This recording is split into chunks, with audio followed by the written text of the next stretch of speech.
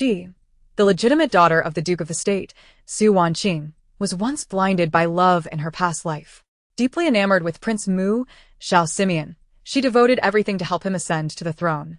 However, upon becoming the emperor, he came to mock her with his most trusted sister, Wanwan, not only disfiguring her beauty, but also branding her family with the crime of treason, leaving none to escape unscathed. Meanwhile, Lord Yuan, Yichen, forsook his claim to the crown for her, only to meet a tragic end as a human pig. In a twist of fate, she was reborn to the age of 17, in the bloom of youth. In this life, she vowed to protect her family and ensure those who had wronged them paid dearly. Upon encountering Yichen once more, he remained the dashing figure who stirred her heart. Wanqing silently pledged to become his rightful wife and assist him in claiming the imperial throne. Armed with the advantages of her rebirth, she began to carefully scheme, skillfully avoiding the traps of her previous life and deftly resolving various crises.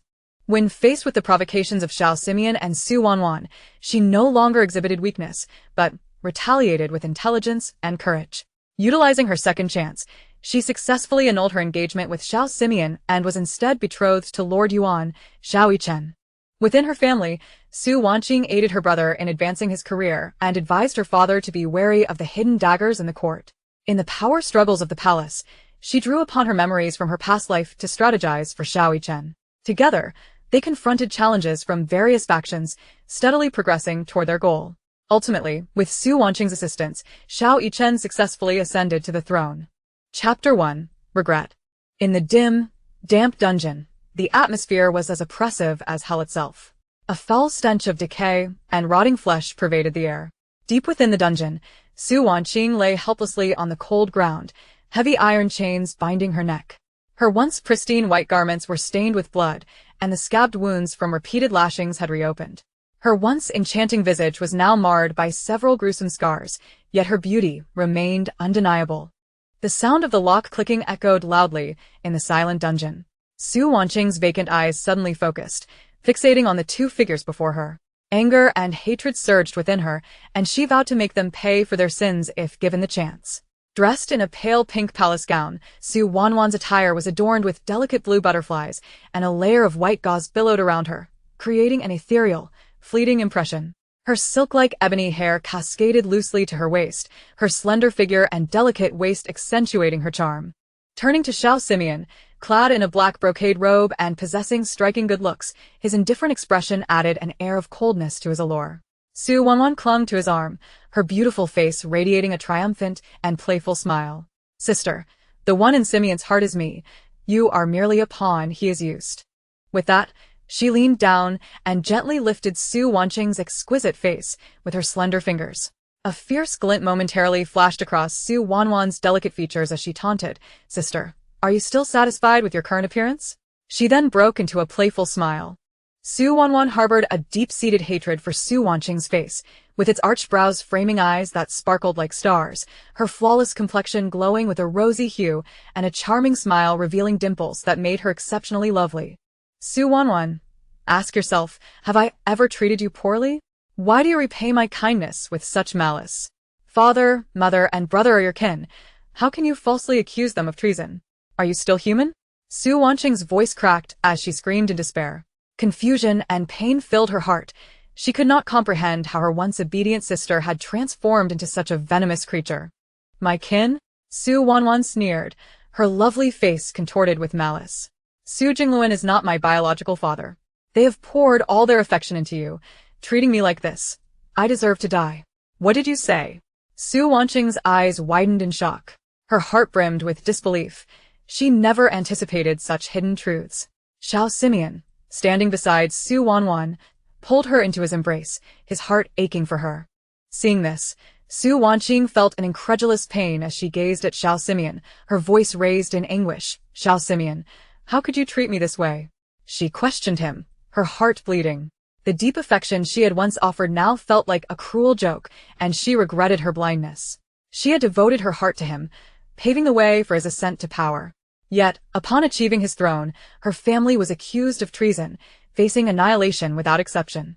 Wanqing, did you truly believe I had any affection for you? A coarse woman like you, so akin to a man, could never compare to Wanwan's delicate charm, Xiao Simeon mocked with a smirk. You ought to reflect on your worth. Only Lord Yuan, Xiao Yichen, genuinely adores you, willing to sacrifice everything for you. He is the emperor's favored choice for the crown prince, yet he chose to relinquish that for you. A victorious smile spread across Xiao Simeon's face. Sister, you might not know that Lord Yuan, Xiao Yichen, and your beloved brother, Su Mingyan, learned of your confinement by Simeon. They bravely attempted to rescue you, but Simeon had them mutilated, transforming them into human pigs for public display. Su Wanwan's face was alight with triumph. Unable to contain herself, Su Wanqing screamed, her small face contorted with hatred and despair, tears streaming down her cheeks as she neared her breaking point. In her heart, she swore, if she could live again, she would ensure these villains paid dearly for their transgressions. Xiao Yichen, I will not fail you. Chapter 2. A New Lease on Life. In the Ming Dynasty, at the Duke of the State's residence, a gentle voice laced with concern called out, Wanqing, wake up. Hadn't she already died? Why could she still hear a voice? Slowly, she opened her eyes to see her familiar father, mother, and elder brother. Tears filled her eyes as she gazed in disbelief at the faces before her. Qing'er, are you feeling unwell? Please tell your mother, her mother, Mu Baiji, tenderly touched the bandaged forehead of Su Wanqing, her eyes filled with worry and concern. Mother, it is my fault, Su Wanqing sobbed, burying her face in Mu Baiji's embrace. The three of them exchanged bewildered glances. Qing'er, what troubles you? Is your head still hurting? Should I ask Mr. Su to take a look at you? Su Jingluan, her father, asked anxiously, his brow furrowed with concern. Emerging from her mother's embrace, Su Wanqing wiped her tear-streaked face and turned to her father. Father, I am fine. Perhaps the injury has made me feel I might never see you and mother again. Just then, Su Wanwan entered the room, kneeling on the ground with a porcelain-white face stained with tears, her eyes red and swollen, reminiscent of a weeping pear blossom. It is my fault. I failed to take care of my sister. I intended to buy her some snacks from the pastry shop, but when I returned, she had already fallen from the attic. It is my ineptitude. On, do you know how Qing'er fell from the attic? Su Mingyan, her brother, turned to Su Wanwan with a scrutinizing gaze. Wanwan, choking back her sobs, replied, Brother Mingyan, I truly do not know. When I returned, Qing'er had already rolled down from the attic. The attic. Su Wanqing was momentarily taken aback. Was this not the day when she, at the tender age of 17, accompanied Su Wanwan to Fenghuaizai to meet Prince Mu, Xiao Simeon? She distinctly remembered attending a royal banquet with her father when she fell into the lake. It was Prince Mu who, without a moment's hesitation, plunged into the water to rescue her. From that moment on, she harbored a secret affection for him. It was also on that day that His Majesty betrothed her to Prince Mu, and it was Su Wanwan who informed her of the prince's invitation to meet at Fenghuaizai. Sister Wanqing, please forgive me, Su Wanwan implored, grasping her hand. The sudden onslaught of memories brought her back to the present, and she beheld Su Wanwan's tear-streaked visage, which looked utterly pitiful. Anyone witnessing this scene would surely feel a pang of compassion.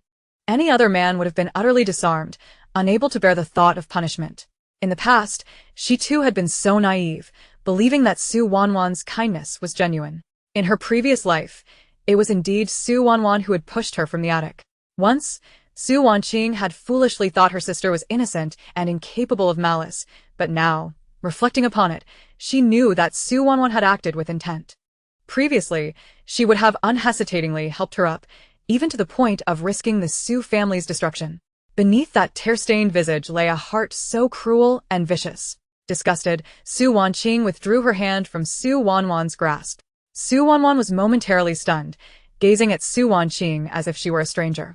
In Su Wanwan's memory, Su Wanqing was a formidable warrior, yet kind-hearted and somewhat simple-minded, incapable of recognizing the many plots and manipulations directed against her.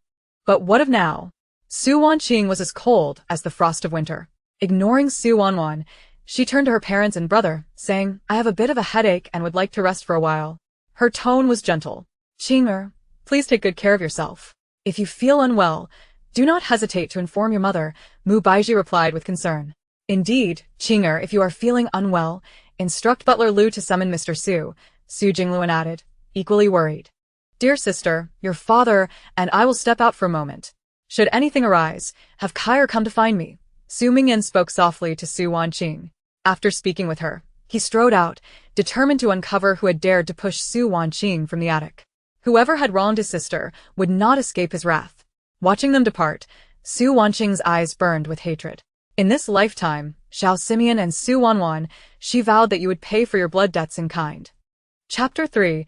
An unfathomable sense of nausea. Su Wanqing retracted her thoughts, striving to regain her composure. She was inherently a resilient woman. Having endured numerous tribulations in her past life, at this moment, she was resolutely determined to seize control of her destiny. Caillou, her voice was steady and composed. Caillou started. Had been quite shaken by her mistress's fierce gaze moments ago. Observing Su Wanqing returning to her usual demeanor, Caillou gently caressed her forehead and inquired with concern, "Mistress, does your forehead still ache? Shall I summon Mr. Su?" Mr. Su was the esteemed physician of the Duke's residence, renowned for his exceptional medical skills and unwavering loyalty to the family. In her previous life, Xiao Simeon had attempted to recruit Mr. Su but had never succeeded. Caillou gazed at her mistress in confusion, noticing that Su Wanqing had once again fallen into contemplation. She waved her slender hand in front of Su Wanqing's eyes, prompting her to return to the present.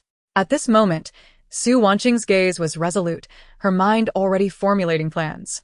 Seeing her mistress return to normal, Caillou glanced outside and quickly lowered her voice, saying, "Mistress, I believe Miss Wanwan is not as innocent as you perceive. I witnessed her push you down the stairs." At the mention of Wanwan, hatred surged in Su Wanqing's eyes, but she swiftly restrained herself, merely replying coldly, "I understand." Her demeanor grew increasingly profound and reserved, no longer easily revealing her emotions. In the past, Caillou often spoke ill of Su Wanwan and Han Jiangxue, and at that time, Su Wanqing had naively been deceived by the seemingly kind and delicate facade of the duo, reprimanding Caillou multiple times for her loose tongue. Han Jiangxue was her father's concubine, and her father had once been in love with her mother during their youth, promising to love only one person for life. Yet, due to a drunken mishap, he had become involved with Han Jiangxue, reluctantly elevating her to the status of a concubine. Though appearing unambitious and gentle in the household, Han Jiangxue harbored many schemes beneath her demure exterior. Reflecting on how Su Wanwan had falsely accused Caillou of theft, leading Su Wanqing to expel her in a fit of anger, Su Wanwan had then arranged for her own confidant to be near Su Wanqing under the guise of concern, which ultimately led to a tragic outcome. "Yes, I understand. Thank you, Caillou." Su Wanqing's gratitude carried a hint of remorse, filled with heartfelt sincerity. In this moment, her heart brimmed with appreciation for Caillou and regret for her past foolishness. Caillou gazed at her mistress in astonishment. Previously, even a mere mention of Miss Wanwan would result in reprimands, yet today, her mistress seemed entirely transformed. "What's wrong? Why are you silent and still?" Su Wanqing arched an eyebrow, exuding an air of undeniable authority. Observing Caillou in a daze, Su Wanqing nearly laughed aloud. The girl was surely taken aback by her own transformation. "Silly girl. In this life, I, Su Wanqing, will protect you well." "And no," Caillou stammered, scratching her head and smiling foolishly. As the two conversed, a young servant hurriedly approached to report, "Miss, Lord Mu, Xiao Simeon, has learned of your awakening and has come to visit. He is currently in the main hall, and the lady requests your presence." Su Wanqing's previously gentle expression was now clouded with disgust, though it quickly reverted to calmness. "Tell mother that I will tidy myself and come shortly." She understood that it was not yet the time to completely sever ties with Xiao Simeon. Patience was required. Turning to Caillou, she instructed, "Help me with my attire." Seated before the bronze mirror, Su Wanqing beheld her pallid and haggard reflection, resembling a frail beauty devoid of color. Yet, even in such a state, her captivating visage could not be concealed. She still exuded an innate grace and pride that emanated from her very being. Caillou skillfully arranged Su Wanqing's hair and makeup.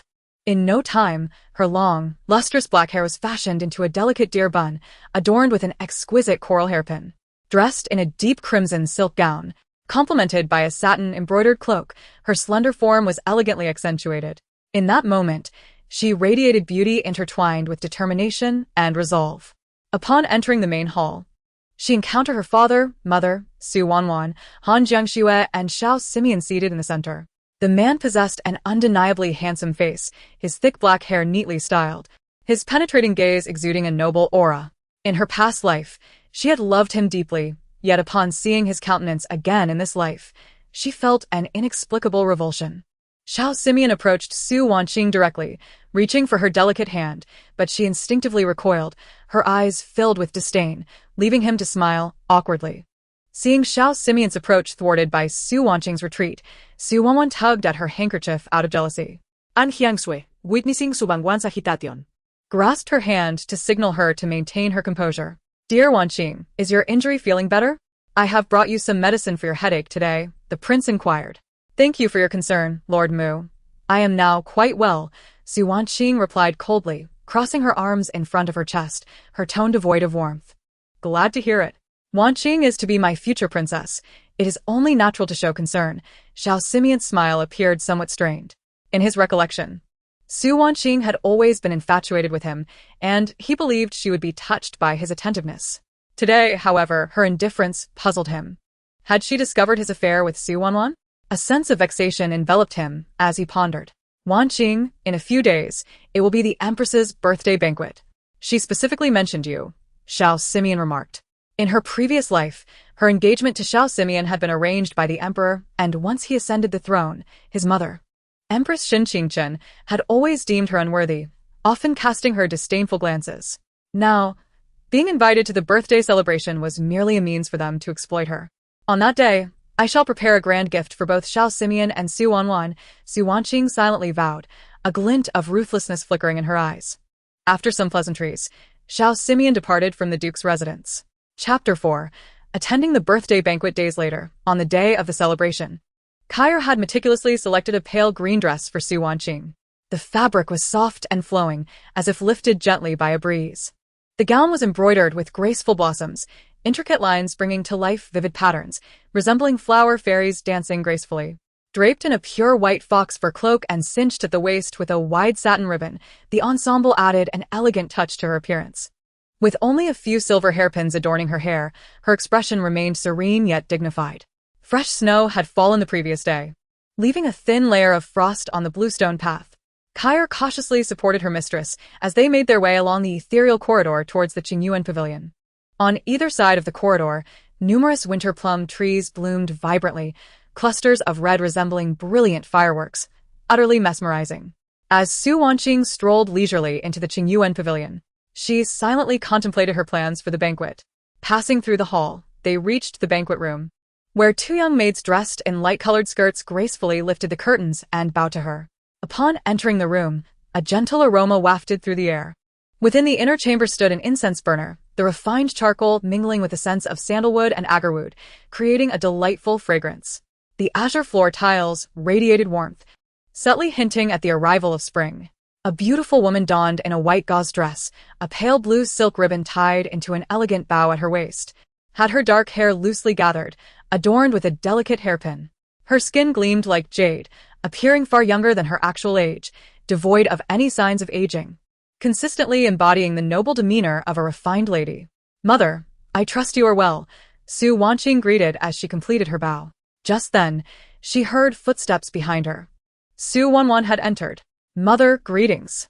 Sister, greetings. Logically, only legitimate daughters were permitted to attend the palace for the birthday banquet, and as a concubine's illegitimate daughter, she should have been excluded. It was I who suggested to my mother that Su Wanwan accompany us, just as in my previous life. Su Wanwan, with her elongated phoenix eyes, exuded a unique charm and elegance typical of the East, the corners of her eyes slightly upturned, revealing a captivating allure.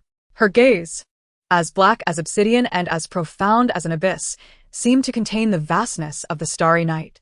In an instant, her eyes sparkled with a seductive yet perilous light, akin to an ethereal enchantress, both cruel and mesmerizing, capable of ensnaring the hearts of many. Su Wanqing clenched her fists unconsciously, her heart filled with a desire to immediately draw the hairpin from her head and strike it against Su Wanwan's face. Nevertheless, she maintained a smile as she responded, Sister Wan, you look truly splendid today. Your attire is resplendent, and your makeup is strikingly beautiful, clearly the result of meticulous preparation.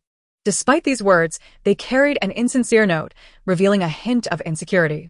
Su Wanwan forced a smile and replied, I must dress carefully to accompany mother and sister to the palace, lest I tarnish the Su family's reputation.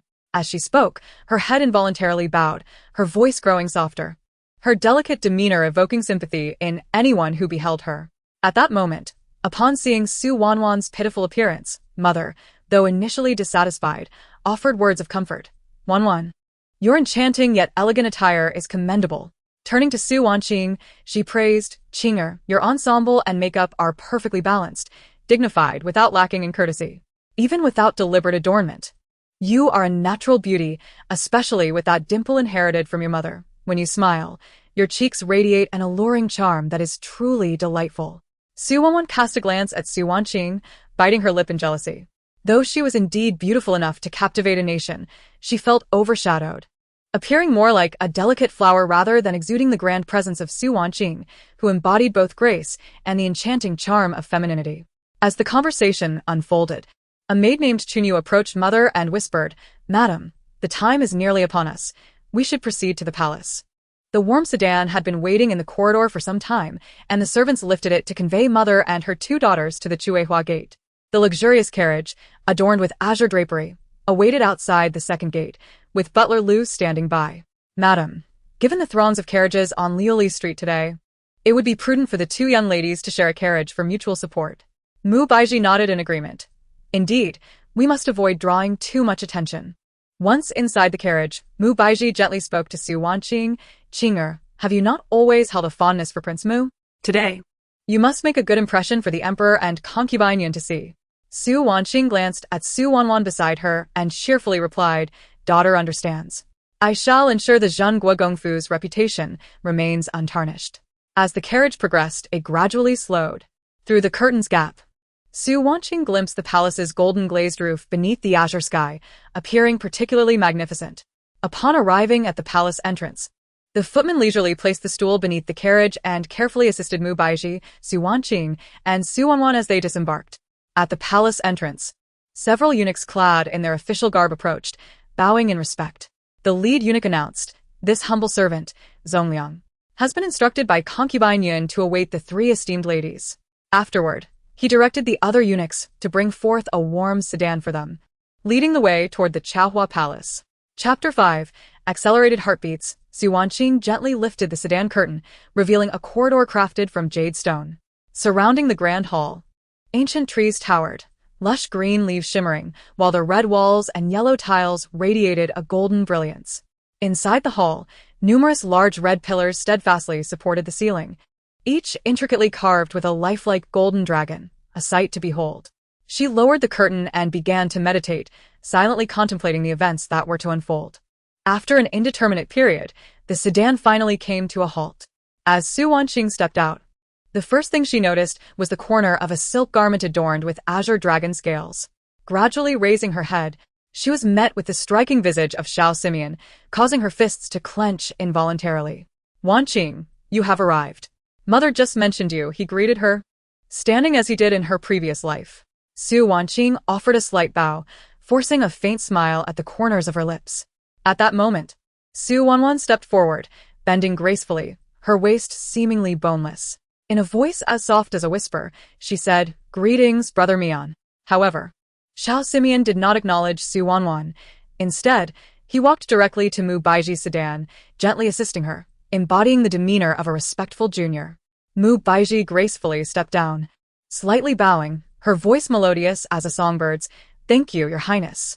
Her bright eyes reflected gratitude and gentleness, the subtle curve of her smile striking a perfect balance between modesty and charm, radiating an aura of refined nobility. As they exchanged pleasantries, the four of them entered the Chaohua Palace. The opulence of concubine Yuan's palace was striking. The floor was paved with azure jade bricks, exquisite folding screens adorned the space, and shelves were filled with precious jade ornaments, surrounded by gauzy drapes and plush carpets, epitomizing grandeur.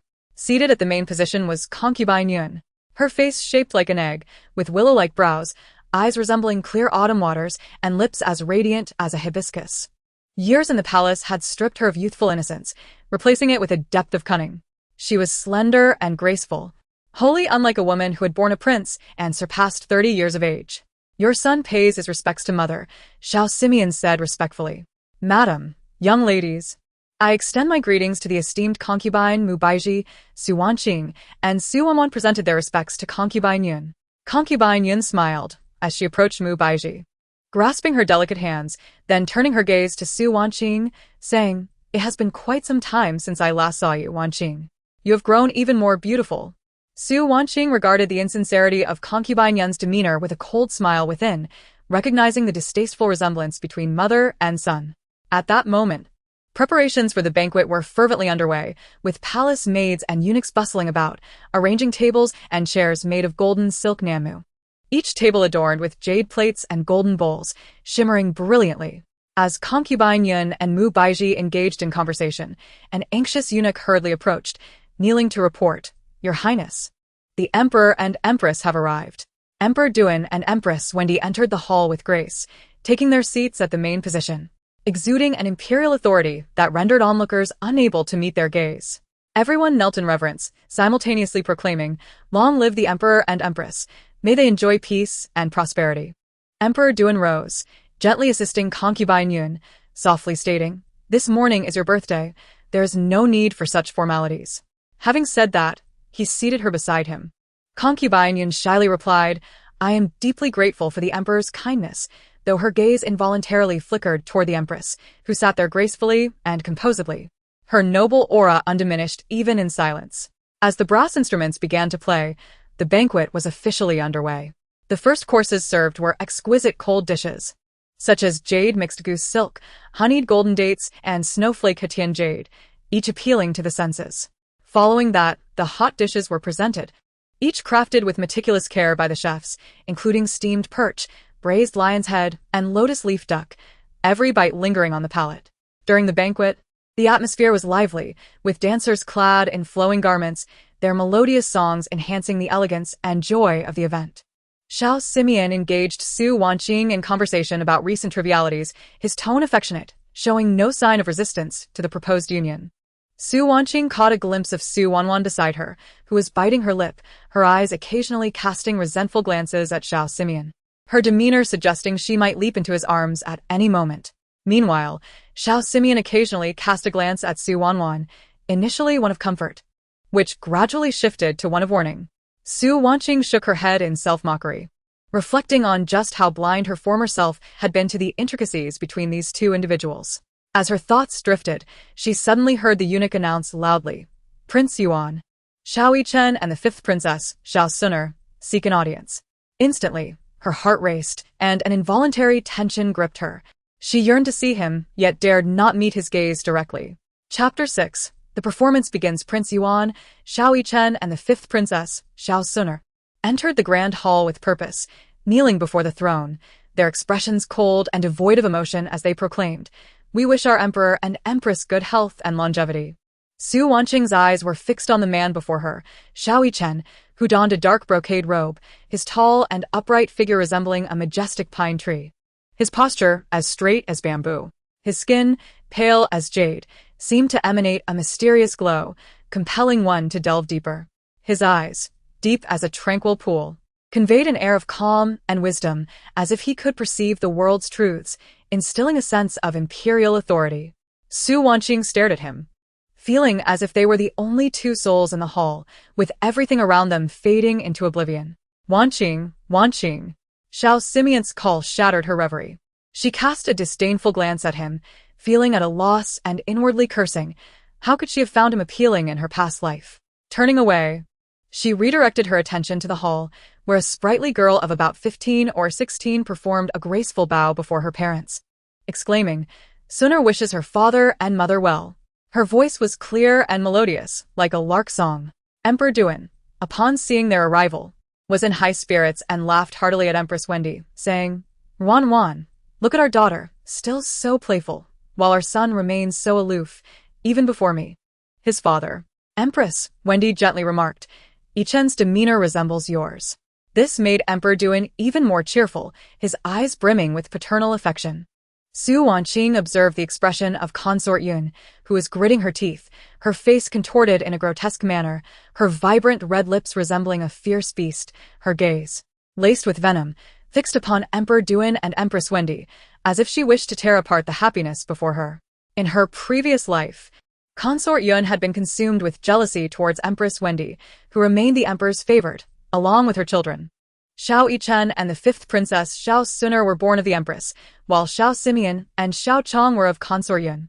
At that moment, consort Yuan suppressed her inner fury, forcing a smile as she said, "The prince and the princess are truly filial. It fills my heart with joy." Yet, her trembling fingers betrayed the rage within her. Emperor Duan nodded slightly, stating, "Everyone rise. Today we gather as a family and should share in the joy." The guests expressed their gratitude and took their seats. As the banquet commenced, the atmosphere was lively, with songs and dances filling the air, and exquisite dishes and fine wines being served. Musicians played cheerful melodies while dancers moved gracefully, their colorful garments billowing. Yet, Su Wanqing's mind was tumultuous as she reflected on her past life and gazed upon the scene before her, uncertain of how the future would unfold. Suddenly, Xiao Simeon approached her with a cup in hand, saying, "Wanqing, I raise this cup in your honor." Su Wanqing frowned, taking a small sip of the wine without saying much. At that moment, Xiao Yichen's gaze also fell upon her, his eyes seemingly concealing a deeper meaning. He narrowed his eyes slightly, his thin lips pressed together, making it difficult to discern his thoughts. Meanwhile, Xiao Suner merrily chatted with the palace maid beside her, her eyes sparkling with innocence and joy. At this juncture, Xiao Chong, standing next to consort Yuan, spoke sarcastically, "Miss Su is indeed fortunate to have won the favor of the second prince." Su Wanqing coldly scoffed internally, choosing not to engage. The grand hall appeared vibrant and harmonious, yet hidden motives simmered beneath the surface, hinting at an impending storm. Xiao Simeon was in a foul mood, feeling utterly neglected by Su Wanqing throughout the evening. Although he did not love her, he was vexed by his need to utilize her family's influence to ascend the throne. Seeking respite, he excused himself to gather his thoughts. Observing his departure, Su Wanwan swiftly turned to Su Wanqing, saying, "Sister, I've had too much to drink and need some fresh air." Su Wanqing, already aware of their intentions from her past life, smirked inwardly, yet smiled at Su Wanwan. "Be careful, sister," and returned swiftly. Su Wanwan hurried away, following Xiao Simeon's path. Xiao Simeon, troubled, entered a side chamber, his expression dark and his steps hurried. Su Wanwan followed, her light footsteps betraying her urgency. Once inside, Xiao Simeon crossed his arms angrily, exclaiming, "Today, Su Wanqing's attitude truly infuriates me." Su Wanwan quickly approached, her voice sweet. "Your Highness, do not be angered. It is unworthy of your health. That Su Wanqing is simply ungrateful. We shall devise a long-term plan." Xiao Simeon snorted. Her noncompliance may jeopardize my plans to leverage her family's power. Su Wanwan's eyes sparkled with cunning as she said softly, "Your Highness, as long as we plan meticulously, she will have no choice but to comply." With that, she gently grasped the sleeve of Xiao Simeon's robe. Xiao Simeon pulled her slender waist closer, his demeanor softening. "You certainly know how to please me." Su Wanwan playfully retorted, "I only wish for your well-being, Your Highness." Back in the hall, Su Wanqing appeared calm as she engaged in conversation. Yet she was acutely aware of Xiao Simeon and Su Wanwan's clandestine meeting. A subtle smile formed at the corners of her lips, revealing a trace of cold amusement as she thought, "The show has begun." Chapter 7. The Prince's Delight. Half an hour later, Su Wanqing sat on a soft couch, her delicate fingers tapping rhythmically against the armrest as she calculated the time. Her beautiful eyes shimmered with contemplative light, estimating that the moment was nearly ripe.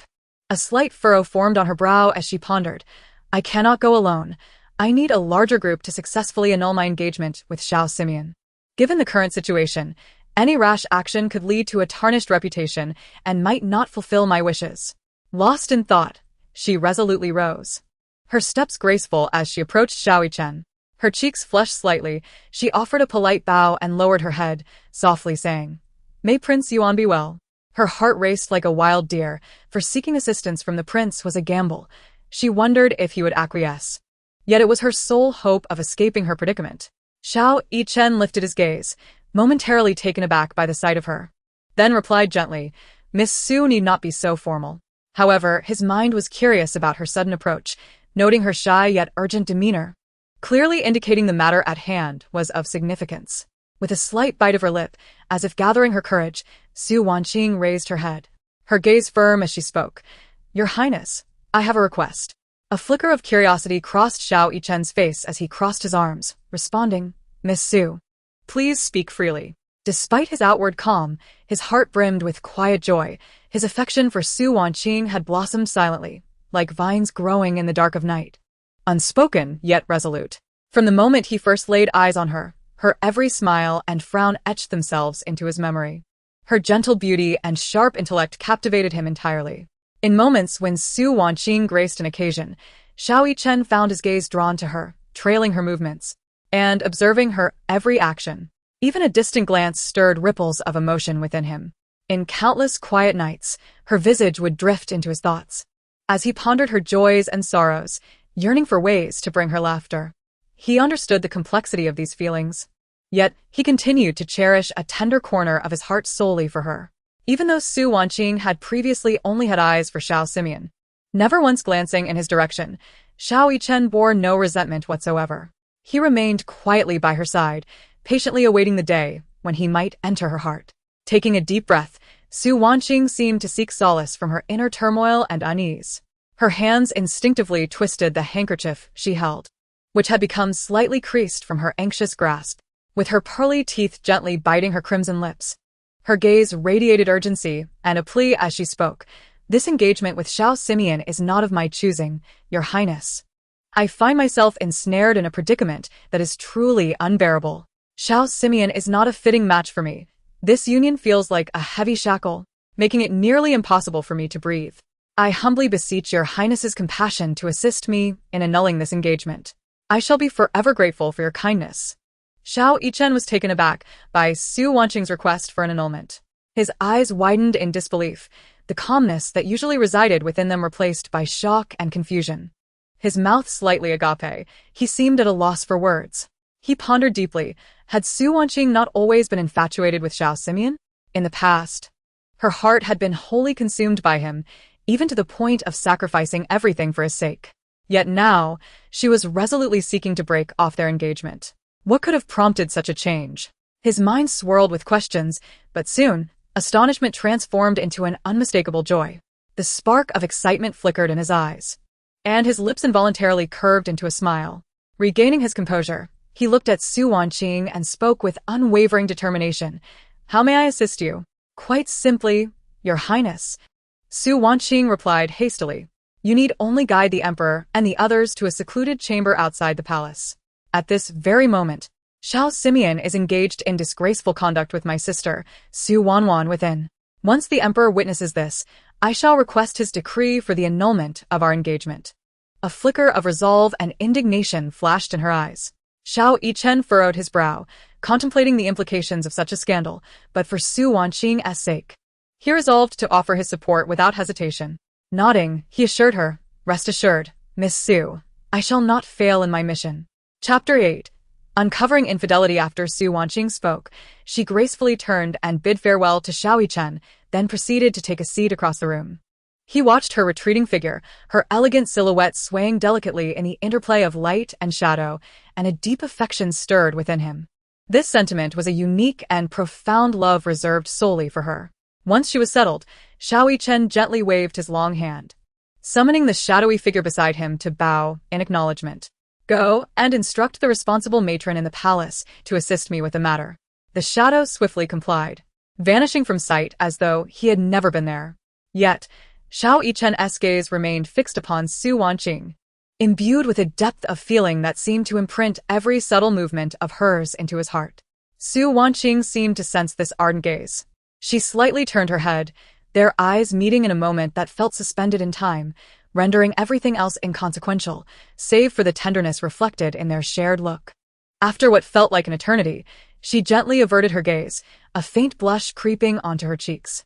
Yichen's smile widened, his heart swelling with joy. Before long, an elderly woman clad in a deep crimson palace dress hurriedly entered the grand hall.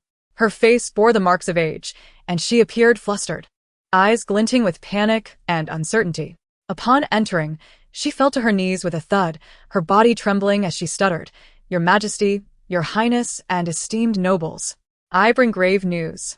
I inadvertently overheard scandalous conversations while passing by a secluded hall near Chaohua Palace, including many words that offend the Emperor's dignity. I was terrified and did not dare to act, so I came to report to the Empress for your judgment." The Emperor, perplexed, inquired, "What words?" The old woman, trembling, replied, I heard a man say, once I become emperor, I shall make you empress, along with many lewd remarks that I cannot repeat. The faces of those present shifted, and they bowed their heads, unwilling to speak. The emperor's expression darkened, and in a fit of rage, he declared, I shall see who dares to claim the throne. With that, he strode forward, followed by the empress, Yungue Fei, Su Wanqing, Xiao Yichen, and several noble families. As they walked, Yungue Fei felt a sense of unease wash over her. She had just noticed that Mian was absent and feared it might be connected to the situation. Su Wanqing's heart brimmed with joy. Xiao Yichen's unwavering gaze on her reflected her happiness, and he found himself smiling involuntarily. The grand assembly soon arrived at the secluded hall of Chaohua Palace. Before they could push the door open, they heard a woman's sultry voice from within. Brother Mian, do you truly intend to marry Su Wanqing? You do not love her. Your heart lies with me. As she spoke, her breath came in soft gasps. Sister Wan, I must marry her. I need her family's influence to support me, but I shall never love her. A woman of her ilk cannot compare to your allure. When she stands before me, I feel nothing. Su Wanwan giggled in response. The conversation devolved into a series of crude remarks from the man and the woman's breathy responses. The emperor, upon hearing such indecent words, could no longer contain his fury and forcefully pushed open the door, bellowing, Enough. Enraged, he strode into the room. And before his eyes stood two half-clothed individuals engaged in an inappropriate act. Xiao Suner, innocent and naive, entered right after and inquired, Father, why is second brother not wearing clothes? How embarrassing! The emperor immediately covered Xiao Sunu's eyes, fearing that these shameless individuals would tarnish his daughter's innocence. Meanwhile, the empress's face darkened with fury, her eyes blazing with a fierce fire as she glared at the disgraceful scene before her. Her lips pressed tightly together, she exclaimed, This is a disgrace to the royal family. What kind of behavior is this? With tears welling in her eyes, she looked pleadingly at the emperor. Her voice trembling with emotion, Your Majesty, how can Sunar witness such a travesty? What damage could this inflict upon her young heart? How can the royal family's reputation be sullied by such shameless individuals? Yungue Fei collapsed to the ground, her face ashen, crying out, Your Majesty, I have failed in raising my children. I beg for your mercy. Xiao Simeon, flustered, attempted to explain, Father, this is a misunderstanding. I have been framed. Su Wanwan, terrified, Trembled and could scarcely utter a word. The emperor, his eyes ablaze with fury, roared, Arrest these shameless individuals and confine them for a thorough investigation. Guards rushed forward, seizing Xiao Simeon and Su Wanwan and dragging them away. Xiao Suner cowered behind the emperor, too frightened to speak. Taking a deep breath, the emperor struggled to compose himself, declaring, If anyone dares to speak a word of today's events, they shall face dire consequences. Everyone knelt, responding in unison, We shall obey your command. Subsequently, the emperor and the assembly departed from that repugnant place, the atmosphere within the palace growing increasingly tense and oppressive. Chapter 9. A request for annulment. Upon returning to the main hall, the once vibrant atmosphere had vanished, replaced by a suffocating silence that weighed heavily upon all present. Su Wanqing's eyes glistened with unshed tears as she implored, I beseech your majesty to annul my engagement with Prince Mu. Her words fell, and she broke into inconsolable sobs. Her tears were genuine, mourning her past ignorance and rejoicing at the prospect of finally severing ties with him.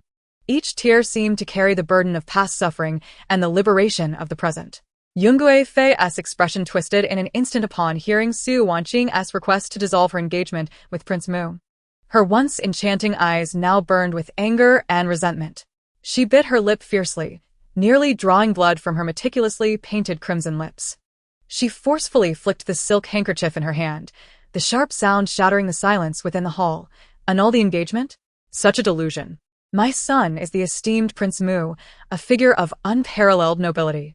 To be betrothed to you is an extraordinary privilege bestowed upon you. This marriage was granted by the emperor himself. How dare you suggest its dissolution? The Empress Yun's chest rose and fell violently, the jewels in her hair swaying in sync, as she glared fiercely at Su Wanqing, as if she wished to devour her whole.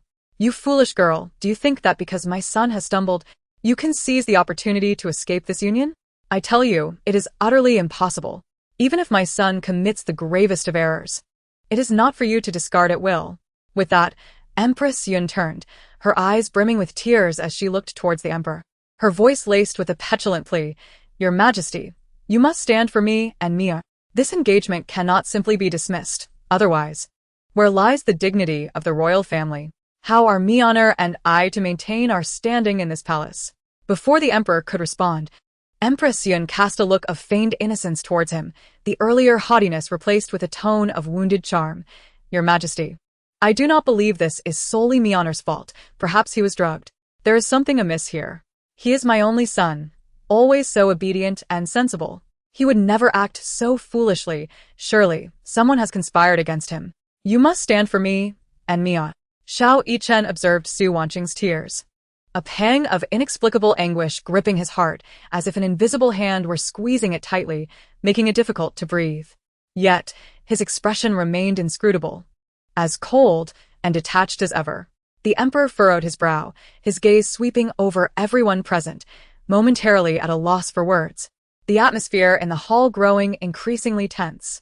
Just as Su Wanqing pondered how to respond, Mu Baizhi, her brows knitted in determination, entered the hall with purposeful strides, her eyes ablaze. She first offered a respectful yet commanding bow to the emperor, then straightened her back, her words sharp and assertive.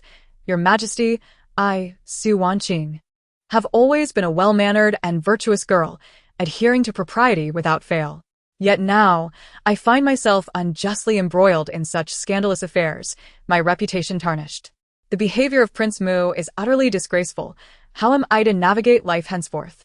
I implore your Majesty to uphold justice and annul this engagement, lest my life be forever marred by this unworthy individual."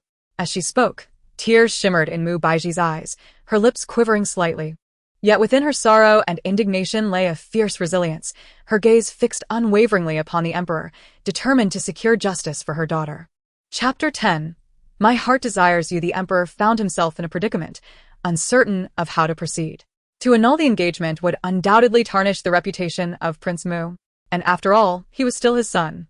Su Wanqing perceived the emperor's turmoil and knelt before him, saying, "Your Majesty, I have devised a solution that satisfies both my desire to annul the engagement with Prince Mu and protects his standing. Since Prince Mu has already established a marital relationship with my sister, Su Wanwan, why not transfer our engagement to them? The public only knows that the Duke of Zhenguo has an engagement with Prince Mu, not which young lady it refers to. Such a change would preserve the royal dignity while alleviating my predicament. Furthermore, I have long harbored feelings for His Highness, Prince Yuan." With that, Su Wanqing stepped directly before Prince Yuan, Xiao Yichen, in the solemn and austere hall, the atmosphere thick with tension. All eyes were upon her as she took a deep breath, as if summoning immense resolve. She lifted her gaze slightly, her beautiful face flushed with a charming hue, her eyes steadfast yet brimming with tenderness, fixed intently on Xiao Yichen.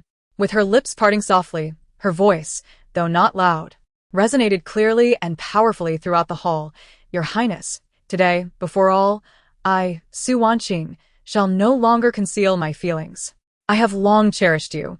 This affection has taken root within me, growing with each passing moment."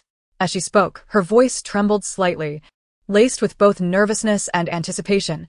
"I understand this may seem abrupt, yet I wish to entrust my heart to you. I yearn to become your principal consort, to walk hand in hand through life's journey, weathering storms together, unyielding in our devotion." Su Wanqing's gaze remained locked on Xiao Yichen, her eyes filled with a profound affection that seemed capable of melting hearts, her entire being trembling with the intensity of her emotions. Xiao Yichen was momentarily stunned. When Su Wanqing confessed her feelings before all and requested to become his principal consort, his mind blanked, as if struck by a thunderous clap.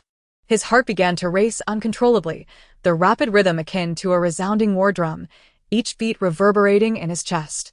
An indescribable joy surged within him, overwhelming him like a tidal wave. He stared wide-eyed at the enchanting Su Wanqing, his expression a mixture of astonishment and disbelief. He had never dared to dream that the woman who had occupied his heart would reciprocate his feelings. Xiao Yichen felt as though he had stepped into a beautiful dream, so splendid it was hard to accept. His hands trembled slightly, an involuntary reaction to the excitement bubbling within. His throat felt constricted, rendering him momentarily speechless. As he gazed at Su Wanqing, his eyes filled with ardor and boundless joy, revealing his affection for her. His sister, Xiao sooner, noticing her brother's daze, gently nudged him. It was only then that Xiao Yichen regained his senses. He took Su Wanqing's hand and knelt before the emperor and empress, earnestly requesting their blessing for their union. His expression was a blend of anxiety and anticipation, his hands trembling slightly as he clasped them together, saying, "Father, Mother, I hold genuine affection for Miss Wanqing. A sentiment as constant as the sun and moon. From the moment our eyes met, my heart was irrevocably drawn to her, allowing no space for another." As he spoke, he turned to look at Su Wanqing, his eyes filled with determination. "I understand love is not a fleeting impulse, but a commitment to endure together. I am willing to dedicate my life to cherish her, to bestow upon her happiness and peace." At this juncture, he bowed deeply once more to the emperor and empress, his forehead touching the ground, earnestly imploring, "I beseech you, your majesties, to grant this union. I shall be forever grateful and will not let you down." Chapter 11. The royal blessing within the grand and stately palace. Sunlight streamed through intricately carved window panes, casting dappled shadows upon the floor. The emperor and empress gazed at Xiao Yichen, their expressions a blend of astonishment and disbelief. Their eyes widened, filled with shock and confusion. The emperor furrowed his brow tightly, his lips parting as if to voice something, but the unexpected nature of the situation left him momentarily speechless. At that moment, the incense burner in the hall released wisps of fragrant smoke, heightening the gravity of the atmosphere. The empress, too, wore an expression of incredulity, shaking her head gently, murmuring to herself, "How can this be? This child is usually so composed. Why has he lost his usual demeanor today?" Then, as if struck by a revelation, a glimmer of understanding flickered in her eyes. A gentle breeze wafted in through the open doors, softly stirring the empress's garments. She turned her gaze to the emperor, her voice tender and gentle. "Your Majesty, look at our son. His demeanor is unprecedented. I know him well. He has always concealed his emotions and acted with great prudence. Yet today, for the sake of this marriage, he is so anxious and flustered, entirely unlike his usual self. I believe he truly harbors feelings for this Su girl." The emperor listened to the empress's words, remaining silent, his expression complex as he gazed at the kneeling Xiao Yichen and Su Wanqing. The palace maid stood quietly, their heads bowed, holding their breath to avoid disrupting the tense atmosphere. The queen continued, "Your Majesty, I believe that Chun'er truly harbors affection for this girl. Why not grant them our blessing? Consider this. The Duchess of the State has witnessed the absurdities of Prince Mu today, and surely would not wish to betroth her daughter to him. Furthermore, you are well aware of the temperament of the Duke of the State. He dotes on his daughter excessively. Should we insist on marrying Miss Su to Prince Mu, he would undoubtedly cause a ruckus, leading to an unmanageable situation. It would be wiser to honor Chun'er's feelings and unite him with Miss Su, thereby averting further troubles." The emperor pondered for a long while before slowly responding. The queen's words do possess merit, yet his countenance still revealed indecision. At that moment, a bird flew past the palace, leaving behind a few chirps. The queen hastily added, "Your Majesty, please set your mind at ease. Chun'er is a responsible and dependable young man. I believe he will cherish Miss Su and will not disappoint you." With a heavy sigh, the emperor finally conceded, "Very well, let it be as the queen suggests." He nodded in agreement to the marriage proposal, leaving Su Wanqing and Xiao Yichen momentarily stunned, seemingly unable to believe the sudden joyous news. Soon after, their faces blossomed into radiant smiles akin to spring flowers. Tears of excitement shimmered in Su Wanqing's eyes, sparkling like precious gems under the sunlight. Her lips trembled as she attempted to express her gratitude, yet her overwhelming joy left her at a loss for words. Her lovely visage flushed, resembling a ripe apple, suffused with happiness and shyness. Xiao Yichen could not contain his exhilaration, his usual composure giving way to childlike exuberance. He grasped Su Wanqing's hand tightly, as if fearing that this happiness might slip away. His eyes sparkled like stars, and the upward curve of his lips reflected the depth of his joy. They exchanged smiles, their gazes locked, as if the world around them had faded into insignificance, leaving only the two of them. Their hearts brimmed with dreams and expectations for a beautiful future together. Meanwhile, young Guifei, who had been seated nearby, suddenly stiffened, her expression freezing. Her elegantly arched brows knitted tightly, and a flicker of disbelief and profound dissatisfaction crossed her enchanting eyes. Her lips pressed together, and she twisted her handkerchief anxiously, her fair fingers turning pale from the pressure. Young Guifei's breath quickened, her chest rising and falling violently as she struggled to suppress the fury bubbling within her. After a brief moment, she could no longer contain herself and stood up abruptly, her voice trembling with anger. "Your Majesty, how can this be?" Prince Mu. Yet before she could finish, she seemed to realize her indiscretion and abruptly halted her words. Taking a deep breath, she endeavored to compose her emotions, adopting a pained expression as she reproached, "Your Majesty, I truly do not understand why you would betroth Miss Su Wanqing to Prince Yuan. What will become of my Prince Mu?" Her eyes were filled with resentment and sorrow, fixed intently on the emperor, hoping to sway his decision. Chapter 12. The side concubine. The emperor looked at young Guifei with a resigned expression and sighed, "My beloved consort. It has come to this. The wood is already cut. I have my considerations, and this is a decision made after careful deliberation. Prince Mu's actions have already created discord with the Duke of the State. If we force this marriage, it may lead to greater turmoil." Upon hearing this, young Guifei's eyes brimmed with tears, and she pouted, "Does your Majesty not care for my feelings and those of Prince Mu? Miss Su Wanqing was originally pledged to him." The emperor frowned slightly, speaking in a serious tone, "My beloved consort, do not persist in this. Prince Yuan and Miss Su Wanqing are indeed fond of each other, and this arrangement could resolve the current predicament, serving as a more prudent outcome for all parties involved." Young Guifei bit her lip, unwilling to concede. "Your Majesty, what will become of my Prince Mu? His reputation." She gently wiped the tears from the corners of her eyes with her handkerchief, her voice quivering with emotion. "Your Majesty, I only wish for Prince Mu to have a bright future.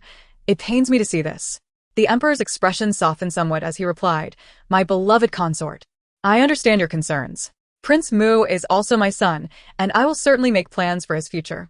To placate young Guifei, he released Su Simeon and conferred the title of side concubine upon Su Wanqing, stating, "Given his status, he cannot have a primary consort. Thus, she shall be designated a side concubine." Young Guifei felt a glimmer of happiness at her son's release, but she soon considered that Prince Yuan, upon marrying the daughter of the Duke of the State, would have the means to assist him, while her Prince Mu could only wed a commoner, which would provide no aid. After a moment of contemplation, she decided it was good enough that he was free. They could strategize for the future, ensuring a suitable match as a primary consort that could elevate her son's standing. Young Guifei promptly bowed gracefully, saying, "Thank you, Your Majesty, for your graciousness. I understand that you have Prince Mu's best interests at heart. I shall diligently instruct Wanqing, ensuring she knows her place and does not bring disgrace upon Prince Mu." The emperor nodded slightly. "It is good that you understand. Prince Mu has committed a grave error and must reflect upon it." Young Guifei replied affirmatively. "I understand, and will ensure he reforms. Yet, I still hope for Prince Mu to regain his former glory and not disappoint your Majesty's expectations." The emperor waved his hand. "Enough, all of you may leave. I wish to be alone." Everyone withdrew, and as young Guifei returned to her quarters, her mind raced with plans, secretly contemplating, "This Su Wanqing is merely a temporary arrangement. I must find a powerful match for Prince Mu in the future to solidify his standing in the court." The moment Su Wanqing learned of her designation as a side concubine, her face turned pale, her body trembling slightly. She bit her lower lip until it bled. "A side concubine? How could I, Su Wanqing, be content with such a role?" She silently seethed within. Then, a glimmer of determination flashed in her eyes as she vowed, "Su Wanqing, I shall surely outshine you. The position of primary consort will eventually be mine." Her hands clenched tightly in her sleeves, her nails digging into her flesh, oblivious to the pain. At that moment, her heart was filled with resentment and ambition for the future, as if a fierce fire burned within her, driving her to pursue the glory that was not rightfully hers. "No matter the cost, I will ascend and make all regard me with newfound respect." Su Wanqing's gaze hardened, her delicate features now betraying a fierce resolve. Chapter 13. House arrest. Upon leaving the palace, Mu Baizhi and Su Wanqing boarded a carriage, deliberately omitting Su Wanqing from their company, as this incident had crossed Mu Baizhi's boundaries, with Su Wanqing representing that very line. Having overheard the whispered exchange between Xiao Simeon and Su Wanqing, Mu Baizhi would have never consented to such a union had the emperor not retracted the marriage. Fortunately, This twist of fate allowed my dear Qing'er to secure an engagement with Prince Yuan, and Mu Baizhi could see that Xiao Yichen was genuinely sincere. observing su Wanqing. She appeared bashful as she boarded the carriage, at times lost in thought, at times smiling brightly. Her sweet demeanor reminiscent of a young girl experiencing love for the first time. Mu Baizhi's anger lessened slightly. Yet she remained haunted by the thought of what her dear Qing'er might have endured had she married Xiao Simeon. The more she pondered, the deeper her hatred for Xiao Simeon and Su Wanqing grew. Mu Baizhi clenched her teeth, her brow furrowing deeply, her eyes wide with fury. Seemingly ready to charge out at any moment to settle scores with Xiao Simeon and Su Wanqing. She contemplated how to present this matter to the Duke of the State. With a slight frown, Mu Baizhi resolved, "Qing'er, I must discuss this matter with your father in detail. I cannot allow those two villains to escape unscathed." Su Wanqing gently grasped Mu Baizhi's sleeve, offering a soothing counsel. "Mother, do not let your anger overwhelm you, lest it harms your own health. I have already secured a betrothal with the Prince of Yuan, so let the past drift away like leaves in the wind." Her words were imbued with a desire to prevent her mother from quarreling with her father over this matter. Furthermore, despite Su Wanwan's numerous transgressions, she remained, in her father's eyes, his daughter, and he might not impose severe punishment upon her. Wanqing merely wished to gradually unveil the hypocritical facade of concubine Shui, revealing to her father that Su Wanwan was not of the Su family bloodline. Mu Baizhi sighed deeply, her eyes filled with both sorrow and reluctance, and said, "Qing'er, you are indeed too kind-hearted. That Su Wanwan feigns gentility while secretly plotting against you, and that Xiao Simeon is indeed a wolf in sheep's clothing. How can I swallow this humiliation? Though I am usually gentle, I will not stand idly by if anyone dares to bully my precious daughter." Leaning against her mother's embrace, Su Wanqing softly replied, "Mother, I firmly believe that good and evil will be repaid in kind.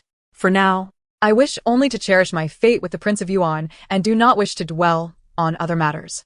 Mu Baizhi, embracing Su Wanqing tightly, spoke with a tender yet resolute gaze. "Very well, as long as my Qing'er can find happiness, I shall accept anything. However, I swear to avenge this grievance. I shall not allow them to continue their reckless behavior."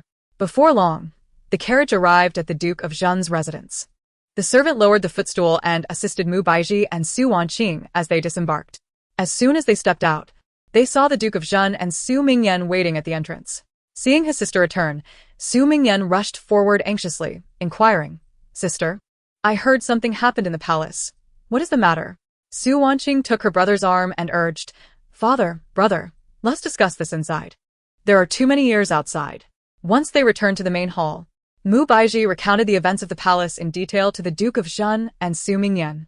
Upon hearing this, the Duke's beard trembled with rage, veins bulging on his forehead, his tiger-like eyes wide with fury as he thundered, "That Xiao Simeon is utterly audacious to insult the daughters of the Su family in such a manner. I shall ensure he pays a heavy price."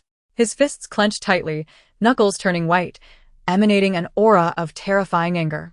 Su Mingyan was equally furious, his teeth grinding together. His face flushed like a raging lion. His bloodshot eyes blazed as he shouted, "How can my sister, Su Mingyan's sister, suffer such humiliation? I shall immediately tear that Xiao Simeon and Su Wanwan to pieces." With that, he stormed toward the door, his steps swift like the wind, stirring a tempest of fury. Mu Baizhi hurriedly blocked her impetuous son, advising, Yan, do not act rashly. This matter requires careful deliberation. We must not let a moment of anger ruin everything." Su Mingyan halted, his chest heaving with agitation, still aflame with rage. The Duke of Zhen, breathing heavily, paced the hall before stopping resolutely. "This matter cannot simply be left unresolved. We must devise a thorough plan to ensure that Xiao Simeon pays for his misdeeds."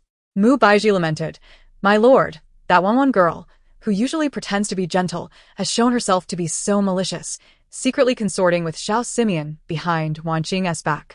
Upon hearing his mother's words, Su Mingyan erupted, "How dare she, a mere illegitimate daughter, bully my sister? When she returns, I shall teach her a severe lesson." Su Jingluan interjected, "Regardless, she is still your sister. You must not act too harshly. When she returns, I shall make her kneel in the ancestral hall for several days." Furthermore, she is about to become the Prince of Mu's concubine, so we must not go too far. Su Mingyan, indignant, retorted. Father, can we simply let her off so easily? Will my sister's suffering go unpunished? The Duke of Zhen pondered for a moment before replying. Yan, do not be hasty. This situation must be handled with caution. We cannot act recklessly and bring disaster upon the family. However, Su Wanwan's transgression shall not be easily forgiven. The group fell into contemplation, each considering how best to respond. Several hours later, Su Wanwan returned from the palace. The Duke of Zhen summoned her to the main hall, and she felt a sense of trepidation, knowing she would surely face her father's wrath. As soon as Su Wanwan entered the hall, she fell to her knees with a thud, weeping like a rain-soaked pear blossom, stammering, "Father, I know I was wrong. I truly care for the Prince of Mu." She appeared as if she had suffered great injustice. The Duke of Zhen glowered at Su Wanwan, his voice sharp. "You shameless girl. How could you commit such disgraceful acts and tarnish the Su family's reputation?" Trembling, Su Wanwan begged, "Father, I know I was wrong. Please spare me this once." Su Mingyan shouted from the side, "You have committed such a grave error, and you still dare to seek forgiveness. Do you not realize that your actions have brought shame upon the Su family?" Mu Baiji coldly laughed. "Now you realize your mistake? You secretly consorted with the Prince of Mu, without our knowledge. How can you face your sister? Qing'e has always treated you well, sharing everything with you. Yet you repay her kindness with such treachery. You truly have a venomous heart." Su Wanwan sobbed uncontrollably, desperately trying to explain. "I was just overwhelmed by my feelings. My sister has already betrothed herself to the Prince of Yuan, and I thought." Before she could finish, the Duke of Zhen raised his hand and thundered. "Enough. No more words. From this day forth, you are confined to the house and may not go out. If you dare create further trouble, you shall not be spared." Su Wanwan collapsed to the ground, her cries piercing the air. Chapter 14, Confinement Furious, the Duke of Zhen concluded, waving his hand. Several burly servants immediately advanced, dragging the weeping Su Wanwan into her own room, confining her there. Once inside, her tear-streaked face transformed into one of fury. Gritting her teeth as she vowed, "Once I marry into the Prince of Mu's household, I will make you all pay dearly." With that, she angrily smashed the teacups and decorations in her room, leaving a trail of destruction. Concubine Shui, upon hearing of Su Wanwan's confinement, anxiously sought out the Duke of Zhen. With a slender figure and a graceful demeanor, she moved like a willow in the breeze, her face resembling a peach blossom, her brows like distant mountains. Her large, soulful eyes seemed capable of enchanting anyone, and her cherry-red lips were now slightly pouted in feigned distress. Dressed in a delicate pink gown adorned with exquisite embroidery and layered with a sheer veil, her hair was adorned with a gold hairpin that swayed gently as she walked, accentuating her elegance. Upon seeing the Duke of Zhen, concubine Shui demurely curtsied, tears brimming in her eyes as she lamented, "My lord, how can you be so harsh with Wanwan? She is but a child. Even if she has erred, such severe punishment is unwarranted." The Duke of Zhen scoffed, "She is willful and reckless, lacking in propriety. If I do not discipline her properly, she will surely cause great trouble in the future." With that, he clasped his hands behind his back and began to pace, his expression stern. Hearing this, concubine Shui's tears flowed more freely. "My lord, she is my only daughter. On account of my years of service to you, please spare Wanwan this time." The Duke of Zhen furrowed his brow, his expression softening slightly. Seeing this, concubine Shui seized the opportunity. "My lord, Wanwan is also your daughter." As she spoke, she dabbed at her eyes with her embroidered handkerchief, a familiar gesture of hers. Su Jingluan interjected, "This matter has escalated too far. She is merely confined, and no harm has come to her." The Duke of Zhen paused, his gaze deep upon concubine Shui, and said solemnly, "For now, we shall leave it at this. If she does not repent, do not blame me for being heartless." Concubine Shui nodded eagerly, though in her heart she was devising a plan to have Su Wanwan's confinement lifted as soon as possible. Meanwhile, the confined Su Wanwan in her room smashed anything she could find, her resentment growing ever more intense.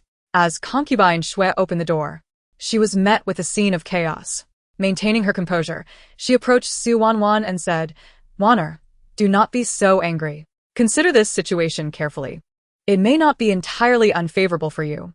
You see, this way, the Prince of Mu will not marry Su Wanqing. and you'll have a chance to become his concubine in due course.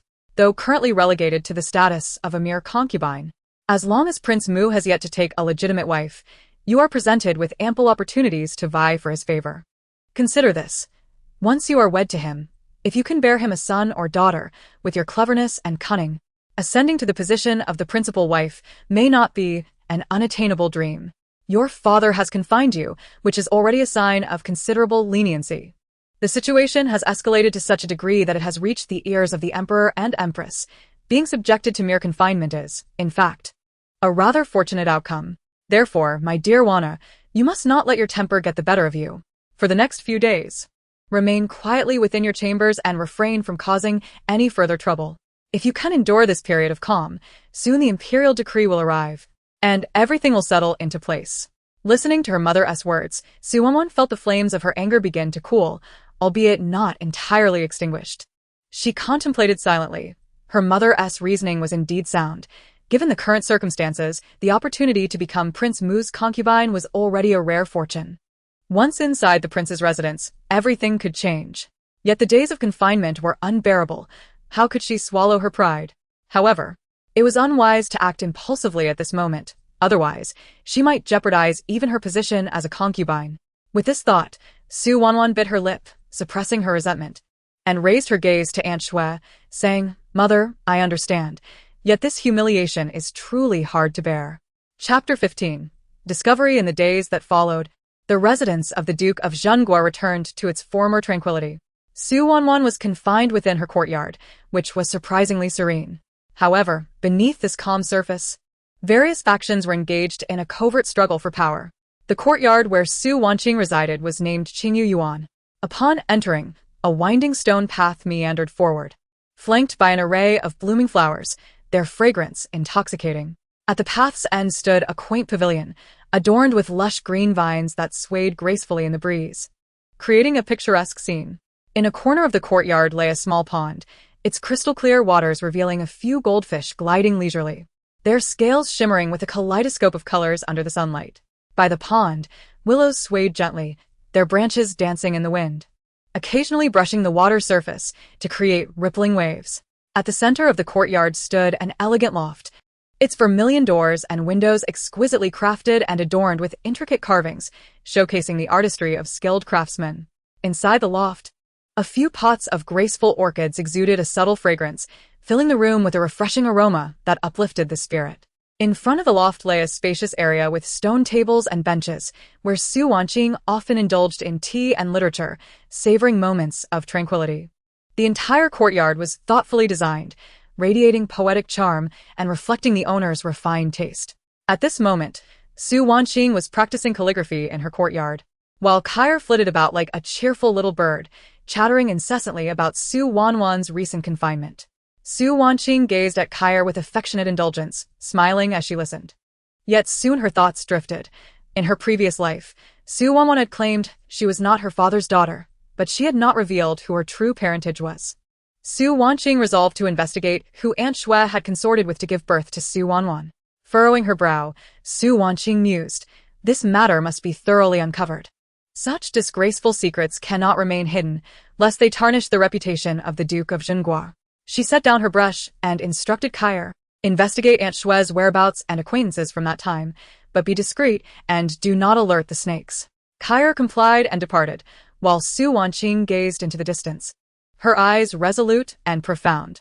Meanwhile, Aunt Xue was in her room, consulting with her trusted maid about how to ensure Su Wanwan quickly gained more power and favor following her confinement.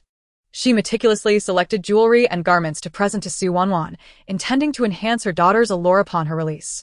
The Duke of Zhenguo, in his study, was troubled by state affairs while also worrying that the rivalry among his daughters would tarnish the family's reputation. A few hours later, Kair returned with new information. Aunt Xue had not made any engagements before entering the residence, nor had she been involved with anyone. But the maid discovered that during her time as a servant, Aunt Xue had developed a close relationship with Steward Liu, who had harbored affections for her. Consequently, Aunt Xue became the Duke's concubine, and the matter was left unresolved. Su Wanqing fell into contemplation upon hearing this. Could it be that Su Wanwan was the child of Aunt Xue and Steward Liu? Upon closer reflection, Su Wanwan did bear some resemblance to Lu, and indeed, Lu had always treated her with particular kindness. In her past life, Su Wanwan had discovered evidence of her father's treason in his study, leading to the family's downfall. Only trusted individuals were permitted to enter and clean the study, and upon further thought, everything seemed to connect. Filled with rage, Su Wanqing realized she could not act recklessly at this juncture. She needed to gather evidence of Aunt Xue's illicit affair with Steward Lu to strike decisively. Thus, she instructed Kair to continue to observe the movements of Aunt Xue and Steward Lu discreetly while she plotted her next steps. She understood that this struggle was not only about unraveling the mystery of Su Wanwan's lineage, but also about the honor and safety of the Duke of Zhenguo's household. Days passed, and on a gloomy night, dark clouds obscured the once bright moonlight. The residence was silent, save for the occasional chirping of insects. Kair brought news that Steward Lu had secretly entered Aunt Xue's courtyard late at night and had not left for quite some time. Upon hearing this, Su Wanqing felt her suspicions solidified. She resolved to seize the opportunity to catch them in the act and render them defenseless. Chapter 16. The marriage decree arrives a month later. On a bright yet brisk morning, Su Wanwan was finally released from her confinement. As the long-closed courtyard door creaked open, she rushed out, inhaling deeply as if to absorb every ounce of the long-awaited freedom. She gazed up at the azure sky, sunlight warming her face. Yet it could not dispel the shadows of anxiety and unease lurking in her heart. Throughout her month of confinement, Su Wanwan had been devising her plans for what lay ahead. She was acutely aware that her standing in the household had diminished significantly, with Su Wanqing gradually gaining control over the situation. Nevertheless, she was unwilling to concede defeat, vowing silently to reclaim all that was rightfully hers. At this moment, her maid, Xiao Cui, hurried over, her expression tinged with worry. "Miss, this month must have been unbearable for you. But the current situation is unfavorable for us. You must tread carefully." Su Wanwan bit her lip, a flicker of determination igniting in her eyes. "What is there to fear? I refuse to believe that Su Wanqing can continue to prosper without end." With resolute steps, she returned to her room to meticulously prepare herself. Vanya. "You have finally completed your confinement. Look at the garments and jewelry I have procured for you." Aunt Xue approached with a beaming smile, holding a stack of exquisite clothing and a box of dazzling jewelry. Her eyes brimmed with concern and tenderness. "My dear daughter, you have suffered this past month. You've lost weight." Seeing her aunt, tears welled up in Su Wanwan's eyes, and she threw herself into Aunt Xue's embrace, choking on her words. "Aunt." "This past month in that room felt like a prison. I was dreadfully bored and frustrated. I can hardly bear it. That wretched Su Wanqing is surely reveling in her triumph." Aunt Xue gently stroked Su Wanwan's hair, soothing her with soft words. "Do not cry, Wan'er. This is merely a temporary setback. Your mother knows you've endured hardship, but we must bide our time and bear the humiliation until we can rise again." Su Wanwan lifted her head, her tear-filled eyes searching her mother's face. "Aunt, I cannot abide this. Why should Su Wanqing have everything go her way while I endure such torment?" Madame Xue gently wiped away the tears from Su Wanwan's face and, with a determined gaze, reassured her. "Rest assured, my dear. I shall devise a plan for you. United in spirit, we shall surely prevail against that Su Wanqing." Hearing her aunt's words, Su Wanwan felt a measure of comfort and grasped her aunt's hand tightly. Just then, a young servant rushed in with the news that the imperial edict had arrived, summoning the second miss to receive it. Upon hearing the news, Su Wanwan's previously sorrowful expression transformed into one of joy. She had eagerly awaited this decree. Convinced that she was finally destined to become the concubine of Prince Mu, she hurriedly asked Xiao Cui to assist her in dressing, and once ready, she and Madame Xue rushed to the main hall. Upon entering, they were greeted by her father, mother, Su Mingyan, Su Wanqing, and several eunuchs dressed in official garb. The leading eunuch, clad in resplendent palace attire and wearing an exquisite cap, had a fair complexion and sharp, observant eyes that spoke of his experience in court intrigues. Clearing his throat, he announced in a high-pitched voice, "Su Wanqing, receive the decree." Everyone knelt in unison. "By the grace of heaven, the emperor decrees, the daughter of Duke Zhen, Su Wanqing, is dignified and virtuous, possessing both beauty and talent. She is hereby granted in marriage to Prince Yuan as his primary consort, to be wed on an auspicious date. Thus it is decreed." After reading the edict, the eunuch slightly squinted, discreetly observing the reactions of those present. Su Wanqing, her eyes soft with emotion, respectfully accepted the decree, saying, I thank your majesty for your great grace. Long live the emperor. In her previous life, Xiao Yichen had died saving her. And now fate had granted her a chance to marry him, filling her heart with joy and anticipation. Su Wanwan, initially stunned by the decree, soon felt an overwhelming tide of jealousy wash over her. Her expression darkened as she clenched the hem of her garment. Just then, the eunuch retrieved another edict from a tray held by a young attendant. Unfurling it as he called out, Su Wanwan, receive the decree. By the grace of heaven, the emperor decrees, Su Wanwan is gentle and amiable, and is hereby granted in marriage to Prince Mu as his concubine. Thus it is decreed. After reading this decree, the eunuch maintained his impassive demeanor, as though accustomed to such scenes. Su Wanwan knelt, her body trembling slightly. Although she too was granted a marriage, it was only as a concubine. Biting her lip, she suppressed her dissatisfaction and accepted the decree, saying, I thank the emperor for his great grace. As everyone rose, Su Jingluan remarked, Eunuch, thank you for your efforts. Please have some tea. The eunuch waved his hand, smiling. Duke, you are too kind. I must return to the palace to report, so I shall not stay. With that, he turned, hands clasped in front of him, and walked away at a leisurely pace.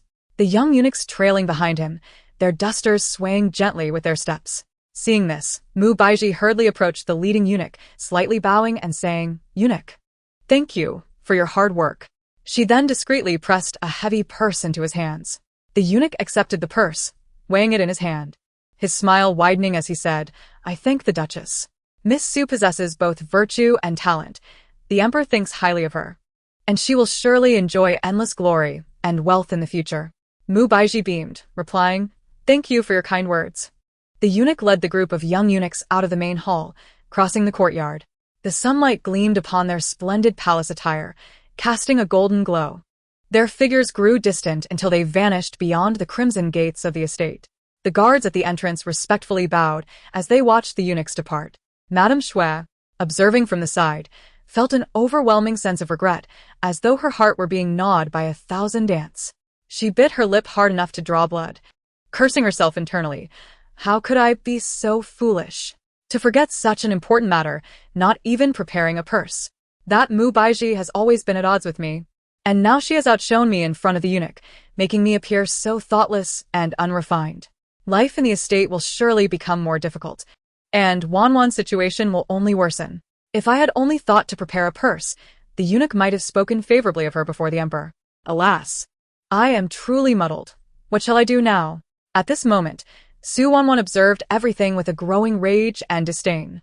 Her face turned an ashen blue as she glared at Madame Shui, her eyes blazing with fury. She no longer cared about the presence of others and raised her voice sharply. Aunt, how could you be so careless? At such a critical moment, you couldn't even prepare a red envelope for the eunuch. Look at how well that woman managed things, charming the eunuch to smiles. Because of your blunder, we've lost face before everyone. How am I to hold my head high in the estate from now on? I had hoped the eunuch would speak well of me to the emperor because of the red envelope, perhaps solidifying my position.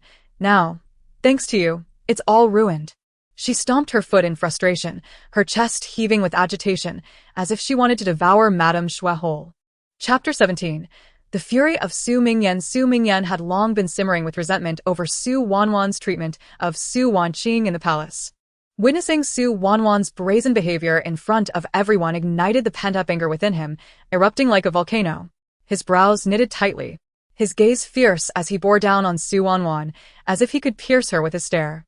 The once timid and gentle Su Wanwan had become a blurred memory, replaced by this arrogant and willful woman before him, making it impossible for him to reconcile the two. His expression was as cold as frost, his tightly pressed lips betraying the fury he struggled to contain. His hands clenched into fists, the knuckles widening from the pressure. Taking a deep breath to quell the raging storm within, he coldly admonished, Su Wanwan, how long do you intend to continue this foolishness? The kindness and gentleness that once adorned you have vanished, leaving a stranger I find deeply disappointing. His voice emerged as if forced through clenched teeth, laced with profound contempt. Your treatment of Wanqing is utterly intolerable. Out of brotherly affection, I have endured your behavior time and again, but you seem unrepentant. only growing more brazen. I solemnly warn you, from this day forth, if you dare to harm Wanqing even in the slightest, I shall not let you off lightly. His gaze was as sharp as a blade, seemingly intent on severing the despicable image of Su Wanwan before him. Su Wanqing quickly grasped her brother's sleeve, gently saying, "Enough. Brother, I am fine now. In fact, I must thank my sister for helping me successfully dissolve my engagement with Prince Mu." Mu Baiji quickly chimed in, "Indeed, Yena.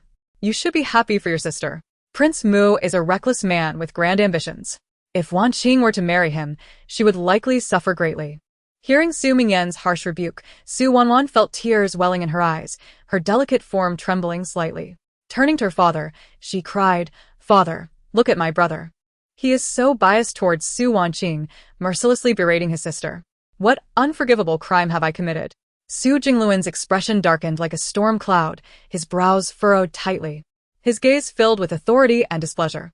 "Return to your respective courtyards and prepare for the wedding." With that, he flung his wide sleeves in anger, storming away. The arc of his sleeves in the air reflecting his deep frustration and helplessness. In the hall, only Su Wanwan and Aunt Shui remained. Su Wanwan, seething with anger, stomped her feet, tears cascading down like pearls from a broken string, as she shouted incessantly, "Why does everyone favor Su Wanqing? I simply cannot accept this." Aunt Shui hurriedly grasped her, lowering her voice to counsel, "Waner, do not act so impulsively. Now is not the time for tantrums. Let us return to our courtyard and devise a long-term strategy." Su Wanwan bit her lip, glaring resentfully in the direction Su Mingyan had departed, before reluctantly following Aunt Shui out of the main hall. The hall fell silent once more, yet the oppressive atmosphere lingered like a haunting specter. Upon returning to Aunt Shui's courtyard, Su Wanwan plopped down onto a chair, seizing a teacup and hurling it to the ground, exclaiming in fury, "I cannot swallow this humiliation. How can that wretched Su Wanqing be so fortunate?" Aunt Shui gently patted Su Wanwan's back, a glint of malice flashing in her eyes. "Do not rush, Waner. We still have ample opportunities to deal with her. Although she has been betrothed to the Prince of Yuan, life in that royal residence will not be easy. We shall find a way to make her suffer." Su Wanwan lifted her head, her eyes brimming with resentment. "Mother, what shall we do next?" Aunt Shui leaned closer to whisper in Su Wanwan's ear. Gradually, a triumphant smile emerged on Su Wanwan's face. "Humph, Su Wanqing, let us see how you escape this time." Meanwhile, in Su Wanqing's courtyard, warmth and harmony prevailed. Su Mingyan looked at Su Wanqing with concern and said, "Sister, though the current situation is favorable for you, do not let your guard down. Su Wanwan and Aunt Shui will not rest easy. You must remain vigilant." Su Wanqing smiled gently, her gaze resolute. "Brother, do not worry. After enduring so many trials, I am no longer the Su Wanqing who would be bullied. I will handle things with care." Mu Baiji chimed in, "Indeed. As a family united, we shall not allow those treacherous individuals to succeed." Chapter 18. The arrival of the Prince of Yuan on the day following the engagement. The sun shone brilliantly, astonishingly radiant even in the cold of winter. The clear sky was as blue as a flawless gem, with golden rays pouring down unimpeded, illuminating the world with a dazzling brilliance. The winter sun, unlike the scorching heat of summer, was akin to a gentle and understanding envoy, bringing just the right warmth and brightness. Its soft light caressed the earth, draping everything in a delicate veil of gold, making it shimmer with enchanting luster. Though the surrounding air remained frigid, this bright sunlight struggled to pierce through the winter chill, offering solace and hope to the hearts of the people. Prince Xiao Yichen arrived unexpectedly at the grand and imposing residence of the Duke of Zhenguo. Upon receiving the news, the Duke wasted no time and hurried forward with utmost respect and delight, bowing deeply as he greeted, "I pay my respects to His Highness, the Prince of Yuan. Your esteemed presence is a tremendous honor for my humble abode." Xiao Yichen was clad in a moon-white brocade robe, exquisitely crafted, with cloud patterns that seemed meticulously chiseled. A jade-embellished belt cinched his waist, its luster warm and complementing the magnificent robe, accentuating his tall and upright figure, reminiscent of a proud pine tree. The collar and cuffs of the robe were lined with fine mink fur, gently swaying with his movements, each motion bringing a refreshing breeze that heightened his nobility. He wore a crown of purple gold, adorned with brilliant jewels that refracted dazzling light under the sun, rendering it nearly blinding. His chiseled face, sculpted with precision, resembled a divine masterpiece. His sword-like brows slanted into his temples, akin to a blade unsheathed, sharp yet gallant. His deep-set eyes sparkled like cold stars, filled with an intense gaze that seemed to unravel the mysteries of the world. Beneath a high nose, his thin lips were pressed together, the corners slightly uplifted, hinting at an elusive smile that perfectly displayed both his authority and approachability. His long, raven-black hair was casually tied back, with a few strands cascading onto his forehead, fluttering in the wind, adding a touch of carefree charm. He exuded an innate noble aura, like a deity descending from the heavens, instilling awe while being irresistibly captivating. Xiao Yichen raised a hand in a reassuring gesture, his face adorned with a warm smile as he spoke gently. There is no need for such formalities, Duke. I have come today to visit Qing'er. Since we are now betrothed, you are my father-in-law, and such formalities are unnecessary. Upon hearing this, Su Jingluan's face instantly brightened with a radiant smile, filled with joy and gratitude. He quickly turned to give instructions. Please summon the young lady to the main hall at once. The prince has come to visit. He gestured respectfully. Your Highness, please enter. Refreshments have been prepared. Xiao Yichen nodded slightly, walking gracefully alongside the Duke as they entered the residence, his steps steady and composed. As they walked, he remarked, I have heard that the Duke's health has been well. This brings me great relief. The Duke responded promptly, I am grateful for your concern, Your Highness. I still possess a sturdy constitution, and as long as the court requires it, I am willing to contribute my meager efforts without hesitation. The Duke's unwavering loyalty to the nation is truly admirable, Xiao Yichen replied, his gaze filled with sincerity and appreciation, bright and fervent. The Duke humbly responded, Your Highness flatters me. It is you, with your literary prowess and martial skill, who is the pillar of our nation, tirelessly working for the stability of the realm. A blessing for our dynasty and fortune for the people. As the two engaged in warm pleasantries, Su Wanqing approached. She was dressed in a pale pink silk gown, her skirts flowing gracefully, resembling a celestial maiden descending to earth. A delicate jade hairpin adorned her hair, enhancing her beauty, making her appear gentle and enchanting. She glided into the hall, slightly bowing as she greeted, I pay my respects to your Highness and to my father. Xiao Yichen hastily said, Wanqing, please rise. His eyes were filled with tenderness and concern. The Duke smiled and said, Wanqing, the prince has come today specifically to see you. A blush crept onto Su Wanqing's face as she softly replied, Thank you, Your Highness, for your concern. Xiao Yichen, observing her bashful demeanor, felt even more delighted, saying, Since we are now betrothed, there is no need for such formality between us. Su Wanqing smiled and nodded in agreement. The Duke, recognizing his presence was somewhat superfluous, respectfully excused himself, leaving only Xiao Yichen and Su Wanqing together, creating a slightly delicate atmosphere. Su Wanqing cleared her throat to diffuse the tension, saying, We have recently planted a few plum trees in the courtyard. They are in full bloom. Would your Highness care to join me in admiring them? Xiao Yichen gladly accepted, and the two walked side by side towards the garden. Along the way, Xiao Yichen occasionally glanced at Su Wanqing, his gaze filled with deep affection. Upon reaching the garden, the fragrance of the plums enveloped them, the vibrant red blossoms contrasting beautifully against the white snow. Xiao Yichen plucked a branch of plum blossoms and gently tucked it into Su Wanqing's hair, saying, This flower suits you, making you even more radiant. Su Wanqing lowered her head, her blush deepening. At that moment, a butterfly fluttered by, landing softly on her shoulder. Xiao Yichen chuckled. It seems even this butterfly is captivated by your beauty. Together, they reveled in the beauty of the plum blossoms and the butterflies, their laughter filling the air, unknowingly drawing their hearts closer together. Chapter 19. The engagement. At this moment, Su Wanwan was consumed by a profound hatred, her once delicate features twisted in extreme anger. Every line of her face etched with resentment. Why could the Prince of Yuan visit that wretched Su Wanqing, while I have been confined here for over a month? With the king showing no concern for my plight? She silently screamed within, each word laced with venom, piercing her heart. Upon contemplating this, Su Wanwan was engulfed by a profound sense of despondency, as if she had plummeted into an abyss of unending darkness, the surrounding chill and solitude nearly suffocating her. Her eyes, suffused with bloodshot veins, reflected her anger and grievance, rendering her meticulously crafted makeup ineffective in concealing her haggard visage. The once vibrant and luminous gaze now bore only the weight of deep fatigue and resentment. Su Wanwan bit her lip fiercely, draining it of color, her slightly trembling form seeming to articulate the turmoil and anguish within her heart. The bitterness that festered inside her was akin to rampant wild grass. spreading unchecked and frantically eroding her reason, driving her to the brink of madness. Once, she had firmly believed she held a unique place in the heart of Prince Mu. The sweet moments spent beneath the flowers and moonlight, the tender vows whispered in intimacy, were treasures she cherished dearly. She recalled how Prince Mu had gently cradled her face in the moonlight, pledging to protect her for a lifetime, ensuring her eternal happiness and peace. Those beautiful promises shimmered like dazzling stars, illuminating her heart. Yet now, all of it lay shattered like a dream, leaving only endless pain and disappointment.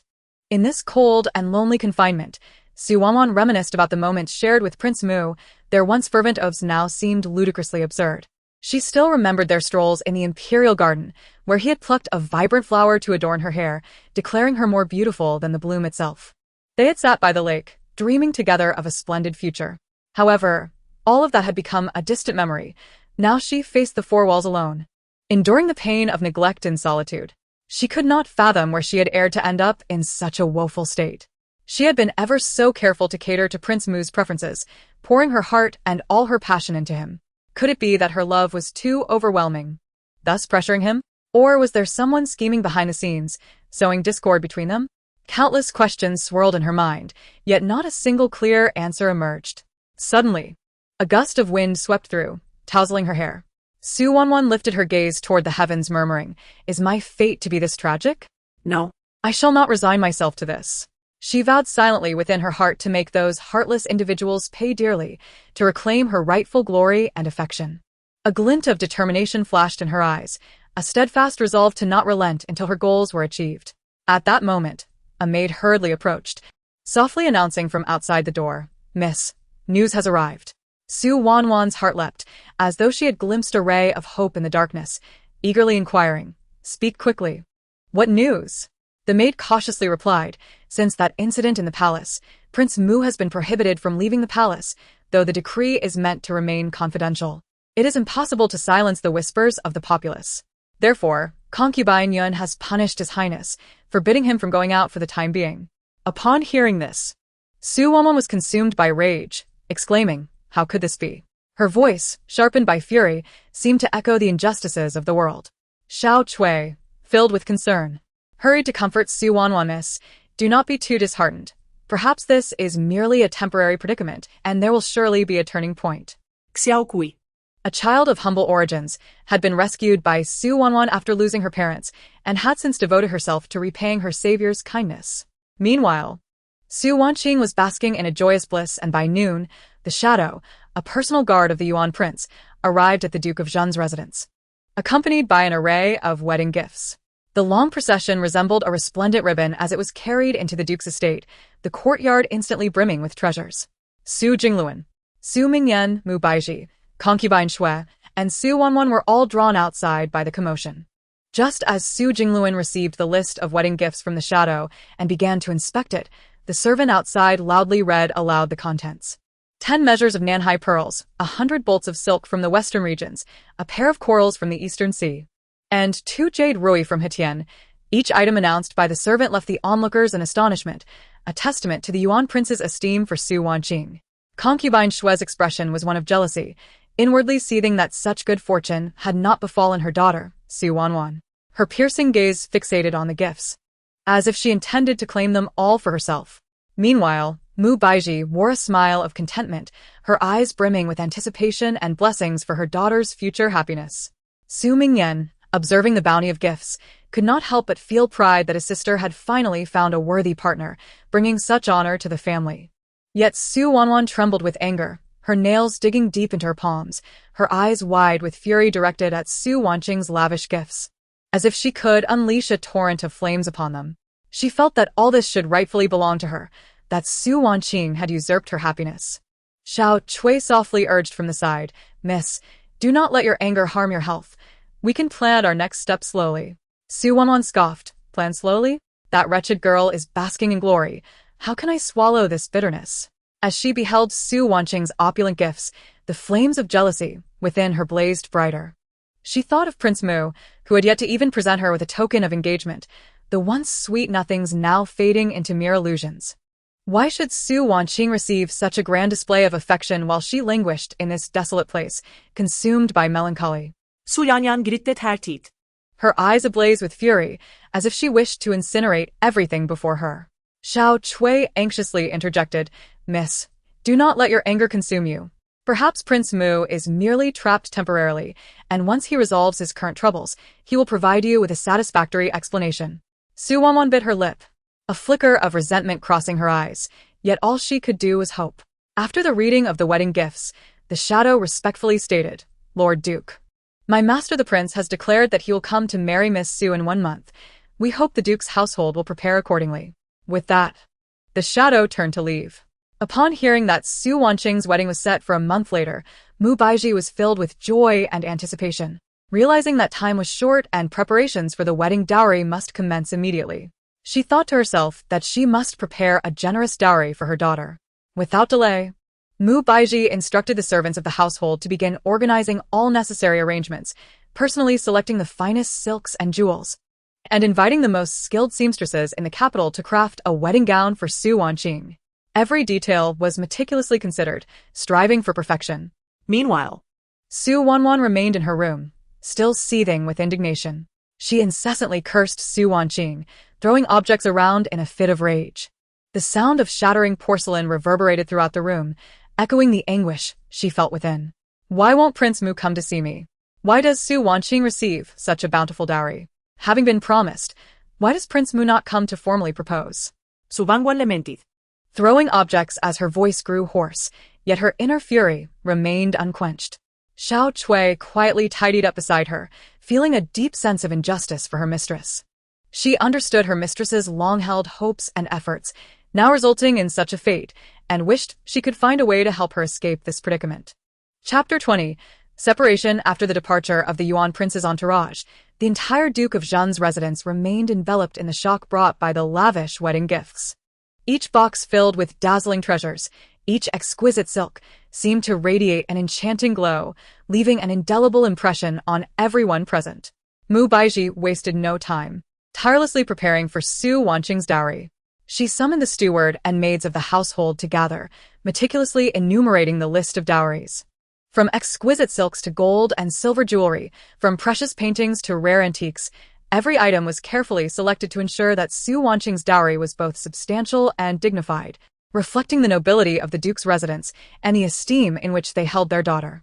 As everyone sat together, Mu Baiji focused intently, her pen moving swiftly as she spoke methodically. This silk must be the finest tribute from Jiangnan, soft as a feather and vibrant as the dawn. The gold and silver adornments must be crafted by the most renowned artisans in the capital, with designs that are both innovative and stately. The steward diligently recorded her words, and the maids nodded in agreement. Meanwhile, Su Wanqing and Xiao Yichen were in a warm pavilion in the garden, admiring the enchanting scenery outside. The initial awkwardness and shyness of their first meeting had quietly dissipated, and now their interactions were natural and harmonious, akin to newlyweds basking in sweetness and affection. Surrounding the pavilion, flowers bloomed in a riot of colors, competing for attention, while a gentle breeze carried the intoxicating fragrance. Su Wanqing, clad in a pale pink silk gown, had her cascading black hair simply held up with a jade pin, enhancing her ethereal beauty as if a celestial being had descended to the mortal realm. The embroidered peach blossoms on her gown appeared almost lifelike, blooming with her every movement. Xiao Yichen, attired in a moonlight-colored brocade robe, stood tall and elegant, his striking features radiating charm. His gaze, gentle as flowing water, remained tenderly fixed upon Su Wanqing. The white jade pendant at his waist swayed lightly in the breeze, adding to his graceful demeanor. They sat side by side, occasionally whispering softly to each other. Xiao Yichen gently took Su Wanqing's hand, his eyes filled with unwavering affection as he declared, "Qing'er, when you marry into the royal family, I shall ensure your every need is met. You will be the mistress of our home, with no need for concern. I will create a warm and peaceful abode for you, where you can live each day free of worries, and your smile shall bloom like flowers." As he spoke, he tenderly caressed the back of her hand, the delicate touch conveying his boundless love. Su Wanqing tilted her head slightly, her eyes shimmering with emotion as she softly replied, "Your Highness, to receive such deep affection from you fills me with gratitude. I desire little, only to share my life with you, hand in hand through every season. Even the simplest meals will be sweetened by your presence." With that, She shyly lowered her gaze, her cheeks flushed with a delicate hue, reminiscent of the vibrant sunset. Her bashful demeanor stirred Xiao Yichen's heart even more. With a smile, Xiao Yichen gently drew Su Wanqing into his embrace, resting his chin affectionately atop her head as he murmured, "Silly girl, how could I ever let you suffer? I will take you to explore the majestic mountains and rivers, to witness the splendors of the world. Whether through storms or under clear skies, I shall hold your hand tightly and never let go." His embrace was warm and steadfast, instilling in Su Wanqing an overwhelming sense of security. Nestled against his chest, she listened to the steady rhythm of his heartbeat, filled with happiness and tranquility, and softly vowed, "With such a sincere promise from you, I am willing to give my all to share a future with you, even if the path ahead is fraught with challenges. I shall not waver." Her voice, though soft, resonated with resolute strength. Afterward, Xiao Yichen gently brushed a few stray strands of hair from her forehead, his fingers inadvertently grazing her tender cheek, causing her to shiver slightly. A smile played at the corners of his mouth. His eyes filled with tenderness as he playfully tapped her nose with his finger. Su Wanqing's cheeks turned crimson as she shyly lowered her head, yet could not resist the urge to steal glances at him. When their eyes met, they shared a knowing smile, enveloped in a sweet atmosphere.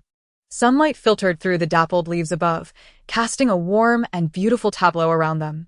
Golden rays danced among their hair and clothing, as if celebrating their love. Thus, Prince Xiao Yichen and Su Wanqing spent an entire day together in the Duke's residence, from the morning's melodious birdsong to the afternoon's gentle sunlight, and finally to the moment when the sun dipped below the horizon, painting the sky in hues of crimson. In the morning, the cheerful songs of birds awakened the slumbering world as Su Wanqing and Xiao Yichen strolled hand in hand along the garden path, where dewdrops sparkled on petals like glistening pearls. They admired the budding flowers, reveling in the freshness and vitality of nature. In the afternoon, the sun grew soft and warm as they sat beneath a willow tree by the lake, the breeze creating ripples on the water's surface. Su Wanqing gently rested her head on Xiao Yichen's shoulder, sharing their innermost thoughts, their laughter echoing in the air. However, time flew swiftly, and soon the sun began its descent. Xiao Yichen gazed at the setting sun, realizing it was time to return to the palace. He let out a soft sigh and turned to Su Wanqing, his eyes filled with longing and reluctance. Su Wanqing sensed his emotions, a fleeting look of sadness crossing her features before she quickly resumed her gentle smile. She understood that parting was a precursor to a more joyful reunion. Grasping her hand, Xiao Yichen's voice, deep and resonant, broke the silence. "Qing'er, the day is waning, and I must return to the palace." His words carried a hint of helplessness and sorrow. Su Wanqing replied with a touch of reluctance, "Very well, Your Highness, I shall await your arrival to marry me." Her eyes sparkled with unwavering determination. Xiao Yichen, embracing her gently, vowed solemnly, "Rest assured, I will return to the palace and prepare for a splendid wedding to bring you home." His gaze was filled with anticipation and resolve. With that, Xiao Yichen released Su Wanqing, mounted his horse and rode away, the sound of hooves fading into the distance. Su Wanqing watched his retreating figure, standing still for a long moment. Only when he vanished from sight did she slowly turn, her heart brimming with hope and longing as she returned to the residence. Chapter 21. The engagement. Su Wanqing stood quietly, gazing at Xiao Yichen's receding silhouette, not moving until that tall, graceful figure completely disappeared from view. Only then did she turn, a hint of lingering affection guiding her back to the house. It was the height of summer, and the sun blazed fiercely, yet a subtle melancholy shone through Su Wanqing's beautiful features, nearly imperceptible to others. Clad in a delicate pink silk dress, the hem swayed gently in the breeze, as if whispering her innermost feelings. A playful strand of hair brushed against her fair cheek, enhancing her enchanting allure. Upon entering the residence, she noticed the servants bustling about, their hurried footsteps filling the air with a sense of urgency. This flurry of activity piqued her curiosity, and she furrowed her brows slightly, stopping a passing servant to inquire, "What is happening? Why is there such chaos in the house?"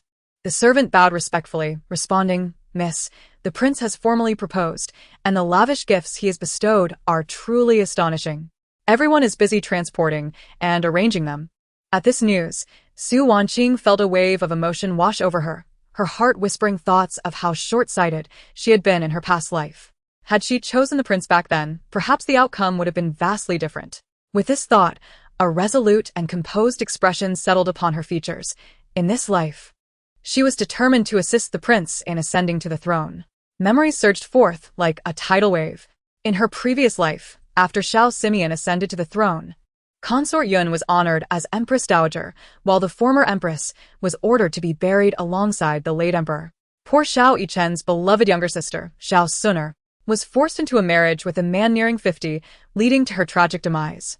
The recollection of such heart-wrenching events caused an involuntary pang in Su Wanqing's heart, as if the sorrowful scenes played out vividly before her eyes. Grateful for the chance to live again, she felt a renewed purpose to protect her family and to rekindle her bond with Xiao Yichen in this life. As her thoughts gathered, she took a deep breath, striving to calm the tumult within her heart, and gracefully made her way towards her mother's courtyard, her mind a whirlpool of emotions. Upon stepping through the familiar gate, she was instantly mesmerized, frozen in place by the sight before her. The courtyard was heaped with an astonishing array of betrothal gifts, a veritable mountain of exquisite items that dazzled the eye. Boxes of delicately crafted gifts were arranged in meticulous order, silks and satins, layered like vibrant clouds, shimmered with a breathtaking luster. Gold and silver jewelry sparkled brilliantly in the sunlight, while various precious spices and rare herbs filled the space in abundance. Su Wanqing could not help but widen her eyes in astonishment, her expression a beautiful blend of surprise and emotion, making her appear even more radiant. Filled with joy, she approached, her gaze tenderly caressing each piece of the dowry, as if she could palpably feel the love and blessings her mother had poured into preparing these gifts. These treasures were not merely valuable items, they represented her mother's deep affection and hopes for her future.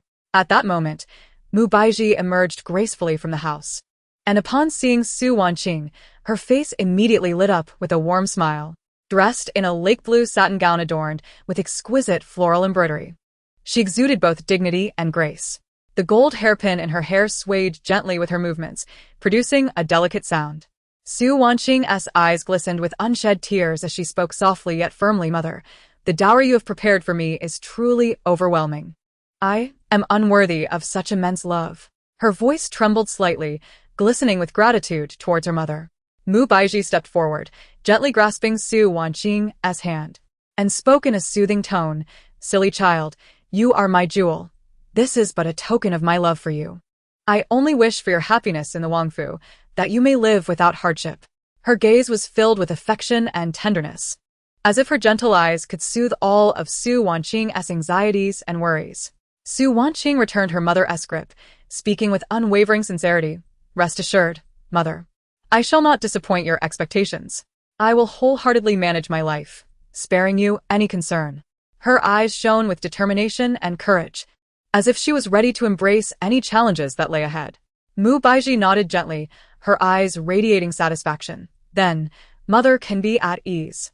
Should you encounter any difficulties in the Wangfu, remember that you can always return home. This will forever be your steadfast haven." She lightly patted Su Wanqing's hand, the warmth of her touch instilling a profound sense of comfort within her. With tears in her eyes, Su Wanqing nodded, and the two embraced, their tears mingling as the myriad dowries bore witness to this tender moment. The sunlight enveloped them, creating a beautiful and poignant tableau. Before long, a young servant rushed in with an urgent report. "Madam, the people from the Mu Wangfu have returned to deliver the betrothal gifts. The master requests your presence." Upon hearing this, Mu Baizhi turned to Su Wanqing and said, "Qing come with me to see." Su Wanqing nodded slightly and replied, "Yes, mother."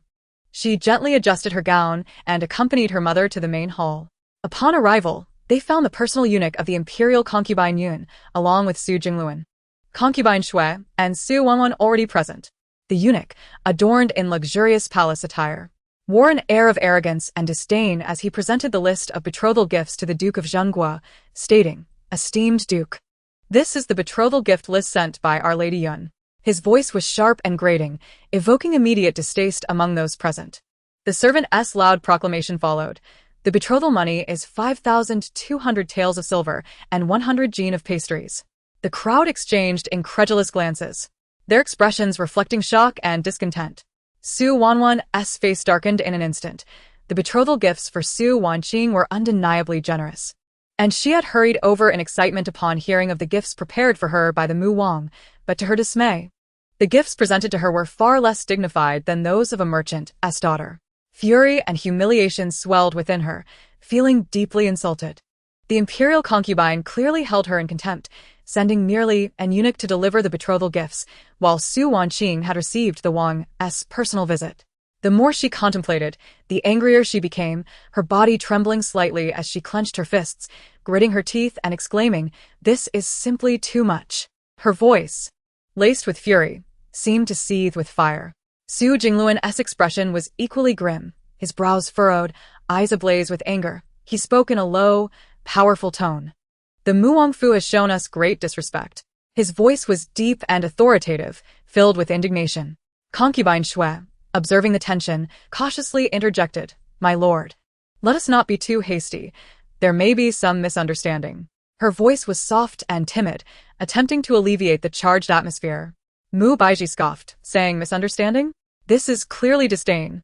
Her tone was filled with contempt and fury, her beauty rendered fierce by her anger. Observing the chaos, Su Wanqing felt a slight smirk tug at her lips. How blind she had been in her previous life, believing the Mu Wang to be a suitable match. Now it was evident that he was unworthy of her trust. Her gaze revealed a hint of sarcasm and clarity, as if she had seen through the facade. At that moment, the eunuch, with an air of mockery, inquired, "Duke of Zhenguo, will you accept this betrothal gift or not?" His face bore a provocative smile, seemingly anticipating the Duke's embarrassment. Suppressing his rage, Su Jingluan replied, "Eunuch, please return. This betrothal gift will not be accepted by the Duke of Zhenguo." His voice was firm and commanding, leaving no room for doubt. The eunuch's expression shifted, and with a flick of his sleeve, he retorted, "Humph, ungrateful fools." With that, he strode away. Witnessing this, Su Wanwan wept bitterly, exclaiming, "Father, I am willing. I will marry no one but the Mu Wang." Her voice brimmed with despair and obstinacy, tears cascading down her cheeks. Su Jingluan, frustrated, admonished Wanwan, "If they treat you with such disdain, you will suffer greatly if you marry into their family." He gazed at his daughter, torn between anger and helplessness.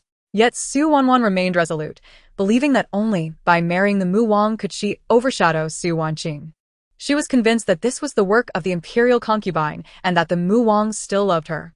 Her eyes sparkled with determination and obsession, as if she had fallen into her own delusions. The eunuch, noticing Su Wanwan's resolve, abandoned his earlier arrogance and smiled. "The second miss is indeed sensible. The wedding date is set for a month from now. I kindly request the second miss and the Duke to make proper preparations." With that, he swept away his sleeves and departed. Seeing Su Wanwan's obstinacy, Su Jingluan, exasperated, left in a huff. Mu Baiji shook her head in resignation, guiding Su Wanqing to follow her out. Only Su Wanwan and concubine Shui remained. The latter cautioned, "Wanwan, you must think this through. I fear the imperial concubine is not so easy to deal with." Her tone was filled with concern and unease. Su Wanwan, however, paid no heed, her heart set solely on marrying the Mu Wang. She gazed longingly in the direction the eunuch had departed, her heart brimming with anticipation and dreams, envisioning a beautiful future as the Mu Wang's consort. Chapter 22. Scandal Exposed. After delivering the betrothal gift list to the Duke of Zhenguo, the eunuch rushed back to the palace to report to the imperial concubine Yuan. He hurried along, his expression tense, and upon entering the palace, he dared not show any signs of relaxation, kneeling before the imperial concubine with trepidation and recounting the events that had transpired at the Duke of Zhenguo's residence.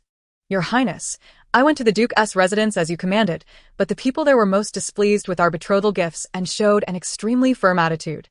As he spoke, he stole glances at the imperial concubine's expression, beads of sweat dotting his forehead. Upon hearing this, the imperial concubine's brows furrowed, and she coldly scoffed, "Humph. Does the Duke of Zhenguo truly believe he has such great standing? How dare they disdain such a betrothal gift? Su Wanwan is nothing but a desperate suitor. To even refer to her as such is an overestimation." The voice of Consort Yuan was sharp and caustic, her exquisite features twisted in anger. She sat regally in an ornate phoenix chair, adorned in a brocade robe embroidered with intricate patterns, her jewelry gleaming with a dazzling brilliance. Just then, Xiao Simeon entered, overhearing Consort Yuan's remarks. He furrowed his brow slightly and said, "Mother, this matter may not be as prudent as it seems. After all, The Duke of Zhenguo holds some influence within the court. Treating him with such disdain could invite trouble. Clad in a moon-white robe cinched at the waist with a golden belt, he exuded an air of elegance. A hint of concern graced his face, his eyes betraying his apprehension regarding the situation. Consort Yuan shot him a glare and retorted, "What do you understand?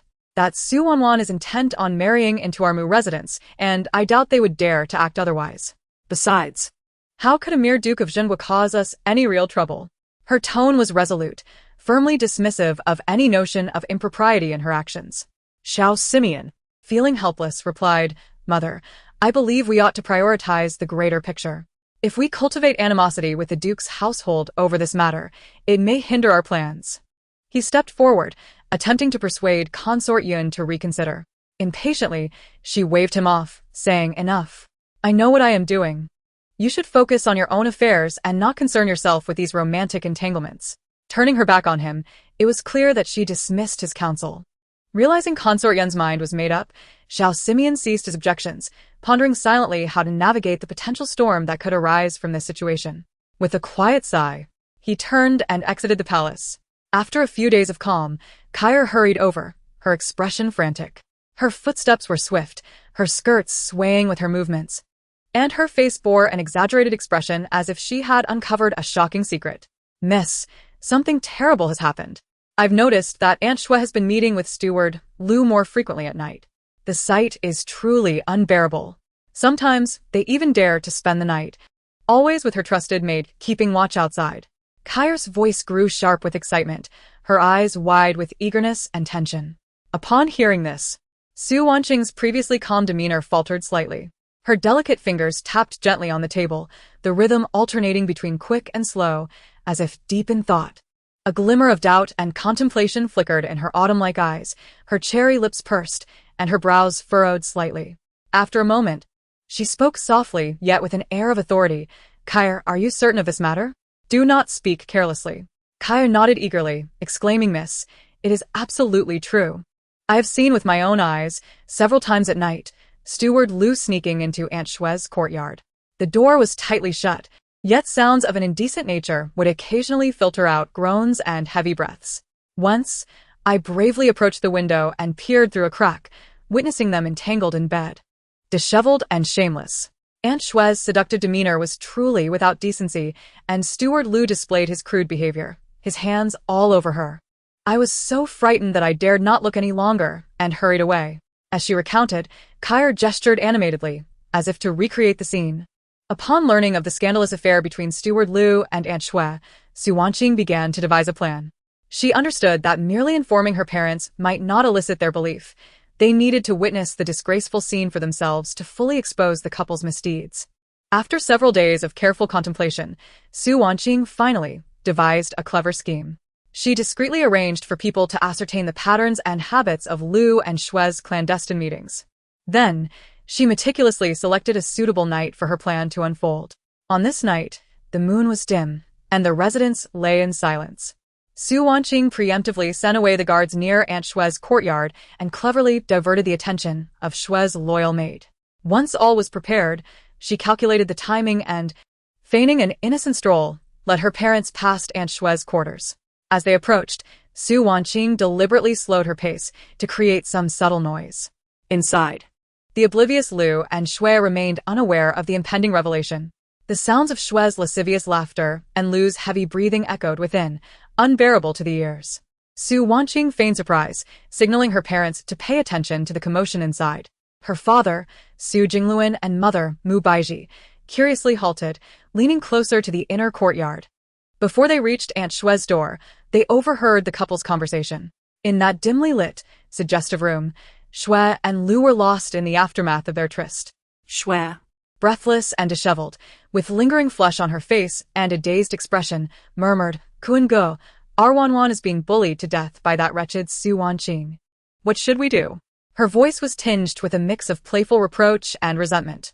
Lu, bare-chested and leaning against the bed, gasped as he replied, "This matter must not be revealed. Otherwise, we shall both face dire consequences." His tone was filled with fear and trepidation. Shui chuckled coldly. "What is there to fear? We have managed to keep this under wraps for years, as long as we are cautious. Who could uncover our secret? Her words revealed a hint of madness and recklessness. Lu furrowed his brow, expressing his worry. But what if we are discovered? We won't survive, and it is Wanwan who must not be implicated. His face was etched with concern, his gaze reflecting his care for their daughter. Shui gritted her teeth, declaring fiercely, "As long as we find a way to bring down Su Jingluan, Wanwan will have already married into the Mu family, and we can seek refuge with His Highness, ensuring our safety." A malevolent glint sparkled in her eyes. Lu hesitated, voicing his doubts. Isn't this too risky? After all, Su Jingluan holds significant power in the court. His voice carried a trace of uncertainty and fear. Shui shot him a glare, scolding, "You coward! Would you rather live your life under his thumb? If this plan succeeds, we will live in comfort." Her tone was piercing and caustic. Lu, chastised by her words, steeled himself, saying, "Fine, I will follow your lead. Let us plot carefully." Soon after, the sounds of Shui's lascivious laughter and Lu's heavy breathing once again filled the air, unbearable to hear. Father Su Jingluan's countenance turned an ashen shade, his eyes wide with fury, veins bulging at his temples, and his fists clenched in rage as he thundered, "You shameless dogs." His voice resonated like thunder in the night sky. Mother Mu Baiji, equally startled and enraged, turned pale, trembling slightly, her handkerchief pressed against her mouth, nearly fainting from the shock. Seizing the opportunity, Su Wanqing gently pushed open the door, revealing a dimly lit room where the two were entangled in a scandalous embrace, their shameful display evident. Shui and Lu, taken aback by the sudden intrusion, scrambled to conceal their bodies in a panic. Su Jingluan, consumed by fury, bellowed, "You shameless wretches." His finger pointed accusingly at Shui and Lu, his anger palpable, as if he could unleash flames with his gaze. "You have committed such disgraceful acts and conspired against me. This is utterly unforgivable." His voice reverberated like a thunderclap, echoing throughout the room, leaving their ears ringing. Shui's face drained of color, trembling like a leaf. She fell to her knees, repeatedly bowing her head in supplication, "Master, please spare my life. It was but a moment of folly, clouded by foolishness. I beg you, for Wanwan's sake, grant me this one reprieve." Her forehead repeatedly struck the ground with a resounding thud, her meticulously arranged hair now a disheveled mess, and her makeup had been washed away by tears, leaving a disarrayed visage. Upon learning of the illicit affair between Aunt Shui and Steward Lu, along with their astonishingly audacious conspiracy, Su Jingluan felt as though he had been struck by lightning, plunging him into an abyss of boundless fury and shock. He stood there, dazed, his eyes vacant, as if his very soul had been wrenched from his body. When the harrowing truth dawned upon him, that Su Wanwan was not his biological daughter, his eyes widened in disbelief, veins bursting with rage, resembling a web of crimson spreading across his gaze, while the muscles in his forehead throbbed, as if they were striving to break free from the confines of his skin. His body trembled uncontrollably, akin to a volcano on the brink of eruption, ready to unleash its destructive power. Like an enraged lion, he fixed a fierce glare upon the disheveled Aunt Shui and Steward Lu on the ground, his voice rumbling like thunder. "You shameless adulterers dare to commit such vile acts behind my back, and I have been deceived into raising another's daughter for so many years." His breath came in rapid bursts, akin to a tempestuous wind, each inhalation rife with profound anger and anguish. His chest heaved violently, as though it might rupture under the strain. Su Jingluan paced anxiously, the tiles beneath his feet seeming to buckle under his weight. His hands moved restlessly, as if to expel the inferno of rage coursing through him. He muttered incessantly to himself, "How could this be? How could this be?" His expression darkened, resembling the ominous clouds that herald a storm, foreboding and menacing, as if they could drip ink at any moment. His tightly furrowed brows appeared capable of crushing a fly, while the muscles of his face twitched uncontrollably in response to his fury. Recalling the years of affection and care he had lavished upon Su Wanwan, his heart felt as if it were pierced by 1,000 daggers, each blade imbued with endless regret and torment. The laughter and warmth of the past had morphed into the cruelest mockery of his present reality. The intertwining currents of pain and rage surged within him, threatening to drown his very sanity. Suddenly, as if ignited by a powder keg, he halted abruptly and bellowed at the servants nearby, "Fetch Su Wanwan at once." His roar echoed through the air, causing the servants to freeze in terror, their faces pale, legs trembling, as they hurriedly bowed their heads and rushed to obey. Soon, Su Wanwan was brought before Su Jingluan. Upon seeing her father's face contorted with rage and nearly unrecognizable, fear enveloped her heart, causing her to tremble uncontrollably. Like leaves caught in an autumn gale, fragile and helpless, she timidly called out, "Father," her voice barely a whisper, laden with profound fear and pleading. Su Jingluan's eyes widened in fury, his gaze piercing like a flame, as he hoarsely shouted, "You are not my daughter. Your shameless mother has committed this disgraceful act. And you're the offspring of that lecherous man." Each word he uttered was laced with deep loathing and contempt, as if seeking to tear Su Wanwan asunder. In an instant, she felt as though her very spine had been wrenched from her, collapsing to the ground, tears streaming down her face like a deluge. She cried out in anguish, "Father, Father, I have always regarded you as my true father. Please do not abandon me."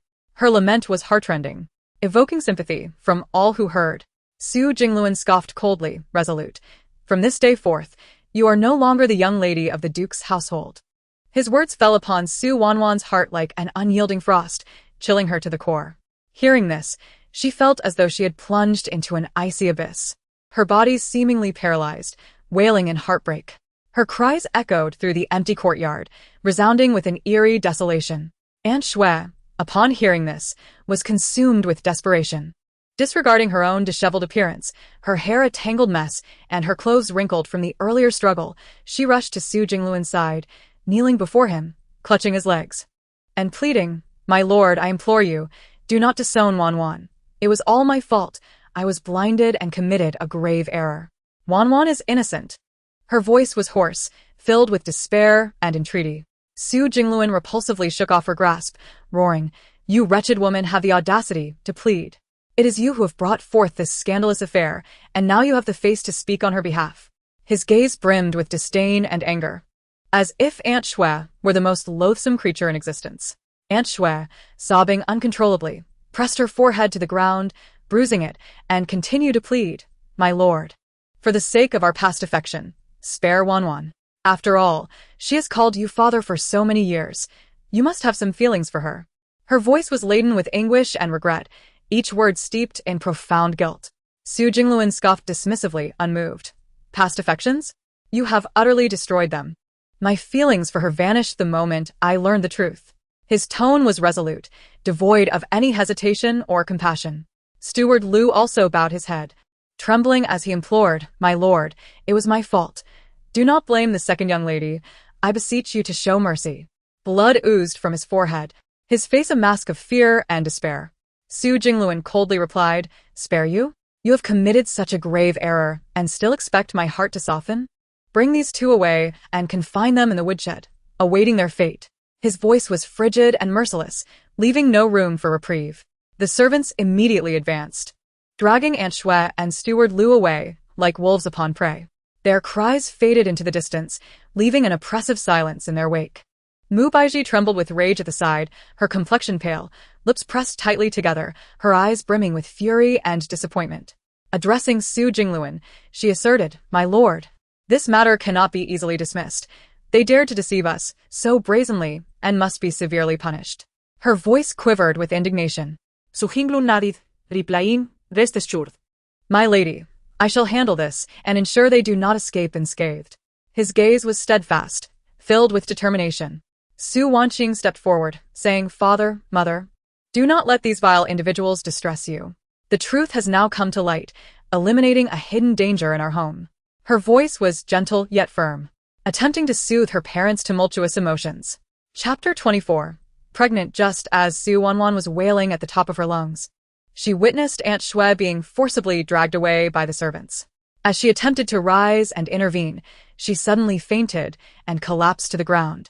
Her body seemed to have been stripped of all strength, crumpling to the earth, her once swollen eyes from crying now weakly closing, as if the light of life had extinguished in an instant. Xiao, witnessing her young mistress faint, felt a surge of panic and cried out in alarm, Miss, what has happened to you?"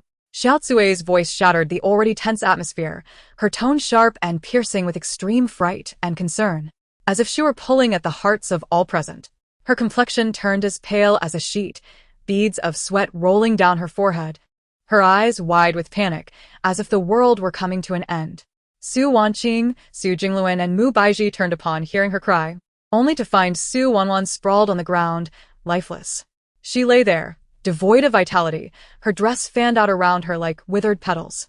Her face was as pale as parchment, her lips quivering slightly, as if still conveying her inner terror and despair. Su Jingluan's expression remained indifferent as he shouted to a nearby servant, "Quickly, summon Mr. Su." It is not that Su Jingluan still harbors paternal affection for Su Wanwan. Rather, she is on the brink of becoming the side consort of the King Mu, and it is imperative that this matter does not bring calamity upon the family. As for that concubine Shui, I shall not let her go unpunished. Su Jingluan's voice resonated like a mighty bell, imbued with boundless wrath and authority. His gaze was as frigid as ice, seemingly capable of freezing everything in its vicinity. He stood tall, exuding an irresistible aura of command. "Before long, Mr." Su hurried into the main hall, first bowing respectfully to Su Jingluan and Mu Baizhi, and then proceeding to Su Wanwan's side to examine her pulse. "Mr." Su's steps were hurried and frantic, beads of sweat forming on his forehead. He seated himself gently beside Su Wanwan, extending 3 fingers to rest upon her delicate wrist. His brow furrowed, and his expression grave and focused. Shortly thereafter, he rose and calmly announced, "Congratulations, Master. The second miss has been pregnant for over a month." Upon hearing this, Su Wanwan, Su Wanqing, Su Jingluan, and Mu Baizhi were all rendered speechless, their eyes wide with astonishment. Su Wanwan's eyes fluttered slightly in her unconscious state, as if even in her dreams, she was jolted by this astonishing revelation. Su Wanqing's face was a mask of disbelief, her mouth agape, yet unable to utter a single word. Su Jingluan's complexion turned ashen, veins bulging on his forehead, his fists clenched tightly as he struggled to contain his fury. Mu Baizhi covered her mouth with her hand, her eyes wide, instinctively taking a step back. At first, Su Wanwan's mind was ablank, as if the entire world had come to a standstill. Her thoughts seemed to be ensnared in an endless vortex of darkness, all consciousness swallowed whole. She stared vacantly ahead, momentarily unable to bear the weight of this unexpected news. It was as if a void had emerged before her, rendering her sightless and numb. Soon after, anxiety and disarray surged within her like a tumultuous tide. Her heart began to race wildly, as if it were about to burst from her chest. Her breathing became rapid and erratic, each breath sharp and painful, piercing her heart and lungs. She understood all too well that in this era of stringent moral codes, being pregnant before marriage was a grave transgression, sure to invoke the scorn of society. Her heart trembled with fear, apprehensive of the derision and disdain she would face, and she worried that her long-maintained reputation would be tarnished irreparably. Most dreadfully, she feared that this blemish would shatter her chance to become the side consort of the King Mu, turning her dreams to mere phantoms. She could almost see the accusatory fingers pointing at her, hear the malicious taunts echoing in her ears. In that moment, her future appeared utterly bleak. Yet, in an instant, her thoughts shifted dramatically. She recalled her father's furious and resolute gaze, the indifference he displayed upon learning she was not his biological daughter, as if he were prepared to cast her aside without a second thought. At that moment, she felt as if she were plummeting into an abyss, enveloped by darkness and despair.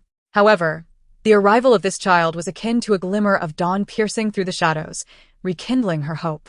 Su Wanwan's heartbeat quickened, And she silently rejoiced at the timely arrival of this child.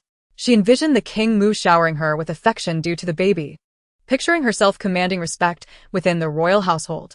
She mused that with this child, the king would surely not easily abandon her. Perhaps she could leverage this offspring to ascend the ranks within the palace. As long as she could secure her position in the King Mu's residence, the riches and glory of the future would surely be within her grasp. A smile of anticipation began to grace her lips, as if she could already glimpse a promising future beckoning her. With these thoughts, Su Wanwan's previously frantic heart began to settle. Her lips involuntarily curled upwards, betraying a subtle, barely perceptible smile of pride. But soon, she regained her composure, fully aware that the path ahead would be fraught with thorns and obstacles. She needed to tread carefully, meticulously planning every step, ensuring this child faced no slightest misstep, for this child was her sole reliance. At that moment, Su Wanqing furrowed her delicate brows, pondering quietly. In her previous life, she had not witnessed Su Wanwan discussing the matter of having a child with Xiao Simeon. As she reflected on her past, Scenes from her former life unfolded in her mind like fragmented scrolls. She then considered how the situation would tilt in favor of Su Wanwan if she were indeed pregnant, for the family's interests would undoubtedly take precedence. Nevertheless, she understood her parents' decision. The King Mu wielded immense power, and as the head of the family, her father could not prioritize personal feelings over family welfare. Meanwhile, Mu Baiji, upon hearing Mr. Su's words, felt as if struck by a thunderbolt, standing frozen in shock. Her eyes widened, her once gentle gaze now filled with profound astonishment and disbelief, as if her very eyes might burst from their sockets. Her lips trembled slightly, the vibrant hue of her lips draining to a pallid shade. After what felt like an eternity, she seemed to awaken from a dream. Yet her gaze remained a tumultuous mix of emotions, shock, concern, and anxiety swirling within her. Her furrowed brow seemed to etch an indelible mark of distress, with faint lines appearing on her forehead. Involuntarily, her hands twisted the delicate handkerchief she held, the once elegant fabric now wrinkled and misshapen. She muttered softly to herself, "What shall we do? This is truly a misfortune for the Su family." Her voice trembled and was faint, as if the sudden news had sapped her of all strength, leaving her mind a chaotic tangle of confusion. At this moment, Su Jingluan's brow was tightly knit, his heart simmering with indignation. Upon discovering that Su Wanwan was not his biological daughter, he had been consumed with rage, contemplating the notion of disregarding her entirely, allowing her to fend for herself. After all, such deceit and betrayal were intolerable for him as the head of the family. Yet, fate seemed to delight in mocking him. Just as he resolved to sever ties with Su Wanwan, the news of her pregnancy emerged, and that the child belonged to the King Mu. This revelation struck him like a thunderclap, reverberating within his heart. His brow furrowed, his thoughts a chaotic tangle. The family's interests weighed heavily on his mind, for he understood that if Su Wanwan were discarded, the repercussions could spell disaster for the family. The King Mu's formidable influence could unleash untold consequences upon the Su clan. After enduring a painful struggle and deep contemplation, Su Jingluan ultimately resolved to acknowledge Su Wanwan for the sake of the family's welfare. Despite his lingering resentment and fury, he could only suppress his emotions for the time being. He recognized that the survival of the family far outweighed personal sentiments. Taking a deep breath, Su Jingluan spoke gravely. This matter must remain strictly confidential. Not a whisper of it should escape. Su Wanwan will continue to be the second miss of the Su family. From this day forth, she would rest in her quarters, awaiting her marriage. His voice was low and resolute, imbued with undeniable authority. Everyone responded in unison, and the hall fell into a stifling silence. Chapter 25. The truth. After the crowd dispersed, Xiao Tsue hurried to Su Wanwan's side, her eyes sparkling with joy and anticipation. She murmured, "How wonderful! The young lady is pregnant. Now she has someone to rely on and need not live in fear any longer." Her voice trembled with excitement, each note resonating with heartfelt hopes for her mistress's future. Xiao Tsue's eyes shone brightly, akin to the brilliant stars in the night sky, reflecting her genuine happiness for Su Wanwan. Xiao Chui's gaze remained steadfastly fixed upon Su Wanwan, as if she were guarding the most precious treasure in the world. Her heart began to envision the splendid days ahead, where the young lady would rise in status due to her offspring. Her thoughts fluttered like willow catkins, drifting towards various possible scenes of happiness. She imagined Su Wanwan being revered within the Mu Wangfu, the young master flourishing and indulging in wealth and splendor. Su Wanwan, with a smug smile, would gently caress her still flat belly, proclaiming, "What does it matter that I am not her biological daughter? Su Jingluan dares not lay a finger on me. I carry the emperor's first grandchild. Who would dare touch me?" Her words were filled with arrogance and self-importance, her chin raised and her eyes filled with disdain, as if she had the world beneath her feet. The more Su Wanwan contemplated, the more elated she became, her smile blossoming like a poppy flower, beautiful yet laced with a deadly allure. However, Xiao Chui's previously joyful demeanor faded instantly, and she anxiously remarked to Su Wanwan, "Miss, our aunt is still confined. I fear the master is quite angry this time and will not spare her." Xiao Chui's voice trembled noticeably, her fear coiling around her heart like a cold serpent. Her complexion turned pale, her eyes brimming with concern and unease. Upon hearing this, Su Wanwan's expression grew increasingly frigid. Gritting her teeth, she venomously declared, "This is all Su Wanqing's fault. I will not let this go unpunished." Her gaze flickered with a fierce light, as if she wished to consume Su Wanqing whole. Her teeth clenched tightly, producing a gritting sound, the flames of her fury burning ever brighter. Xiao Kui. Observing Su Wanwan's wrath, felt a mix of fear and sympathy, timidly advising, Miss, let us think this through. Do not act impulsively, lest we invite disaster. Her voice was but a whisper, laden with deep fear and worry. Her body trembled slightly, much like a small bird quaking in the cold wind. Yet, Su Wanwan seemed not to hear her, her fists clenched, her gaze resolutely fixed on the horizon. I will find a way to rescue our aunt and make Su Wanqing pay for her wicked deeds. Xiao Cui, you must go to Mu Wangfu and inform His Highness of my pregnancy. Her voice was cold and resolute, devoid of any hesitation or retreat. Her body was taut, like a bowstring drawn tight, ready to unleash a vengeful arrow at any moment. Xiao Cui nodded obediently, swiftly turning to carry out Su Wanwan's instructions. Her steps were hurried, her skirts billowing in the wind, as if racing against time. Meanwhile, Su Wanwan paced within the room, her mind racing with strategies. Each step was heavy and urgent, as if she were treading upon the strings of her own fury. Her brow was furrowed, like two intertwined ropes that could not be unraveled. At that moment, Su Jingluan arrived at the woodshed with Mr. Su. Upon reaching the entrance, they were greeted by two women clad in coarse linen who bowed respectfully. Su Jingluan waved them up, instructing, guard the entrance well, allow no one to enter. His voice was low and authoritative, imbued with an undeniable power. The two women promptly complied, their voices filled with deference and obedience, standing straight without a hint of slackness. Upon entering the woodshed, Su Jingluan and Mr. Su found Aunt Shui and Steward Lu bound to a post, their disheveled appearance resembling that of forsaken sinners. Spotting Su Hinglun. Aunt Shui cried out as though he were her savior, Master, I was wrong. It was Steward Lu who seduced me. Please forgive me. Wanwan is your child. Do not disown her. Wanwan has always held you in high regard. Her voice was piercing and desperate, laced with a final plea. Her eyes brimming with tears that flowed like a torrential flood. Steward Lu, upon hearing Aunt Shui's words, stood frozen, his eyes wide with disbelief and shock. His mouth opened as if an invisible hand had seized his throat, rendering him speechless for a moment.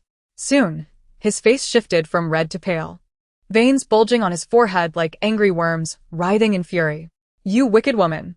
He trembled, his voice hoarse and filled with rage, as if he sought to shatter the roof of the woodshed with his outcry. His finger pointed accusingly at Aunt Shui, the tip turning white from the force of his accusation.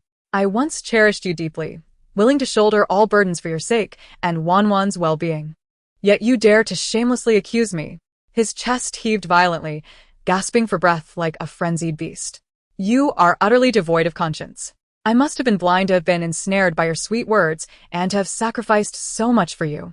His eyes blazed with wrath, as if they would incinerate Aunt Shui into ashes. Steward Lu's eyes bulged, veins throbbing on his forehead, as he bellowed, You ungrateful harlot! You were the one who seduced me first. Seeing the mistress pregnant, you dared to accuse the master after spending only one night with him without anything substantial occurring. The master, being kind-hearted, reluctantly allowed you to be made an aunt.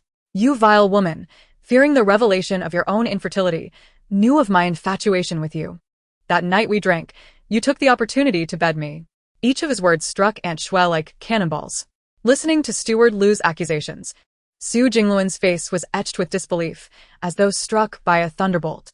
His expression became vacant, his body trembling slightly. He could hardly fathom that the seemingly gentle and unassuming Aunt Shui had such a venomous heart, skilled in manipulation, and had been deceiving and exploiting him all along. He had been blissfully unaware. That night, he had been thoroughly intoxicated and could not recall whether he had indeed been intimate with Aunt Shui. Su Jingluan trembled with rage, his complexion ashen, eyes ablaze as he pointed a trembling finger at Aunt Shui, shouting furiously, You treacherous vixen, you have been deceiving me all this time. I swear, if I do not end your life, I shall not be human. His voice resonated with despair and fury, as if he wished to tear the very fabric of reality apart. Mr. Su, witnessing Su Jingluan's fury, quickly interjected, Master, do not let your anger consume you. If you become overly agitated, you may faint. His voice was filled with concern, his expression anxious. Hearing this, Su Jingluan's breathing began to ease slightly, and his tumultuous emotions calmed a fraction. He took a deep breath, striving to regain his composure, though the fire in his eyes continued to burn. Meanwhile, it was noon, and the warm sun hung high in the sky, casting a cloudless expanse over the world, as if enveloping everything in a vast warm embrace. Xiao Cui rushed to the Muwangfu, the great willow tree outside drooping under the sun's heat. Seeking an audience with His Highness, beads of sweat streamed down her forehead, her clothes soaked through and clinging to her skin. Anxiously, she awaited, her heart filled with both unease and anticipation. Upon learning of Su Wanwan's pregnancy, the prince felt a surge of joy. Yet, standing at the window of his study, gazing at the blooming winter plum outside, he pondered the implications of Su Wanwan not being the biological daughter of the Zhenguo Gong and the turmoil within the Su residence. His expression turned complex, his brow furrowing as a myriad of thoughts swirled within him. Mu Wang pondered for a moment before addressing Xiao Cui, instructing her to return and reassure Su Wanwan, assuring her that he would devise a means to assist her. His voice was deep and steady, instilling a sense of calm. Gratefully, Xiao Cui hurried back to the Su residence to relay the message to Su Wanwan. Meanwhile, dark clouds began to gather in the sky, and a cool breeze stirred. Upon learning of Mu Wang's attitude, Su Wanwan felt a surge of joy, her face illuminating with a smile, akin to a glimmer of hope piercing through darkness. However, upon noticing Xiao Cui's anxious demeanor, she inquired with concern, "What troubles you, Xiao Cui?" Her voice was laced with worry and tension. After a prolonged hesitation, Xiao Cui finally stammered, "Miss, on my way back, I heard some distressing news regarding father." Her voice trembled, each word heavy with dread. Sulanyan furolet herbrol. Pressing for details, what has happened to father? Her heart raced, an ominous premonition swelling within her. Xiao Cui lowered her voice. "It is said that father intends to execute Aunt Xue." At that moment, a fierce wind howled, rustling the leaves in the courtyard. "Miss, what shall we do?" she asked, her voice wavering, as if it might be swept away by the wind at any moment. Su Wanwan, upon hearing this, trembled with fury. How could her father be so heartless? "No, I cannot remain idle. Xiao Cui, please gather more information about when father plans to act." Her voice was resolute, filled with indignation, her determined gaze conveying to all that she would not easily relent. Immediately, Xiao Cui set off to inquire further. Meanwhile, Kai Er received the news and, as if uncovering a sensational scandal, rushed to Su Wanqing, breathless, exclaiming, "Miss, I just heard from a servant in the manor that father intends to execute Aunt Xue, and he is currently in the woodshed with Mr. Su." Su Wanqing, intrigued yet puzzled, furrowed her brows, questioning, what has driven father to such fury today? She understood her father well. He valued emotions deeply. Though he had previously mentioned executing Aunt Xue after so many years of marital bond, he would typically only exile her to the countryside, never resorting to such drastic measures. The current situation surely masked untold circumstances. Curiosity glimmered in her clear eyes as she turned to Kai Er, saying, "Let us go to mother." With that, she lifted her skirts and hurried towards Yuan residence. As they walked, Su Wanqing contemplated the matter, the gentle breeze tousling her hair but failing to dispel the doubts swirling in her mind. What grave error had Aunt Xue committed to provoke her father's lethal intent? Was it a momentary impulse, or did she indeed commit an unforgivable sin? Beside her, Kai Er wore a perplexed expression, occasionally glancing at her mistress, her steps quickening to keep pace. Meanwhile, Xiao Cui was racing about the manor in search of definitive news, beads of sweat dotting her forehead. After much effort, she learned that Su Jingluan intended to execute both Aunt Xue and Steward Liu. Terrified, her face drained of color, her heart racing, she wasted no time and dashed back to inform Su Wanwan. Upon hearing the news, Su Wanwan felt a ringing in her ears, her heart aflame with urgency. In her panic, she commanded Xiao Cui, "Hurry and fetch Mu Wang to assist. I am going to the woodshed." Without pausing to catch her breath, she lifted her skirts and rushed towards the woodshed like a gust of wind. Her heart raced as she recalled the countless acts of kindness Aunt Xue had shown her over the years. Aunt Xue had cared for her tirelessly during her sickness, comforted her gently when she felt wronged, and proudly praised her achievements.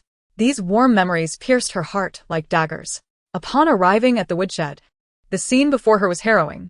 Several burly servants had seized Aunt Xue and Steward Liu, pinning them to a wooden bench, their sticks raised high, ready to strike. "Stop!" Su Wanwan cried out, her voice sharp with urgency and anger, as if to shatter the very roof of the woodshed. Hearing her sudden exclamation, Su Jinglu and Mr. Su and the other servants turned to face her, astonished by the fury etched on her face. Without a moment's hesitation, Su Wanwan rushed to Aunt Shue's side. Upon seeing her, Aunt Shue's tears flowed like a torrential river, wailing, "Wanwan, I am so sorry. You must take care of yourself." Her voice brimmed with despair and guilt, breaking the hearts of all who heard it. Su Wanwan, witnessing Aunt Shue's pitiful state, felt her heart wrench in agony. Grasping Aunt Shue's hand tightly, she wished to convey all her strength to her. Chapter 27. Execution on what seemed to be an ordinary day.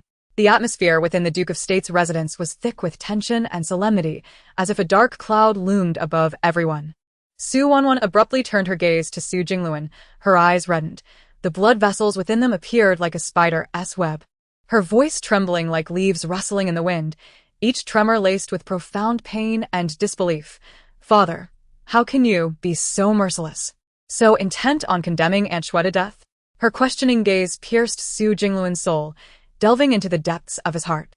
At that moment, Su Jingluan's face darkened ominously, akin to the sky before a storm, filled with an oppressive and foreboding aura that left one feeling trapped in fear. He bellowed, "This wretched woman has committed a grave offense. She is beyond redemption." His furious words echoed through the air, each syllable a hammer strike, imbued with an intent to obliterate all opposition, instilling a chill in the bones. His eyes bulged, as if they might burst from their sockets, ablaze with fury. Su Wanwan bit her lip, her delicate petals nearly drawing blood from the pressure, crimson traces barely visible. "Father, even if Aunt Shui is at fault, she deserves a chance to defend herself. Such a hasty execution is indeed improper." Her gaze remained unwavering, fixed upon Su Jingluan, as she sought to persuade him with her resolve. Within her eyes burned a stubborn flame, declaring her unwillingness to yield, much like a flickering flame refusing to extinguish amidst a tempest. Mr. Su, observing the exchange, furrowed his brow deeply, the creases etched with worry and helplessness. "Miss, this matter is for the master to decide. Do not involve yourself," he cautioned, his tone tinged with discontent and warning, as though reminding Su Wanwan of her place. His voice low yet authoritative. However, upon hearing Mr. Su's words, Su Wanwan's anger ignited like a powder keg, exploding forth. "I am the second daughter of the Su family, the future concubine of Mu Wang. You are merely a servant in this household. How dare you speak?" Her voice was sharp and commanding, akin to a proud phoenix asserting its nobility, each word a dagger aimed at Mr. Su's heart. Turning back to Su Jingluan, she declared, "Father, I am with child, carrying Mu Wang's heir, the future grandson of the emperor. If you proceed with this, I fear for the child's safety." Her gaze conveyed an unwavering determination, as if she had gambled everything upon this moment. She instinctively cradled her abdomen, as if it harbored her final lifeline. Su Jingluan trembled with fury, his fingers quivering as they pointed accusingly at Su Wanwan, resembling withered branches swaying in the wind, on the verge of snapping. Those trembling fingers seemed to shake in the air, denouncing her, "You unfilial daughter, daring to use the Duke of Mu and the Emperor's grandson against me." His complexion flushed a deep crimson, reminiscent of a ripe tomato, as if the very hue might spill forth as blood. His chest heaved violently, each rise and fall seemingly an eruption of pent-up rage, akin to a volcano on the brink of eruption. At that moment, Mu Baishi appeared, escorting Su Wanqing from the woodshed, her demeanor grave, each step imbued with resolve, like a law-enforcing envoy, devoid of hesitation or pity. She declared, "Madame Shui's illicit affair has led to her execution by the Duke of the State. Such a consequence is only to be expected." Clad in a delicate blue gown that fluttered softly in the breeze, Su Wanqing resembled a celestial being, her skirt billowing like auspicious clouds descending from the heavens. Her exquisite features were breathtaking, her brows arched like distant mountains, imbued with a hint of melancholy. Her eyes sparkled like autumn waters, concealing a wealth of unspoken sentiments. Her skin, as pure as snow, exuded a smoothness akin to fine jade. Her long, ebony hair cascaded down her back in a waterfall, each strand shimmering as though narrating her grace and nobility. In that moment, her expression was cool, yet a glimmer of determination and wisdom shone in her eyes. Su Wanqing concurred, Indeed, we handle our household affairs. My sister inadvertently caused a stir. How does this concern the Duke's residence? Would the Duke of Mu hold the Duke of the State accountable? I shall relay this to the Emperor. Her voice flowed like a mountain stream, laced with disdain, as if she had long since seen through the farce. Though gentle, her tone possessed an undeniable strength. She then addressed Su Wanwan, "Sister, this matter concerns our family's reputation. Father knows best." Her gaze bore a blend of counsel and unyielding conviction, as if to convey to Su Wanwan that this situation had reached an irrevocable conclusion. Upon hearing this, Su Jingluan regained a semblance of composure, his eyes flickering with turmoil and hesitation, yet ultimately, his fury reigned supreme. He shouted to the servants, "Kill them both." His voice, forced through clenched teeth, was filled with resolve, each word laced with profound hatred and determination. Lu Guanjia and Madame Shui instantly paled, their already ashen faces turning to the hue of death itself. They cried out in despair, "Master, spare us. Please, Master." Their voices echoed with terror and hopelessness, akin to wails from the depths of hell, each cry steeped in a desperate longing for life and an acute fear of death. Su Wanwan, upon hearing her father's command, recklessly lunged toward Madame Shui, her movements swift and resolute, akin to a frenzied beast. Yet the servants held her back with all their might, their veins bulging as they exerted themselves. She struggled fiercely, like a wild animal ensnared, her voice hoarse yet filled with an endless plea, "Father, no." Despite her voice being raw, it still carried a fervent desperation, as if she might tear her throat in the attempt to alter the dire circumstances. At that critical juncture, the Duke of Mu hurriedly arrived. Clad in resplendent attire that glittered in the sunlight, the intricate patterns of gold and silver sparkled brilliantly. Yet his expression was one of acute anxiety, beads of sweat dotting his forehead as he surveyed the tense situation, exclaiming, "Duke, hold your hand. Let us discern the truth of this matter." Su Jingluan scoffed, "Duke of Mu, this wretched woman has sullied our family name. How could she be lightly excused?"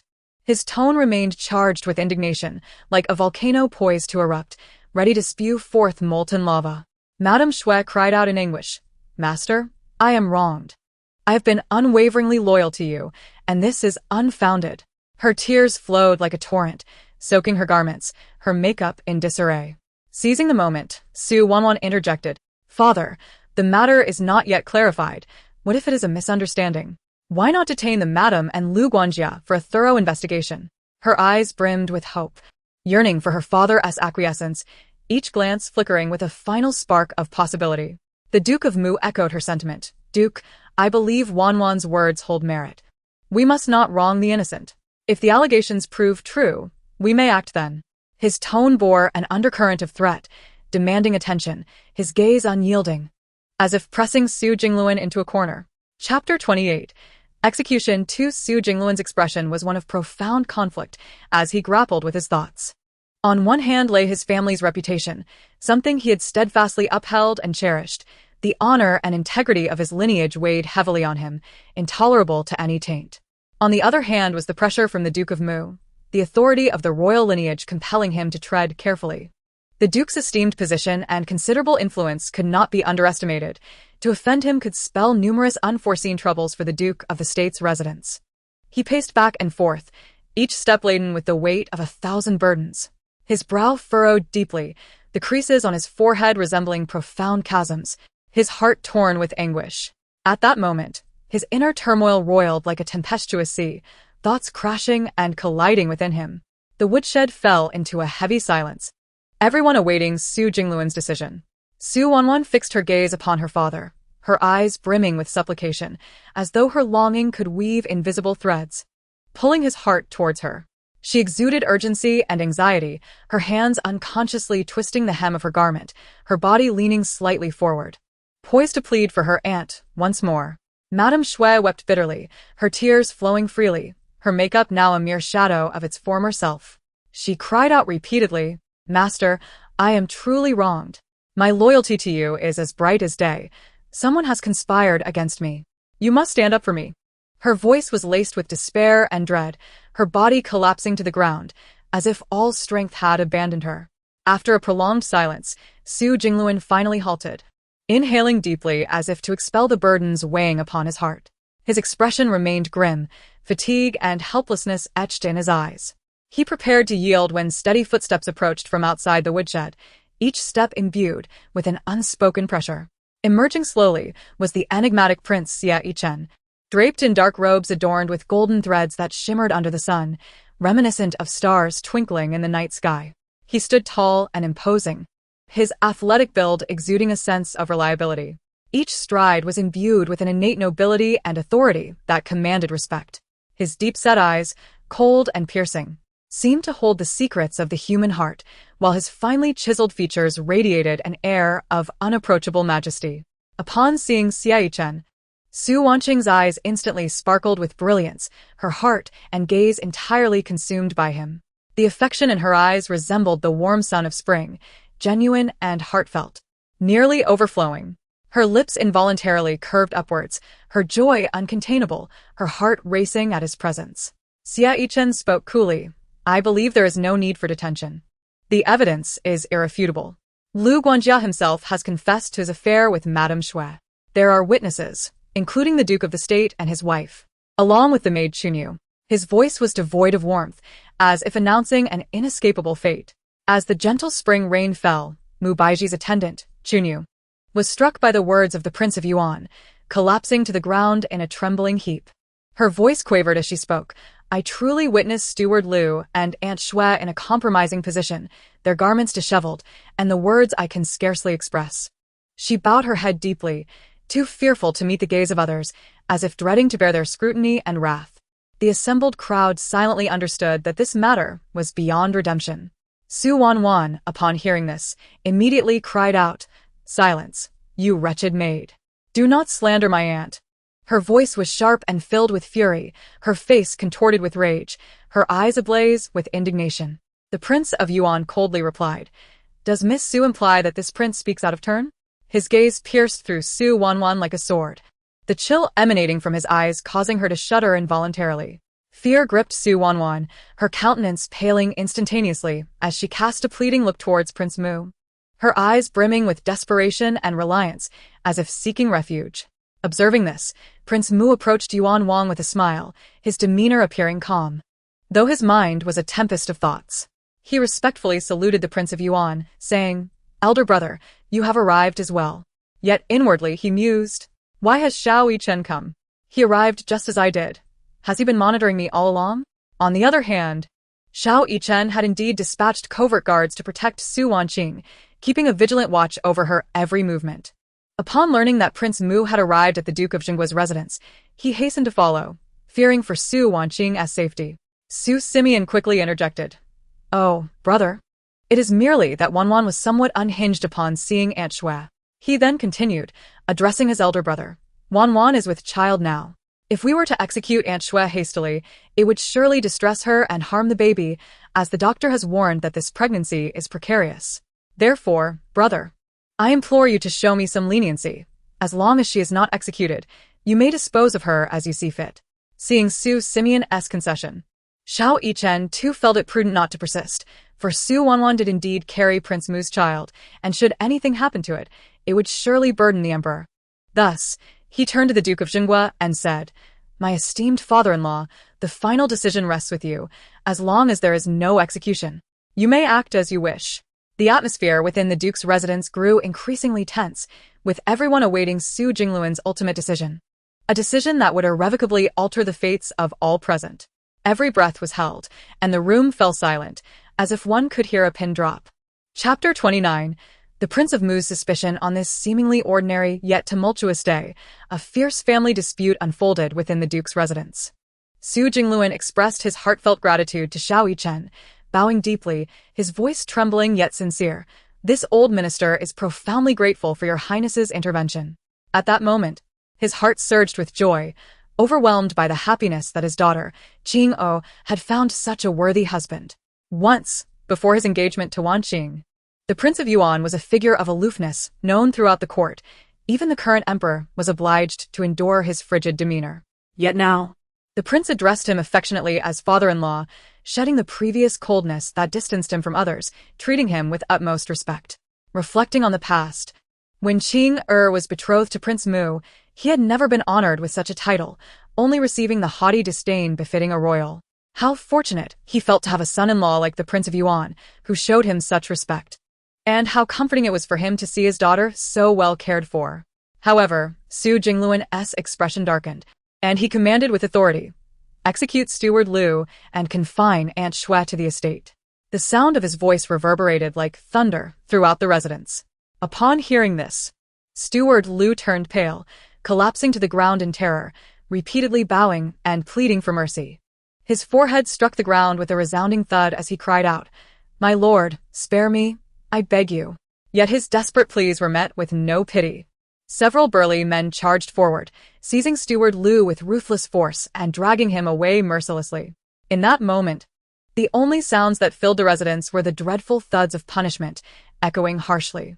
Initially, the blows rang out with a powerful force, akin to thunder on a summer's day, deafening in their intensity. Each strike seemed aimed at shattering Steward Liu's very being. Gradually, the sounds weakened, fading from resounding strikes to dull thuds, until silence enveloped the air. Shortly thereafter, a servant rushed in to report that Steward Liu had drawn his last breath. Aunt Xue, listening nearby, was consumed by terror. Her eyes widened in sheer horror, her lips quivered as if trying to articulate words, yet an unseen force seemed to choke her voice. Her legs buckled beneath her, and had it not been for the supporting hand of a maid, she would have collapsed. Her complexion turned ashen, sweat beading on her forehead, as if her very soul had fled.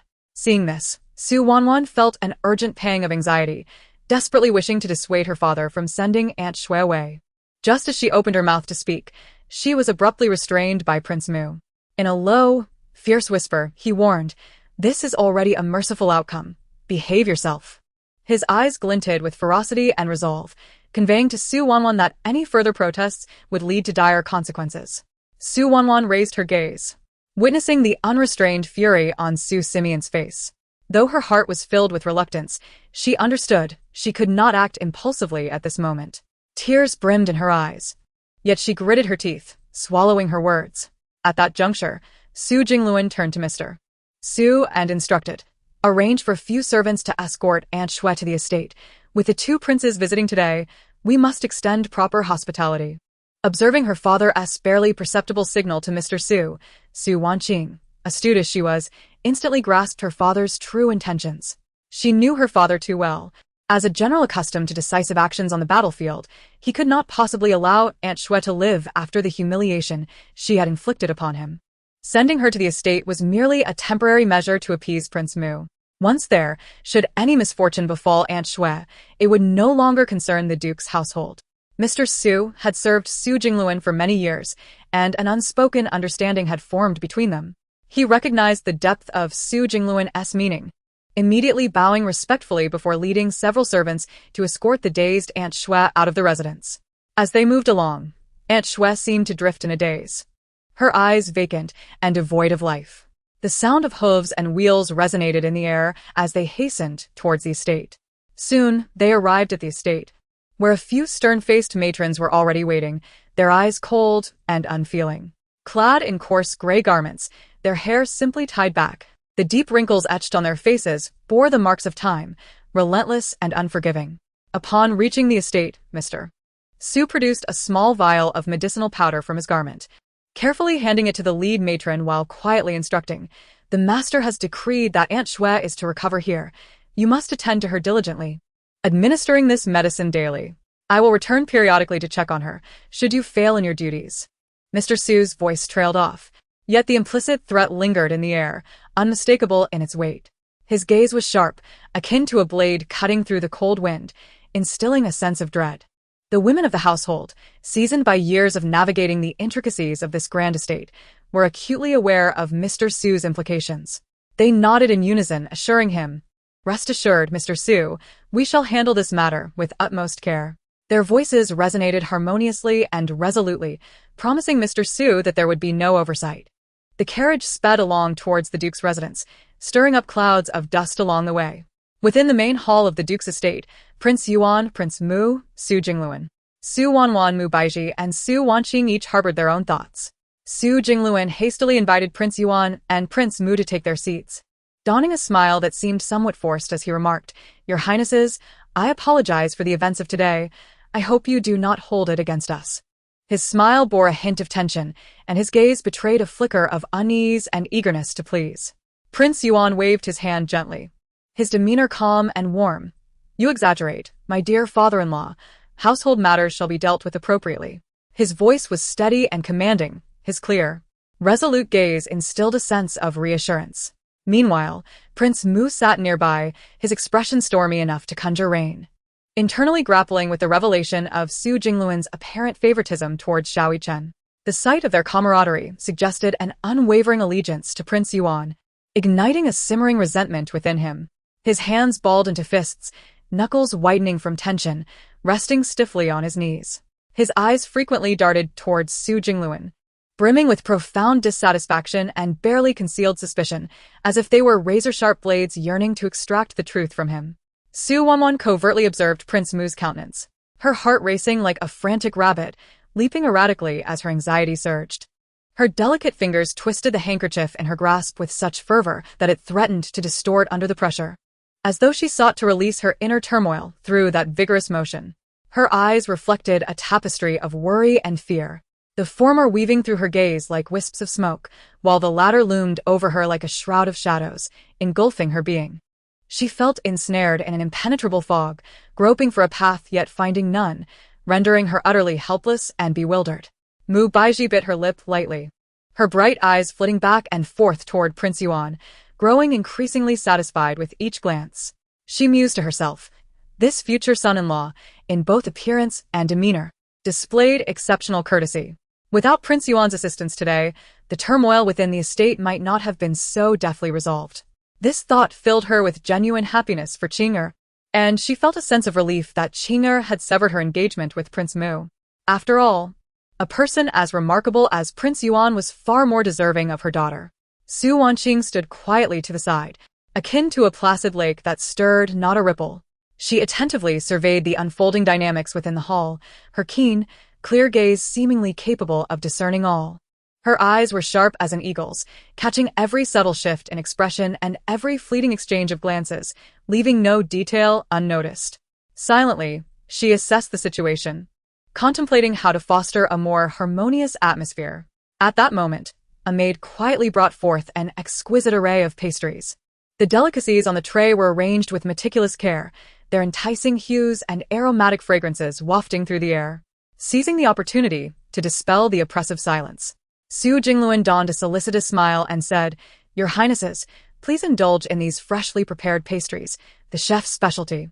As he spoke, he personally lifted a particularly alluring pastry, its exquisite form resembling a work of art, and respectfully offered it to Prince Yuan, his eyes brimming with expectation, hoping to ease the tension. Prince Yuan accepted the pastry, examining it with scrutiny before savoring it thoughtfully.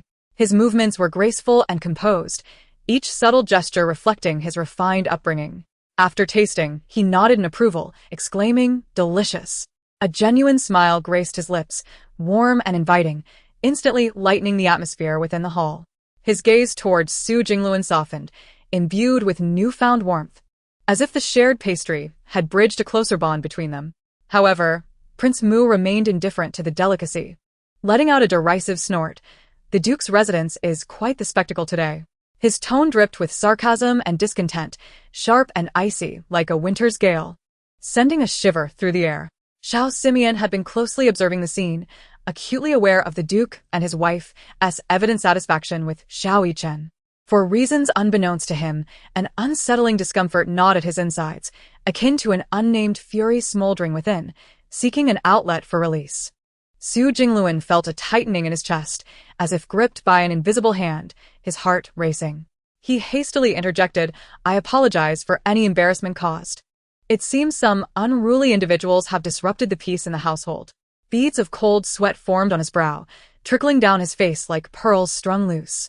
His eyes were rife with trepidation, and he felt an overwhelming sense of frustration. What had triggered Prince Mu's ire today? He sensed no provocation on his part, so why was he persistently targeted? Su Jingluan was perplexed, feeling the situation slipping further from his grasp. Su Wanqing stepped forward gracefully, seeking to alleviate her father's distress. Your Highness, there is no need to fret over trifles. Today should be a joyous occasion, especially with Wanmei expecting. We should celebrate. Her voice rang clear and melodious, akin to a songbird's tune, enchanting all who listened. Each word seemed to carry a charm, striving to dissipate the tension that hung in the air. Prince Yuan regarded Su Wanqing with admiration, his eyes shimmering like stars, filled with affection and approval. His gaze was tender and profound, as if she were the most cherished treasure in his world. Su Wanwan, catching the moment, chimed in, "Indeed, Brother Mian." Her voice quivered slightly, revealing her lingering fear from the earlier turmoil. The tremor in her tone betrayed her anxiety, reminiscent of a startled fawn yet to recover from its fright. Upon hearing the mention of a child, Prince Mu's demeanor softened slightly, though an unmistakable shadow of discontent lingered. His gaze continued to reveal dissatisfaction and doubt, albeit less frosty than before. He closed his eyes momentarily, inhaling deeply as if striving to regain his composure. Nevertheless, the atmosphere within the hall remained awkward and taut, with everyone hesitant to speak, fearful of provoking Prince Mu anew. After a brief silence, Prince Mu slowly opened his eyes, directing his attention to Su Jingluan, his tone marginally more conciliatory. While today as disturbances are unfortunate, they have been handled adequately. Su Jingluan promptly nodded, expressing gratitude. Thank you for your understanding, Your Highness. The group exchanged pleasantries for a while, and the atmosphere gradually lightened. However, Prince Mu suddenly rose. His expression slightly hurried as he remarked, I have pressing matters to attend to, and shall not impose further on the Duke. His tone, though polite, hinted at urgency. Turning, he addressed Su Wanwan with a gentler tone. Wanwan, take care of yourself and nurture our child. With that, he strode purposefully toward the exit, his attendants trailing closely behind. Su Wanwan watched his retreating figure, her eyes reflecting a tumultuous mix of emotions, her mind momentarily adrift. Her lips moved slightly as she murmured, Is it only the child you care about? Her voice was faint, tinged with an unmistakable sense of loss and resentment. Unconsciously, her hands caressed her now still flat abdomen, her eyes glistening with unshed tears, her heart a tumult of emotions. The sweet nothings of yesteryear seemed to echo in her ears, yet now, it appeared that his gaze was solely fixed upon the child. The silhouette departing was resolute, devoid of any lingering affection, leaving her engulfed in desolation and solitude. Chapter 31. Instability of the fetus. After the departure of King Mu, Su Wanwan sat in the hall, lost in a daze. Her gaze fell upon the Prince of Yuan, who had never shifted his attention from Su Wanqing, his eyes filled with deep affection and focus, piercing her heart like a sharp blade. A pang of bitterness surged within Su Wanwan, and unable to endure the suffocating atmosphere any longer, she slowly rose and, suppressing her inner turmoil, said, Father, Mother, I am feeling unwell and shall take my leave. At that moment, her father no longer bore the affectionate demeanor he once had towards her. He merely replied coolly and politely, Go ahead, rest well. Meanwhile, Su Wanqing observed Su Wanwan's dejected countenance in the hall, a cold smile creeping upon her lips. Like her past self, Su Wanwan foolishly believed that Xiao Simeon truly loved her, while only she knew that Xiao Simeon's heart was consumed by the lust for power, regarding women merely as stepping stones to ascend the pinnacle of authority. The irony lay in the fact that in her previous life, she had been blinded by love.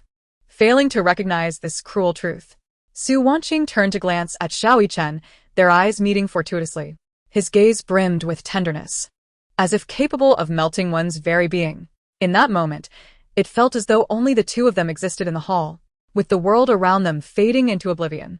Mu Baizhi, observing the affectionate exchange between Su Wanqing and Yichen, smiled gently, tugging at Su Jingluan's sleeve, saying, My lord, let us take our leave and not linger here. A puzzled expression crossed Su Jingluan's face, his brows furrowing as he questioned, Madam, the Prince of Yuan is still present. How can we simply depart? Mu Baizhi shot him an exasperated glance, lowering her voice, My lord, look at those two. Their eyes hold no room for us. Their gazes are solely for each other.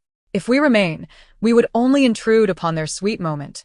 Su Jingluan remained perplexed, shaking his head as he replied, Madam, is that truly appropriate? As elders, should we not maintain decorum? Mu Baizhi chuckled softly, patiently explaining, My lord, you are too rigid. When young people are deeply engrossed in their feelings, our presence may indeed be a hindrance. Did you not see the love-struck glances they exchanged? as if the hall contained only them. Our presence here would only make them uncomfortable. Upon hearing this, Su Jingluan, though still somewhat bewildered, nodded in understanding, stroking his chin contemplatively. Perhaps you have a point, my dear. Very well, let us take our leave. Mu Baizhi smiled in satisfaction, grasping Su Jingluan's hand as they walked away. That's the spirit, my lord. We should grant the children some privacy to nurture their bond. With a hint of exasperation, Mu Baizhi remarked, my lord, did you not notice their eyes were practically glued together? Our presence is quite the intrusion. Enlightened, the lord chuckled. Ah, indeed, my dear. You are ever so thoughtful. I find myself increasingly fond of the Prince of Yuan.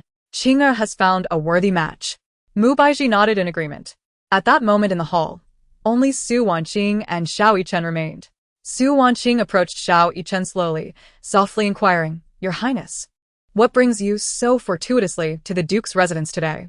Xiao Yichen, with no intention of concealing the truth, earnestly replied, Qing'er, though I have not been able to stay by your side, I have arranged for dark guards to ensure your safety. Upon hearing this, Su Wanqing's cheeks flushed, though she dismissed it, saying, Your Highness, what danger could I possibly face? Such protection is unnecessary. Xiao Yichen's brow furrowed, his tone serious as he stated, Qing'er, my guards reported that a woman in your courtyard attempted to drug you. Fortunately, they intercepted her, but the consequences could have been dire. Su Wanqing's eyes widened in shock, her expression one of disbelief. Who would dare poison me? Seeing her distress, Xiao Yichen swiftly enveloped her in his embrace, gently yet firmly assuring her, Do not fear. I have vowed to protect you, and I shall not allow anyone to harm you.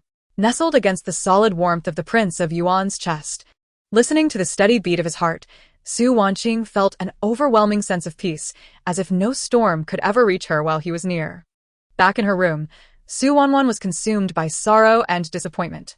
She repeatedly reflected on King Mu's indifference and lack of concern, contrasting it with the all-consuming attention Xiao Yichen lavished upon Su Wanqing, intensifying the bitterness within her heart. Furthermore, with her aunt imprisoned on the estate, she found herself devoid of a confidant, her thoughts spiraling into increasing despair. She could not fathom why, ever since Su Wanqing's fall down the stairs, she had seemingly undergone a transformation, becoming astutely clever, while the plot to drug her had vanished without a trace. Su Wanwan racked her brain, but could not discern where things had gone awry. Just then, a sharp pain surged through her abdomen, akin to 1,000 ants gnawing at her insides, making it nearly unbearable. Xiaotsue, noticing her distress, hurriedly rushed to support Su Wanwan, her face etched with worry. In that moment, Su Wanwan's face contorted in agony. Her once delicate features twisted into a grimace. She clutched her abdomen tightly, cold sweat cascading from her forehead. Xiaotsue, not daring to delay, swiftly assisted Su Wanwan to her bed, then dashed out to summon Mr. Su. At that moment, Mr. Su had just returned from the estate, barely catching his breath when he saw Xiaotsue rushing towards him, her voice frantic as she cried, The second young lady is in pain. Instinctively, Mr. Su, as a doctor, set aside any grievances he harbored towards Su Wanwan and approached Xiaotsue, stating, Take me to her. Xiaotsue's eyes sparkled with hope as she seized his hand and hurried to Su Wanwan's quarters. Upon entering, Mr. Su was met with the sight of Su Wanwan, her face drenched in sweat, hair clinging to her cheeks from the pain. He promptly approached her to take her pulse. After a moment, his expression turned grave as he announced, The fetal pulse is unstable, and given your anxiety over the past few days, there are signs of potential miscarriage. Rising, Mr. Su faced Su Wanwan seriously, saying, For the next 2 months, you must take great care of your health and avoid any stress. This period is critical for maintaining the pregnancy. If you do not nurture yourself properly, the child may not survive. Your constitution is already somewhat weak. I shall prepare some medicine to support the pregnancy. Upon hearing his words, Su Wanwan's face turned as pale as a sheet, her eyes wide with terror and helplessness. She clutched Mr. Su's sleeve tightly, pleading, Mr. Su, please, you must ensure this child survives. Nothing must happen to him. In her overwhelming fear, she repeatedly murmured the word child, her voice filled with dread and supplication. Chapter 32. The three stunned after prescribing the medicine, Mr. Su hurriedly left to procure the necessary ingredients. Xiaotsue, observing Su Wanwan's emotional instability, nearly at the brink of hysteria, felt an overwhelming sense of urgency. After considerable effort, she finally managed to lull Su Wanwan into a deep sleep, then stepped out to brew the medicine. At that moment, Xiao Yichen and Su Wanqing were nestled together in her courtyard, surrounded by a serene and warm atmosphere. Xiao Yichen possessed a strikingly handsome visage. His gaze imbued with boundless tenderness. He slowly retrieved a jade bracelet from his bosom. The bracelet, with its warm and lustrous texture, shimmered like a pool of clear autumn water, radiating a captivating glow under the sun's embrace. With gentle motions, Xiao Yicheng adorned Su Wanqing's delicate wrist with this exquisite ornament. A sudden chill coursed through her wrist, and as she looked down, she beheld the resplendent jade bracelet.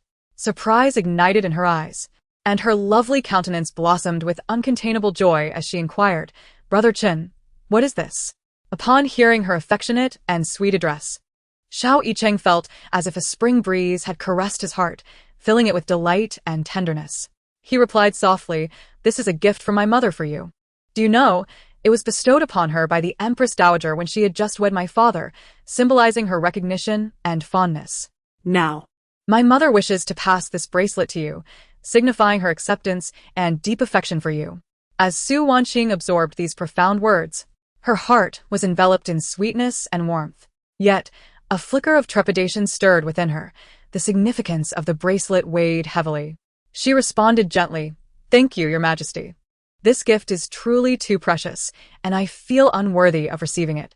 Xiao Yicheng's face immediately reflected a hint of grievance as he eagerly retorted, "Qing'er, how can you say such a thing? this bracelet is meant for my future consort, for my future daughter-in-law. If you refuse it, does that imply you are unwilling to be my rightful wife?" Upon hearing this, Su Wanqing's heart constricted sharply, and she hurriedly reassured him, "No, Your Highness, I desire it. My feelings for you are as steadfast as the heavens bear witness. I have no reluctance whatsoever." Xiao Yicheng, witnessing her anxious and endearing demeanor, felt his affection deepen. He playfully tapped the tip of Su Wanqing's nose before tenderly kissing her lush lips. Initially taken aback, she soon surrendered to the sweetness of the kiss. Their emotions intertwined and transcended from initial shyness to mutual embrace. However, just as their passion reached a crescendo, hurried footsteps shattered the enchanting atmosphere. Kaya rushed in, Her anxiety causing her to forget to knock, bursting through the door without reservation. Su Wanqing, Xiao Yicheng, and Kaya froze momentarily, as if time itself had halted. Upon witnessing the scene, Kaya's face flushed crimson, and she quickly turned away, flustered. "Miss, I am so sorry. I forgot to knock." Su Wanqing was mortified, burying her face in the bedding, wishing to vanish into the very fabric. Xiao Yicheng, equally embarrassed, cleared his throat awkwardly and addressed Su Wanqing, "Qing'er, please rest well. I shall return to prepare for our wedding." He then leaned closer to her ear and whispered, "Endure for just 10 more days. I shall make you my woman." With that, he hurriedly exited. After the prince's departure, it took Su Wanqing a while to recover from her overwhelming embarrassment and regain her composure. Pretending to be cross, she admonished, "Kaya, you are becoming increasingly unruly. The prince was in my chamber, and you did not even knock. If you continue to behave so carelessly, when I marry into the prince's residence, they will think the duke's household is ill-mannered." Kaya, upon hearing her mistress's reproach, felt tears welling in her eyes, her voice trembling as she stammered, "Miss, I am sorry. I truly did not mean to. I assure you it will not happen again." Seeing Kaya's pitiful expression, reminiscent of a child caught in mischief, Su Wanqing's heart softened, and she could not help but chuckle. "All right, I was merely teasing. I am not truly angry." Then, her expression shifted as she inquired, "What has you so frantic?" Kaya recalled her purpose and quickly explained, "Miss, I just saw Xiao Cui hurriedly pulling Mr. Su into the second Mrs. courtyard. When Mr. Su emerged, I curiously asked him, and he mentioned that the second Mrs. pregnancy is unstable and that she may not be able to keep the child. Moreover, her health has always been poor, making future pregnancies challenging." Su Wanqing was momentarily taken aback, then enlightenment dawned upon her. In her previous life, she distinctly remembered that Su Wanwan had never borne a child with Prince Mu. This time, their offspring sparked her curiosity, and now everything fell into place. Su Wanwan had indeed been pregnant in her previous life, but her frail condition had led to a loss. With a sigh, Su Wanqing mused to herself, Despite Su Wanwan's intricate schemes and tireless efforts, she could not alter her fate of remaining childless in this life. Meanwhile, after leaving Su Wanqing's chamber, Xiao Yicheng found himself unable to quell his emotions. His mind was consumed with thoughts of her enchanting shyness, filled with anticipation and dreams of the future. Upon returning to the royal residence, he immediately set about preparing for Su Wanqing's wedding. He personally oversaw the arrangements, meticulously planning every detail. He instructed the steward to procure the most splendid bridal attire and the most extravagant wedding ceremony, ensuring that Su Wanqing would enter the royal house in grand style. Simultaneously, he selected a variety of precious jewels and ornaments as a dowry for her, each piece chosen with great care to achieve perfection. At that moment, Xiao Cui, who had just finished preparing medicine, had yet to enter the room when she heard Su Wanwan's heart-wrenching cries. Rushing inside, she enveloped Su Wanwan in her arms, the atmosphere thick with tension and anxiety. Su Wanwan, consumed by the fear of her unstable pregnancy and the possibility of losing her child, wept inconsolably, her heart heavy with dread and despair. She understood that losing this child would further jeopardize her position within the prince's household. In Chapter 33, Regret, Su Wanwan's face was as pale as a ghost. Clutching Xiao Cui's arm as if it were her lifeline, she trembled. "Xiao Cui, no matter what, you must help me find a way to preserve this child." Her voice trembled with fear and helplessness, as if this child was her sole anchor in life. Xiao Cui, equally anxious, her eyes brimming with concern, could only offer continuous reassurance. "Miss, please do not panic. Did Mr. Su not say he would do his utmost?" Gently patting Su Wanwan's hand, she sought to impart strength and courage. "Miss, as long as you take your medicine obediently, the child will be fine. Please do not be so sorrowful. Being upset is not good for the baby." Hearing Xiao Cui's words was like grasping a glimmer of hope in the darkness for Su Wanwan, and she immediately strove to calm her emotions. Seeing her regain composure, Xiao Cui hastily guided her to the table, carefully presenting the steaming prenatal medicine. "Miss, quickly drink the medicine while it's hot." Su Wanwan accepted the bowl with no hesitation, swallowing the bitter concoction in one gulp. Afterward, Xiao Cui gently assisted her to the bedside to rest, continuously reminding her, "Miss, for the next few days, you must stay in bed. You are experiencing instability in your pregnancy. You need to nurture your health. In 10 days, you will be wed. Take care of yourself now. And everything will be fine when you enter the prince's residence." Su Wanwan absorbed Xiao Cui's words, nodding gently as she lay down, closing her eyes, and striving to relax. As Xiao Cui observed her mistress gradually drifting into slumber, her breathing evening out, she cautiously exited the room, closing the door softly behind her. Meanwhile, within the Mu prince's residence, Xiao Simeon paced restlessly after departing from the duke's household, his heart in turmoil. His brow furrowed, his gaze imbued with profound anxiety. His footsteps hurried and heavy, as if each step bore an immense burden. Contemplating the Duke of Zhenguo's esteem for Xiao Yichen, a sense of dread washed over him. Should the Duke ally himself with Xiao Yichen, it would undoubtedly jeopardize his standing within the court. The Duke commanded formidable military power, a force potent enough to sway the political landscape. The more Xiao Simeon pondered, the more grave he perceived the situation to be. Beads of perspiration forming on his forehead unbeknownst to him. He halted, inhaled deeply, as if resolving to take a decisive action, and then rose to stride toward the door. Once in the carriage, he urged the driver to hasten, making a beeline for the imperial palace. Inside Chaohua Palace, Xiao Simeon respectfully bowed before the favored concubine, Yungue, greeting her with a solemn, "Mother, may you be well." Subsequently, his expression grew grave, brow knitted, as he slowly recounted his visit to the Duke's residence and the affair concerning Su Wanwan. "Mother, today I aim to gauge the sentiment at the Duke's abode, to entice him to our side. However, I found his demeanor ambiguous, showing little enthusiasm for my overtures. What troubles me further is that I unexpectedly encountered Xiao Yichen there. The Duke's warmth and concern for him seemed to surpass that shown to me."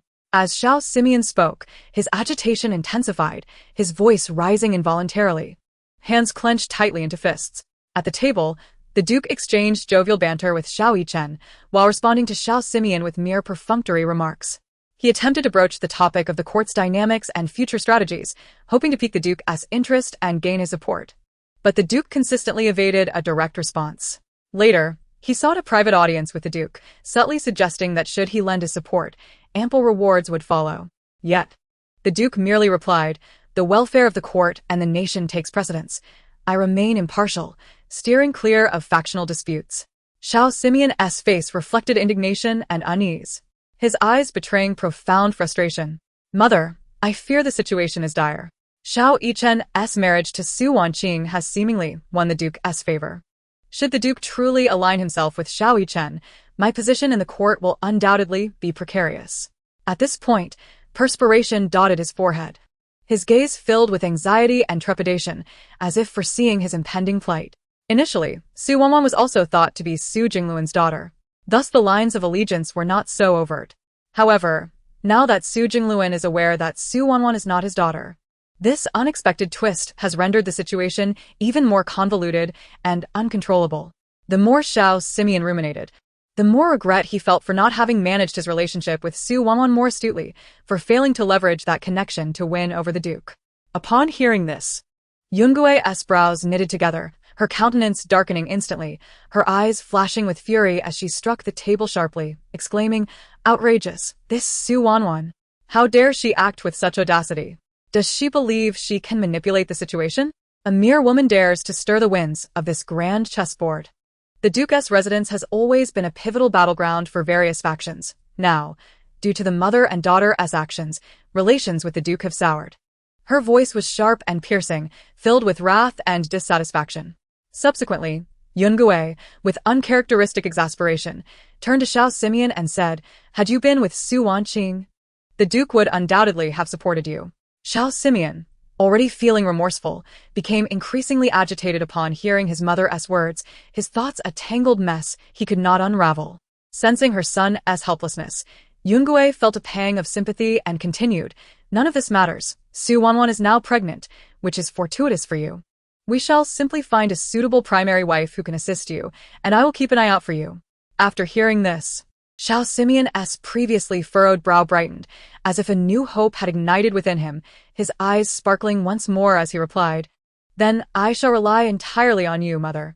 At this moment, the atmosphere in Xiaohua Palace remained tense, as both mother and son schemed the future, strategizing how to navigate the complexities of their circumstances to secure the greatest advantage.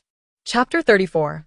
The eve of marriage. The past few days at the Duke of Zhenguo's residence have been nothing short of a jubilant spectacle, dispelling the shadows cast by the recent incident involving concubine Shui.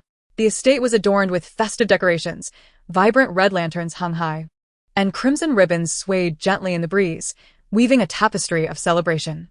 The warm glow of red illuminated every corner, enveloping the entire residence in a halo of joy. From the entrance to the courtyard and throughout the various chambers, every inch was meticulously decorated. Each door and window bore auspicious red paper cuttings, intricate designs seemingly narrating tales of good fortune. The cuttings depicted pairs of mandarin ducks, resplendent peonies, and pomegranates symbolizing fertility and blessings, all conveying a yearning for a prosperous life. The roadsides were festooned with an array of flowers, each vying for attention, releasing enchanting fragrances that transported one to a veritable sea of blossoms. Fiery red roses, peach blossoms tinted like dawn, snow-white pear blossoms, and splendid sunflowers created a kaleidoscope of colors, breathtaking in their beauty. As the gentle breeze swept through, petals cascaded like a vibrant floral rain, adding a touch of romance and poetry to the festive scene. Servants bustled about, their busy figures darting to and fro, their faces radiant with smiles and eyes sparkling with excitement. They were diligently preparing for the marriage of the two young ladies, their enthusiasm palpable despite the hectic pace. Some carried heavy dowry boxes, sweat beading on their brows yet undeterred in their vigor. Others meticulously polished furniture to a pristine shine, while some trimmed flower branches, ensuring each bloom displayed its most exquisite form. In the spacious courtyard, tables laden with an array of gifts were set up, showcasing a dazzling assortment of treasures. There were exquisite jewelry pieces, each gemstone sparkling under the sun's rays like stars, sumptuous silks and satins, their smooth texture and intricate patterns inviting touch, and rare antiques and calligraphy, each piece steeped in history and cultural significance. These were all gifts bestowed by various factions, a testament to the Duke's current prestige. In the kitchen, fragrant smoke wafted upwards as delectable aromas filled the air. Chefs were bustling with energy, the sounds of chopping, sizzling, and lively banter merging into a cheerful symphony. A variety of mouth-watering dishes were being expertly prepared, destined to grace the banquet table. Succulent chicken and duck simmered in aromatic broth, tender fish was fried to a golden crisp, and an array of exquisite pastries were taking shape under the skilled hands of the chefs. Maidservants clad in new attire hurried about, carrying various items, their movements swift yet orderly. They laughed and chatted, their melodious laughter echoing through the estate, further enlivening the joyous atmosphere. Some were organizing garments, meticulously arranging each splendid wedding dress. Others were adorning the bridal chamber with festive canopies and soft bedding, while still others prepared wedding sweets and red envelopes, ensuring that every detail was flawless. In every corner of the estate, laughter and well wishes reverberated. Truly, the Duke of Zhenguo's household was graced with double happiness. The marriage of two young ladies was an extraordinary occasion. In a household that welcomed both a primary and a secondary wife, the servants were filled with joy, for they understood that on such a momentous day, they too would be rewarded with red envelopes. The two young ladies of the Duke of Town are to wed, each marrying one of the Emperor's sons, a momentous event that has taken the Duke and the court by surprise. High-ranking officials and dignitaries have flocked to offer their congratulations, turning the Duke's residence into a bustling hub of activity. The prospect of these two princes potentially ascending to the throne has rendered the Duke's estate a coveted focal point of attention. In the days leading up to Su Wanqing's marriage, she found herself at her mother's Yuan residence, where the sunlight cascaded down like a gentle veil, enveloping the courtyard in a warm glow. Dressed in an elegant yet simple lotus-pink gown, her slender waist was delicately cinched with a ribbon, accentuating her graceful figure. Her skin, smooth as cream, shimmered softly in the sunlight, but her beautiful visage could not conceal the shyness and anxiety of impending nuptials. Her clear, expressive eyes betrayed a hint of unease, resembling a tranquil lake disturbed by ripples. Her mother, adorned in a deep purple gown, exuded poise and grace. Although the passage of time had left subtle traces on her face, her serene demeanor shone through with greater prominence. The gaze of her mother was filled with a profound sense of reluctance and concern for her daughter's forthcoming departure, a complex tapestry of emotions. As a gentle breeze tousled the branches of flowers in the courtyard, the mother took Su Wanqing's hand and gracefully seated them both beside a stone table. "My dear, soon you shall embark on your new journey. Are you feeling nervous?" Her voice was soft and nurturing, akin to a spring breeze that caressed Su Wanqing's heart. With her head slightly bowed, her cheeks flushed like ripened apples, she replied in a voice barely above a whisper, "Mother, to say I am not nervous would be a lie. My heart is in turmoil, uncertain of what the future holds." Her mother tenderly grasped Su Wanqing's hand, warm and reassuring, and spoke gently, "Child, marriage is a significant event in a woman's life. Feeling anxious is entirely natural, but you must trust in your own gentle kindness and decorum. Your future will undoubtedly be filled with joy. As the daughter of the Duke of Town, you shall never face hardship." Su Wanqing nodded slightly, her eyes shimmering with unshed tears as she met her mother's gaze. "Mother, I am well aware of our family's honor and protection. Yet, the thought of leaving this familiar home, departing from you and father, to step into an entirely foreign environment, fills my heart with trepidation." Her mother patted the back of Su Wanqing's hand affectionately and replied, "Silly child. Every woman must marry. But remember, no matter where you go, the Duke's residence will always be your home, your unwavering support. In your husband's house, honor your duties as a wife, respect your elders, and support your husband." Su Wanqing bit her lip and nodded resolutely, affirming, "I shall heed your teachings, mother. I will conduct myself with prudence and ensure our family remains proud." As a gentle breeze swept through, scattering a few flower petals onto their skirts, her mother picked one up delicately and said, Married life will differ from your days at home. It comes with its own rules and responsibilities, yet also with sweetness and warmth. You must learn to adapt and embrace tolerance. In the course of a marriage, there will inevitably be misunderstandings. Mutual understanding and respect are essential for lasting harmony." Leaning against her mother's shoulder, Su Wanqing murmured, "Mother, I will strive to do my best. I only hope to return often to visit you and father." Her mother lovingly stroked Su Wanqing's hair and reassured her, "My dear, I have faith that you will thrive. If Lord Yuan treats you sincerely, respond to him with sincerity. Should you encounter any grievances, Do not harbor them in silence, but share them with us. Su Wanqing straightened, looking into her mother's eyes, and promised, "Rest assured, mother. I understand. I will devote myself to nurturing this marriage, living up to our family's expectations." Thus, the mother and daughter nestled together in the warmth of the courtyard, where time seemed to soften. Yet, the impending separation loomed over them like a dark cloud, lingering in their hearts. In this flourishing city, each residence displayed its own unique atmosphere. In stark contrast to the warmth of Qinyuan residence, the courtyard of Su Wanwan was devoid of any meticulous decoration, lacking the festive spirit. Alone by the window, Su Wanwan appeared somewhat cumbersome due to her pregnancy, exuding an air of weariness. Gazing at the few wilting flowers outside, she felt an overwhelming sense of loneliness and desolation. Her once radiant beauty now seemed dulled, her bright eyes clouded with exhaustion and worry. The burden of pregnancy weighed heavily upon her, both physically and emotionally.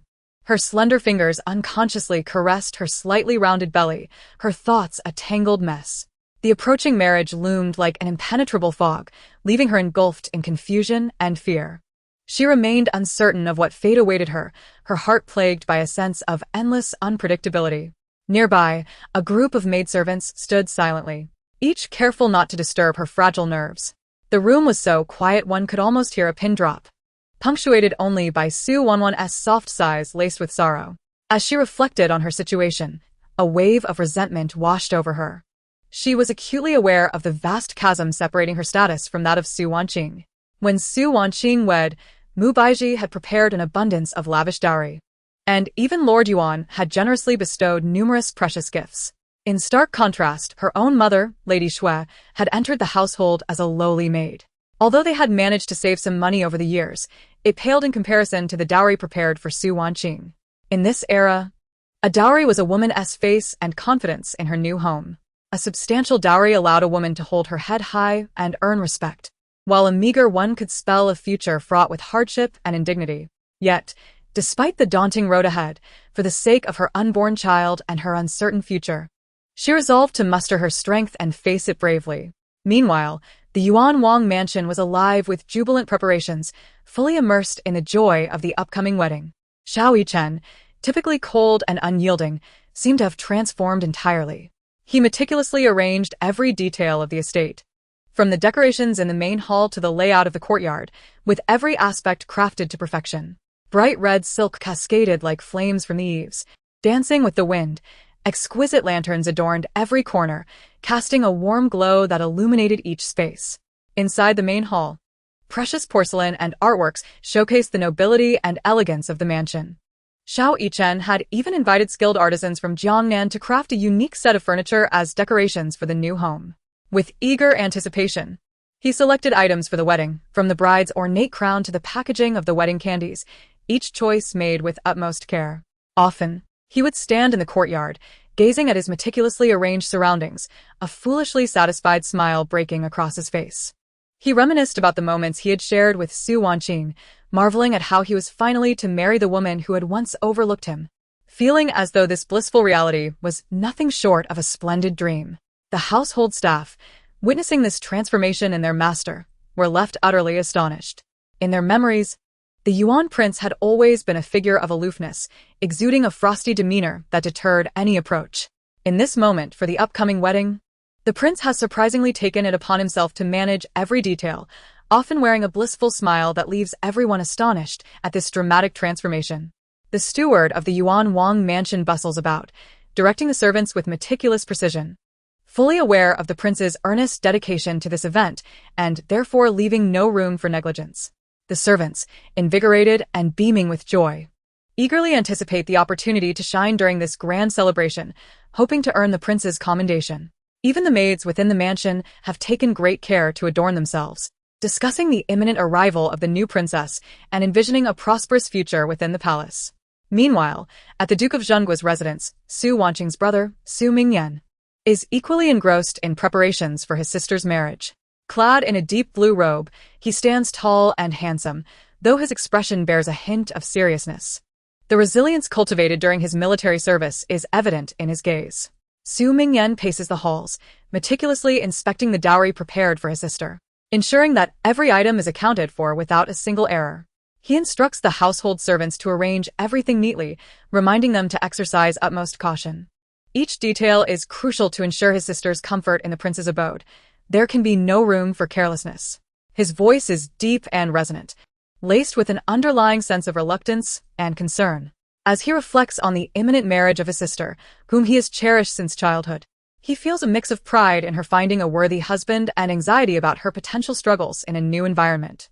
Sister, I only wish for your lifelong happiness and well-being, he silently vows. In stark contrast lies the Mu Wang mansion, which lacks the jubilant atmosphere of the Yuan Wang residence. The air is cold and silent, devoid of celebration. While the Yuan Wang mansion prepares for a primary consort with great fanfare, the Mu Wang mansion, set to welcome a secondary consort, merely hangs a few red silks at the entrance, feeble decorations that flutter listlessly in the breeze. Once inside, the main hall is sparsely adorned, with only a few pots of fresh flowers scattered about, lacking any semblance of careful decoration. The lord of the Mu Wang mansion seems indifferent to the wedding, remaining engrossed in his own amusements, showing little regard for the arrival of his new consort. The steward of the Mu Wang mansion is equally negligent, failing to oversee the servants' preparations effectively. The servants appear lethargic, dragging their feet, seemingly unconcerned about the impending festivities. They believe that the secondary consort status pales in comparison to that of the primary consort, thus warranting minimal attention. They merely fulfill the basic requirements of preparation. In the kitchen, the ingredients for the wedding feast are quite ordinary, with no effort made to procure rare delicacies. The craftsmen tasked with decorations hastily complete their work, neglecting the finer details. Throughout the entire mansion lingers an atmosphere of indifference and carelessness, forming a stark and vivid contrast to the lively and grand preparations at the Yuan Wang mansion. Occasionally, Su Wanwan catches snippets of the contrasting scenes between the Yuan Wang and Mu Wang mansions, leaving her heart in turmoil. She feels a twinge of envy for Su Wanqing's extravagant wedding while grappling with her own uncertain fate. Yet she understands that lamenting her circumstances is futile. Her only duty is to protect this child, for her own future depends on it.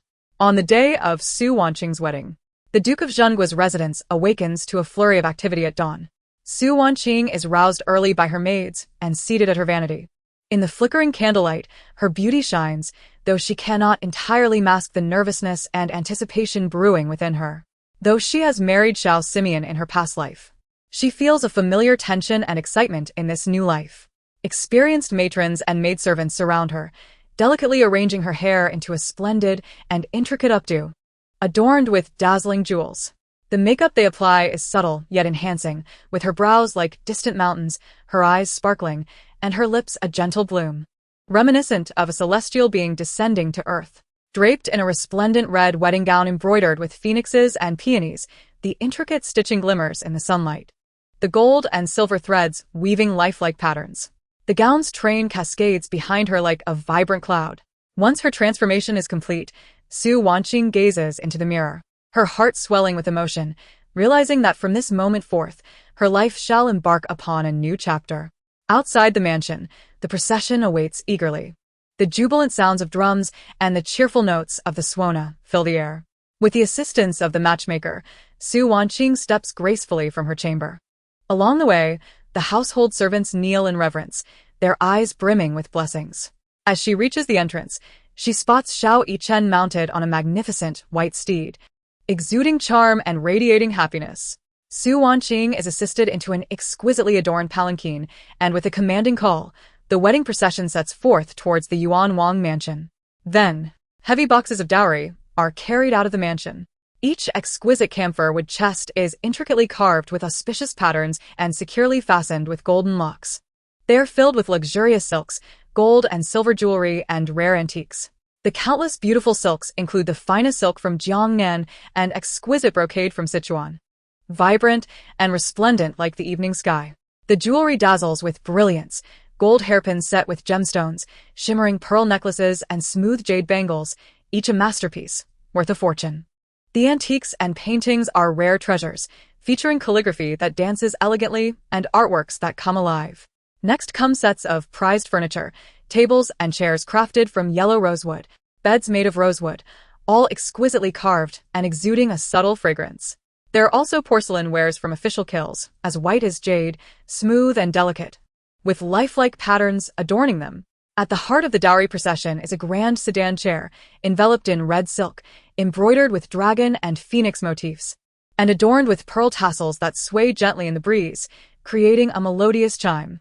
Following closely behind are countless silks, each piece soft and smooth, radiant in color, reminiscent of a rainbow. This extravagant display not only signifies the Duke of Zhenguo's immense wealth and esteemed status, but also embodies the family's deep affection and boundless blessings for Su Wanqing. Onlookers along the route pause in admiration, showering praises upon the beautiful bride and the grand wedding procession. Within the palanquin, Su Wanqing, listening to the jubilant sounds outside, is filled with anticipation and dreams for the future. The crowds lining the road marvel at the spectacle, while children weave through, curiously gazing at the grand affair. The path from the Duke of Zhenguo's residence to the Yuan Wang mansion appears draped in a continuous ribbon of red silk. As the gentle breeze stirs, the silk flutters in the air, seemingly paving a magnificent path to happiness for Su Wanqing. The flower palanquin, accompanied by the joyous sounds of drums and swonas, gradually fades into the distance, ultimately disappearing at the end of the road. The Duke of Zhenguo's residence, once alive with jubilant laughter and cheer, now feels as if muted, plunged into a profound silence and reluctance. Su Jingluan stands dazed at the entrance, gazing in the direction of his departing daughter, lingering there for what feels like an eternity. His usually stern countenance is now etched with complex and deep emotions, gratitude and reluctance intertwined, pride and concern coexisting. His eyes glistening with unshed tears. His typically upright posture seems slightly bent under the weight of invisible burdens.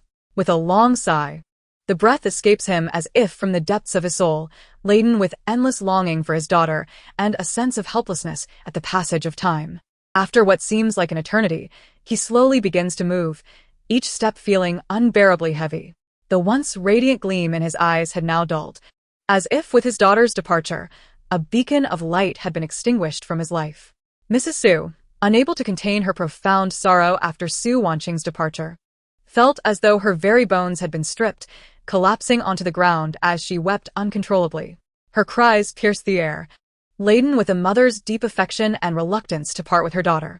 Tears flowed like a torrential flood, soaking the exquisitely embroidered handkerchief in her grasp. Her shoulders trembled incessantly, murmuring her daughter's name, reminiscing about the myriad moments spent together, each of her daughter's smiles and frowns cutting into her heart like a sharpened blade. The maids nearby offered gentle words of comfort, yet their reassurances seemed utterly feeble in the face of Mrs. Su's overwhelming grief. After what felt like an eternity, she managed to rise with the assistance of her attendants, her gaze hollow and lost as she slowly retraced her steps into the house, each movement seemingly draining her of all remaining strength. Her forlorn silhouette evoked profound sympathy. Meanwhile, her brother, Su Mingyan, stood like a statue, frozen in place, his clenched fists turning pale from the intensity of his grip. His eyes were fixed on the direction of his sister's departure, brimming with unshed tears. Yet his stubbornness prevented them from falling. Within him, a fierce fire blazed, fueled by his deep blessings for his sister and an unwavering determination for the future. He silently vowed to become immensely strong, a steadfast pillar for his sister to rely upon. A gentle breeze tousled his hair, yet it could not disperse the worries that clouded his heart. Time passed, and Su Mingyan finally inhaled deeply, striving to calm his tumultuous emotions. He turned slowly, his desolate expression and weighted gait starkly revealing his inner pain and despondency. The servants in the household fell into a hushed silence, the once bustling activity now dulled. The vibrant red silks and lanterns swayed in the wind, no longer able to evoke the previous joy. As the entire Duke of Zhenguo's residence was shrouded in a thick veil of parting sorrow, appearing particularly desolate and lonely. In a secluded chamber of the Su residence, Su Wanwan sat quietly before her vanity. Her exquisite visage resembled flowers blooming in spring, her skin as fair as snow, delicate as fine jade. Particularly striking were her autumn-like eyes, which now shimmered with a blend of excitement and anxiety. The handmaidens surrounding her moved with utmost care, their actions gentle and practiced, as if tending to an invaluable treasure. They first delicately lifted a sandalwood comb to untangle her flowing locks, each stroke imbued with endless tenderness and care, transforming her cascading hair into a smooth and orderly cascade. Next, they meticulously applied a fine powder to her face, the snow-white substance enhancing her already luminous complexion, rendering it as translucent and radiant as exquisite jade, emanating an enchanting glow. Her brows, skillfully defined with precious ink, arched gracefully, adding a touch of allure and charm. The delicate crescent shape of her eyebrows whispered an unspoken elegance. On her lips, a vibrant rouge was applied, reminiscent of ripe cherries, tempting one to steal a kiss.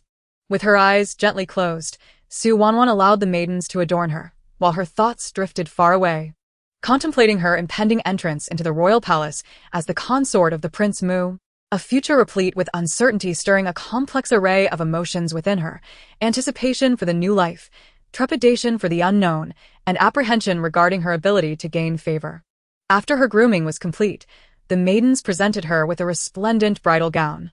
Crafted from the finest silk, it felt soft and smooth to the touch, akin to flowing water gliding through her fingertips. The intricate embroidery showcased unparalleled craftsmanship, each stitch infused with the artisan's devotion, while the exquisite patterns sprang to life. The neckline and cuffs were adorned with delicate pearls and gems, shimmering brilliantly in the sunlight like a constellation of stars, dazzling and magnificent. As Su Wanwan rose gently, the maidens carefully dressed her in the bridal attire and tied the sash. Clad in her wedding gown, she resembled a blooming peony, breathtakingly beautiful and exuding a regal charm.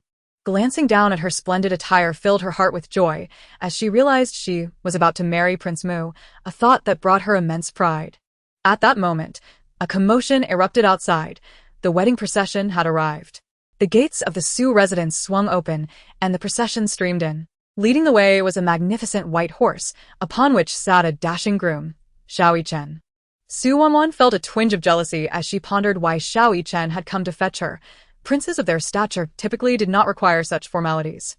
It was a lavish display, a significant honor for Su Wanqing, while she, as a mere secondary consort, felt it was unnecessary for Prince Mu to come for her, even if she were the primary consort. Amidst her swirling thoughts, Su Wanwan, with the help of her maidens, slowly stepped out of her chamber. Each step felt as though it bore the weight of 1,000 burdens. She recalled Su Wanqing's magnificent procession, and a wave of bitterness washed over her, realizing her own arrangements paled in comparison. Entering the main hall, she found Su Jingluan Mu Baiji and Su Mingyan awaiting her. In the front hall, Su Jingluan's demeanor was bleak as he coldly addressed Su Wanwan, saying, "Wana, you are soon to marry into the Prince Mu's household as his secondary consort. Once in the palace, you must speak and act with caution, adhere to your duties, and refrain from capricious behavior. Your allegiance must lie with your husband's family, and you must abide by their customs. Never allow your temperament to eclipse propriety, lest you bring shame upon our family. Remember, every action you take reflects upon the Su family's reputation. Any misstep not only jeopardizes your own well-being, but also endangers our entire lineage." Mu Baiji, with a reluctant expression, cast a sidelong glance at Su Wanwan, begrudgingly handing her a bracelet and admonishing, "Once in the Prince Mu's household, you must be diligent and avoid laziness. Show deference and humility to the primary consort. Harbor no thoughts of overstepping your bounds.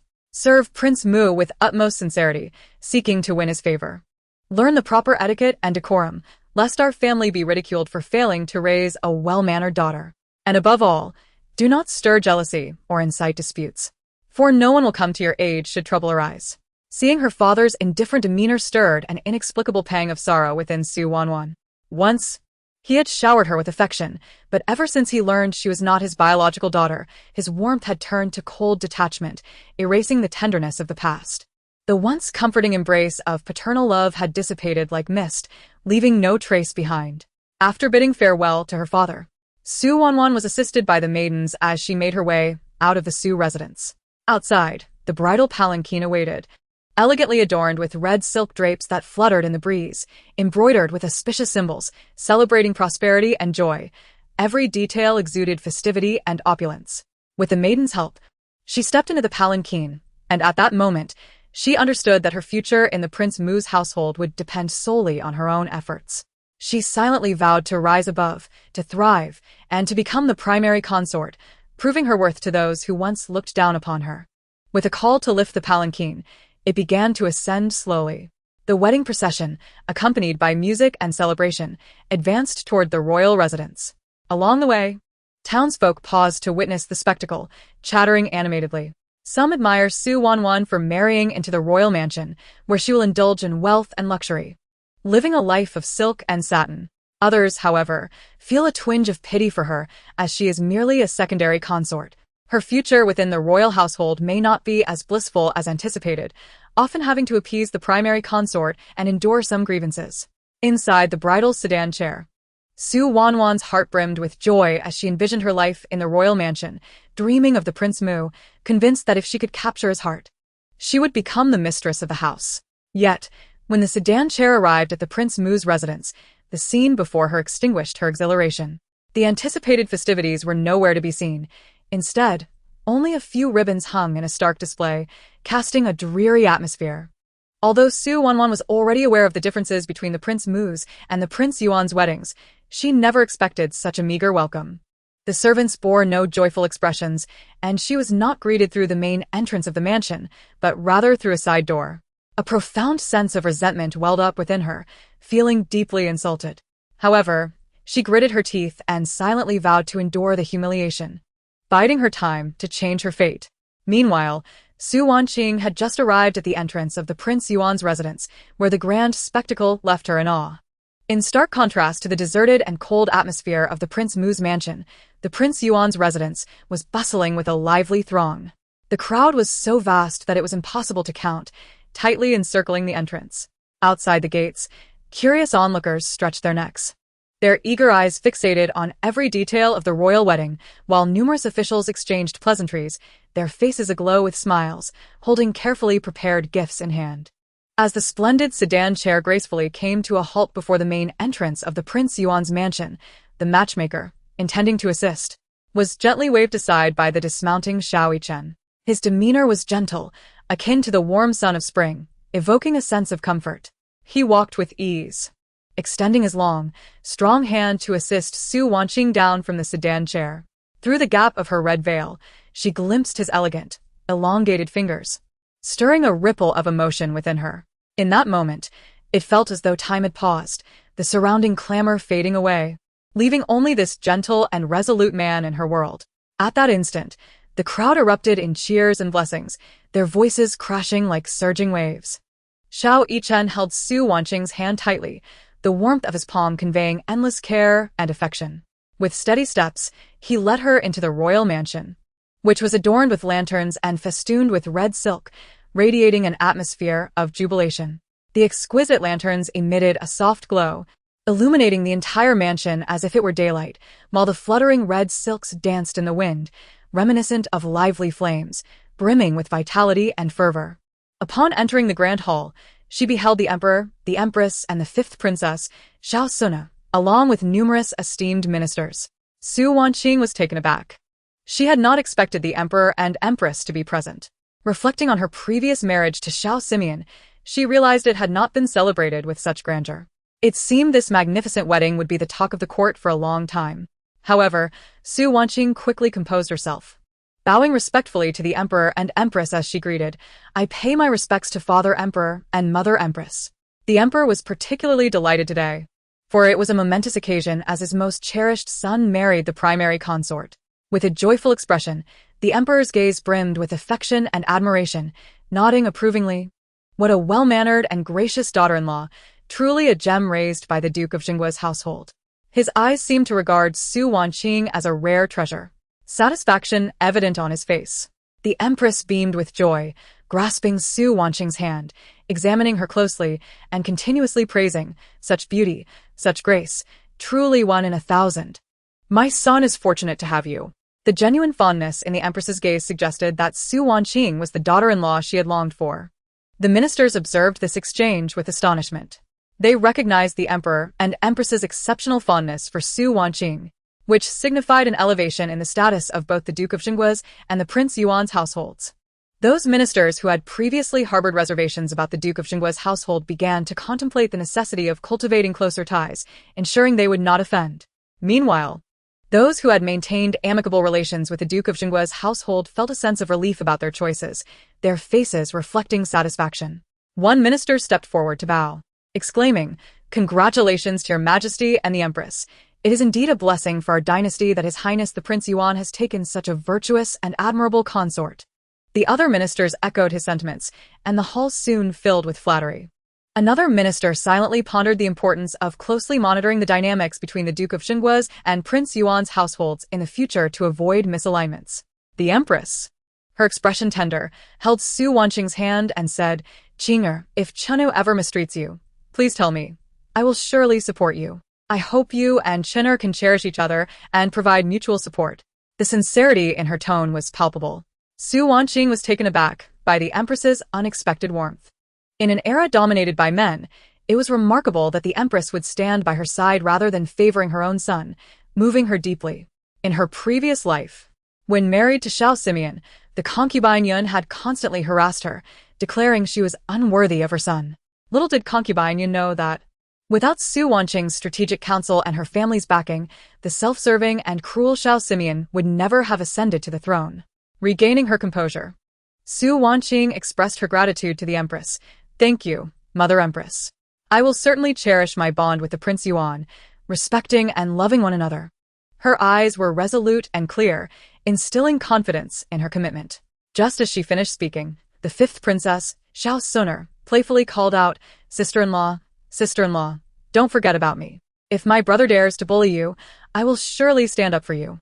With that, Xiao Suner waved her delicate little fist in a show of defiance beside Xiao Yichen. The Empress, the Emperor, and Xiao Yichen all looked at her with affectionate smiles. Su Wanqing lovingly ruffled Xiao Suner's hair. The Emperor and Empress took their seats, while the ministers attentively observed the scene. Their perceptions of the Duke of Zhenguo's household and Su Wanqing elevated. After all, receiving the Empress's praise was a rarity in this era, and gaining the Emperor's favor underscored Su Wanqing's significance. Amidst the watchful eyes of the assembly, the couple completed a series of intricate rituals. Each gesture and every word of blessing carried deep well wishes for the newlyweds and hopes for a bright future. After the ceremony concluded, the matchmaker guided Su Wanqing towards the bridal chamber. Along the way, her emotions were a whirlwind of complexity and excitement. She felt immense gratitude for the second chance bestowed upon her, allowing her to wed Xiao Yichen in this life. Yet, she also brimmed with anticipation and dreams for the future. Aware that her happiness in this life was hard-won, she resolved to cherish it, nurturing her relationship with Xiao Yichen as they faced life's challenges together. The bridal chamber was adorned splendidly, exuding a festive ambience. Su Wanqing sat quietly by the bedside, awaiting Xiao Yichen's return. At this moment, her heart brimmed with sweetness and happiness, eagerly anticipating a delightful evening with Xiao Yichen. Chapter 39. The Wedding. Meanwhile, Su Wanwan entered the Duke of Mu's residence through a side door, her heart filled with joy yet her face marred by resentment. The carefully adorned features that should have radiated happiness were now intertwined with complex emotions, revealing a profound sense of loss and sorrow in her eyes. She bit her lip, her brows furrowed slightly, as if striving to suppress the pain within. Her eyes glistened with unshed tears, yet she stubbornly refrained from letting them fall. Upon entering the Duke of Yuan's residence, the matchmaker and others hastily led her to the main hall, the rush heightening her sense of foreboding. As soon as Su Wanwan arrived in the main hall, her gaze darted anxiously around the room. There, seated in the principal position, was the Empress Yuan, her expression grim, her slender brows tightly knit, eyes filled with dissatisfaction and ire. The fourth princess, Xiao Chong, reclined beside the Empress, a smirk gracing her lips, her eyes glinting with disdain. The officials seated on either side wore expressions of trepidation, daring not to utter a sound. Observing the Empress's displeasure, Su Wanwan's heart began to race. Yet, she understood the importance of decorum, so she suppressed her unease and approached with trepidation to pay her respects, her voice soft yet trembling as she said, "I, Su Wanwan, respectfully greet Mother Empress." She lowered her gaze, unable to meet the Empress's eyes, her hands instinctively clutching the hem of her garments, forcing a smile that appeared painfully stiff. The Empress was engulfed in resentment and discontent. She harbored lingering anger over the Emperor's visit to the Duke of Yuan's residence, her inner fury raging unabated. Her well-maintained visage now bore a shadow, her eyes flickering with flames of anger, and her tightly pressed lips revealed her profound dissatisfaction. The Emperor's visit had drawn many officials to the Duke of Yuan's side, leaving the Duke of Mu's residence desolate, devoid of the expected bustling atmosphere for a wedding feast. With her ire seeking an outlet, the Empress directed all her grievances towards Su Wanwan. In her view, it was Su Wanwan's lowly status, lacking the lineage of a legitimate daughter from the Duke of the State, that led to the current neglect of what should have been a grand wedding celebration. Moreover, she was acutely aware that this wedding would prompt many officials to reevaluate their allegiances, posing a significant threat to the Duke of Mu's future. Casting a disdainful glance at Su Wanwan, the Empress let out a cold huff. The more she pondered, the more she felt that Xiao Simeon's judgment was severely lacking. Before her stood Su Wanwan, who exuded an air of pettiness, entirely devoid of the grace befitting a mother of the nation. The only aspect that gave her some worth was that Su Wanwan carried the emperor's child. With this thought, the Empress suppressed her discontent and coldly commanded, "Rise." Her tone was devoid of warmth, her expression remaining indifferent.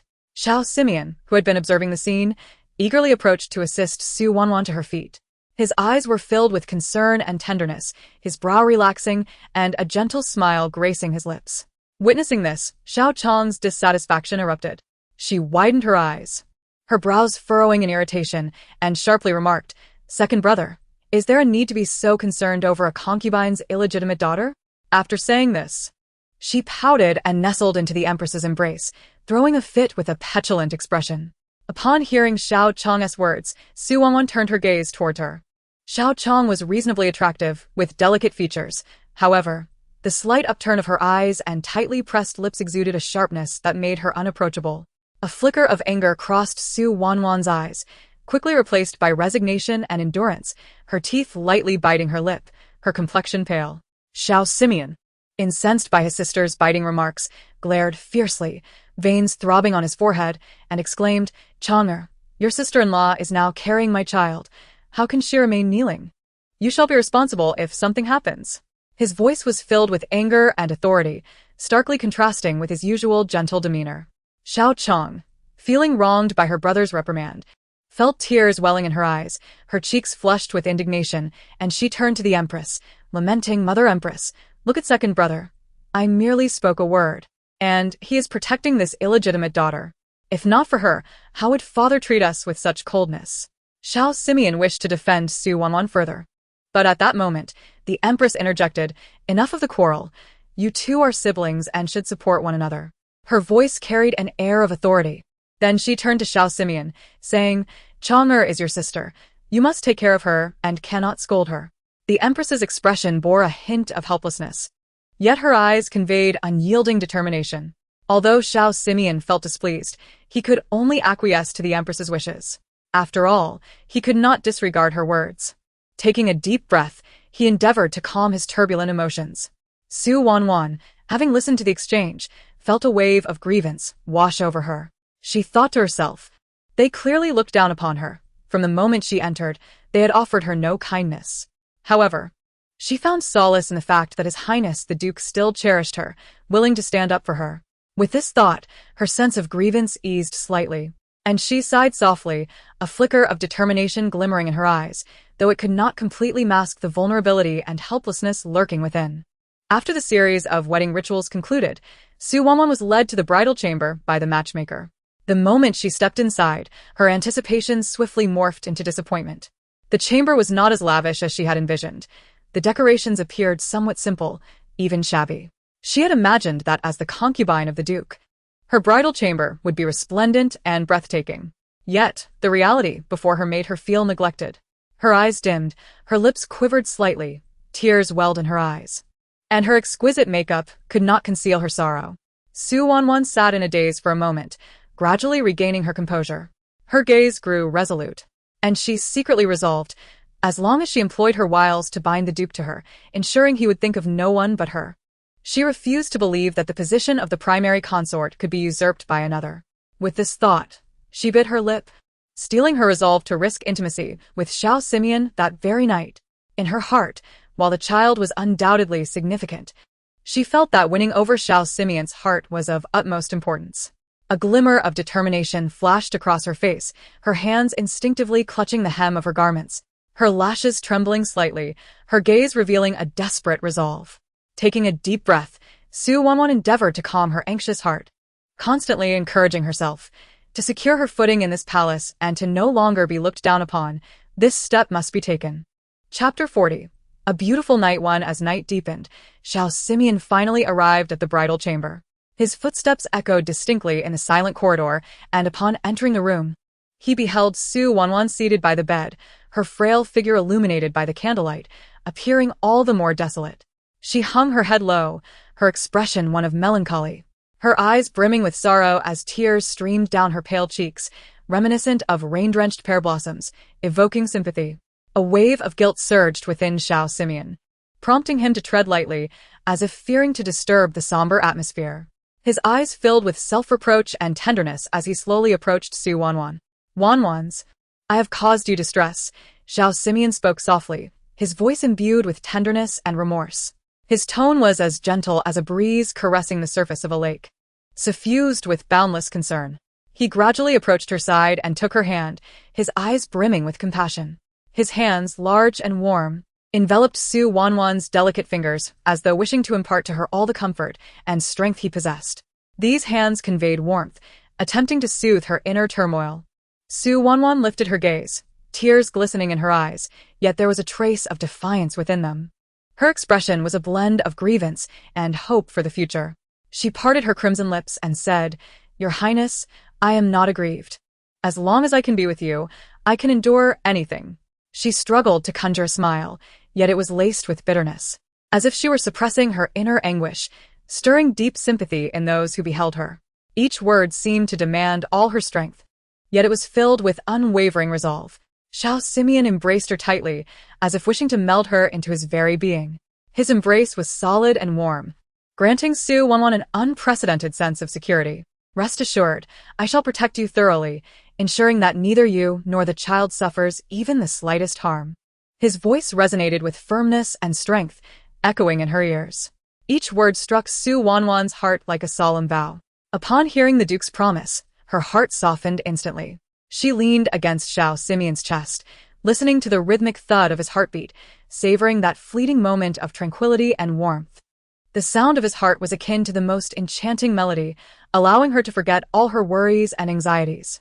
At that moment, Su Wanwan's fingers, as delicate as a feather, brushed against Xiao Simeon's neck, gliding along his exquisite collarbone and fair skin. That gentle touch felt like a current of electricity, coursing through Xiao Simeon's entire being. The warmth of her touch was akin to jade, imbuing her fingertips with tender affection. Her breath quickened, and as her gentle movements continued, an air of intimacy enveloped them. Her small hand grasped the fabric of Xiao Simeon's inner garment, deftly exploring until it found his firm abdomen, igniting a flame within him with each caress. Unable to contain himself any longer, Xiao Simeon's gaze became fervent and profound, as if ablaze with an inner fire. His lips grazed the soft skin of Su Wanwan's ear, showering her with delicate kisses like raindrops, sending shivers down her spine. Su Wanwan trembled slightly, as if struck by lightning, her breath becoming more rapid. With the momentum, she held onto Xiao Simeon's hand, her reason gradually crumbling under the weight of their shared passion. Her eyes became glazed, her entire being surrendering to the fervent atmosphere. She forgot all her displeasures and worries, focusing solely on the entwined moment with Xiao Simeon. The dim light in the room flickered, casting shadows of their intertwined forms. Xiao Simeon's hands meticulously peeled away Su Wanwan's garments, his gentle movements tinged with urgency and desire. As their clothing fell away, their skin met, their warmth melding together. Their actions were fervent and eager, as if striving to merge their souls into one. The sighs of Su Wanwan intertwined with the murmurs of Xiao Simeon, creating a symphony of love. Each touch ignited a blaze within them, consuming their desires. Time seemed to stand still in that moment, with only their passions soaring ever higher. They reveled in this bliss, forgetting all external troubles and conflicts. When it was over, Su Wanwan found herself utterly exhausted, collapsing softly in Xiao Simeon's embrace. A rosy hue graced her cheeks, beads of sweat dampening her hair against her forehead. Her eyes were closed, brows slightly furrowed, evidently strained from physical fatigue and discomfort. After their passionate encounter, she felt utterly drained, especially as she was with child. The intensity of their union left her feeling weak and sore. Yet, Xiao Simeon appeared inexhaustible, forcefully kissing Su Wanwan, asserting his dominance. He pressed her beneath him, And though she felt some pain from their vigorous connection, she acquiesced to Xiao Simeon. She understood that failing to please him, to ensure his comfort and satisfaction, could lead him to seek solace in another, causing him to lose interest in her and inviting mistreatment from others in the household. Contemplating this, Su Wanwan endured the pain while complying with Xiao Simeon's desires. Soon enough, he reached his climax, lying back on the bed, breathing heavily. Meanwhile, Su Wanwan, suffering from discomfort, was drenched in sweat, her hair clinging to her cheeks.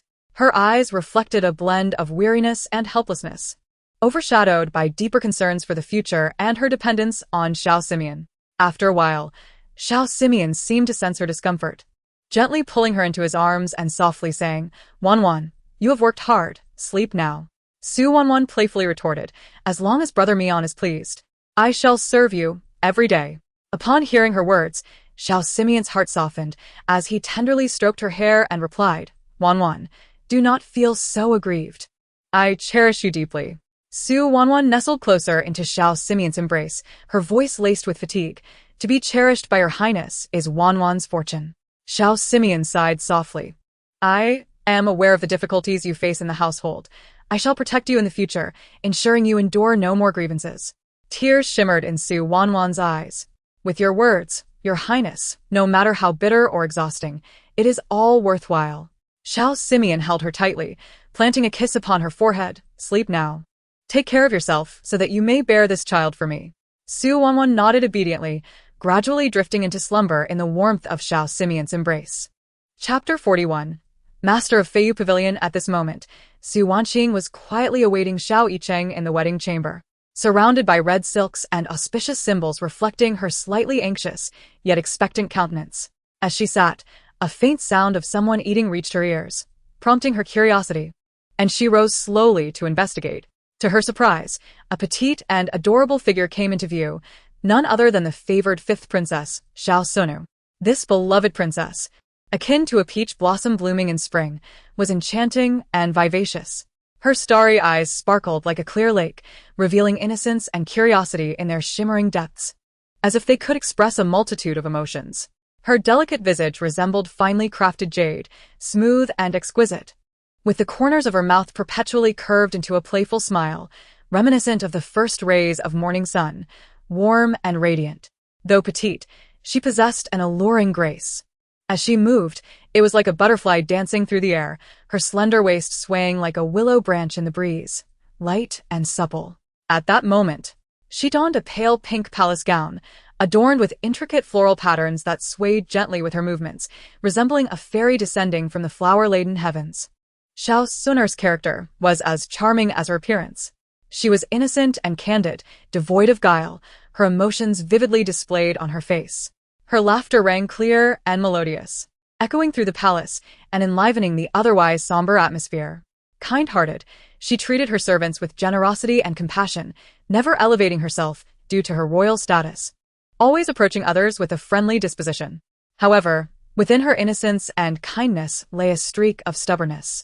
Once she set her mind on something, she would pursue it with unwavering determination, much like a resolute little ox. Yet it is this tenacity that compels her to confront adversity and challenges without yielding, revealing a courage and determination that surpasses the ordinary. Among the myriad princesses within the court, Xiao Sunur undoubtedly shines as the most resplendent jewel. Her radiance emanates not solely from her noble lineage, but also from her unique charm and innocent spirit. This naive and carefree little princess, in her previous life, indirectly aided Xiao Simeon in ascending to the throne, which ultimately led to her forced marriage and tragic demise. Contemplating this, Su Wanqing could not help but feel a deep sense of pity for the girl before her. Gently caressing Xiao Suna's cheek, she spoke softly. "Suna, "Why are you in the bridal chamber? Are you hungry? Your sister-in-law will fetch you some snacks." Xiao Sunur blinked her bright eyes and sweetly replied, "Sister-in-law, the crown prince is outside with father and mother, and I was afraid you would be lonely, so I came to keep you company."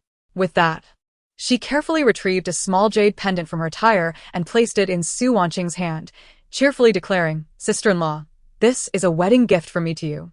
I hope you will like it." Su Wanqing gazed at the little girl before her, feeling a wave of emotion wash over her.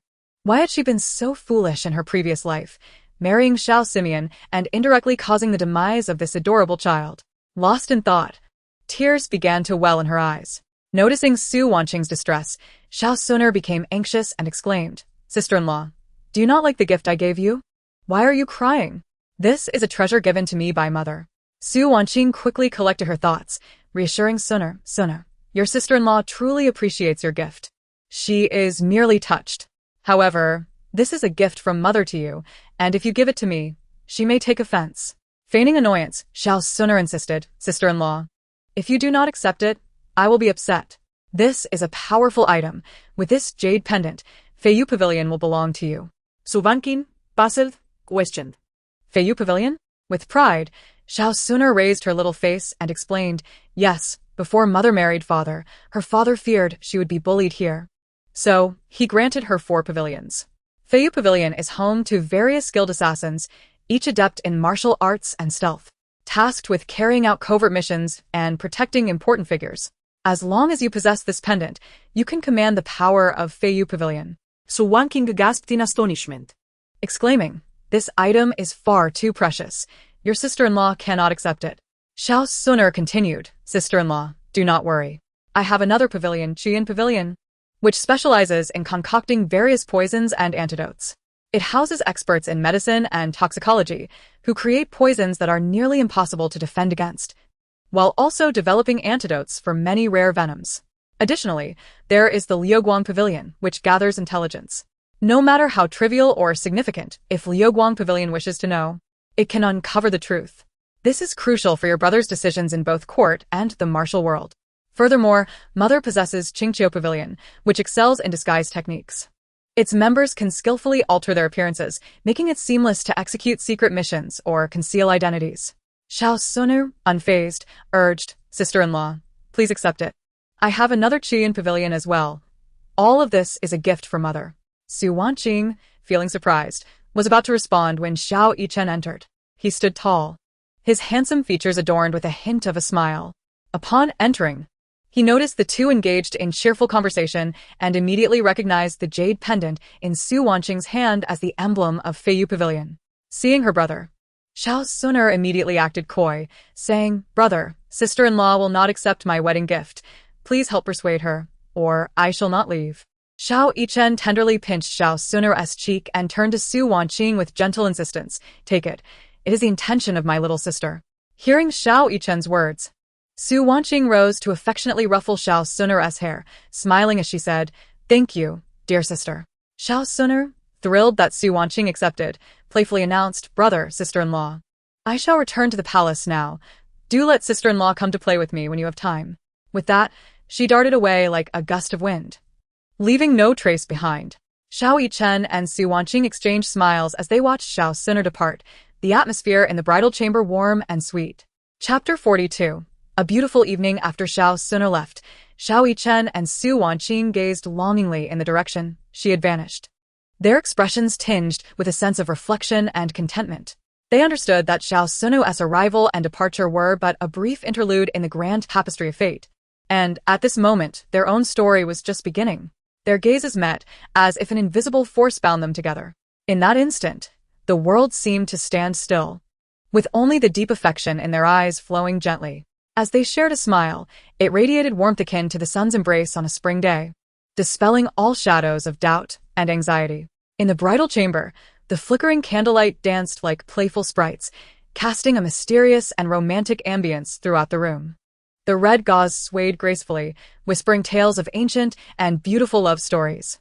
An alluring and enchanting atmosphere enveloped the air, quickening their heartbeats involuntarily. Xiao Yichen approached Su Wanqing with measured steps, each stride exuding steadfastness, as if declaring his unwavering protection and affection for her. His gaze brimmed with tenderness and compassion, an ineffable depth of feeling that words could scarcely convey. Gently raising his hand, he delicately removed the heavy and ornate phoenix crown from her head, placing it carefully upon a nearby table. Observing the slight flush on Su Wanqing's forehead, he spoke with concern. "I have been away for so long and should have removed this crown for you sooner. I did not mean for you to bear such a burden." His voice resonated with a rich timbre, each word imbued with care and affection. Su Wanqing looked at him with playful reproach, her cheeks blooming like vibrant peach blossoms. The blend of shyness and happiness rendered her even more enchanting. With a teasing tone, she remarked, "I was waiting for the prince to come help me remove it. Little did I know you would arrive so late." Though her words bore a hint of complaint, they were laced with sweetness. Upon hearing this, Xiao Yichen was overcome with boundless tenderness. He immediately opened his arms, gently yet firmly enveloping Su Wanqing in his embrace, the warmth of his hold providing her with immense comfort. With each step towards the bed, it felt as though they were traversing time and space, embarking on a shared future. Su Wanqing was taken aback by this sudden display of affection, her heart racing as her hands instinctively clutched at Xiao Yichen's garments, as if grasping the most vital anchor in her life. He gently seated her upon the bed, extending his long fingers to tenderly massage her flushed forehead. His touch is delicate, as if he were cradling the most precious treasure in existence. His gaze remained fixed upon Su Wanqing's face, a deep, loving scrutiny that seemed intent on etching her likeness into his very soul. With heartfelt sincerity, he addressed her, "The ceremony has taken quite some time. You must be hungry. I shall send for some food." Just as he finished speaking, he stood to open the door, only to be met with the unexpected sight of Wanqing and Kai tumbling to the floor. The two exchanged awkward glances, the atmosphere instantly becoming a touch delicate. Kaya, Flustered, felt her cheeks burn crimson and lowered her gaze, unable to meet Xiao Yichen's eyes. Wanqing, noticing Kai's embarrassment, hastily explained, "Your Highness, I noticed the princess has not eaten anything during the ceremony, and I was just about to inquire if you require refreshments." Xiao Yichen raised an eyebrow, a bemused smile gracing his lips as he replied, "Well, if you know that, why not go?" The two, feeling as if they had been granted a reprieve, swiftly accepted the command and dashed away. In the room, Su Wanqing and Xiao Yichen exchanged smiles, their eyes brimming with warmth. Their smiles conveyed a profound understanding and acceptance of one another, infused with anticipation and longing for the future. Before long, the shadow servant brought forth an array of delectable dishes, all of which were Su Wanqing's favorites: vinegar crab, osmanthus yam, and steamed vegetarian 3 delicacies. Su Wanqing's eyes widened in surprise as she exclaimed, "These are all my favorites. How did you know?" Before Xiao Yichen could respond, the shadow servant chuckled, "Your Highness, the prince holds you in deep affection. He remembers all your preferences. In the past, when you were enamored with Prince Mu, I witnessed the prince gazing at your portrait daydreaming, neglecting food and tea. Now that you are our princess, the prince no longer needs to gaze at a painting to yearn for you. When you were preparing to marry, the prince made extensive modifications to the flowers, dishes, and arrangements in this estate, all tailored to your preferences." Upon hearing the shadow servant's words, waves of emotion surged within Su Wanqing, her heart overflowing with gratitude. She had never imagined that the Prince of Yuan had silently done so much for her. She lifted her gaze to Xiao Yichen, her eyes glistening with tears, a mixture of emotion and joy illuminating her features. In that moment, she envisioned a beautiful life together, filled with love and warmth.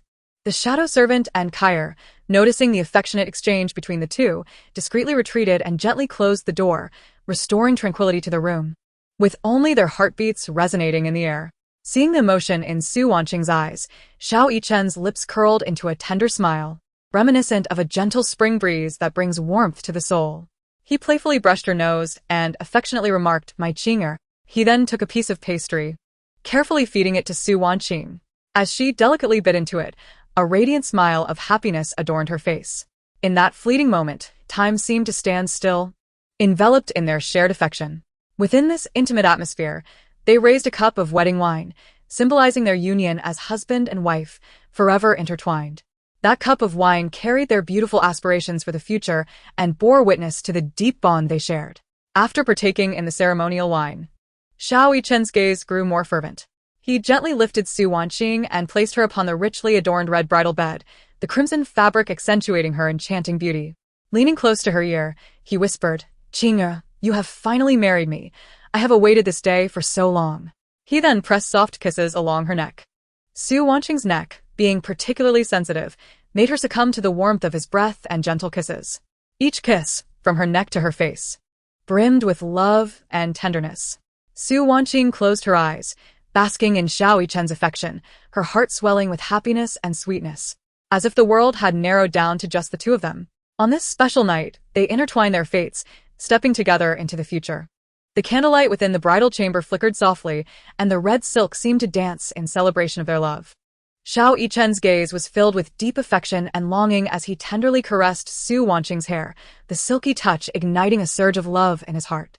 Su Wanqing slightly opened her eyes, shimmering with a captivating glow, and smiled blissfully at Xiao Yichen. He gently grasped her hand, placing it against his chest, allowing her to feel his heartbeat. "Qing'er, from this day forward, we are husband and wife. I shall dedicate my life to protect you and ensure your happiness." Tears glistened in Su Wanqing's eyes as she responded, "Your Highness, I too shall accompany you for a lifetime, unwavering and devoted." They embraced, sharing warmth in a love-filled bridal chamber, as if they were in a world solely belonging to them. Xiao Yichen gently wiped away the tears from the corners of Su Wanqing's eyes, whispering softly, "Qing'er, do not cry. Today is our joyous occasion, and we should celebrate."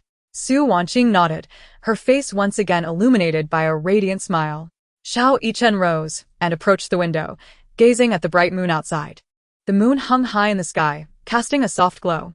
He felt a wave of emotions, finally having married the woman he cherished. This was his lifelong happiness. Turning back to the bedside, he looked at Su Wanqing, eyes filled with love. Su Wanqing gazed back at Xiao Yichen, her heart brimming with emotion. She understood that from this day forth, her life would be accompanied by this man, together facing the storms and sunshine of the future. She reached out, clasping Xiao Yichen's hand, declaring, "Your Highness, we will surely be happy." Xiao Yichen firmly held her hand, affirming, "We certainly will." On this beautiful night, their love shone like brilliant stars, illuminating the entire kingdom. They would walk hand in hand through every stage of life, creating a splendid future that belonged to them. Regardless of what challenges lay ahead, they would remain steadfastly united, unwavering in their devotion. For they knew that their love was profound and resolute enough to conquer all. Chapter 43. Morning. The following morning, the golden sunlight streamed gently through the sheer curtains, casting a soft glow upon Su Wanqing's delicate and enchanting face. Awakened by the tender light, she instinctively turned to her side, only to find that Xiao Simeon was already gone, presumably busy attending to his numerous affairs. As she attempted to rise, she felt an overwhelming ache throughout her body, as though each bone had been mercilessly dismantled.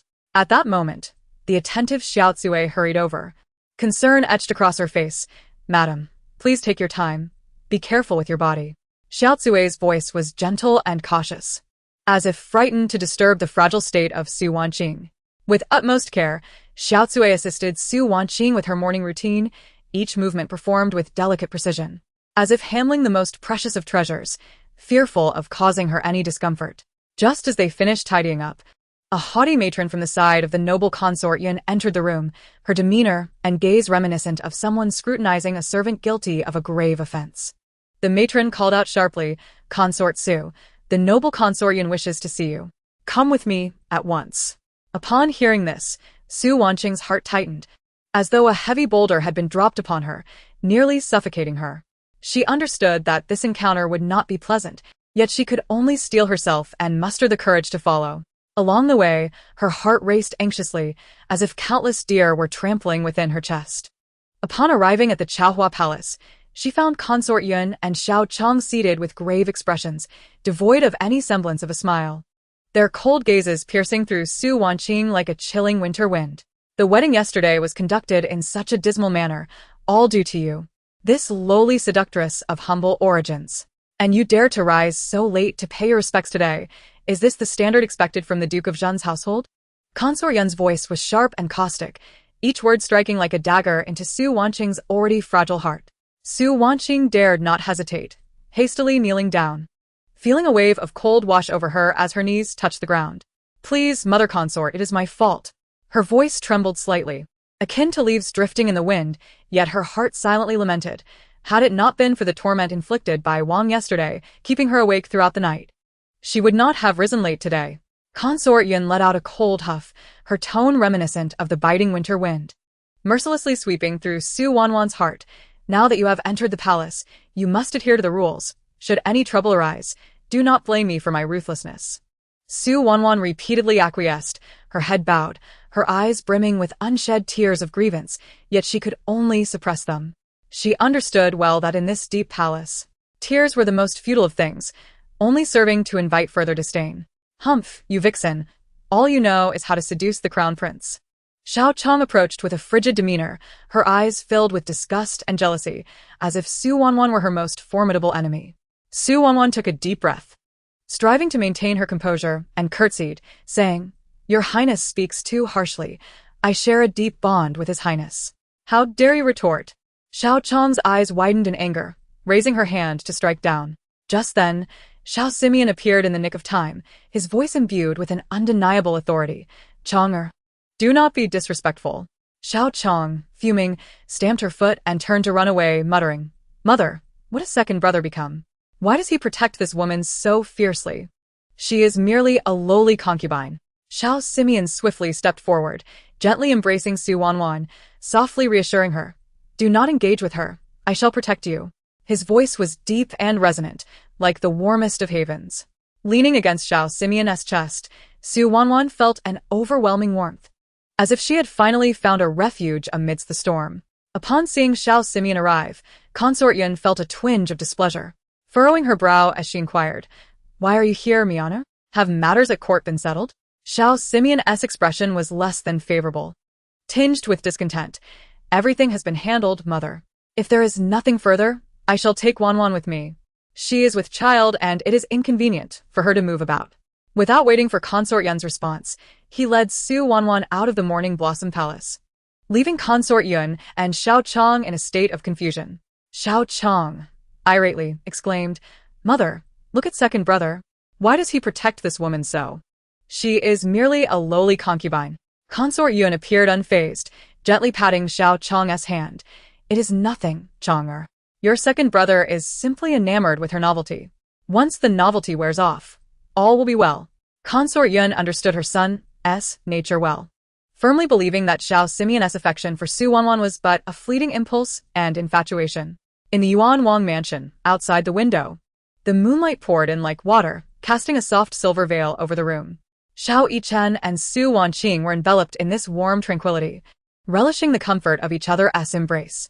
Xiao Yichen held Su Wanqing tightly, as if to meld her into his very being, never to part. Chapter 44. Early morning 2. Su Wanqing nestled against Xiao Yichen's broad, warm chest like an exceedingly docile kitten. The blissful smile adorning her delicate face radiated like flowers blooming in spring, exuding an enchanting charm. Her laughter seemed capable of dispelling all worldly gloom, captivating the hearts of those around her. Time appeared to stand still as the two were immersed in this sweet and warm atmosphere, after an indeterminate duration. Su Wanqing gradually awakened. She shifted slightly, only to be met with a sudden wave of soreness, as if her bones had been rearranged. Xiao Yichen, perceptive to her movements, immediately inquired softly, "Did I hurt you?" His voice was filled with concern and worry, tender as a spring breeze, as if even the slightest discomfort of Su Wanqing could tug at his heartstrings. A blush crept to Su Wanqing's cheeks as she gently shook her head, her voice soft and weak. "Your Highness, I am well. I merely feel a bit fatigued." Her words were like the gentle cooing of a nightingale, evoking a sense of compassion, as if one wished to present her with all the beauty in the world. "Your Highness, I only wish to accompany you like this for the rest of my life." Her tone carried a hint of languor and contentment, her bright eyes brimming with anticipation for the future, sparkling like the stars in the night sky, illuminating their long journey ahead. Xiao Yichen tightened his embrace, speaking with deep affection. "I shall never fail you. I will ensure your life is filled with happiness and health. Qing'er, you know, from the very first moment I laid eyes upon you, I fell irrevocably in love. Others say I am cold and unapproachable, yet for you, you are more precious than my own life. I wish to grow old with only you, in this life and the next, never to forsake each other." His words were resolute and powerful, akin to solemn vows, each syllable imbued with his profound love and commitment to Su Wanqing, as if they could transcend the river of time and reach eternity.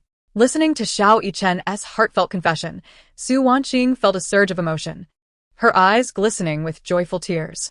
Playfully, she gazed at Xiao Yichen and pressed her lips softly against his. In that instant, it felt as though time itself had frozen, and the world around them faded into nothingness, leaving only their entwined hearts. After the sweetness, Su Wanqing, suppressing her discomfort, prepared to rise. She furrowed her brow slightly, biting her lip in an effort to conceal her distress from Xiao Yichen. However, a soft groan escaped her lips, and though it was faint, it struck Xiao Yichen's heart like a hammer.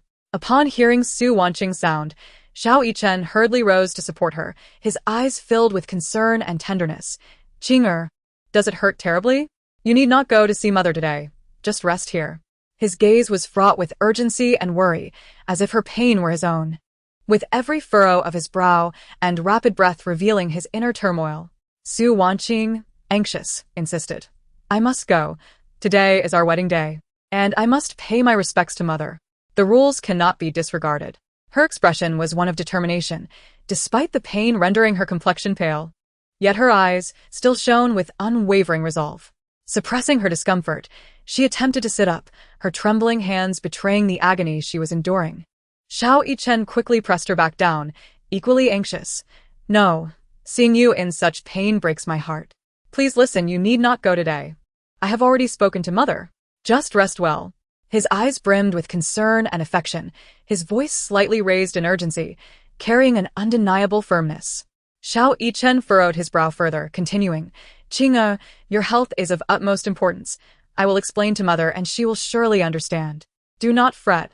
Simply focus on recuperating." His words flowed like a rapid stream, desperately trying to persuade Su Wanqing to abandon the notion of paying her respects, solely for the sake of her peace and recovery. Su Wanqing bit her lip, a hint of stubbornness in her eyes. "But, Your Highness, it is not in accordance with propriety. I do not wish for others to speak ill of me, claiming I am ignorant of the rules." Her voice trembled slightly. Yet she remained steadfast in her beliefs, her respect for decorum and concern for her reputation preventing her from easily yielding. Xiao Yichen gently took her hand, his tone increasingly tender. "No one will speak ill of you, trust me. In my heart, nothing is more important than your well-being." His gaze was imbued with deep affection and unwavering focus, as if he sought to convey every ounce of his emotions to Su Wanqing through those expressive eyes, ensuring she comprehended her irreplaceable status in his heart. Su Wanqing, meeting Xiao Yichen's anxious and tender look, felt a surge of emotion and eventually nodded in acquiescence. "Very well. I shall heed Your Highness." Her voice carried a hint of compromise and reliance, akin to an injured bird finally discovering a safe haven. Relieved, Xiao Yichen carefully tucked in the corners of her blanket, treating her as though she were the most precious treasure in the world. "Rest well. And do not trouble yourself with anything else." His movements were delicate, fearful that even the slightest misstep might disturb her. After covering her with the quilt, he placed a gentle kiss upon her forehead, the kiss soft and warm, as if whispering boundless love. In that moment, time seemed to stand still, leaving only the two of them in the universe.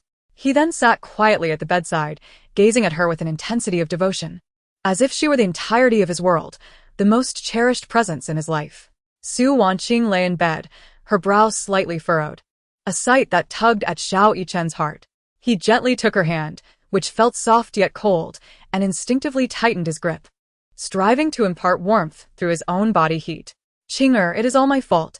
I failed to restrain myself last night."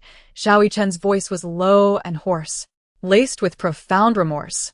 His eyes were filled with guilt, as though he had committed an unforgivable sin. After coaxing Su Wanqing to sleep, he tiptoed out of the room, fearful of making even the slightest sound that might disrupt her sweet dreams. He instructed the maidens and Kair outside, "Do not disturb the princess's rest.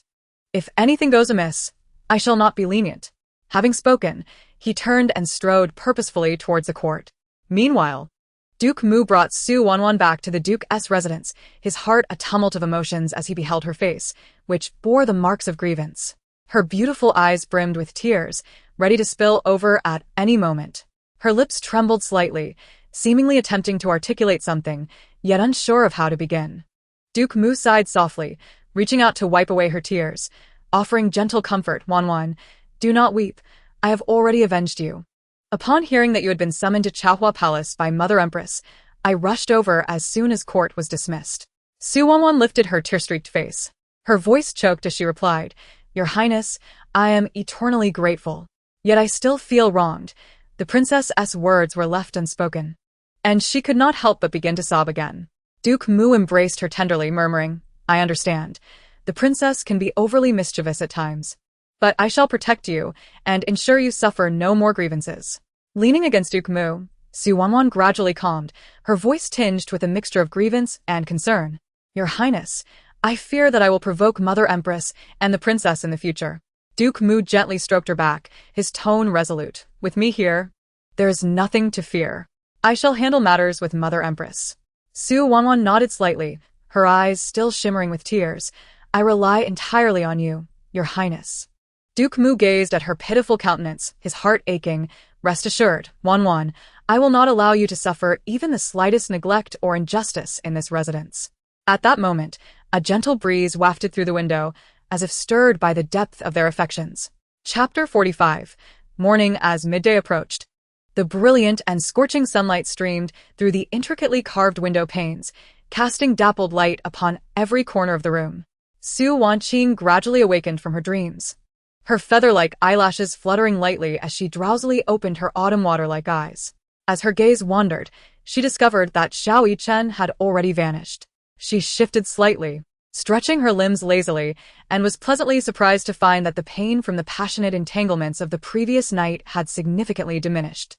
Kyre, she called softly, her voice still carrying a hint of morning languor, akin to a nightingale's gentle trill, melodious and delightful. Upon hearing her call, Kyre hurriedly entered the room. The moment she crossed the threshold, she was taken aback by the scene before her. The room was in disarray from the previous night's intimacy. Clothing strewn about as if narrating the tale of a fervent night. The bed curtains hung askew, casting a suggestive and enchanting atmosphere. Just as Kyre regained her composure, Su Wanqing languidly inquired, "What time is it now?" Kyre promptly replied, "Your Highness, it is already past noon." Su Wanqing shook her head in mild exasperation, yet a smile involuntarily graced her lips, revealing a sweet charm. That smile bloomed like flowers in spring, captivating and radiant enough to overshadow the world. She then asked, "Where has the prince gone?" Kyre obediently responded, "The prince has gone to court and has yet to return." Dark Shadow mentioned he was summoned by the emperor for discussions. After hearing this, Su Wanqing gently said, "Kyre, assist me in getting ready." With that, she gracefully settled at the dressing table, her posture reminiscent of a swaying willow. Light and enchanting, Kyre began to expertly style Su Wanqing's hair, first smoothing her cascading locks like a waterfall, then expertly arranging them into an exquisite bun, adorned with a gemstone-studded golden hairpin that sparkled like the brightest star in the night sky. Next, she delicately shaped Su Wanqing's brows, their elegant arches resembling a crescent moon, bestowing her with an added allure. A light application of powder enhanced her complexion, rendering her skin as soft and radiant as mutton-fat jade. Finally, Kyre painted her lips with a vibrant hue, the luscious red reminiscent of ripe cherries, evoking an irresistible desire to taste their sweetness.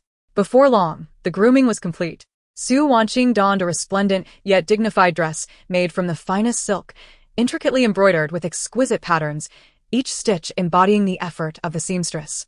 The flowing hem danced like a celestial being descending to earth, breathtakingly beautiful. Exiting the bridal chamber, Su Wanqing moved gracefully through the duke's residence. Her light steps resembled a butterfly in flight, elegant and lively. She meticulously observed each detail of the estate, from the exquisite furnishings to the lush greenery, all reflecting the owner's nobility and distinction.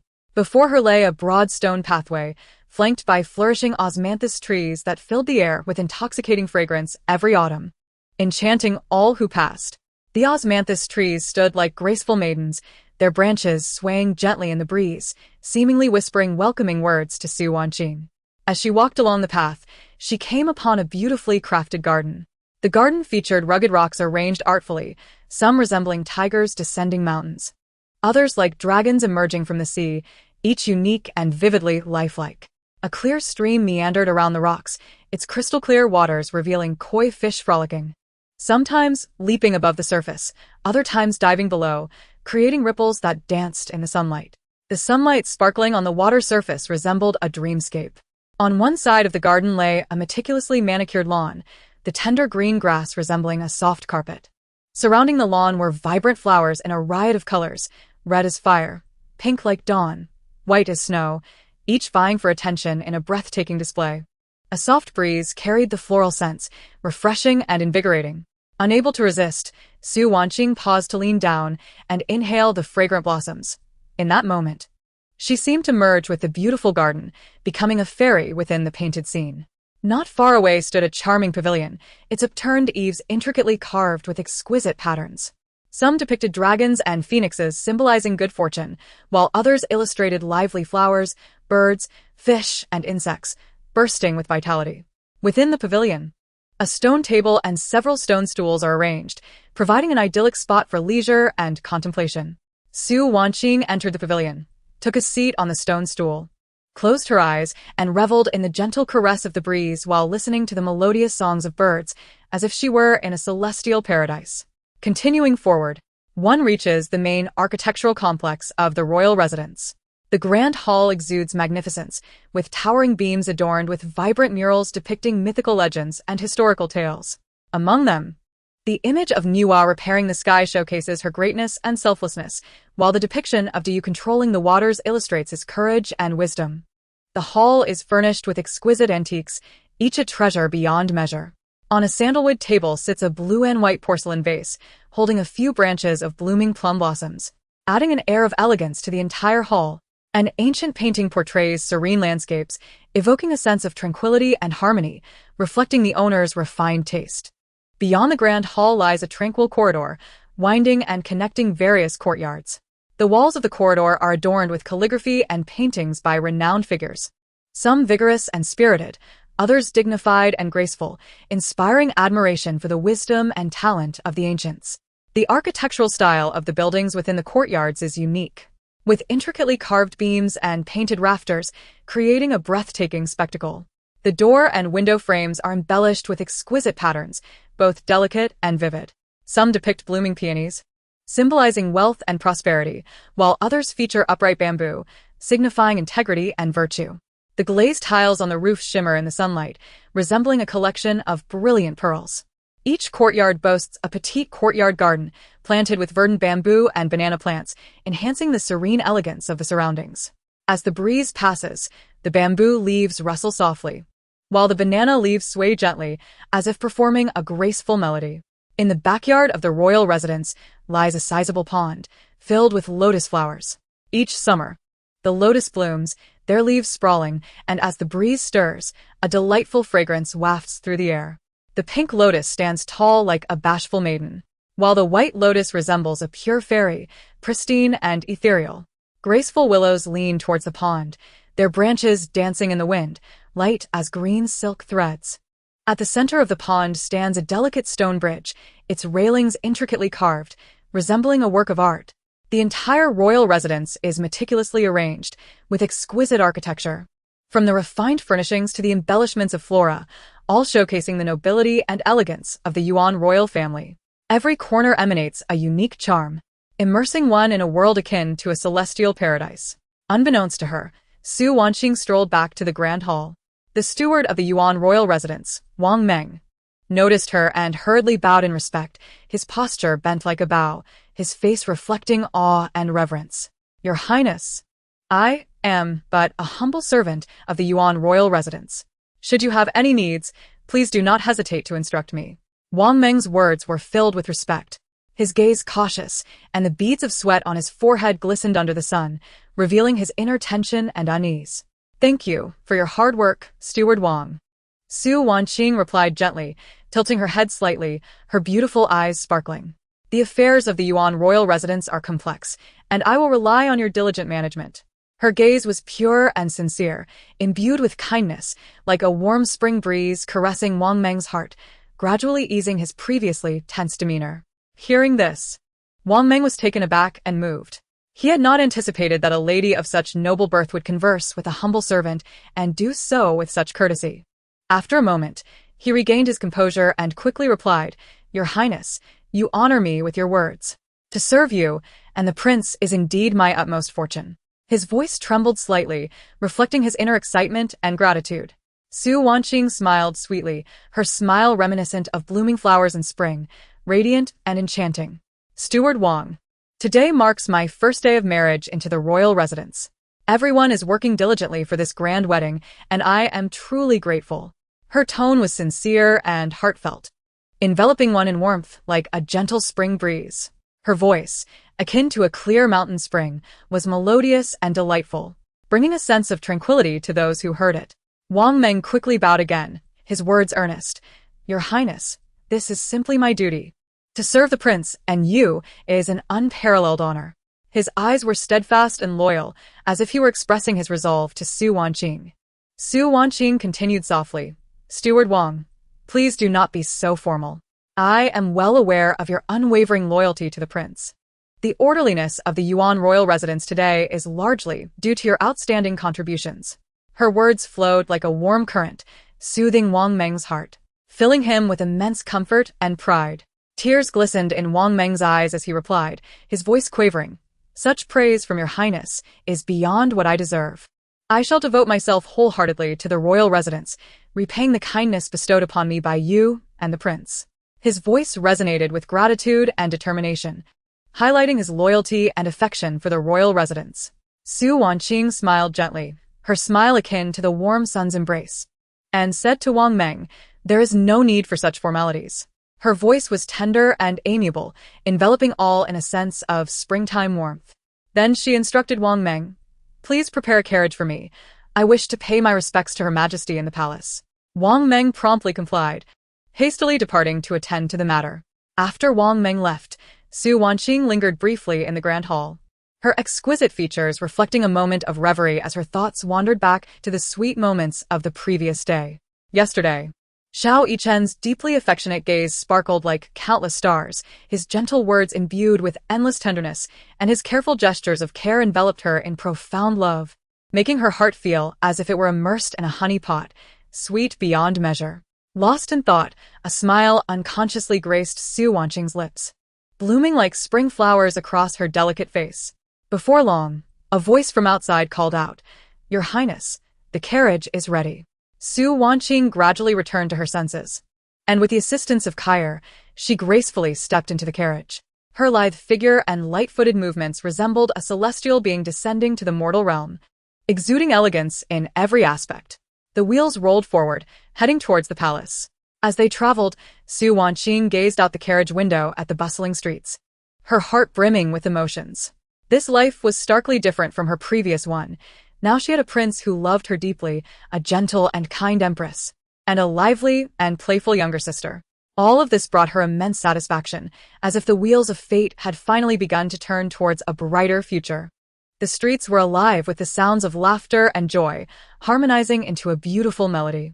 Street vendors enthusiastically hawked various novel wares, while children frolicked through the crowd, their innocent smiles radiating vitality and energy. Observing this lively and harmonious scene filled Su Wanqing with a profound love for life and anticipation for the future. Before long, the carriage arrived at the palace gates. Surrounded by attendants, Su Wanqing transitioned from the carriage to a palanquin, slowly making her way into Kunning Palace. Just upon her arrival, she encountered Xiao, the empress's personal maid, approaching her.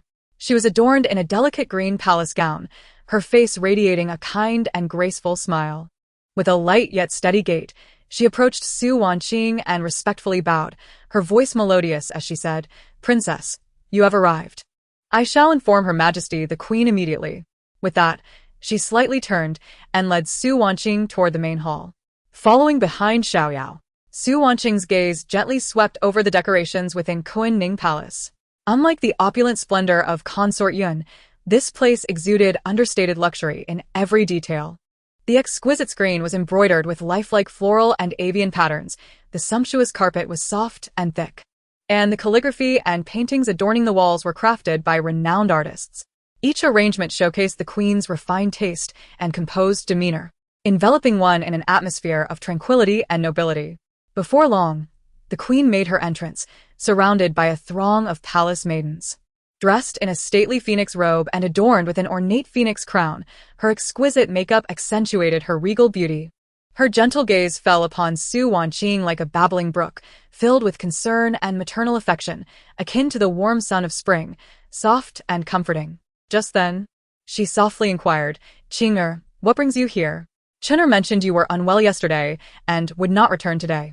How is your health now? I have scolded Qing'er for putting you through such trouble on the very first night.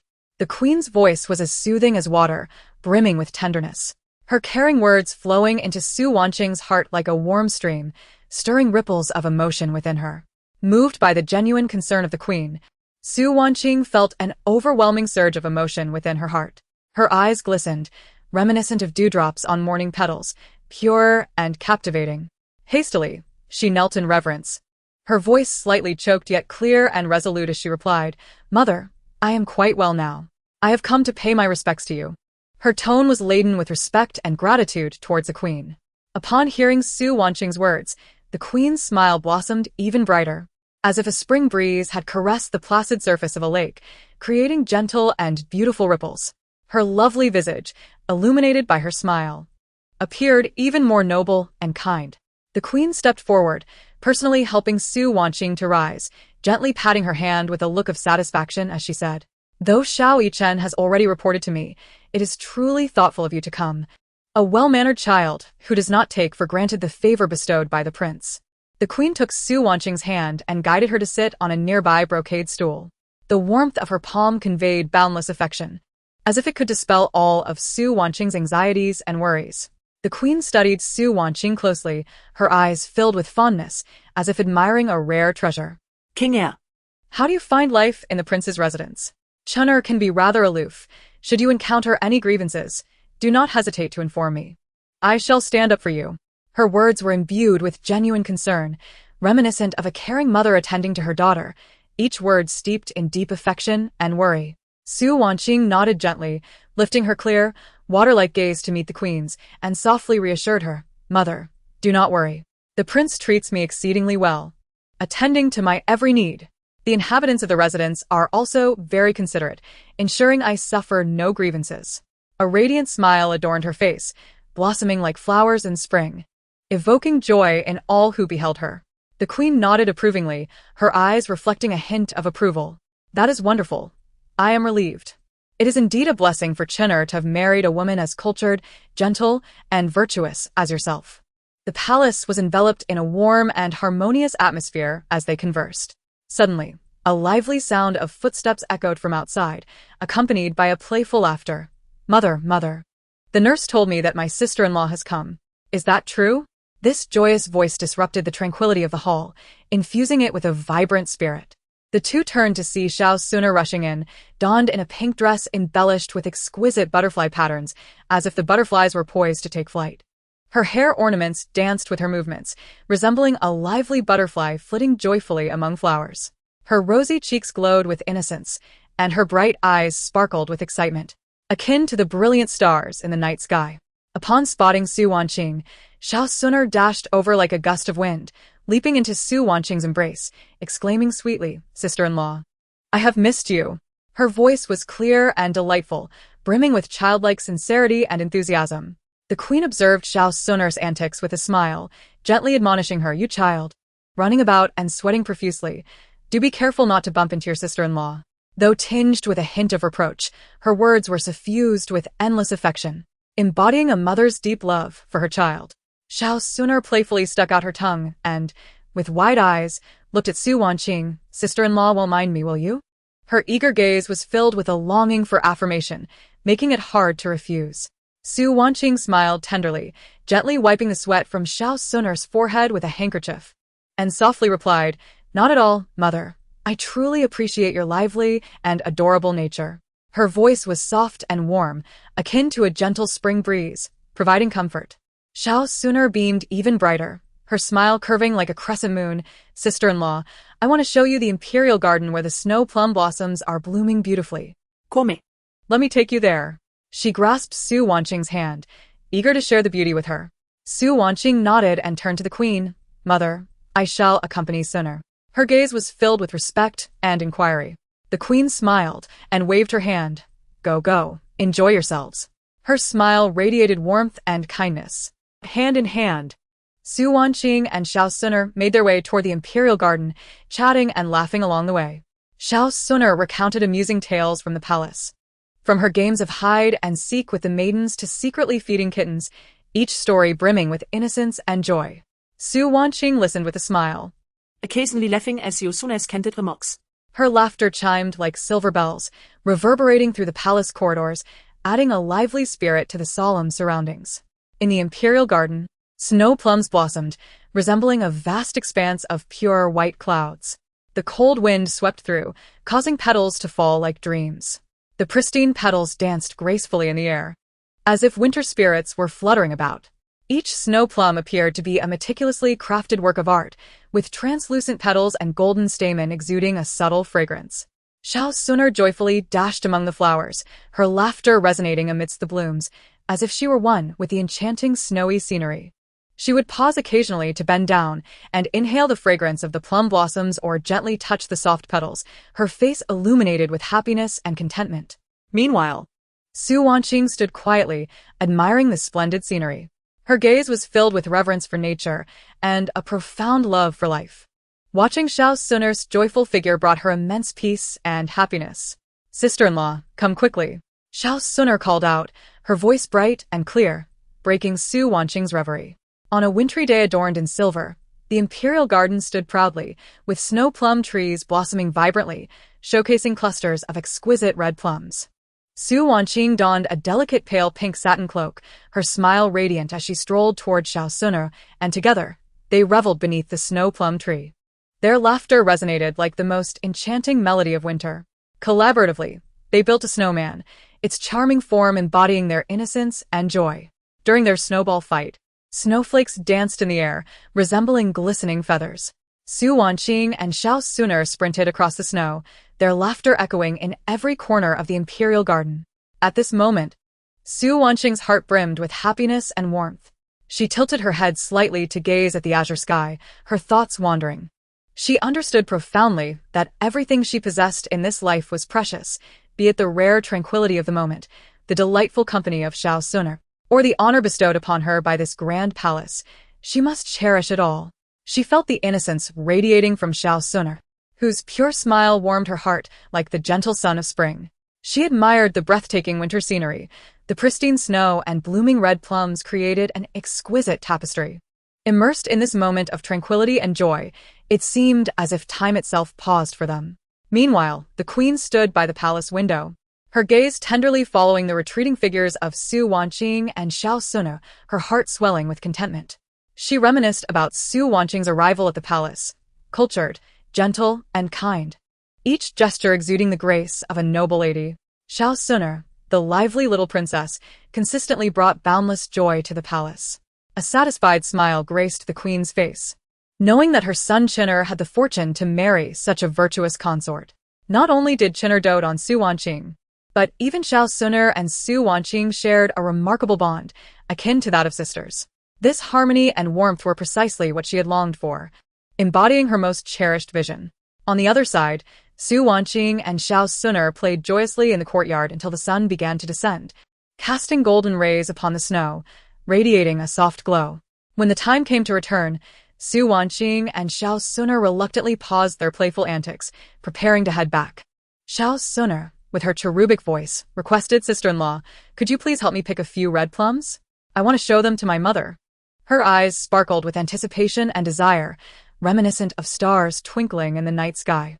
Su Wanqing gazed at the earnest Xiao Suner and gently replied, "Suner, which one do you desire? Your sister-in-law will pick it for you." Her voice was as soft as a breeze, imbued with boundless affection. Xiao Suner excitedly pointed to a large, vibrant plum blossom, exclaiming, "That one, sister-in-law. It's the most beautiful." Upon seeing it, Su Wanqing approached the blossom with a tender expression, her steps light, as if afraid to disturb the winter's serenity.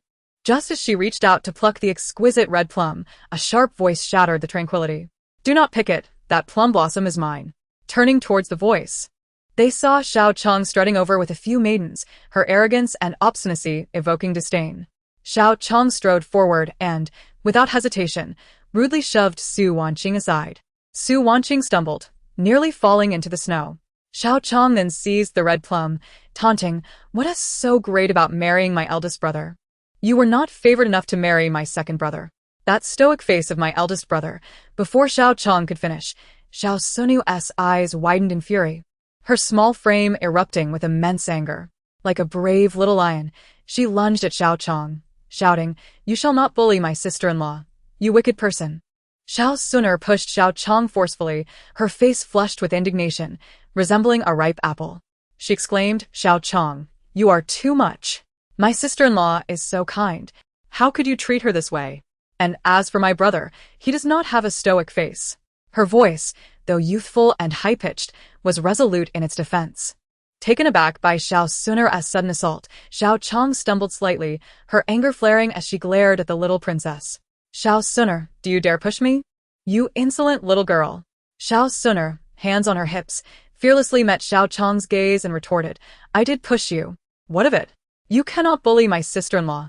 Fire blazed in her eyes, as if to extinguish Xiao Chang's arrogance entirely. At that moment, Xiao Suner's small face was taut with defiance and fury. She stood protectively in front of Su Wanqing, resembling a valiant little warrior, determined to prevent any further harm to her sister-in-law. The atmosphere grew tense, charged with palpable hostility.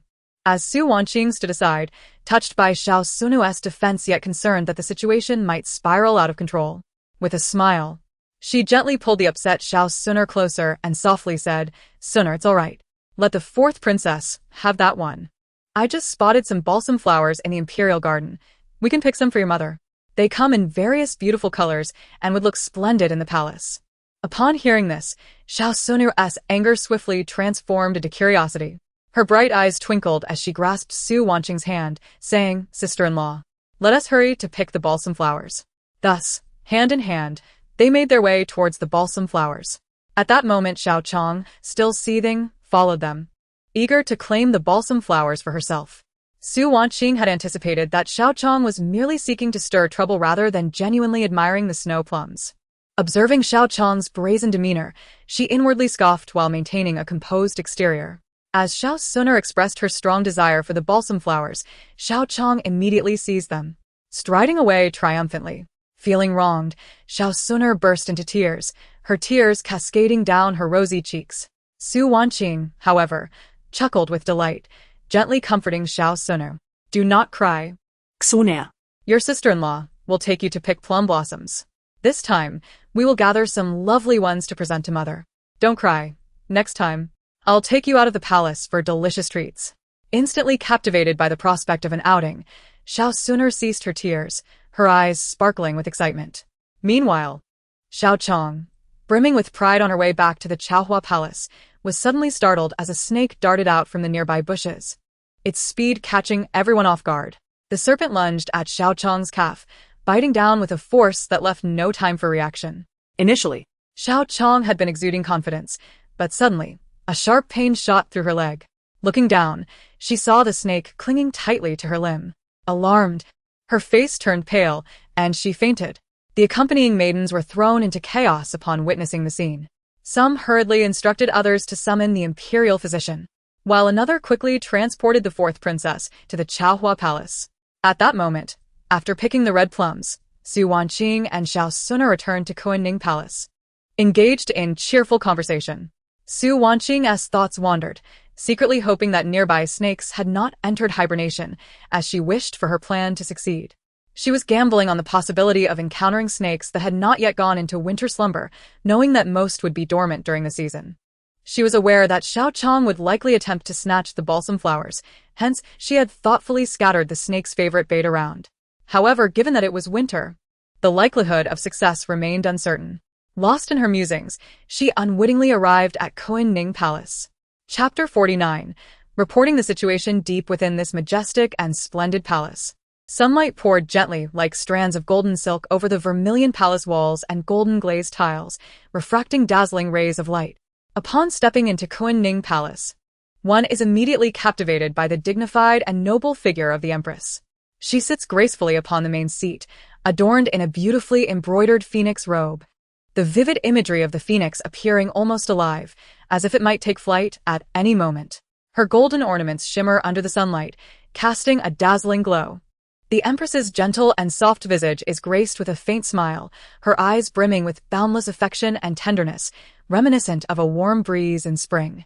Upon seeing Su Wanqing and Xiao Suner returning, the empress promptly rises, her lotus-like steps graceful as she approaches them, her voice as soothing as a mountain spring. "Qing'er, Suner, you have returned." Xiao Suner resembles a joyful little bird, eagerly dashing to the Empress's side, her cherubic face radiating an innocent and brilliant smile. Her sweet, melodious voice rings out like silver bells. Mother, mother, here are the flowers I picked for you. Do you like them? She raises the carefully gathered snow plum blossoms high, presenting them to the Empress like a precious treasure. The Empress, upon seeing the vibrant and fragrant snow plums in Xiao Sunu's hands, and gazing at her innocent and charming demeanor, feels a gentle warmth wash over her heart. She tenderly accepts the bouquet, her fingers caressing the petals. Her eyes filled with love and gratitude as she softly replies, "Thank you, Suner, I adore them. These flowers are truly exquisite, just like my little Suner, so endearing." Turning to the ever-respectful Xiao Yao standing beside her, the Empress instructs, "Xiao Yao, please take great care in placing these flowers in my chamber, ensuring they receive the utmost attention without the slightest neglect." Xiao Yao's face lights up with joy at the command, and she quickly replies, "Yes, Your Majesty. Rest assured, I shall tend to these flowers diligently." For the maidservants, each day is spent hoping for the contentment of their mistress when she is in good spirits. Their own lives can be lived with ease, free from the constant anxiety of incurring punishment for any slight misstep. However, Xiao Suner's previously radiant smile suddenly transforms into a pout, her face clouded with a look of grievance as she gazes pitifully at the Empress. Witnessing this, the Empress's heart aches, and she swiftly kneels down, gently stroking Xiao Suner's hair, her voice filled with concern. "What troubles you, my little Suner? Why do you appear so distressed? Please tell mother." Xiao Suner, with a quivering voice, explains, "Mother, fourth sister pushed sister-in-law and said brother has a sullen face. She even snatched the red plums I picked for you." As she speaks, her bright eyes well up with tears, glistening like pearls poised to fall. The Empress, upon hearing Xiao Sunu's lament, feels her anger rising, her brows furrowing in ire, her usually gentle countenance now transformed with fury. She strikes the table beside her in exasperation, exclaiming that Xiao Chong is exceedingly audacious. Such lawlessness. The Empress has always possessed a gentle and amiable disposition. Well aware of the Emperor's profound affection for her, and has approached the palace's myriad trivialities with forbearance and grace, choosing to overlook grievances where possible. Yet, the audacity of Yuan Guifei's child to disrespect her is a first in her tenure within the palace. Su Wanqing, alarmed by the Empress's rising temper, approaches her gently, linking her arm with the Empress's to soothe her. "Mother, please do not let anger affect your health. I believe that villains will ultimately meet their just deserts. Goodness begets goodness, and evil begets evil. It is merely a matter of time." She continues, "Fourth sister has always been domineering and inconsiderate of others' feelings. Such behavior cannot go unchecked forever. She will inevitably face the consequences of her actions." The Empress, reflecting on Su Wanqing's words, feels her anger temper slightly. She recalls Xiao Chong's numerous misdeeds in the palace, her harsh treatment of the servants, and her sharp tongue that often leaves others speechless. Such behavior indeed warrants proper reprimand. The Empress silently contemplates bringing this matter to the Emperor's attention, suggesting that Xiao Chong be sent to Yun Chao Academy for education. The academy, a royal institution, is designed to impart etiquette, arts, and self-cultivation to princesses from various realms, preparing them for future diplomatic marriages. There, distinctions of rank and status are rendered moot, as all students hail from noble lineage. The Academy's standards are rigorously high, and given the Emperor's limited offspring, particularly in the case of princesses, he has traditionally been reluctant to subject them to such rigorous training. However, with Xiao Chong's unrestrained behavior, neglecting to properly instruct her may lead to greater calamities, potentially bringing irreparable loss and disgrace to the royal family. Meanwhile, within the Chaohua Palace, chaos and tension reign. Yuan Guifei anxiously remains by the side of the unconscious Xiao Chong, her heart racing as if it might leap from her throat at any moment. Her eyes are filled with anxiety and fear, her hands gripping Xiao Chong's tightly as she repeatedly calls out, Chonger, please wake up. Do not frighten your mother." The maidservant who brought Xiao Chong back appears terrified, her voice quivering like leaves in the wind. "Yuan Guifei, the fourth princess was bitten by a snake on her way back. I have already summoned the imperial physician." Upon hearing this, Yuan Guifei's face pales instantly, her gaze darting to Xiao Chong's leg, where the wound is already swollen and red, with traces of blood seeping through. Tears stream down her face as she carefully lifts Xiao Chong into the inner chamber, gently laying her upon the bed. Immediately, Her expression contorts with fury as she turns to the maidservants accompanying her, shouting, "You worthless servants! Is this how you protect the princess? Take them out and punish them." The maidservants, pale and trembling, fall to their knees, pleading for mercy. "Yun Guifei, spare us. We never anticipated such an occurrence. We beseech you to show us grace." Yet, in her furious state, Yun Guifei cannot hear their pleas, gesturing for the guards to take them away. At that moment, the imperial physician arrives, breathless and hurried, not pausing to wipe the sweat from his brow before bowing to Yun Guifei. In her desperation, she seizes his sleeve, urgently imploring, "Physician, and please, tell me how is Chang. You must save her." The physician, not daring to delay, promptly examines the injury on Xiao Chang's leg, scrutinizing the wound's shape, color, and swelling. After a moment, he bows respectfully, stating, "Yun Guifei, the fourth princess is unharmed. Fortunately, the snake that bit her was non-venomous, a stroke of luck amidst misfortune. Had it been a poisonous snake, given the state of the wound, her life could have been in grave danger." Yun Guifei, still anxious, asks, "Then why hasn't she awakened?" The physician calmly explains, "The princess has merely succumbed to shock, leading to her unconsciousness. I shall prepare a calming decoction and an ointment for the snake bite. With timely administration and application, she will recover within days, and I assure you, there will be no scarring left on her leg." Upon hearing this, Yun Guifei feels her taut nerves begin to ease slightly, replying gratefully to physician and, "Thank you, physician, and, as long as Chang'er is safe, I shall bestow generous rewards upon you." The imperial physician clasped his hands and said, "Your Highness, you are too kind. Healing the sick is my duty. It is an honor to treat the princess. I will prepare the medicine at once." With that, he hurriedly turned and exited. Yun Guifei sat by the bedside, gently holding Xiao Chang's hand, her eyes filled with worry and tenderness. Her gaze never left Xiao Chang's face, and she silently vowed to uncover the identity of those who conspired against her daughter, ensuring they would face grave consequences. After a while, under the effect of the medicine, Xiao Chang slowly regained consciousness. She opened her eyes, still dazed, and upon seeing Yun Guifei's anxious expression, weakly called out, "Mother." Seeing Xiao Chang awake, Yun Guifei was overwhelmed with emotion, tears brimming in her eyes as she embraced her tightly. "Chang'er, you have frightened your mother terribly. How do you feel? Is there anywhere that hurts?" Xiao Chang recalled the incident of being bitten by the snake, feeling both aggrieved and frightened, and could not help but cry, "Mother, someone has harmed me. I was simply walking when suddenly a snake lunged at me. This cannot be a coincidence. It must have been orchestrated by someone. Surely it was Wanqing." Yun Guifei gently patted Xiao Chang's back, reassuring her, "Do not fear, my dear. I will seek justice for you. Whoever dares harm my daughter shall not escape retribution." Meanwhile, the Empress was in Kunning Palace, continuing discussions with Wanqing regarding how to deal with Xiao Chang. The atmosphere within the palace grew increasingly tense and intricate due to these unfolding events, as an unseen conflict appeared poised to erupt. Within the resplendent palace, sunlight filtered through the intricately designed window panes, casting mottled shadows upon the floor. What seemed like an ordinary day was now fraught with undercurrents due to the turmoil in the harem.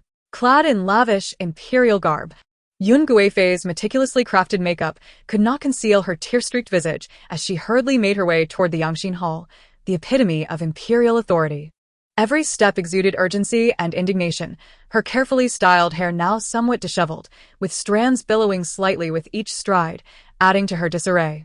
Upon reaching the Yangxin Hall, she was intercepted by the emperor's chief eunuch, Gao Gonggong. With a slight bow, his face adorned with a respectful yet unyielding expression, he stated, "Your Highness, the emperor is currently in discussion with the crown prince and cannot receive others." Upon hearing this, Yun Guifei's anger flared, her beautiful eyes brimming with jealousy and discontent. She thought of her ineffectual son, who was preoccupied with courting women, while Yichen was engaged in matters of state with the emperor. She understood that if this continued, the emperor would undoubtedly favor Yichen, potentially naming him heir to the throne.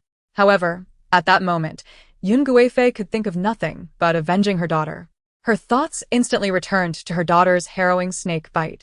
Without a second thought, she bent her knees and knelt, unabashedly calling out to the Yangxin Hall, "Your Majesty, I beseech you to stand up for me and for Chang." Her voice was piercing and sorrowful, echoing starkly in the stillness of the palace. Gao Gonggong, alarmed by her outcry, turned pale, beads of sweat forming on his forehead. He anxiously implored, "Your Highness, please refrain from shouting. Do not disturb His Majesty." As he spoke, he attempted to assist Yun Guifei, hoping to quell her cries. Inside the Wanqing hall, the emperor and Xiao Yichen had been engrossed in serious discussions regarding court matters, the atmosphere grave and solemn. However, Yun Guifei's sharp cries shattered this tranquility. The emperor furrowed his brow, his countenance revealing displeasure, while Xiao Yichen turned slightly, his expression betraying confusion. Soon, the emperor and Xiao Yichen hastened outside, where they beheld the sight of Yun Guifei kneeling on the ground, tears streaming down her face, her body trembling slightly, evoking deep sympathy. The emperor approached and personally helped her to her feet. Leaning against him, Yun Guifei immediately spoke in a soft, pleading tone. "Your Majesty, you must take a stand for Chang'er." Upon hearing this, the emperor's heart tightened, his face reflecting bewilderment as he inquired, "My dear, what troubles you? What has happened to Chang'er?" Yun Guifei lifted her tear-filled gaze, stammering, "Chang'er has been bitten by a snake, but thankfully it was non-venomous. Or else she would have lost her life. This is all the doing of the legitimate wife of Prince Yuan, Su Wanqing." Her voice resonated with fury and resentment, as if she wished to consume Su Wanqing whole. Xiao Yichen's heart quickened upon hearing Su Wanqing's name, though he maintained a composed exterior. He stepped beside the emperor and addressed Yun Guifei, "Your Highness, how can you say such a thing? My wife would never harm the fourth princess." His words, though calm, carried an innate authority that sent chills through those present. The emperor noted the concern etched on Xiao Yichen's face upon hearing Su Wanqing's name, feeling a twinge of surprise. His son, typically aloof and indifferent to worldly matters, seemed to care deeply for this girl, which he found both amusing and somewhat gratifying. Despite this thought, the emperor maintained a stern demeanor, interjecting, "We must ascertain the truth. We cannot wrongfully accuse Wanqing." He then turned his gaze toward the somewhat anxious Gao Gonggong. Commanding in a firm tone, Gao Gonggong immediately summoned Su Wanqing to the Wanqing hall. Gao Gonggong promptly bowed, replying, "Your servant obeys. I shall attend to it at once." With that, he hurriedly made his way toward Kunning Palace. At this moment, the atmosphere outside the Wanqing hall remained tense. Yun Guifei's face had turned an ashen hue, her eyes filled with resentment and indignation. Meanwhile, Xiao Yichen furrowed his brow, secretly anxious about Su Wanqing's predicament. In this resplendent palace, sunlight streamed through intricately carved window frames, illuminating the floor of Kunning Palace. At this time, Gao Gonggong had hastily arrived at Kunning Palace, where Su Wanqing was engaged in quiet conversation with the empress. Just then, Xiao gracefully entered the hall, respectfully announcing, "Your Majesty, Gao Gonggong has arrived." The empress, surprised, replied, "Let him in." Gao Gonggong entered cautiously, bowing as he greeted, "I pay my respects to your Majesty. May you enjoy eternal blessings." The empress waved her hand lightly, "Rise." She then fixed a piercing gaze upon him, asking, "What brings you here?" Having served the emperor for many years, Gao Gonggong understood the empress's significant standing in the emperor's heart and did not dare to withhold any information. He quickly replied, "Your Majesty, the fourth princess has been bitten by a snake. Yun Guifei accuses it was the doing of the legitimate wife of Prince Yuan, and the emperor has summoned her to the Wanqing hall for confrontation." Hearing this, the empress slammed her hand on the table in anger, exclaiming, "I had yet to seek out Yun Guifei, and she dares to bring trouble to me first." Rising, she declared, "Qing'e, I shall accompany you and advocate on your behalf." Su Wanqing, displaying composure, reassured the empress, "Mother, please do not be angry. I did not commit any wrongdoing, and Yun Guifei has no evidence. Father is a just ruler and will not penalize me based solely on her accusations." In truth, Su Wanqing had meticulously orchestrated the situation, eliminating any traces of evidence that could implicate her. She was confident that there would be no incriminating evidence left behind. Thus, she appeared self-assured, her demeanor devoid of fear. Gently, she addressed the empress, "Mother, there is no need for concern. I can face this myself." However, the empress, filled with urgency, replied, "Qing'e, do not persuade me otherwise. This time, I must accompany you." Standing nearby, Xiao Suner interjected with indignation, "Mother, I wish to go as well. I want to clarify things with father." The empress, in a doting manner, pinched Xiao Sun'er's cheek, saying, "Very well, I will allow you to go." Upon hearing this, Xiao Sun'er twirled in delight, resembling a joyful little bird. Seeing the Empress's unwavering determination, Su Wanqing understood that further persuasion would be futile and chose to remain silent. The Empress then turned to Grand Eunuch Gao. Her tone resolute as she commanded, "Lead the way, I shall accompany Qing'er." Upon hearing the Empress's directive, Grand Eunuch Gao ceased his chatter and guided the group directly towards the Yangxin Palace. Along the way, palace maids and eunuchs bowed and made way for the procession. Upon entering the Yangxin Palace, one was immediately struck by the towering vermilion pillars, entwined with vividly lifelike golden dragons, poised as if ready to ascend to the heavens. The roof, adorned with golden glazed tiles, shimmered brilliantly under the sunlight, resembling a vast ocean of gold. Beneath their feet lay smooth white marble tiles, each intricately carved with exquisite patterns, delicate lines depicting auspicious motifs, embodying the majesty and dignity of the imperial lineage. Gazing upwards, the ceiling was embellished with a colorful depiction of dragons and phoenixes in harmonious auspice, their vibrant hues and lifelike forms suggesting they might leap from the canvas at any moment.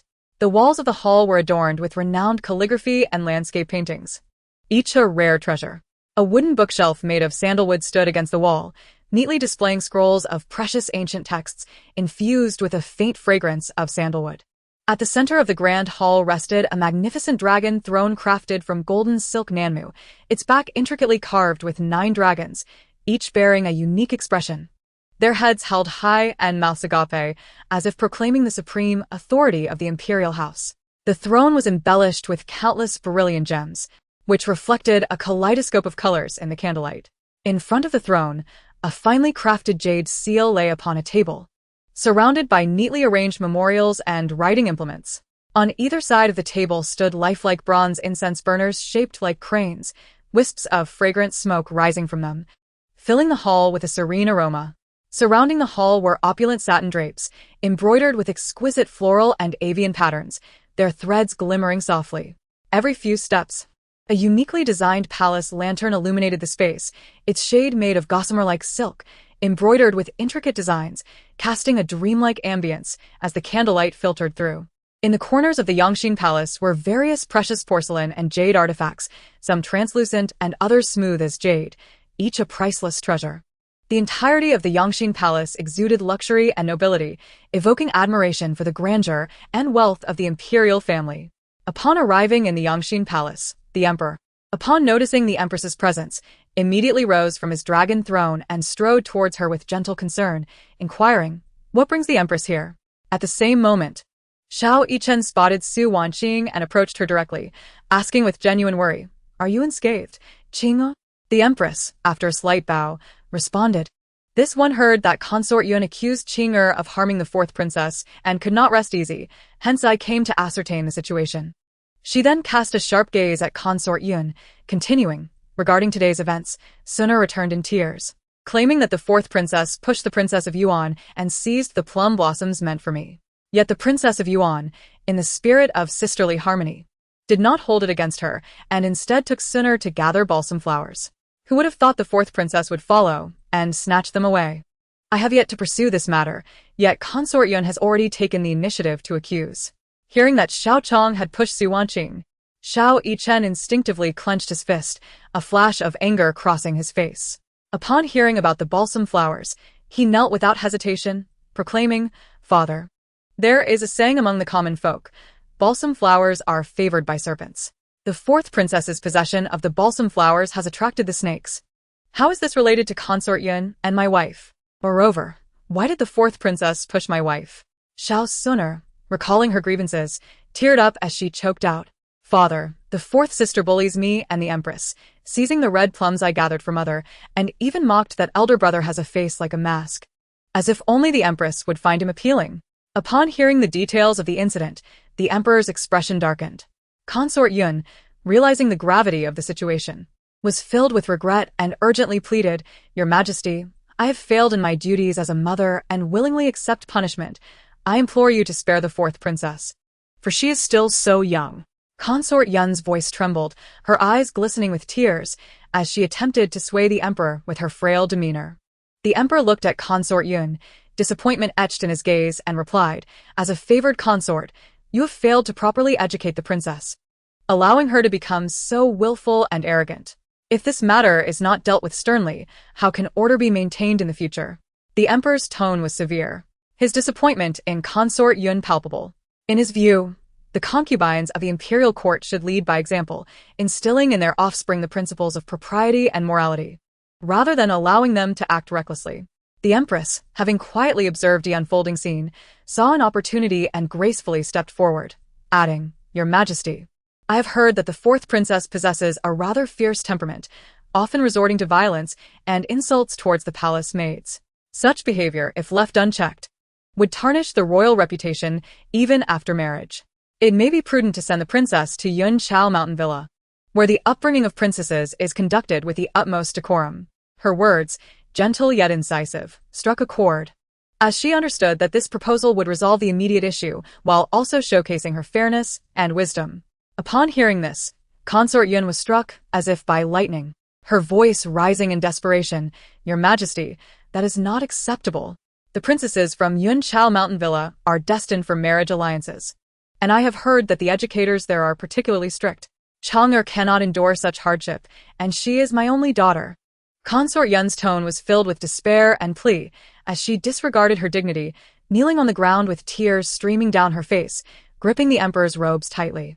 The emperor, witnessing her distress, felt a twinge of compassion. After all, consort Yuan had stood by his side for many years, and there had been moments of affection between them. Moreover, the fourth princess, Xiao, was also his own flesh and blood. He could not bear to see his daughter suffer. Just as he prepared to decline, the previously silent Yichen stepped forward.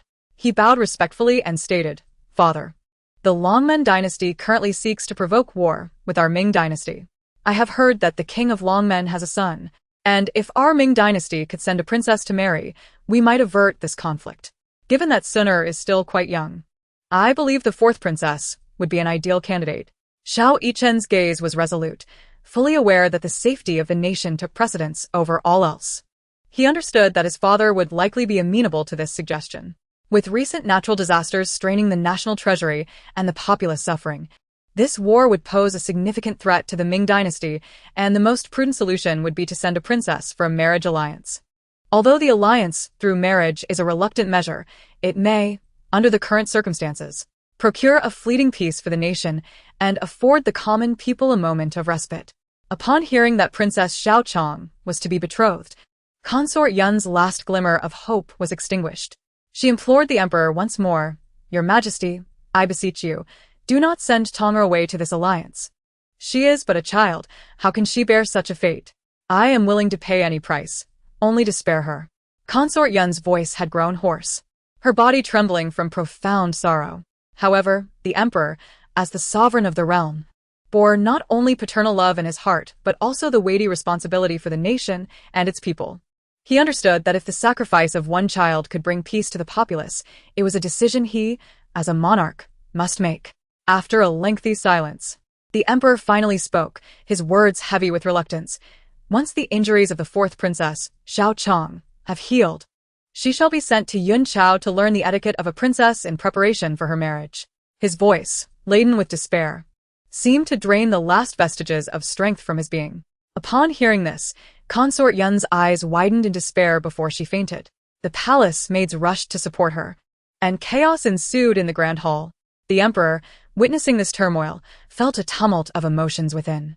He turned and exited the hall, leaving the others behind, each grappling with their own intricate feelings. Upon returning to his quarters, the emperor sat upon the dragon throne, engulfed in deep contemplation. Memories of Xiao's innocent charm and consort Yun's past tenderness flooded his mind, stirring a profound sense of guilt within him. Yet he also recognized that, as a monarch, he must prioritize the greater good, and sometimes difficult decisions must be made for the sake of the nation's peace and stability. Meanwhile, consort Yun was taken back to Chaohua Palace. Upon seeing her mother unconscious on the floor, Xiao panicked, calling out anxiously, "Mother, mother, what has happened to you?" Tears streamed down her face as she collapsed beside consort Yun's bed, grasping her hand tightly, her expression filled with worry and fear. As consort Yun awakened to the sound of her daughter's cries, she opened her eyes with great effort and saw Xiao Chang's heartbroken face, filled with guilt. She sorrowfully spoke, "Chang'er, I am so sorry. Your father intends to send you to Yun Chao Mountain Villa." Hearing this, Xiao Chang felt as if struck by thunder. Her mind blinked.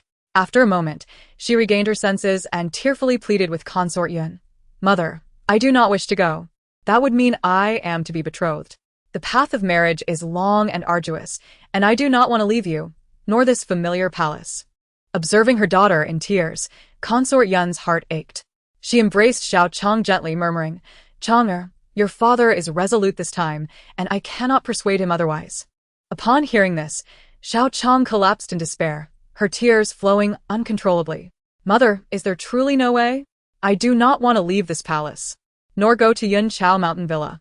The journey is so far, and I know I will be married off there." Consort Yun sighed softly, tenderly stroking Xiao Chang's hair. "Do not cry, my dear. Let me think of a solution. You are only going to Yun Chao Mountain Villa to learn etiquette, and I will speak to your father regarding the marriage." Xiao Chang lifted her tear-streaked face, her eyes reflecting a glimmer of resolve. "Mother, will you truly?" Consort Yun affirmed with determination, "I will speak to the emperor." Chapter 53. Drought within the majestic and resplendent palace. The atmosphere today was unusually heavy and oppressive. In the chill of winter, which ought to have been a world blanketed in white snow, the land had been mercilessly torn apart by drought. The sky bore no traces of clouds, with the sunlight glaring and harsh, as if mocking the parched earth. Consort Yun, in her palace, felt as agitated as an ant on a hot stove, her mind racing with anxiety as she pondered how to plead before the emperor to prevent Xiao Chang from being betrothed. Her once vibrant and alluring visage was now clouded with worry, her meticulously styled hair slightly disheveled, as she was consumed by deep concern for her daughter's future. Meanwhile, Yichen and Wanqing walked side by side towards Wanqing Palace. A gentle breeze rustled through the flowers and trees of the palace, the leaves whispering, offering a rare moment of coolness. Wanqing Palace was adorned with solemnity, reflecting the esteemed status of the empress. She sat gracefully upon the main seat, exuding elegance and poise, her gaze imbued with both gentle compassion and undeniable authority. Wanqing and Yichen sat on either side, while Xiao nestled affectionately beside the empress, akin to a lively little bird, pressed closely against her warm haven. The empress broke the lingering silence with utmost gentleness.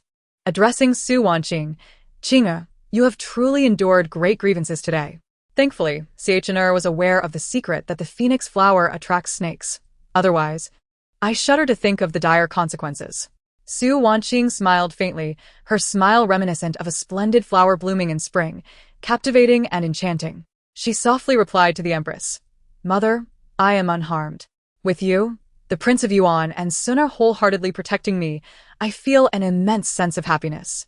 The empress gazed at Wanqing's understanding and cultured demeanor, her heart swelling with pride and joy, her affection for this daughter-in-law deepening. Then, the empress turned her attention to Yichen, her expression growing slightly stern. "Your actions today were indeed somewhat rash and impulsive. Consort Yuan has always cherished the fourth princess as a treasure. Your proposal to send her for an alliance will surely incite her wrath. Furthermore, the Duke Mu, who appears to be your close brotherly friend, will likely find it hard to maintain the facade of harmony after this incident. Moreover, your father has only two precious offspring, Suna and the fourth princess, and he has consistently opposed the idea of alliances. Although he is reluctantly acquiescing now, his heart is undoubtedly filled with reluctance and discontent." Yichen lowered his head slightly, his expression resolute as he spoke firmly, "Mother, I have a plan and will resolve this matter appropriately." Deep within, he was acutely aware of the serious consequences his actions might incite, yet the thought of Wanqing's grievances ignited a fierce anger within him, causing him to lose the calmness and rationality he usually maintained. In his heart, Wanqing's safety and happiness were paramount, far exceeding any other concern. The empress shook her head helplessly, unable to fathom that her typically composed and reserved son would become so impulsive and reckless over a woman. Yet at the same time, she found herself holding Wanqing in higher esteem. After all, to captivate her son so completely, the lady must possess unique charm and exceptional talent. The Empress silently vowed that regardless of the difficulties ahead, she would do everything in her power to protect what her son cherished. With her thoughts returning to the present, the Empress sighed. Enough of this matter. Let us turn the page. I am feeling somewhat weary. You may return now. Upon hearing this, Su Wanqing and Xiao Yichen quickly rose and bowed respectfully. Just as they were about to depart, Xiao Suner, like a joyous little deer, dashed forward and tugged at Su Wanqing's sleeve, playfully pouting. Sister-in-law, do not forget your promise to take me out of the palace for a stroll. Su Wanqing smiled indulgently, Gently caressing Xiao Suner's head, and replied softly, Sister-in-law remembers clearly. I will take you out in a few days. Xiao Suner received an affirmative response, and with a heart full of satisfaction, she gently released her hold, her face radiating an innocent and brilliant smile. Subsequently, Su Wanqing and Xiao Yichen boarded the carriage back to the Yuan Wangfu. The carriage moved slowly along the winding path, the setting sun casting a golden hue upon the trees flanking the road, while the evening breeze rustled the leaves. Inside, the decorations were exquisite and comfortable. Xiao Yichen tenderly embraced Su Wanqing, his long fingers caressing her silky hair with the gentleness of a spring breeze, his voice laced with profound guilt and remorse. Qing'er, I am truly sorry for the grievances you endured today. Su Wanqing lifted her head, gazing at Xiao Yichen's expression of heartfelt concern and guilt, and chuckled softly, her laughter as crisp and melodious as silver bells. Fool, what grievances can there be? With you protecting me so fiercely, who would dare to let me suffer even a fraction of a grievance? As she spoke, she nuzzled against Xiao Yichen's embrace like a lazy kitten, feeling her affectionate dependence. Xiao Yichen's heart surged with tenderness, and he instinctively held her even closer.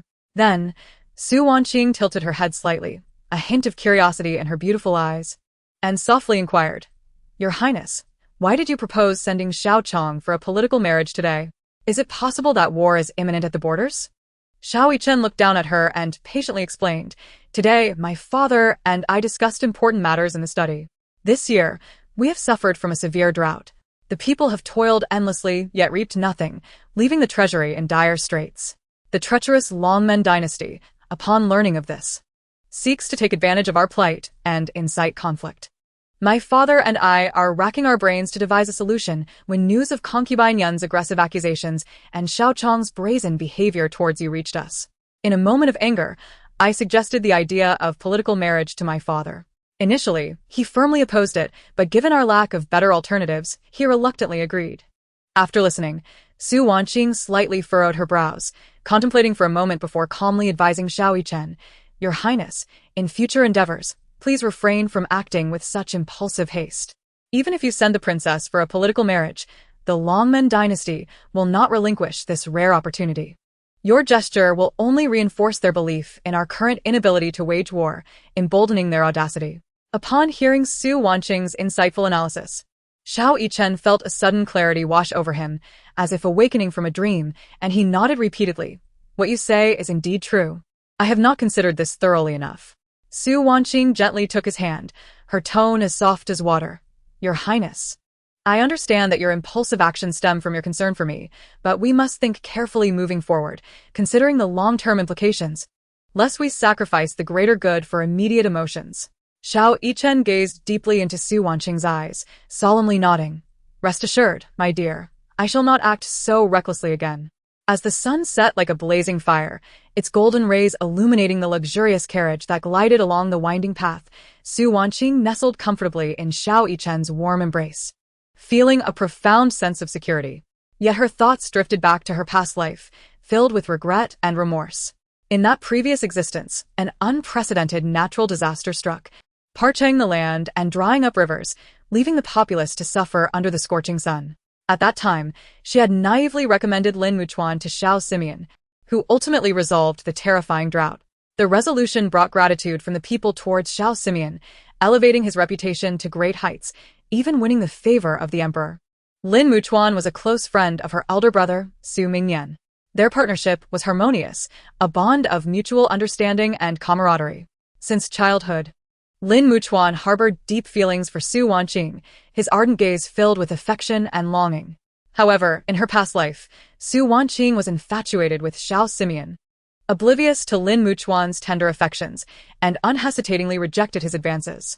She recalled an instance when she returned to the Duke's residence, passing by the study and overhearing Lin Muchuan and her brother passionately discussing innovative solutions to the drought. Enchanted by Xiao Simeon, she thoughtlessly recommended Lin Muchuan to him. Later, through her brother, she awoke to the truth.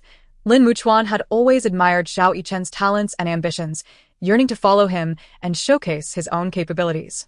Yet, out of his deep and steadfast love for her, Lin Muchuan willingly forsook his aspirations and relinquished the brilliant solution to Xiao Simeon. That selfish man, Xiao Simeon, claimed all the credit for himself without remorse. Reflecting on this, Su Wanqing's heart swelled with endless guilt and regret. She vowed that in this lifetime, regardless of the cost, she would help Lin Muchuan gain Xiao Yichen's recognition, enabling him to shine and achieve great success. As her thoughts gradually returned, Su Wanqing lifted her head, gazing into Xiao Yichen's handsome and resolute face, and gently said, "Your Highness, I know someone who may help resolve the current drought crisis." Hearing this, Xiao Yichen raised an eyebrow, a glimmer of curiosity in his eyes, and eagerly asked, "Oh really, Qing? If such a person exists, you would be solving a top priority for me." His voice brimmed with anticipation and delight. For alleviating the suffering of the people and addressing the food shortage was of utmost importance to him. Su Wanqing smiled slightly, her eyes reflecting determination and confidence, and softly replied, "Yes, Your Highness. May I invite you to accompany me to visit this person when I return home in a couple of days?" Without hesitation, Xiao Yichen responded, "Of course, I shall accompany you, for this is an important day for you, and I shall be by your side." Su Wanqing's heart brimmed with joy upon hearing his response. Her charming face blossomed into a flower-like smile, and she comfortably nestled back into Xiao Yichen's embrace. The carriage progressed leisurely under the splendid sunset, its wheels rolling forward, crushing the golden rays beneath. The two within held each other tightly, as if no worldly troubles could ever part them. They understood that the road ahead might be fraught with thorns and obstacles, yet as long as their hearts were intertwined, hand in hand, they would weather any storm and face all challenges with unwavering resolve. When the carriage finally arrived at the Yuan Wangfu, the night had quietly descended like black silk. The stars twinkled like brilliant gems embedded in the vast sky. The bright moon hung high, casting a cool luminescence that illuminated every corner of the palace. The pond within the estate lay still as a mirror, reflecting the pure moonlight, while a gentle breeze stirred the surface, creating ripples that danced like dreams. Hand in hand, Xiao Yichen and Su Wanqing walked gracefully into the house, where the maids, upon seeing their return, hurriedly approached to attend to them. After enjoying their evening meal, the two sat side by the window, gazing at the moon that resembled a silver disk in the sky, their hearts filled with beautiful hopes and yearnings for the future. "Your Highness, I wish for nothing more than to remain by your side, weathering storms together, unwavering and unyielding." Su Wanqing's voice was as soft as a whisper in the night breeze, yet imbued with profound affection. Xiao Yichen held Su Wanqing's hand tightly in his palm, his gaze unwavering and filled with deep emotion, as if to engrave her image eternally in his heart.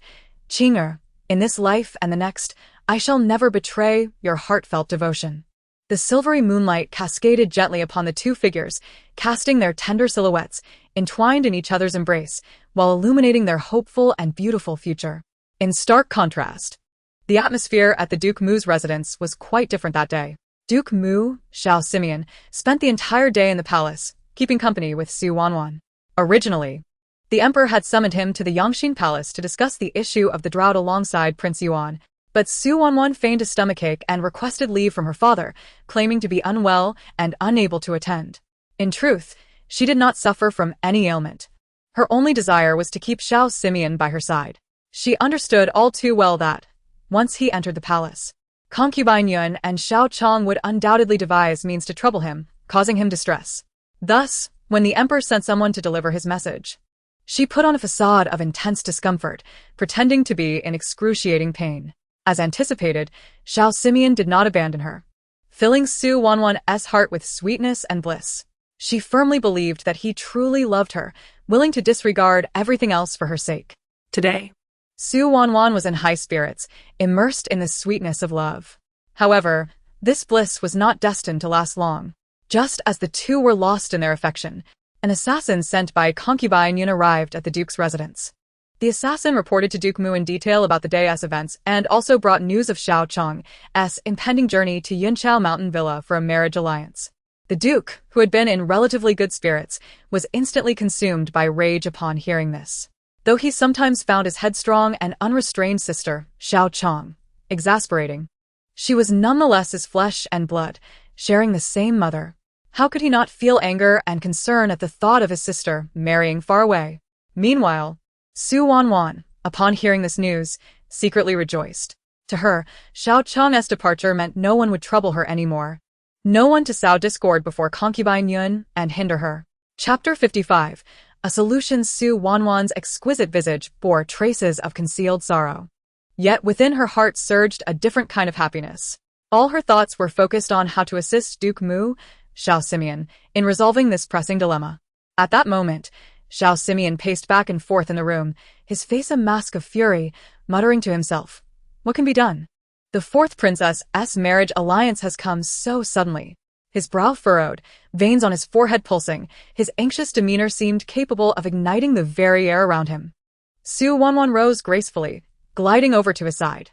Her voice, akin to a gentle spring breeze, was soft yet filled with a soothing power. "My lord, do not be angry. After all, the marriage alliance has not been confirmed yet. They merely mentioned that the fourth princess should study etiquette.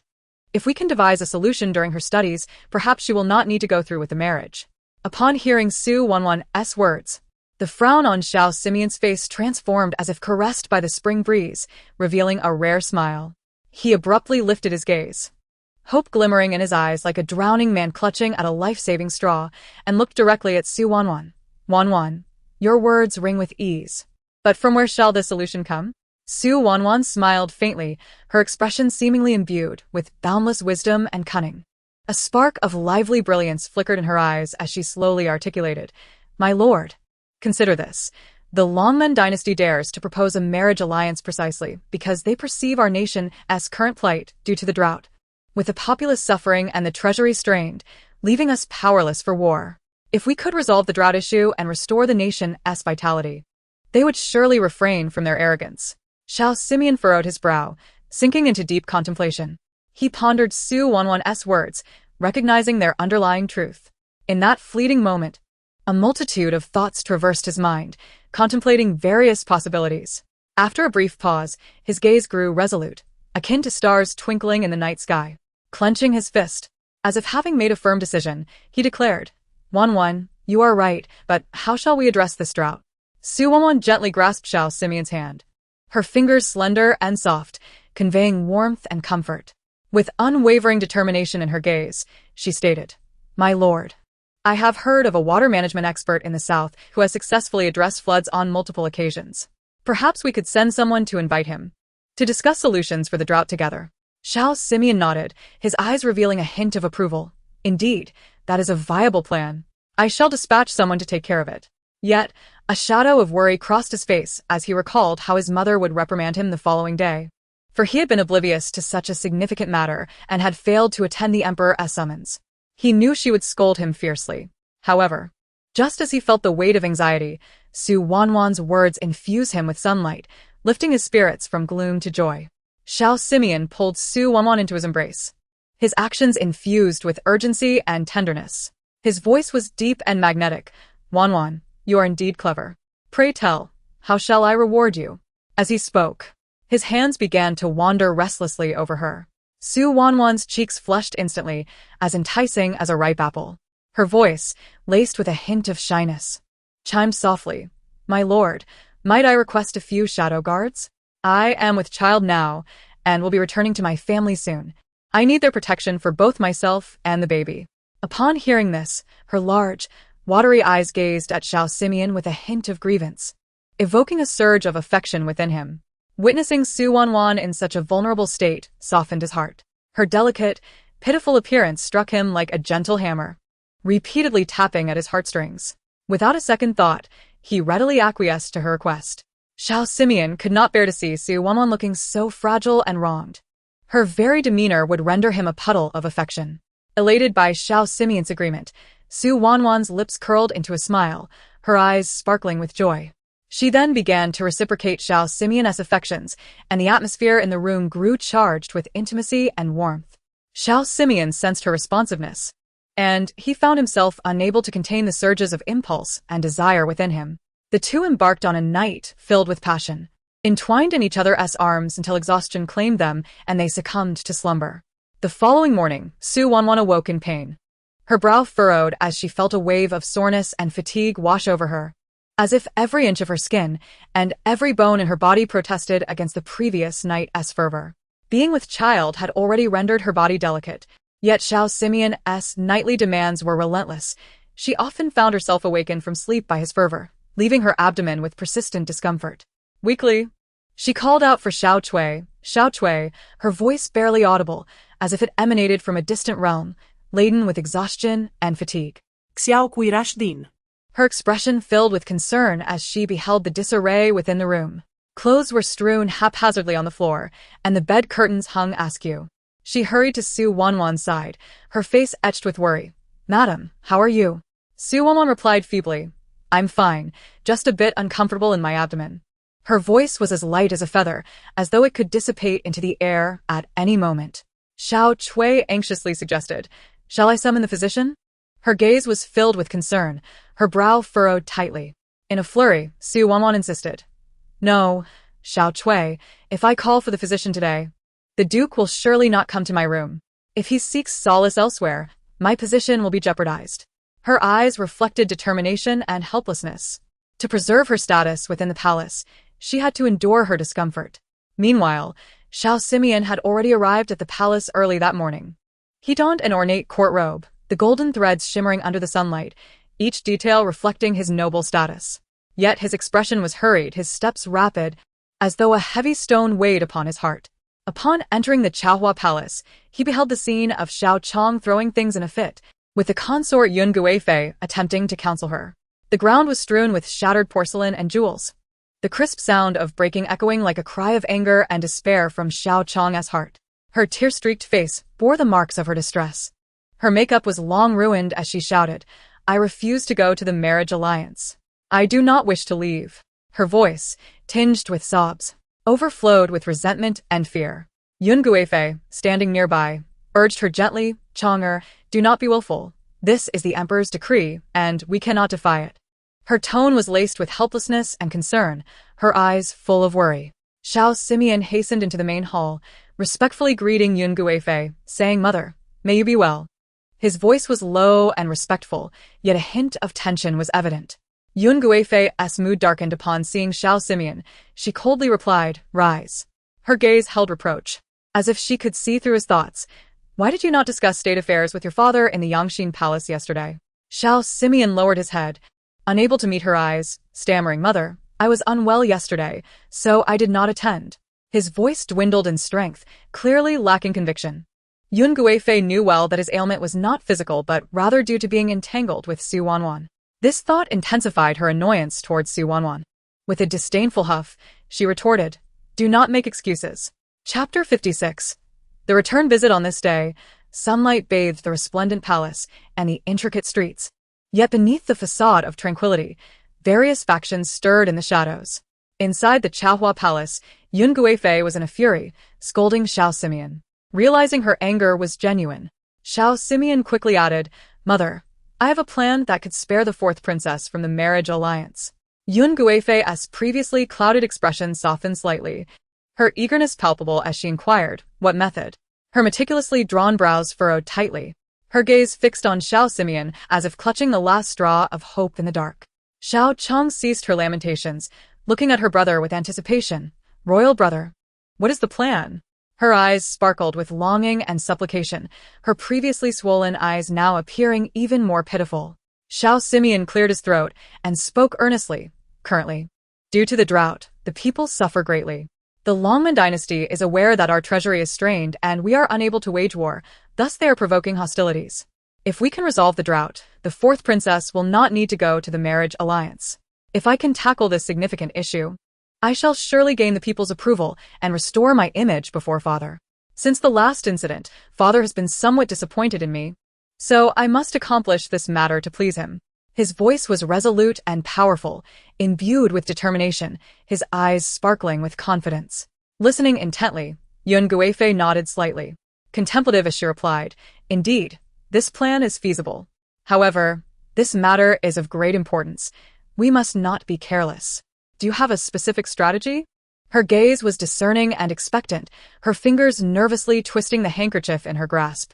Xiao Simeon responded, "I have already dispatched individuals to the south to seek talents adept in drought management, who should arrive shortly. At that time, we shall discuss strategies together. And I am confident we can devise a solution to the drought. The south is abundant in water, and those experts surely possess extensive experience in water management and drought response." Yuan Guifei nodded slightly, a glimmer of hope crossing her eyes. "That is excellent. You must seize this opportunity.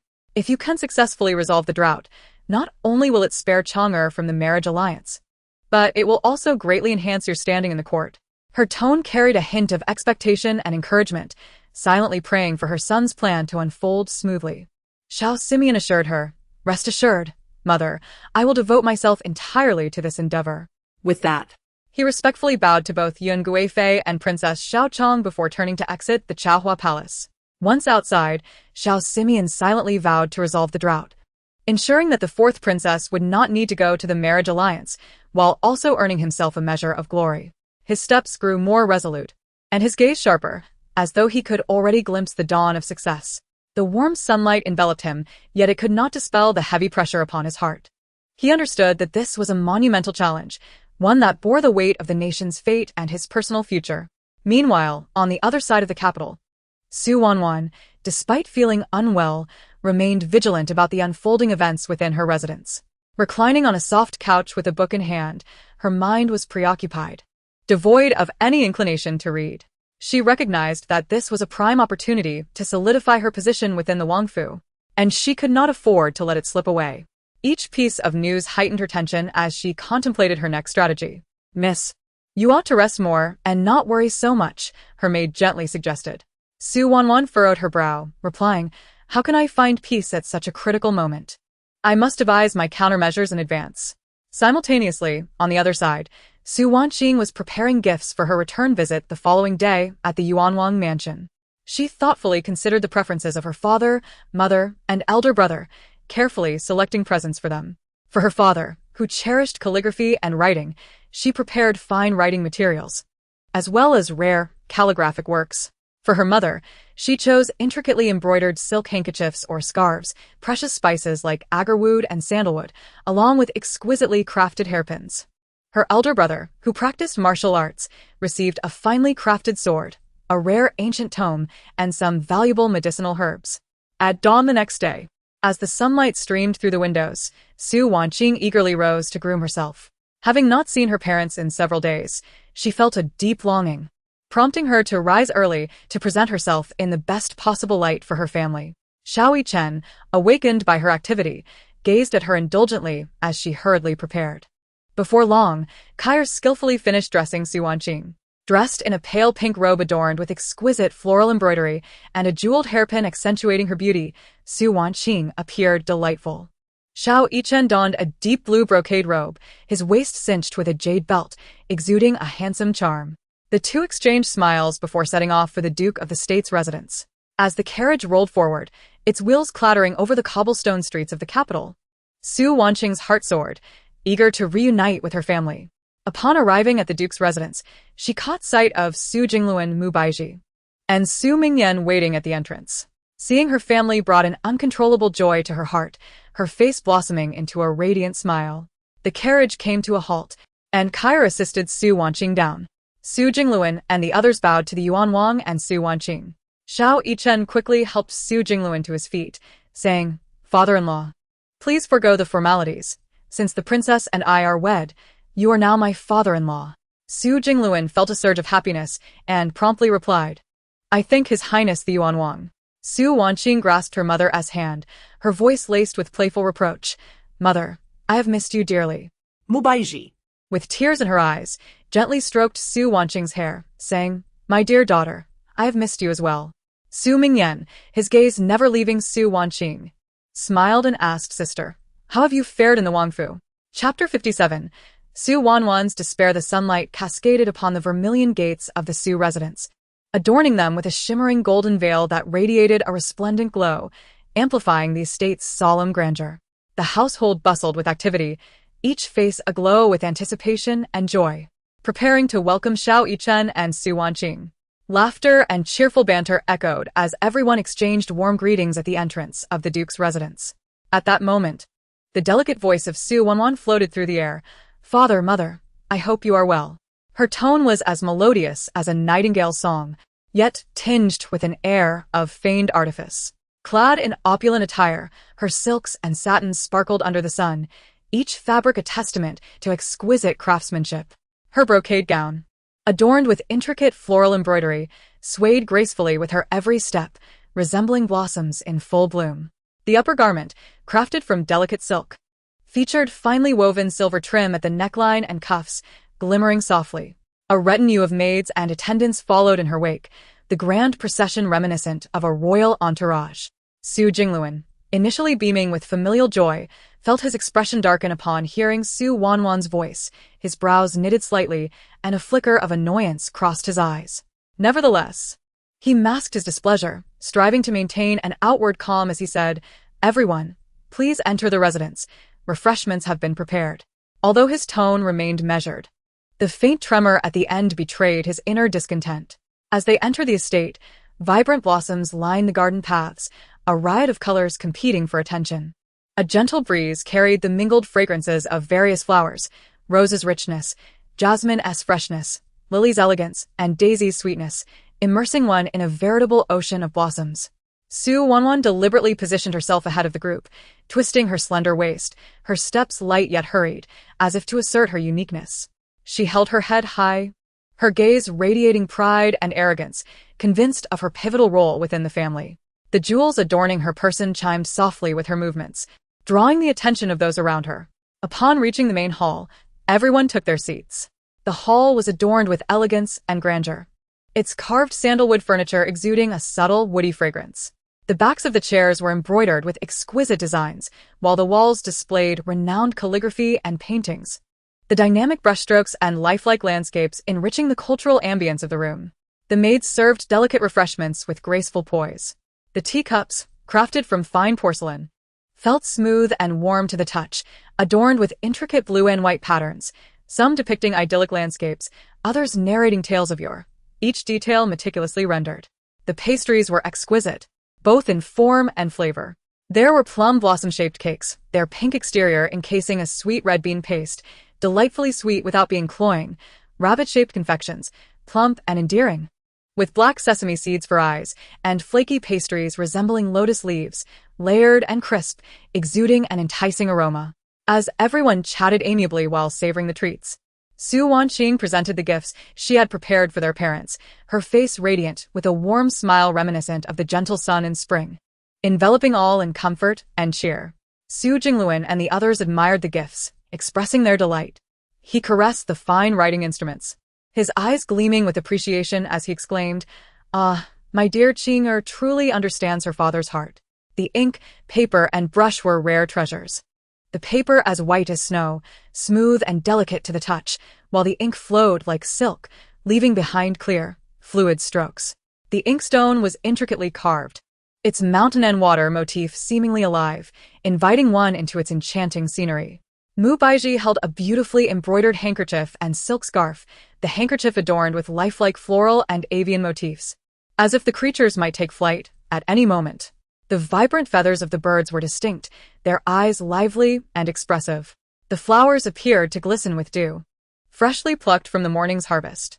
The edges of the silk scarf were inlaid with fine pearls, each one lustrous and round, casting a soft glow that complemented the silk's texture, her face beaming with happiness as she remarked, "These handkerchiefs and scarves are truly beautiful. You've put in great effort." King Air.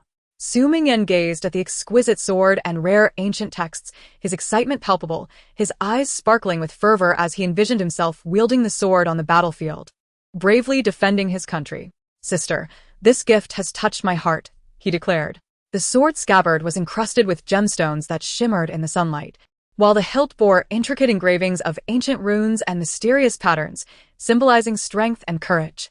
The blade gleamed with a cold light, sharp as a razor, promising lethal precision with a mere flick. The ancient tome, its pages yellowed with age, exuded the scent of history, the fluid script chronicling invaluable knowledge and wisdom, each page seemingly recounting tales of yesteryears. In contrast, Su Wanwan's gifts of porcelain and fabric paled in comparison to Su Wanqing's offerings. Though her porcelain was exquisite, it lacked the charm of her sister's unique pieces, which resembled fairy skirts and ancient pagodas, while hers were merely common vases and jars, albeit adorned with fine patterns. They appeared somewhat mundane. Although her fabric was of high quality, it lacked the vibrancy and intricacy of Su Wanqing's selections, which featured blooming peonies and soaring phoenixes, while hers were simple stripes and checks, rendering them rather dull. A pang of jealousy stirred within her, and she bit her lip, a flicker of dissatisfaction flashing in her eyes, her expression shifting to one of gloom. After a brief pause, Su Wanwan finally could not contain herself. "Father, Aunt has been at the estate for quite some time. Shouldn't we bring her back?" Her voice trembled with suppressed emotion, her eyes fixed intently on Su Jingluan. Seeking to gauge his reaction, her demeanor pitifully vulnerable, as if she bore an immense grievance. Tears shimmered in her eyes, her voice quavering, poised on the brink of tears. Mu Baiji opened her mouth to refuse, but Su Wanqing swiftly grasped her hand, gently shaking her head, signaling her to remain silent. Taken aback, Mu Baiji glanced at her daughter, confusion flickering in her gaze, but upon meeting Su Wanqing's resolute expression, she comprehended her intent and refrained from further discussion. Her brow furrowed in contemplation of her daughter's thoughts. Su Wanwan waited eagerly for her father's response. However, Su Jingluan's expression turned frigid at once, his voice low and unyielding. After Aunt Xue arrived at the estate, a servant reported that she has been ill, and the remedies have proven ineffective. Her days are likely numbered.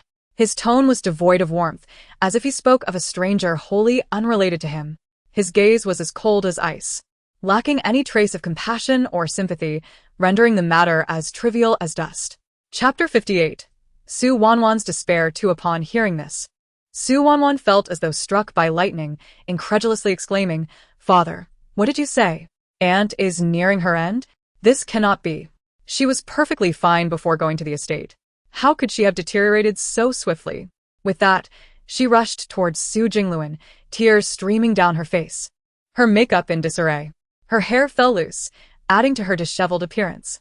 Upon witnessing this, Su Jingluan exclaimed in anger, "Mr. Su, the second young lady wishes to visit Aunt Xue.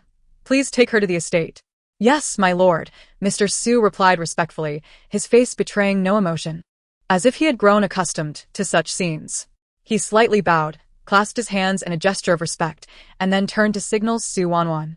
In her heart, Su Wanqing sighed, fully aware that her father would never allow Aunt Xue to live. She understood that her father's resentment over Aunt Xue's betrayal weighed heavily on him, and this situation had been within her expectations. A gentle sigh escaped her lips, and a flicker of helplessness and sorrow crossed her eyes. Meanwhile, Mu Baiji was filled with suspicion. She had never heard of a servant from the estate reporting on Aunt Xue's condition. She could not help but wonder if there were secrets hidden within this matter. Her brow furrowed, her doubts deepening as she began to recall various details from the past. Initially, Su Jingluan's handling of Aunt Xue had displeased her. She felt he still harbored feelings for Aunt Xue and was reluctant to kill her, which had led to several disputes. However, Su Jingluan never argued with her, always soothingly persuading her, and eventually Mu Baiji ceased to mention the matter. To her surprise, Aunt Xue was now on the brink of death at the estate. Su Jingluan's thoughts drifted. He had instructed Mr. Su to administer a slow-acting poison to Aunt Xue when she was sent to the estate. This poison was colorless and tasteless, undetectable by anyone, requiring only a gradual application. It was a meticulously devised scheme, aimed solely at eliminating the woman he loathed.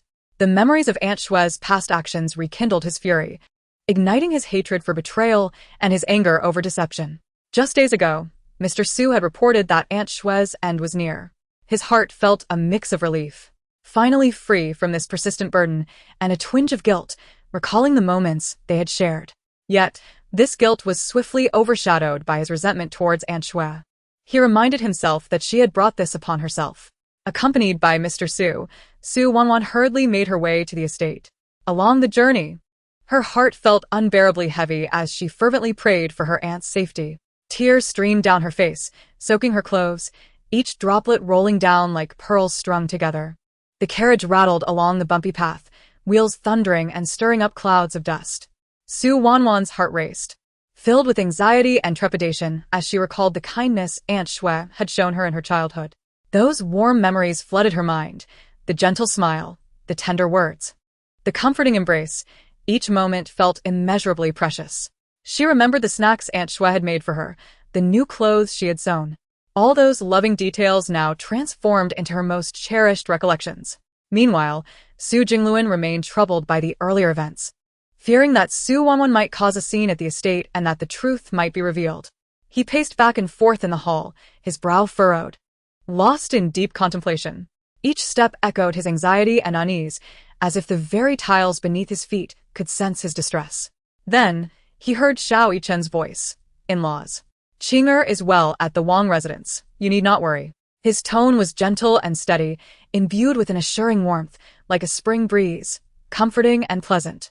Upon hearing this, Su Jingluan entirely forgot the earlier unpleasantness, nodding in response. "That is good. Very good."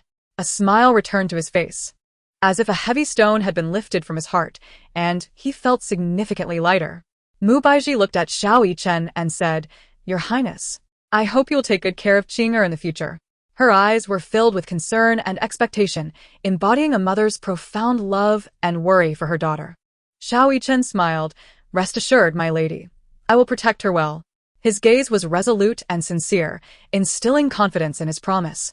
As if his oath could transcend time and space, eternally safeguarding Su Wanqing. The family enjoyed this rare moment of reunion, their laughter resonating throughout the hall, enveloping every corner in a warm atmosphere, with happiness and contentment radiating from each face. Su Wanqing settled beside her elder brother, Su Mingyan, gently tugging at his sleeve. "Brother, it has been a long time since I last saw Mu Chuan. Could you invite him to the residence for a visit?" Su Mingyan looked at his sister in confusion, asking, "Qing'er, what suddenly brings Mu Chuan to your mind?" Su Wanqing replied, "I know that Brother Mu is talented and has much to offer. I would like to introduce him to the Prince of Yuan." Su Mingyan's eyes lit up with excitement. "Really?" Kenya. Brother Mu mentioned just days ago that he felt his talents were going to waste and wanted to approach the Prince of Yuan. He even asked me to introduce him, claiming he has a solution for the current drought issue. Su Wanqing's heart soared with joy at his words, her eyes sparkling. "Brother, then please invite Mu Chuan. It is timely, as the prince is currently discussing matters for the people." Su Mingyan immediately dashed out, exclaiming, "All right, sister, I will go right away." He rode swiftly to Lin Muchuan's residence, knocking urgently at the door, calling out, "Brother Mu, open the door quickly." When the door swung open, Lin Muchuan, seeing Su Mingyan's anxious expression, was puzzled and asked, "Su Go, what brings you here in such a hurry?" Bretlas, Su Mingyan responded, "Brother Mu. My sister invites you to the residence. She says there is important business to discuss." Chapter 59. Lin Muchuan's thoughts. Upon hearing this, Lin Muchuan's heart swelled with joy, an exhilaration surging through him like a tidal wave. He hurriedly began to prepare, moving swiftly and decisively, as if fearing to lose even a moment. He meticulously donned a clean long robe, the fabric exquisite and soft. Standing before the mirror, he arranged his hair neatly, each strand settling perfectly into place. At that moment, excitement sparkled in his eyes, bright and fervent, akin to brilliant stars in the night sky. His steps became lighter, each one imbued with eager anticipation. Meanwhile, Su Wanwan and Mr. Su arrived at the estate. Nestled in the outskirts, far from the bustling town, the estate exuded an eerie stillness. It was desolate, with only a few servants bustling about, their solitary figures moving through the empty courtyard, their hurried steps and drooping shoulders narrating tales of weariness and resignation. The yard was overrun with weeds, untamed and chaotic, some withered, while others stood defiantly, swaying gently in the breeze.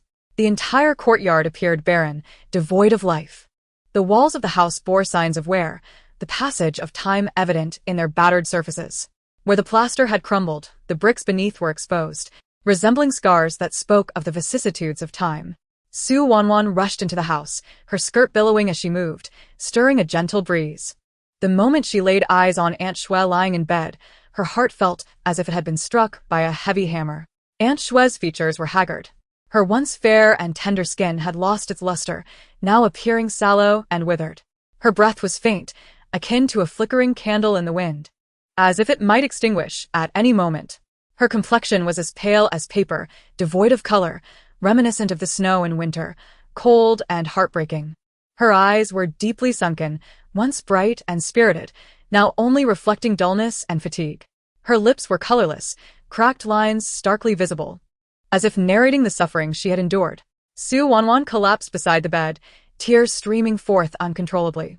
She cried out, "Aunt, how have you changed so?" Her voice resonated with anguish and sorrow, an outcry emanating from the depths of her heart, each word trembling with despair.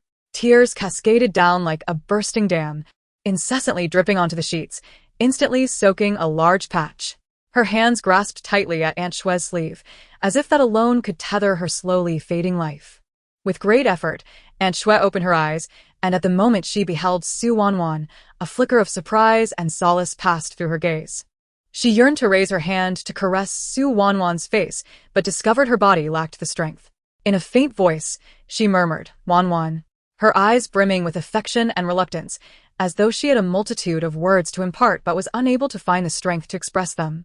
Su Wanwan turned her head, glaring furiously at Mr. Su. Her eyes burned with wrath, an inferno so fierce it seemed capable of consuming him whole. She demanded loudly, "What is happening here?" Her voice, sharp and piercing, echoed with despair and defiance, reverberating throughout the empty room, lending an air of profound desolation. Each word struck like a dagger, aimed directly at Mr. Su. He stepped forward to take her pulse, his expression grave and focused. After a brief moment, he stated, "Aunt Shue is suffering from excessive worry." His tone was monotonous, as if he were merely recounting an ordinary fact. Su Wanwan could hardly accept this. Her cries escalating to a hysterical pitch. Impossible. Aunt must have been framed. Her voice echoed in the room, laden with boundless grief and resolution. Her eyes were bloodshot, tears streaming down her cheeks, yet failing to extinguish the fire of fury within her. She bit her lip with such intensity that blood began to seep forth. Silently, she vowed to avenge her aunt.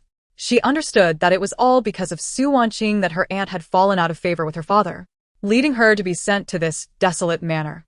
Her gaze was resolute and unwavering, as if she had made a vow of ironclad determination. Meanwhile, within the Duke of Zhenguo's residence, everyone anxiously awaited the return of Su Mingyan and Lin Muchuan. The hall was thick with tension and anticipation, each face reflecting varying degrees of anxiety. Master Su paced restlessly, his hands clasped behind his back, brow furrowed in worry. The lady sat in a chair, tightly clutching her handkerchief, her gaze often drifting toward the entrance. At last, Su Mingyan entered the main hall with Lin Muchuan. Upon seeing Lin Muchuan, Su Wanqing's face broke into a radiant smile, akin to flowers blooming in spring, breathtaking and vibrant. Her eyes sparkled with joy, illuminating the entire hall with warmth. She hurried forward, slightly bowing, and said, "Brother Muchuan, it has been so long." Her voice was melodious and clear, flowing like a mountain spring, resonating in the hearts of all present. Lin Muchuan returned the greeting with a bow, "Sister Qing."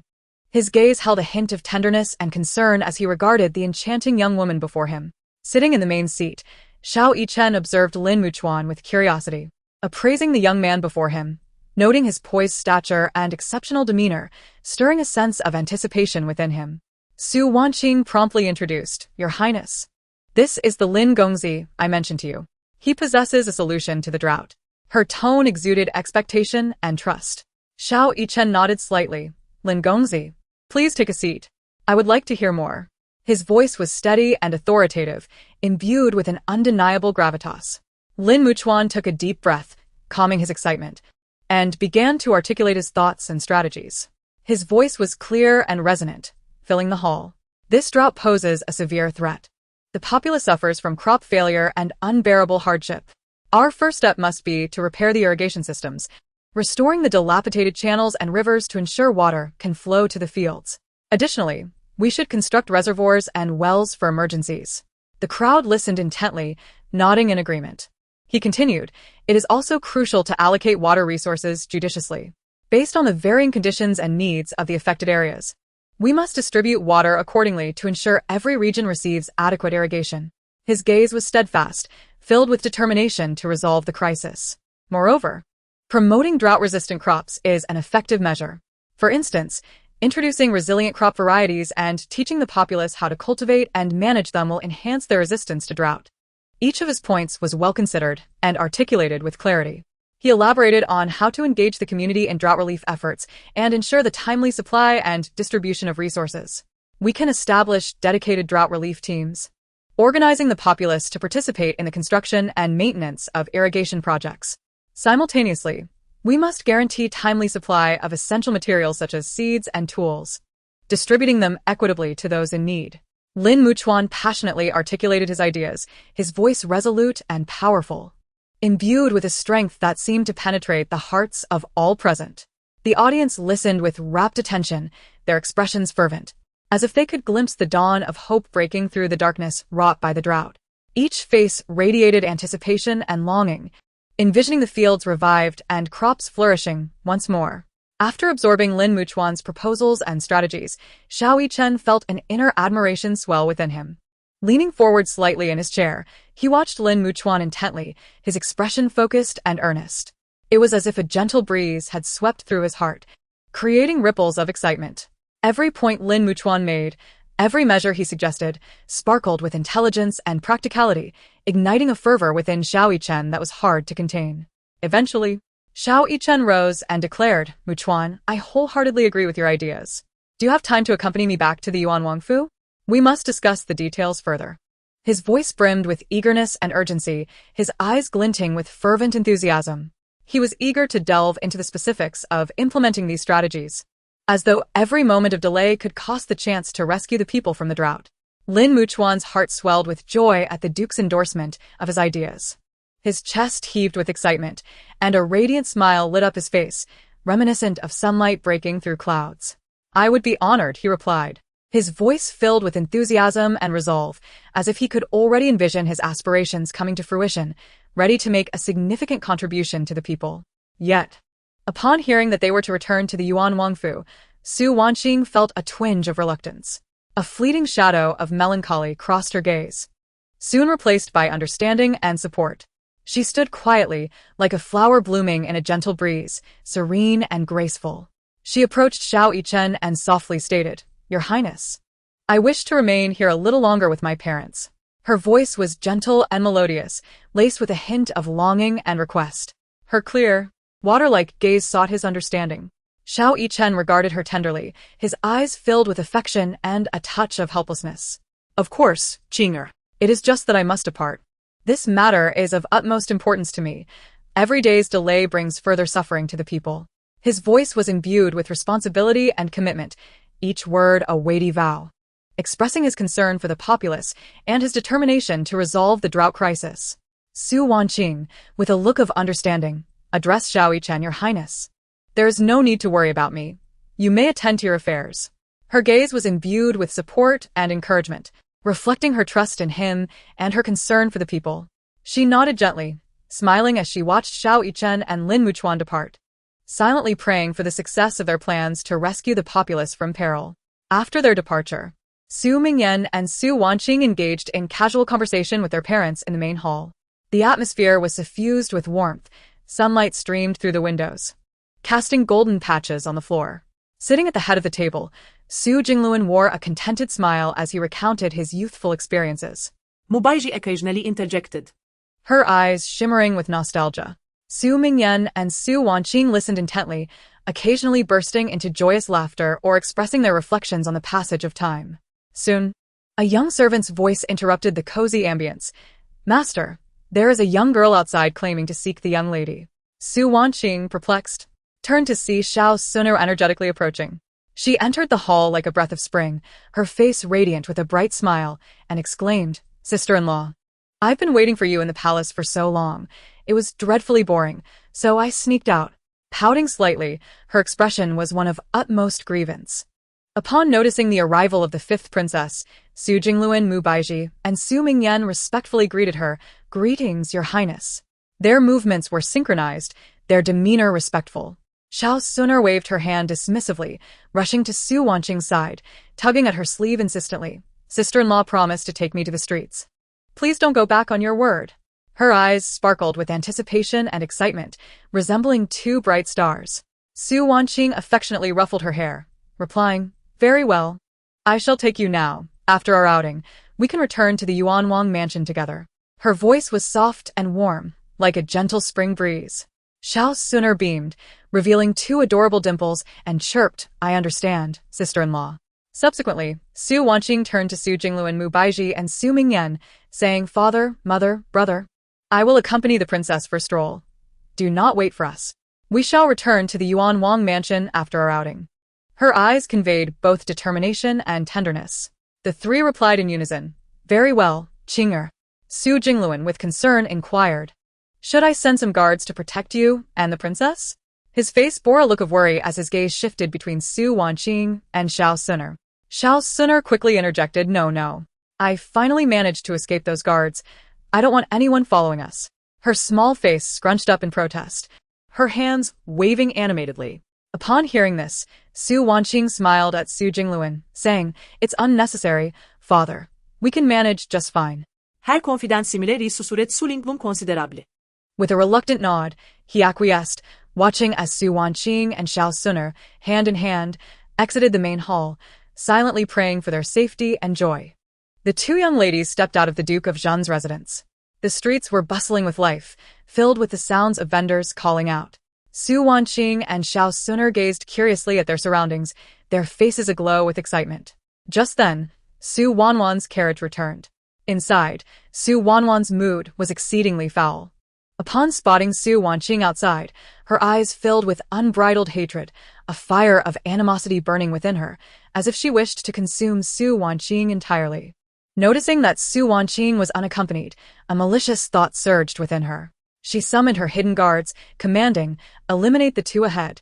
Ensure it is foolproof. If you fail, do not return." Her voice was cold and ruthless, devoid of any emotion. The group departed, leaving Su Wanwan seething with hatred. Clenching the edges of her garments, her teeth ground together in fury, she silently cursed Su Wanqing. "Su Wanqing, this time you are doomed." On a splendid day, with the sun casting a gentle veil of light over the bustling town, illuminating every corner with warmth and brightness, the two lovely ladies, Xiao sooner and Su Wanqing, donned in splendid attire, strolled hand in hand, their delicate steps gracing the vibrant marketplace. Xiao sooner, a picture of youthful charm, possessed a heart-shaped face, fair and rosy, reminiscent of peach blossoms in early spring. Her bright eyes sparkled like stars, with a playful upward tilt at the corners, exuding a sense of mischief and vitality. A petite nose complemented her cherry-red lips, and her cascading black hair was casually styled, with a few strands playfully framing her cheeks, adding to her lively demeanor. In contrast, Su Wanqing exuded grace and elegance, her brows arched like distant mountains, and her eyes, as clear as autumn waters, revealed wisdom and resolve. Her complexion was as fair as jade, her skin flawless, and her naturally rosy lips formed charming dimples when she smiled, a sight to behold. Her lustrous hair was elegantly arranged in a refined updo, adorned with a golden hairpin that swayed gently with her movements, epitomizing grace and nobility. They paused before a bustling food stall, where steam rose and enticing aromas wafted through the air, as if an invisible hand gently beckoned passers-by. Freshly fried golden pastries, resembling treasures, gleamed invitingly. With eager anticipation, Su Wanqing and Xiao sooner carefully picked up a piece, taking a delicate bite. The crisp exterior crackled delightfully, producing a melodious sound, akin to a unique symphony. The warm, sweet filling spread through their mouths like a comforting wave, enveloping their taste buds in a rich, sugary embrace. Each morsel a sweet dream that left them utterly satisfied. Before they could fully recover from the delightful taste, a heady aroma lured them once more. This scent, like an invisible thread, guided their steps to a smoke-filled barbecue stall. The skewered lamb was sizzling, exuding a mouth-watering fragrance, each skewer seemingly narrating its own delectable tale. The lamb, charred on the outside yet tender within, glimmered like the warm sun of autumn, making their mouths water. The vendor skillfully sprinkled aromatic cumin and vibrant chili powder, and the unique scent wafted enticingly, making it impossible to resist. Without hesitation, Su Wanqing and Xiao Suna ordered several skewers, eagerly indulging in the succulent, juicy lamb that danced on their tongues, with the spices perfectly enhancing its flavor, each bite an exquisite delight. After savoring the delicious treats that left a lingering taste, their attention was captured by a crowd gathered around a performance. A skilled juggler expertly manipulated flaming torches, the firelight weaving through the air, creating dazzling arcs. The leaping flames danced like spirited sprites, showcasing their vitality and allure. The performer moved with fluid grace, each swing imbued with a unique rhythm and cadence. The audience erupted in thunderous applause, their faces lit with excitement. Su Wanqing and Xiao Suna watched intently, their eyes wide with wonder and joy. Subsequently, they eagerly approached a ring toss game, where an array of delightful trinkets awaited, each exuding its own charm, as if longing for a kindred spirit to take them home. Su Wanqing held her breath, focusing intently as she tossed a bamboo ring, which arched gracefully through the air, landing perfectly on a charming little porcelain doll. She danced with joy, exultant like a child who has just received their most cherished gift. Xiao Suna, undeterred, after several attempts, finally managed to catch a beautiful sachet. The sachet was intricately embroidered and exuded a delicate fragrance, intoxicating all who encountered it. Subsequently, they arrived at a candy painting stall filled with laughter and merriment. The vendor, wielding a spoon, deftly scooped syrup as if he were a magical artist, skillfully creating lifelike representations of various animals and figures on the board. The exquisite craftsmanship was truly awe-inspiring. Xiao Suna and Su Wanqing stood by, captivated, their eyes brimming with curiosity and wonder. In the end, they each selected a design that resonated with their hearts. Xiao Suna chose a vibrant phoenix, poised to take flight. As if it would soar into the heavens at any moment, Su Wanqing opted for a luscious flower, blooming in full splendor, radiating an enchanting fragrance. With their candy art in hand, they continued to weave through the bustling market, their faces aglow with satisfaction and joy. Each step was imbued with delight and surprise, every moment transforming into a precious memory. The sunlight bathed them in warmth, illuminating their radiant smiles, as if time itself paused to allow them to revel in this splendid, Joyeuse occasion. However, as Su Wanqing strolled leisurely with Xiao Suna down the bustling street, a sudden sharp intuition pierced through her, akin to a subtle electric shock, suggesting an unsettling presence. It was an indescribable sensation, as if an unseen gaze, laden with a sense of scrutiny, was fixated on their every move from the shadows. Furrowing her brow slightly, she slowed her pace. Her eyes casually scanned the crowd, yet her mind raced with analysis. Drawing upon her years of martial training and extraordinary perceptiveness, she became increasingly certain that they were being followed. Quietly drawing closer to Xiao Suna, she lowered her voice and whispered, "Suna, keep it discreet. I feel we are being shadowed." Xiao Suna, startled, turned pale, her eyes reflecting panic. Instinctively, she clutched Su Wanqing's sleeve, her voice trembling, "Sister-in-law, what should we do? I feel frightened." Su Wanqing gently grasped Xiao Suna's hand, attempting to convey strength through her calm demeanor. "Do not fear. I am here." Seemingly nonchalant, she quickened her pace, skillfully maneuvering through the throngs of people, occasionally veering into narrow alleys or blending into lively shops. Throughout their escape, Su Wanqing remained vigilant, her senses alert to any faint sounds, her mind tirelessly devising strategies. Meanwhile, Xiao Suna's breath quickened, her heart raced, beads of sweat forming on her forehead. Yet, she made an effort to keep pace with Su Wanqing, determined not to become a burden. Su Wanqing frequently offered gentle reassurances. "Suna, relax. Do not lose your composure." Xiao Suna bit her lip, nodding, striving to regain her calm. In this tense moment, a sudden thought of Feiyu Pavilion crossed Su Wanqing's mind. On a sunny day, the azure sky resembled a vast sapphire, with fluffy white clouds drifting leisurely. The bustling street was alive with a vibrant crowd, the air filled with the lively calls of vendors, harmonizing into a symphony of daily life. Sunlight generously spilled over the cobblestone path, casting dappled shadows, reminiscent of a golden canvas carelessly painted by nature. Clad in a delicate pink dress, Su Wanqing's soft fabric hugged her figure, the hem fluttering in the breeze like flowing water, shimmering gently. Her graceful form moved with an elegance akin to a blooming blue lotus, emerging unsullied from the mud. Pristine and unpretentious, Yet, a hint of gravity graced her exquisite features, her brows knitted in worry, as if burdened by an unspoken sorrow. This sorrow hung like a delicate mist to her eyes, evoking empathy from those who beheld her. Carefully, she retrieved a smooth jade pendant from her bosom, which glimmered softly under the sunlight, seemingly harboring endless secrets and hopes. Casting a glance at the exquisitely delicate Xiao Suner beside her, Su Wanqing's gaze was filled with concern and urgency. Xiao Sunu's rosy cheeks resembled ripe apples, her large, innocent eyes reflecting a hint of unease amidst the tense atmosphere. Su Wanqing softly inquired, Suner, do you know how we might contact Fei Pavilion? Her voice was gentle yet tinged with an imperceptible tremor. Upon hearing this, Xiao Suner's previously bewildered eyes suddenly sparkled with hope, as if she had glimpsed a ray of light. She blinked and replied in a childlike voice, Sister-in-law. There are people from Fei Pavilion at the fabric shop, the rice store, and the tea house. Su Wanqing, upon hearing this, felt a decisive glimmer in her eyes. Quickly grasping Xiao Suner's delicate hand, and hastily entered a rice shop. At the entrance of the shop, several hidden guards exchanged glances upon seeing Su Wanqing enter. Their eyes reflected ferocity and determination, akin to wolves lurking in the night, exuding a chilling aura. Dressed in dark attire, these guards seamlessly blended into the shadows, rendering them almost invisible to the untrained eye. They stood silently at the door, their bodies tense, muscles coiled, waiting for Su Wanqing to emerge so they could mercilessly seize her. Stepping into the rice shop, Su Wanqing was enveloped by the rich aroma of rice. Baskets of freshly harvested grains were neatly arranged, each grain plump and exuding the joy of harvest. She approached the shopkeeper with unwavering resolve, her movements brisk and decisive.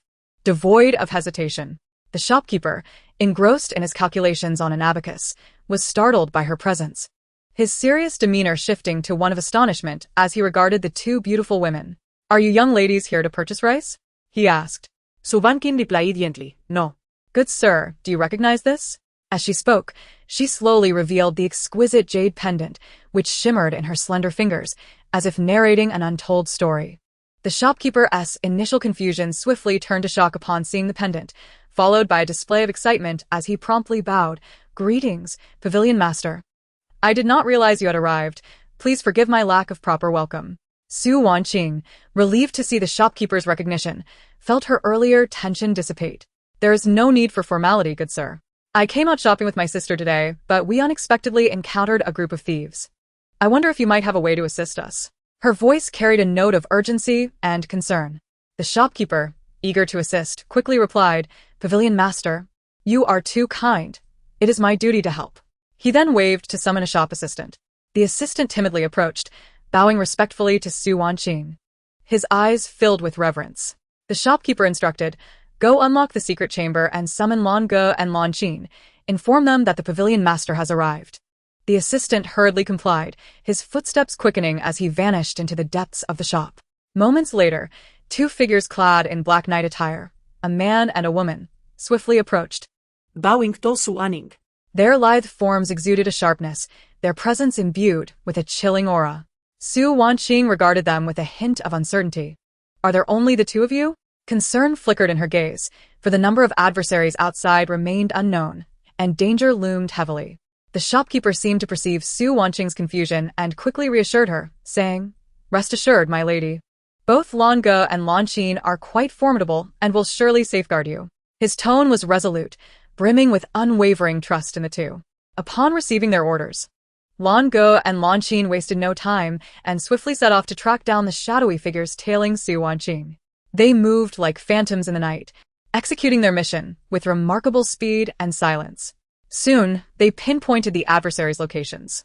It turned out that 8 shadowy figures were stalking Su Wanqing, dispersed in various corners around the rice shop, forming a tight encirclement.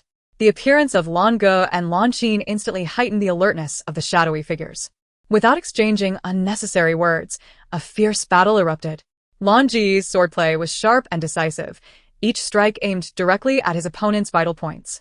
His gaze was cold, as if confronting not living beings but mere targets that needed obliteration. In contrast, Lan Qin moved gracefully, akin to a butterfly dancing among flowers, deftly weaving through the enemies while her dagger glimmered with a chilling light, each thrust finding its mark with precision. The shadowy figures were not to be underestimated. They fought fiercely in resistance. In an instant, the air was filled with the clash of blades and cries of combatants. Lan Ge coldly shouted, "Who sent you? Speak. And I may spare your lives."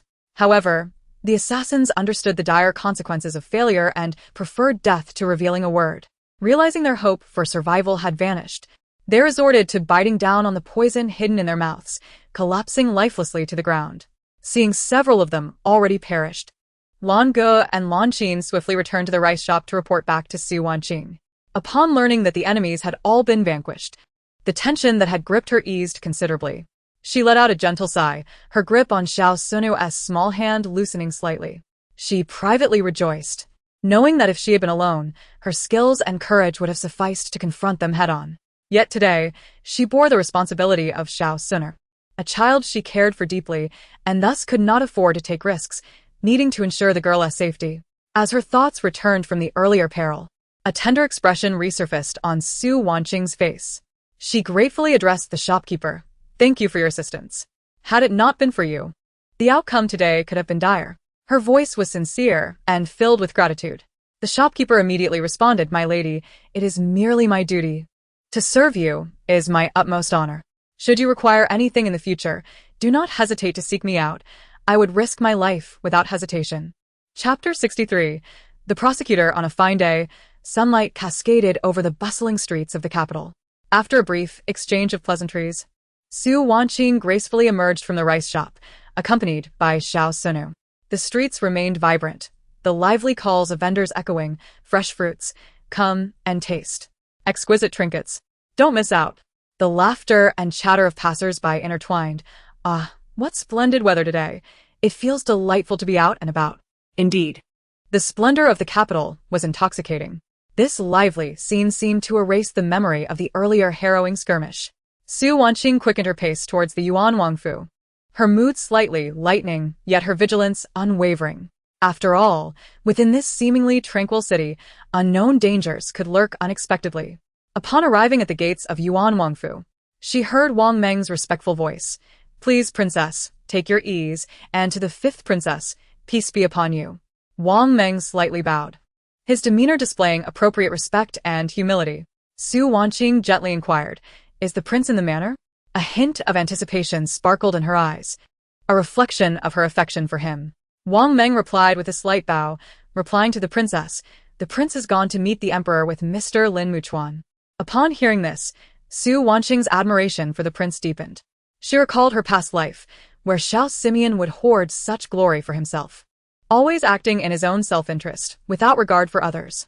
In contrast, the present Yuan Wang was generous, willing to share opportunities with Lin Muchuan, and this broad-mindedness and appreciation for talent captivated her even further. She understood that such a prince was indeed worthy of lifelong devotion, a leader capable of guiding others towards a brighter future. With a smile, Su Wanqing addressed Wang Meng. "Very well, then you may attend to your duties." She then took Xiao Sunu's soft hand, leading her with a light step back into the inner courtyard. Meanwhile, Xiao Yichen, accompanied by Lin Muchuan, pressed forward at a swift pace, the sound of hooves echoing urgently along the capital's thoroughfare. Their figures flew by like the wind, stirring up clouds of dust. Upon reaching the imperial palace, the grandeur of the pavilions and towers dazzled the eye. The imposing vermilion palace walls exuded a sense of majesty, and the glazed tiles sparkled brilliantly in the sunlight, seemingly narrating tales of royal prestige and glory. They traversed the long palace corridors, flanked by formidable guards clad in gleaming armor, wielding sharp spears, their expressions stern and their gazes piercing, exuding an air of undeniable authority. Finally, they arrived at the Yangxin Hall. It was Lin Muchuan's first time stepping into such a solemn environment, and he could not help but feel a twinge of nervousness. His heart raced like a drum, threatening to leap from his chest. His palms broke out in a cold sweat, the dampness prompting him to discreetly wipe them on his clothing. Yet he took a deep breath, striving to calm himself. He reminded himself that this was a rare opportunity, one he must seize. Upon seeing the emperor seated upon the dragon throne, Lin Muchuan instinctively lowered his head under the weight of the monarch's imposing presence. Despite his anxiety, he stood tall and resolute, fully aware that any display of timidity or disorder within the palace could yield serious repercussions. The emperor, Observing Lin Muchuan from his elevated position, scrutinized him closely. From the young man's steadfast gaze and upright posture, the emperor sensed the immense potential within him, believing he could surely become a pillar of the nation in the future. His gaze bore both scrutiny and anticipation. In a commanding voice, the emperor declared, "Rise. I have heard from the Yuan Wang that you possess unique insights regarding the drought. Would you be so kind as to share them with me?" His authoritative tone resonated throughout the Yangxin hall, leaving no room for dissent. Lin Muchuan replied solemnly, "Your subject obeys." He then articulated his premeditated thoughts and strategies regarding the drought with clarity and fervor. His voice was steady and powerful, imbued with confidence and determination. He commenced with the establishment of water conservancy projects, stating, "Your Majesty, we must commence large-scale irrigation works, reinforcing and expanding existing waterways to ensure water resources effectively irrigate our fields. Additionally, we should construct more reservoirs to store rainwater during the rainy season for use in times of drought." His eyes burned with passion, as if envisioning the comprehensive irrigation system before him.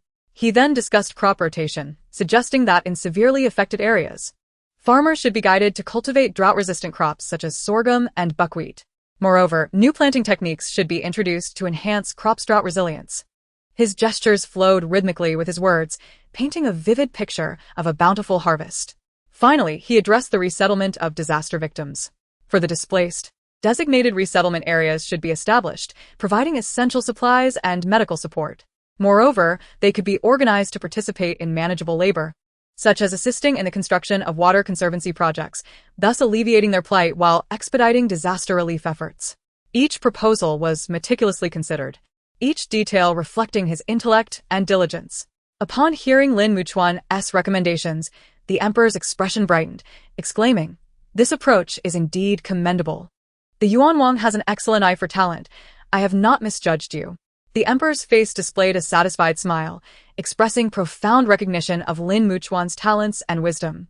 He promptly appointed Lin Muchuan as the Inspector General, assigning him to collaborate with Prince Yuan in addressing the drought crisis.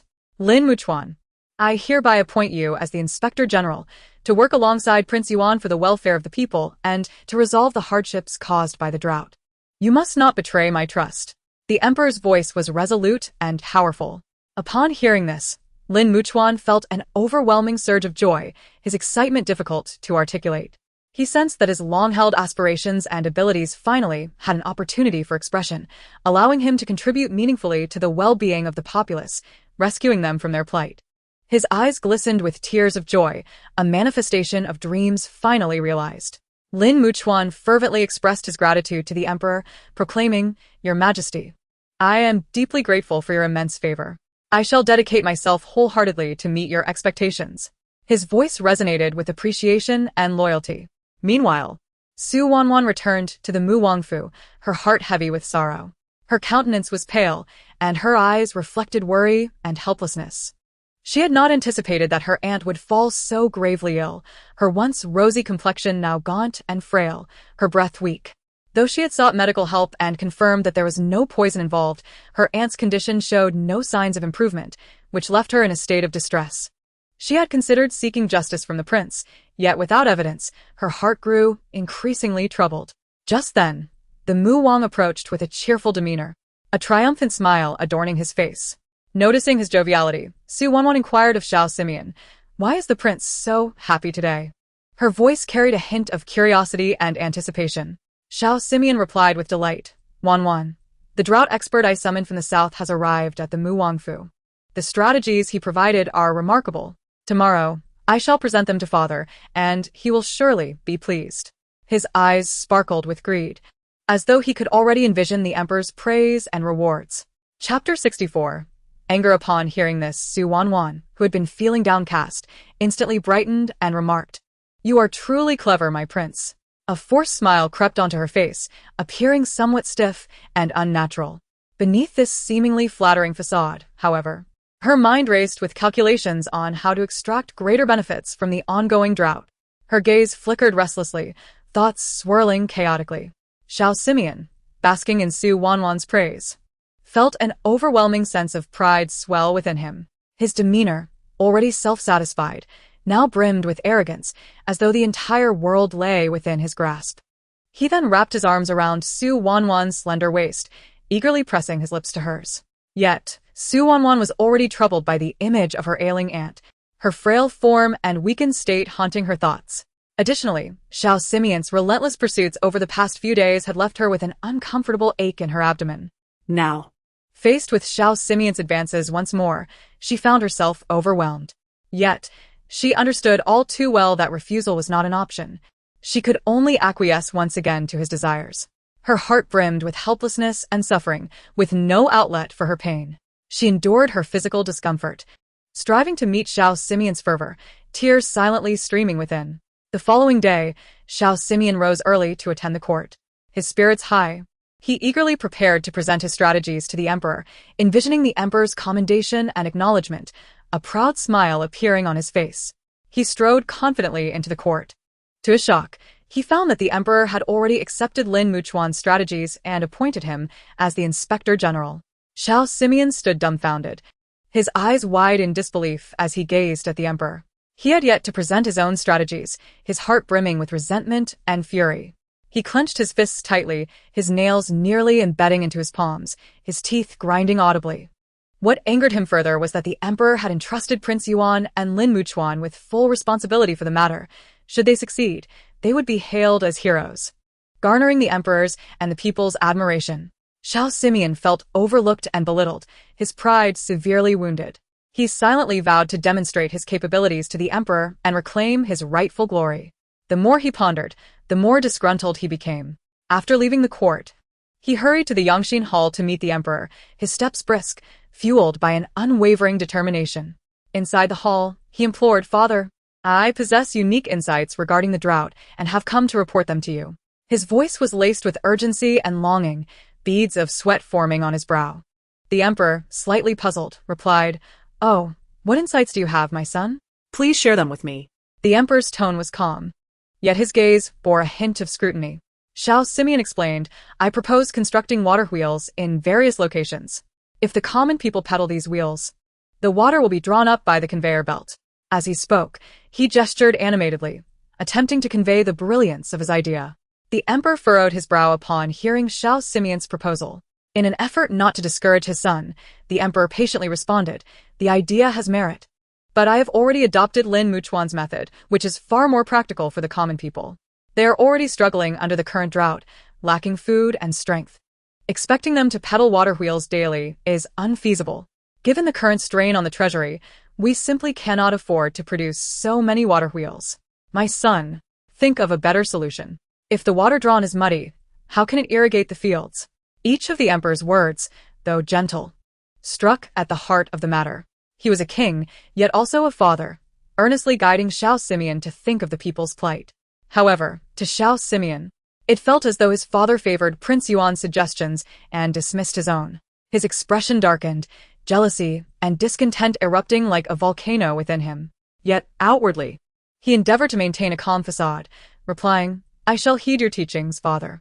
His voice trembled slightly, betraying his inner turmoil. The emperor, pleased to see that the prince had taken his words to heart, dismissed him with a wave. "Go, my son, and contemplate further." After Prince Yuan left the Wanqing hall, a shadow of discontent clouded his features. His gaze brimmed with resentment, his lips pressed tightly together. He inwardly cursed, "Why should Prince Yuan be favored while I, Xiao Simian, am not? This must be my father's bias." Upon returning to the Mu Wangfu, Xiao Simian angrily swept all items from the table onto the floor. The clattering echoed through the room, sending shivers down the spines of the servants, who dared not approach. "Calm down, my lord. Take care of your health," a servant cautiously advised from the side. Get out. "All of you, get out." Xiao Simian roared, his chest heaving violently, resembling an enraged lion. Su Wanwan rushed in upon hearing the commotion, startled by the chaos. However, she forced herself to maintain composure, stepping forward to comfort Xiao Simian. "My lord, do not let anger harm your health. We must plan carefully." Xiao Simian shot her a fierce glare, thinking, "Plan carefully? My opportunity has been snatched away. How can we plan?" Su Wanwan's eyes darted, and she softly suggested, "My lord, we may yet have a chance. Why not secretly sabotage Prince Yuan's plans? If things go awry, the emperor will undoubtedly hold them accountable." Xiao Simeon pondered her words, considering the feasibility of her idea. Yet he was acutely aware that if discovered, the consequences would be dire. However, consumed by jealousy and rage, he no longer cared about the potential fallout. Let it be as you say. I am eager to see how the Prince of Abyss will conclude this matter. Xiao Simeon said, through gritted teeth. A conspiracy quietly unfolded within the Duke of Mu's residence, while the Prince of Abyss and Lin Muchuan remained blissfully unaware, wholly engrossed in their efforts to combat the drought and alleviate the suffering of the common people. Chapter 65. Resolving the drought. The winter drought rendered the air seemingly stagnant, cold, and parched. The biting wind howled, yet it brought no hint of moisture. Rivers lay desiccated, their cracked beds resembling the earth's desperate wounds, silently narrating the brutality of this calamity. Meanwhile, Xiao Yichen concluded his discussions at the palace and hurried back to the Duke of Abyss's residence. His figure appeared somewhat hasty against the cold wind, his brow furrowed, filled with concern for the drought's repercussions. Upon entering the gates of the residence, he found Su Wanqing and Xiao Suner standing gracefully in the courtyard, like two exquisite vistas. Su Wanqing donned a pale pink dress, the delicate fabric fluttering gently in the breeze, accentuating her elegant silhouette. Her beauty resembled a plum blossom blooming amidst the winter chill, vibrant yet resilient. Her eyes brimmed with concern and anticipation, as if she could perceive the depths of Xiao Yichen's heart. Xiao Suner, clad in a bright yellow garment, infused a touch of liveliness into the winter day. She exuded youthful exuberance, her every smile and frown radiating the innocence of a young girl. Su Wanqing spoke first, her voice gentle as water, capable of melting the harshness of winter. Is everything proceeding smoothly? Did Father Emperor heed Lin Muchuan's counsel? Xiao Yichen sighed softly, a sound laden with helplessness and weariness, and replied tenderly, Father Emperor is in full agreement with Lin Muchuan's proposal. Moreover, he has appointed Lin Muchuan as the Inspector General and tasked me with overseeing all matters related to the drought alongside him. A hint of grievance crossed his features as he continued, Qing'a, I fear I shall be unable to remain by your side in the coming days. I am determined to experience the hardships faced by the people firsthand and resolve this drought at the earliest, so they may enjoy stable lives once more. Wanqing, though reluctant to part, understood well. Her lips curled into a warm smile as she replied, Your Highness, I comprehend your intentions and harbor no grievances. Your concern for the people reassures me that I have not married the wrong man. With that, she gently nestled into Xiao Yichen's embrace, seeking warmth and solace amidst the frigid winter. Xiao Yichen tenderly caressed Su Wanqing's hair, his touch gentle as if she were the most precious treasure in the world. His gaze brimmed with affection as he declared, Qing'a, once the drought is past, I shall devote time to you. At that moment, Xiao Suner feigned annoyance, saying, Brother, your thoughts are solely on sister-in-law. You have no regard for Suner. Had fortune not favored us today, you might have missed seeing sister-in-law and me. Her lips pouted, yet mischief sparkled in her eyes. Upon hearing this, Xiao Yichen's expression turned frigid as frost, an aura of chilling intensity emanating from him as he asked sternly, Suner, what do you mean by that? Su Wanqing hurriedly reached out, wishing to cover Xiao Suner's mouth, not wanting Xiao Yichen, who was already burdened with the drought relief efforts, to worry about them. However, Xiao Suner disregarded her, recounting the events unabashedly. With a face full of grievance, Xiao Suner explained, Today, sister-in-law and I were out enjoying ourselves in the streets, and everything was delightful. We were admiring trinkets and laughing when suddenly, several figures in black appeared, stealthily following us. Their eyes filled with malice, clearly intent on taking our lives. The situation was dire. Fortunately, sister-in-law was astute and quickly sensed the danger, pulling me away. We darted through the streets, evading the pursuers, and ultimately sought refuge in Feiyu Pavilion, narrowly escaping a calamity. Xiao Yichen, upon hearing this, radiated an aura of chilling intensity, seemingly freezing the very air around him. He then coldly commanded, Shadow. At the call, Shadow rushed in, visibly anxious, beads of sweat dotting his forehead as he respectfully addressed, Your Highness. Xiao Yichen's countenance darkened like a storm cloud, gritting his teeth as he ordered, Investigate this matter thoroughly. Who dares to attempt to assassinate my consort? Should I uncover the mastermind, they shall meet a fate worse than death. Receiving the command, Shadow vanished from the residence like a wraith. Concerned by the frigid tension surrounding Xiao Yichen, Su Wanqing hastily urged, Your Highness, Do not be angered. I am safe and sound. Focus on managing the drought relief. Do not allow my safety to distract you. With Feiyu Pavilion as support, I shall seek their aid should I encounter danger. You need not worry. Xiao Yichen, filled with affection, held Su Wanqing tightly. Guilt etched on his features as he said, "Qing'er, it is my failure for not protecting you adequately. Had Sun'er not informed me. Were you planning to keep this from me? My sole desire is to ensure your safety, to keep you from any harm." Su Wanqing nestled in Xiao Yichen's embrace, a contented smile gracing her features. "I understand your intentions, Your Highness, and I will take care of myself. You should concentrate on your duties. I shall await your triumphant return." Xiao Yichen gazed deeply into Su Wanqing's eyes, a mixture of longing and reluctance reflected within, as he promised, "Once the drought is resolved, I will return to you at the earliest opportunity." With that, he released her and strode resolutely from the Duke of Abyss's residence. Su Wanqing watched his retreating figure, her eyes glistening with unshed tears, filled with worry and concern, acutely aware of the severity of the drought and the burdens Xiao Yichen bore. Xiao Xuner stepped forward, Gently grasping Su Wanqing's hand, offering comfort. "Sister-in-law, do not fret too much. I believe brother will surely succeed and return swiftly." Sir Wanqing responded softly to Xiao Xuner. Nodding slightly, her gaze lingering on the direction Xiao Yichen had departed, unable to pull away for a long while. At dawn, as the first rays of sunlight pierced through the darkness and the eastern horizon glowed a pale white, Xiao Yichen and Lin Muchuan had gathered their belongings, ready to embark on the arduous journey to combat the drought. Xiao Yichen rode a magnificent white steed, its coat gleaming like snow, shimmering in the morning light.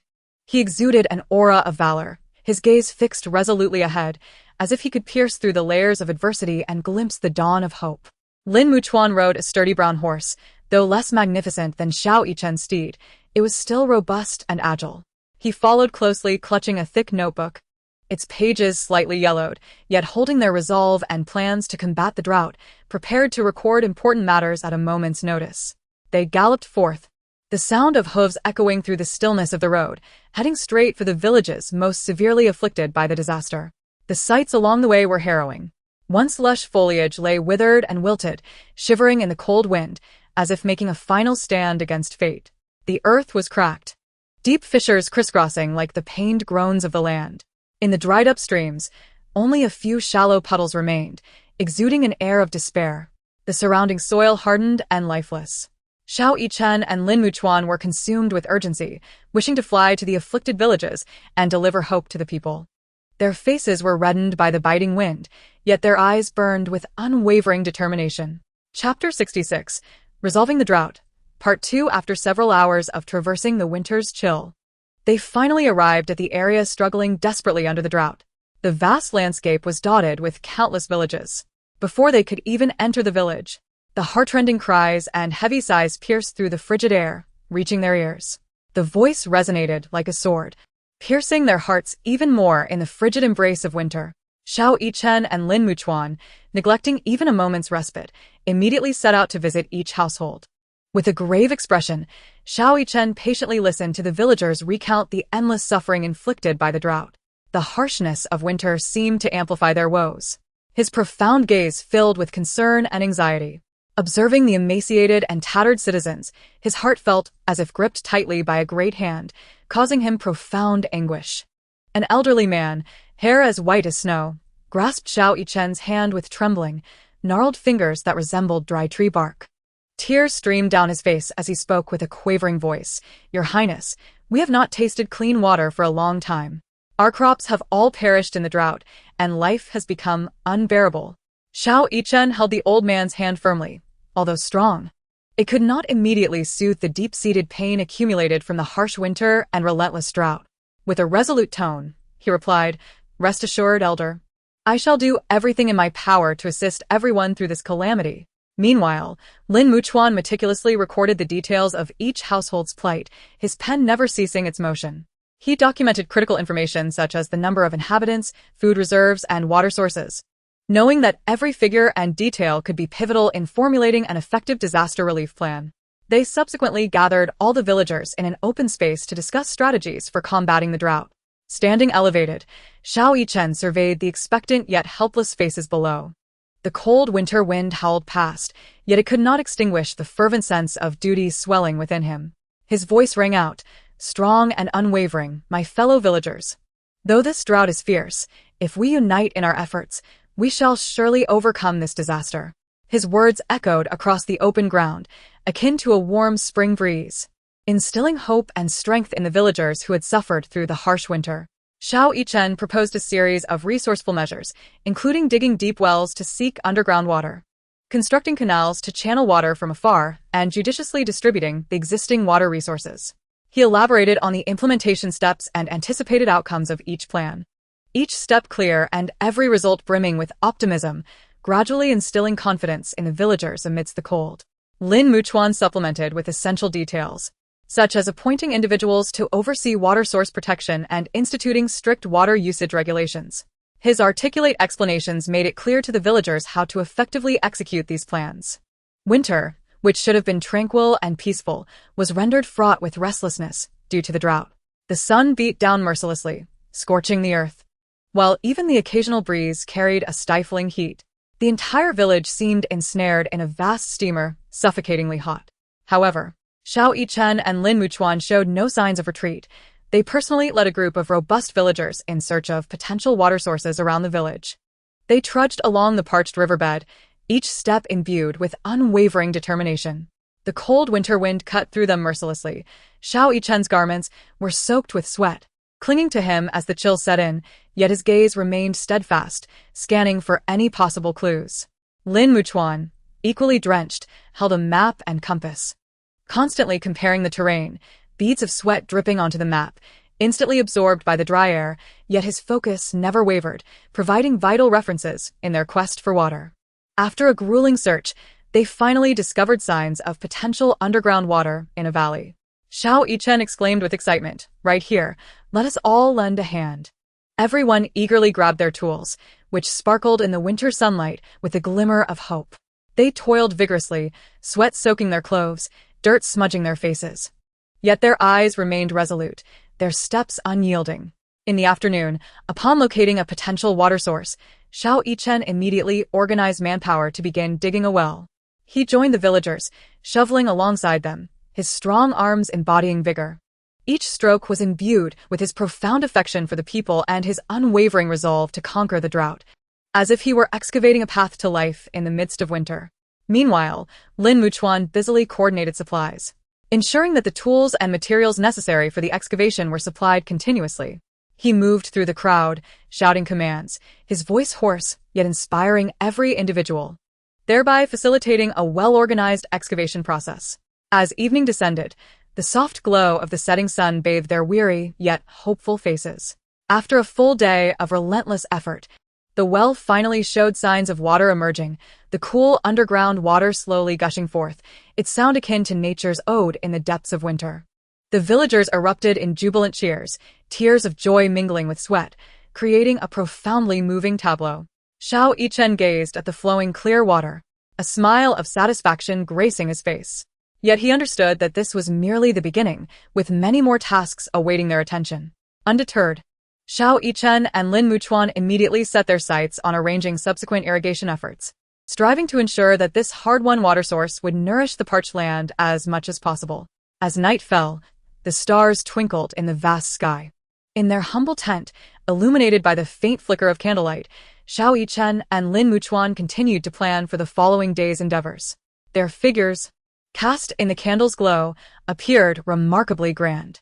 Xiao Yichen declared, "Tomorrow, we must expedite the construction of the canals to irrigate as much land as possible."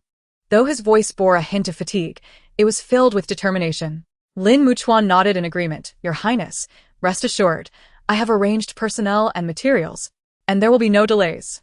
They labored tirelessly, day and night, relentlessly striving to triumph over the drought, to rejuvenate the land, and to ensure the well-being and happiness of the people, never wavering even in the face of the harshest winter.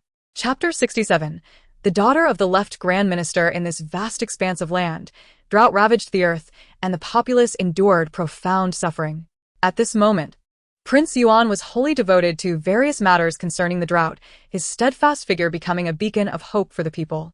Rising early each day, He personally led officials and villagers, tirelessly traversing the disaster-stricken areas. The cracked earth seemed to narrate endless tales of agony. He diligently searched for water sources, leaving his footprints in every forest and stream.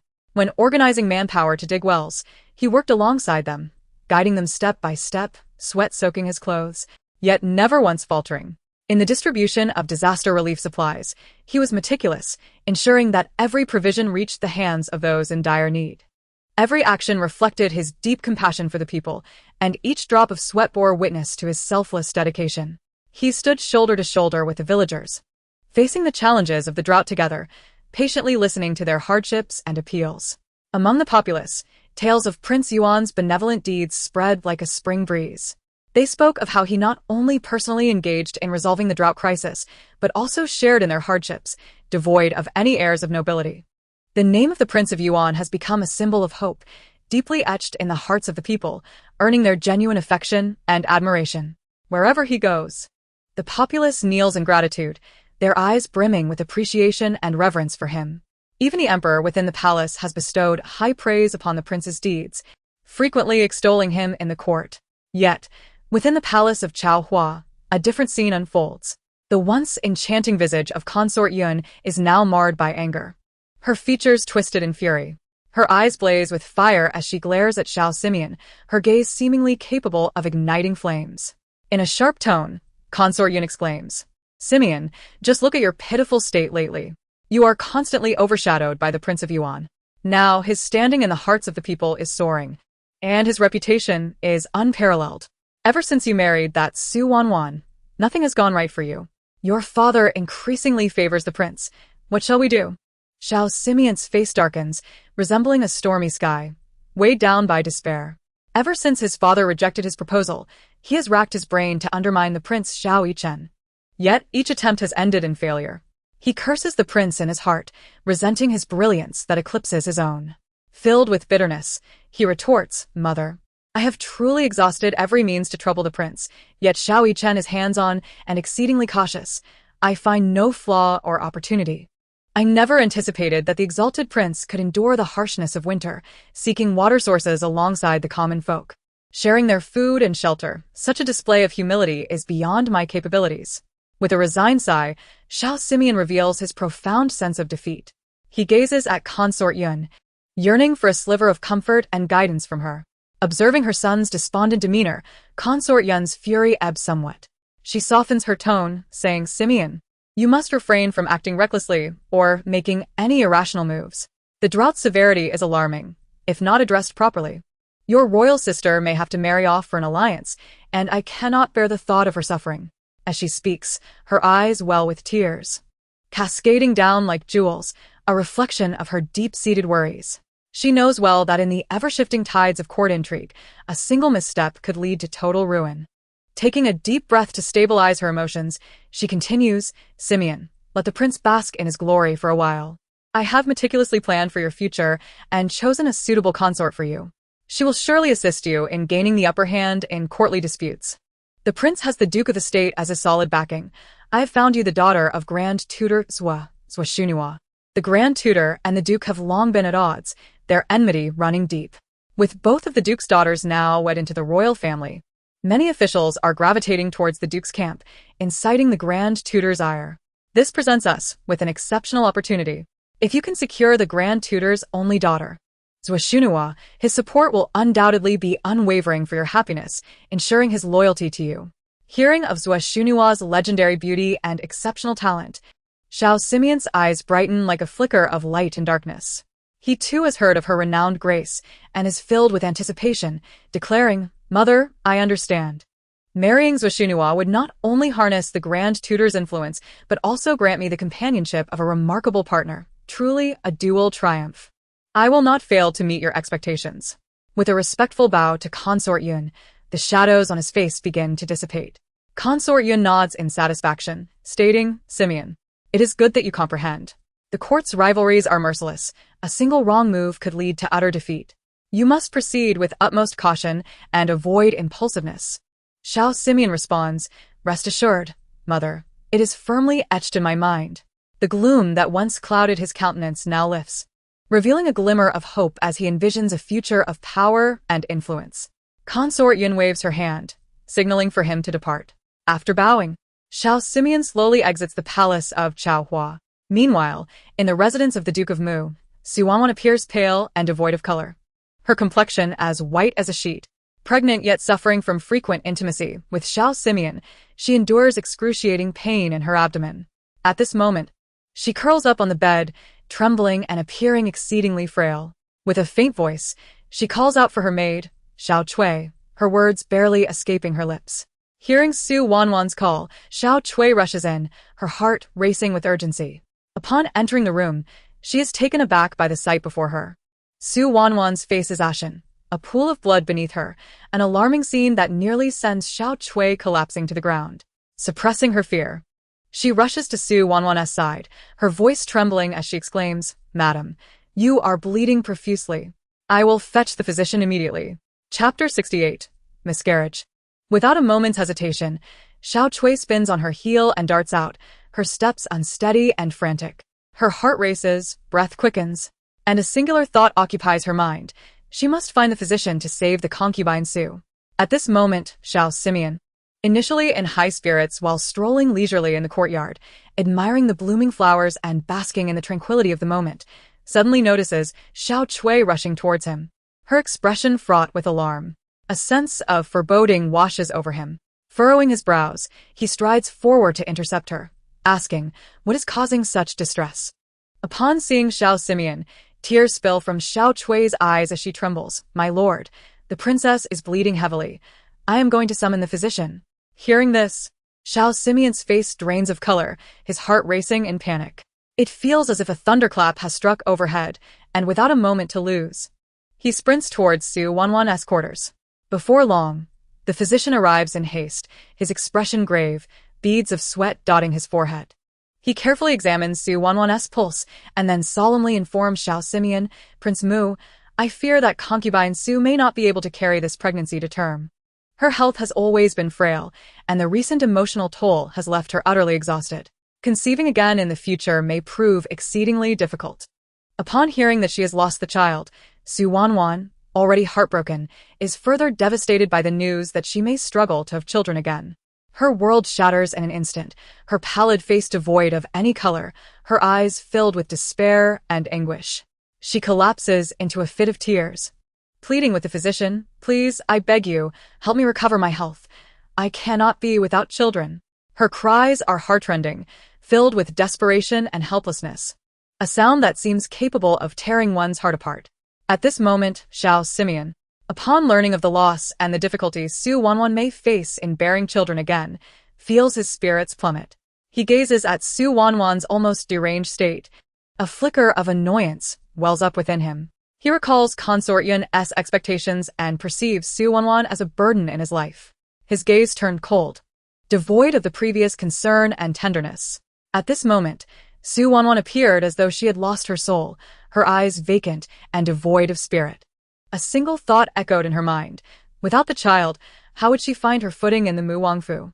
The future loomed dark and devoid of any hope or support. She recalled the myriad of experiences since her marriage into the royal household, her heart brimming with regret and anguish. The once sweet promises and anticipations had now dissipated into mere illusions. As night fell, a sorrowful atmosphere enveloped Su Wanwan's chamber. In the darkness, she lay alone on her bed, tears soaking her pillow. Xiao Simeon had long since departed, leaving her to weep in solitude. Moonlight filtered through the window, casting a chilling glow upon the floor. In the days that followed, Su Wanwan descended into profound despair. She became taciturn, her face often stained with tears. Her once exquisite beauty now appeared haggard and weary, stripped of its former luster. Meanwhile, Xiao Simeon's attitude towards her grew increasingly distant. He seldom visited. His thoughts were solely occupied with how to wed Zhuxunhua, leveraging the power of the Zhuotaisher to fulfill his ambitions. The servants of the Wangfu, ever opportunistic, no longer afforded Su Wanwan the respect they once did. The flattery and attentiveness had vanished, replaced by indifference and disdain. Her status within the Wangfu plummeted, making her life exceedingly arduous. The once lively courtyard now felt desolate, with only Xiao Cui remaining loyally by her side. Yet, Su Wanwan did not surrender. She silently resolved to win back Xiao Simeon's heart and restore her position within the household. Consequently, she began to nurture her health, diligently honing various talents and etiquette in hopes of rekindling Xiao Simeon's interest.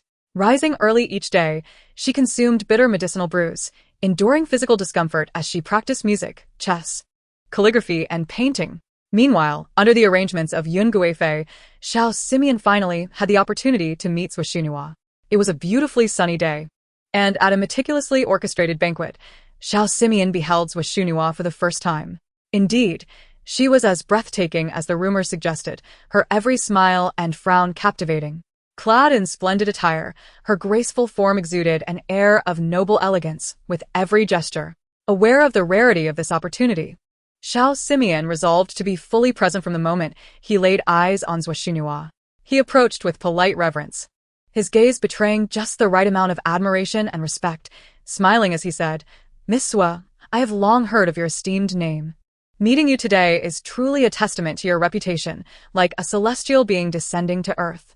Zhenguo, upon hearing this, lightly covered her face with a smile and replied, "Your Highness, you flatter me." Her voice was as melodious as a lark, sweet and resonant.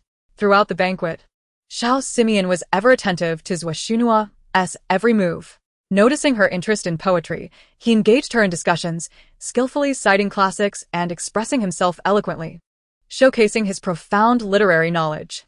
Whenever Zhenguo shared her insights, he listened intently, his eyes filled with admiration and agreement. Later, while strolling through the garden, Xiao Simeon carefully plucked a blooming plum blossom and gently tucked it into her hair, murmuring, "Sister Zhenguo, though this plum blossom is beautiful, it pales in comparison to your brilliance." Zhenguo's complexion flushed with a rosy hue, playfully chiding, "Your Highness, please refrain from such flattery. I cannot bear it." She lowered her gaze slightly, though her eyes sparkled with delight. Xiao Simeon smiled gently, his gaze fixed upon her as he said, "Sister Zhenguo, you are too modest. In my eyes, not only are you exceptionally beautiful, but your talents are equally remarkable." Your insights on poetry during the banquet were profound and impressive. Zhenguo lifted her head, meeting his gaze, and replied, "Your Highness, you exaggerate. I merely possess a superficial understanding. How could I dare to showcase my skills before you?" Xiao Simeon shook his head lightly, saying, "Sister Zhenguo, you are overly humble. I believe that to share this springtime beauty together and to discuss poetry is indeed a great fortune in life. I wonder if you feel the same?"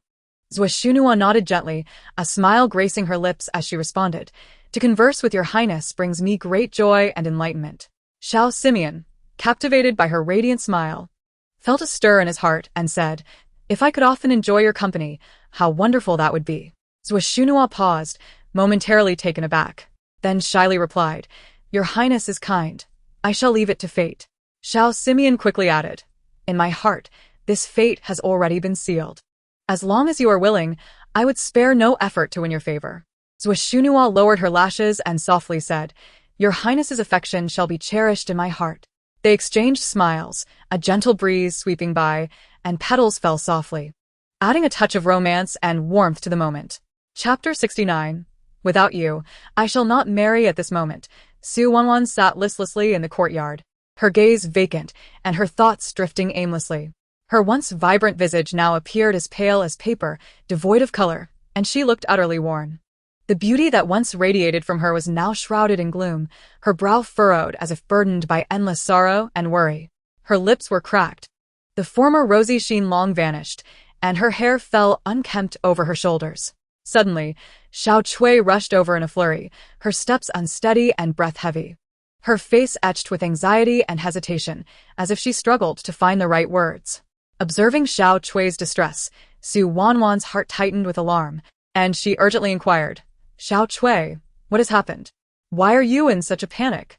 Her voice was weak and hoarse, laced with a hint of anxiety and anticipation. After much hesitation, Xiao Chui finally summoned the courage to speak. "Madam, I just overheard the servants in the courtyard chatting. They said that today the prince attended a banquet at the palace, enjoying a lively conversation with the daughter of Zhuo. I also heard that this banquet was specially arranged by Yuan Guifei to match the Muwang with Zhuo daughter. Now, the entire household is abuzz with rumors that the prince is soon to take a legitimate wife." As Xiao Chui spoke, she cautiously monitored Su Wanwan's expression, fearful that she might not withstand such a heavy blow. Upon hearing this, Su Wanwan's body trembled slightly, as if a frigid gust of wind had swept through her. Her eyes widened in fury as she exclaimed, "The prince would never do this to me. He loves me. They are merely spreading falsehoods." Yet her voice weakened, her conviction faltering, for deep down she understood that this was likely true. The once steadfast vows now seemed so fragile, her heart awash with conflict and pain. Helplessly, Su Wanwan sank to the ground, tears welling in her eyes yet stubbornly refusing to fall. She reminisced about the sweet past she shared with Xiao Simeon, the heartfelt vows under the moonlight, the tender embraces, and the deep gazes that now seemed destined to be replaced by another, filling her with an unbearable sense of loss and anguish. She clutched at her clothing, her knuckles turning white from the pressure, as if that alone could grasp the love that was slipping away. Time flowed swiftly, and a month passed in the blink of an eye. At this point, Xiao Simeon had entirely cast Su Wanwan from his mind, spending each day in the company of Zhuoxunhua, completely oblivious to the plight of the grieving Su Wanwan. His heart was consumed solely by Zhuoxunhua's every smile and frown, utterly immersed in this new romance. In Fenghuai's eye, Zhuoxunhua sat with a look of grievance, her eyes red-rimmed, tears perpetually threatening to spill. Her once enchanting face was now marred by sorrow, evoking a sense of pity in those who beheld her. At this moment, Xiao Simeon wore a face full of anxiety, his brows tightly knitted, and his eyes were filled with concern as he said, "Sister Shu, what has happened? Why are you weeping so?" Zhuoxunhua, sobbing, replied, "I mentioned our matters to my father yesterday, and he was extremely furious, resolutely opposing our union." Her voice, tinged with sorrow, sounded particularly frail and helpless. Xiao Simeon, eager for clarity, inquired, "What is the reason? Why does the Grand Tutor object?" His tone rose slightly, his face etched with confusion and worry. Zhuoxunhua lamented, "Father said you have already taken a concubine, who is also with child. He fears that I would suffer if I were to marry you, thus he firmly disapproves." As she spoke, tears streamed down her face once more, her heartbreak evident and her sense of injustice palpable. Seeing her in such distress, Xiao Simeon felt an overwhelming pang of compassion. He enveloped Zhuoxunhua tightly in his arms, gently assuring her, "Do not worry, my dear. I will certainly resolve this matter." He vowed once more, "In this lifetime, I shall marry no one but you." His tone was resolute, as if he intended to exert all his strength to safeguard this love. Zhuoxunhua gazed at Xiao Simeon's unwavering demeanor and, akin to a swallow returning to its nest, suddenly threw herself into his embrace. With tear-filled eyes and stifled sobs, her pitiable appearance tugged at Xiao Simeon's heartstrings. However, unbeknownst to him, a barely perceptible smirk of triumph flickered across Zhuoxunhua's face while in his arms. Meanwhile, Su Wanqing spent her days in the courtyard, lost in thought, her gaze vacant and devoid of interest in her surroundings. Only when Kai conveyed news of the prince would she come alive, eagerly listening to the praises sung by the people, a faint smile gracing her lips. Yet, as soon as Kai finished her tales, the melancholy would return, enveloping her once more in profound sorrow. A month passed, and Kai unable to bear the sight of the princess in such a state, devised a plan. One sunny day, with the gentle breeze caressing her, Kai observed Su Wanqing's increasing despondency, her heart filled with urgency. After much contemplation, she approached Su Wanqing and gently tugged at her sleeve, saying, "Your Highness, I have heard that the martial arts arena in the prince's residence is quite grand, equipped with a variety of weapons. Perhaps you could visit the arena to stretch your limbs, as you used to spar with the young master at home." Upon hearing this, a glimmer of hope flickered in Su Wanqing's eyes. She reminisced about the joyful days spent practicing martial arts with her brother, realizing it had been far too long since she had engaged in such activities, feeling lethargic and unenergetic. As these thoughts crossed her mind, her hands began to itch with anticipation. She then rose and, pulling Kai along, made her way to the martial arts arena. Nestled in a secluded corner of the prince's estate, the arena was encircled by towering walls. These walls, constructed from sturdy bluestone, had been meticulously chiseled and assembled, rendering them exceptionally robust. Periodically, watchtowers were erected along the walls, where guards stood vigilant, ready to observe the happenings within and beyond the arena. The tops of the walls were adorned with sharp iron spikes that glinted coldly in the sunlight, effectively deterring any unauthorized incursions. Upon entering the arena, the first sight that met the eye was a row of neatly arranged weapon racks, crafted from solid wood and polished to a gleaming finish. These racks exuded an air of antiquity and elegance. They held an array of weapons, including exceedingly sharp swords, hefty sabers, piercing spears, and elegantly arched bows. Each weapon was expertly crafted, gleaming ominously, as if recounting tales of their valor on the battlefield. In the center of the arena stood a massive circular stone platform, elevated about half a foot above the ground and skillfully sculpted from a single block of marble, its surface smooth and reflective, resembling a bright mirror. This was the venue where warriors showcased their skills and engaged in contests, a stage for them to exhibit their prowess and techniques. Scattered around the platform were stone blocks and sandbags for strength training, some of which were so immense and heavy that they required several strong men to move. The wear and tear on these training tools bore witness to the countless hours of toil and determination exerted by numerous martial artists. To one side of the arena stood several tall and stately phoenix trees, their lush foliage rustling gently in the breeze, providing a rare shade for those practicing within. Beneath the trees were stone benches and tables, weathered by time, their surfaces slightly worn. Here, practitioners could rest, share insights on their training, and discuss tactical strategies. At the far end of the arena lay a spacious demonstration hall. The grand entrance was crafted from fine redwood, adorned with brass nails, exuding an air of solemnity and authority. Inside, an assortment of training equipment and props was displayed, including plum blossom stakes, wooden dummies, and sandbags. The walls were adorned with portraits of legendary warriors and diagrams of martial arts manuals, each figure depicted with grace and determination, silently observing the growth and progress of future generations. The entire martial arts arena was imbued with a robust, masculine energy and an atmosphere of combat, evoking a sense of solemnity and fervor. As Su Wanqing beheld the long sword, she instinctively picked it up and began to practice. Her movements were light and agile, swift and fluid, the sword dancing in her hand with an almost ethereal grace. The blade sparkled brilliantly in the sunlight, resembling a silver dragon soaring freely through the air. Her gaze was focused and resolute, each action infused with strength and beauty. Meanwhile, the prince, after a month of tireless effort, had finally resolved the drought crisis. He entrusted the remaining tasks to Lin Muchuan and, overwhelmed by longing for Su Wanqing, hurried back without delay. Upon his return, he made a beeline for Su Wanqing's quarters. Along the way, he fortuitously encountered Wang Meng, who informed him of the princess's presence at the martial arts arena. With urgency, he rushed towards it. As he stepped into the arena, the first sight that greeted him was Su Wanqing, gracefully wielding the sword. Her movements flowed like water, each strike executed with precision, showcasing her remarkable skill.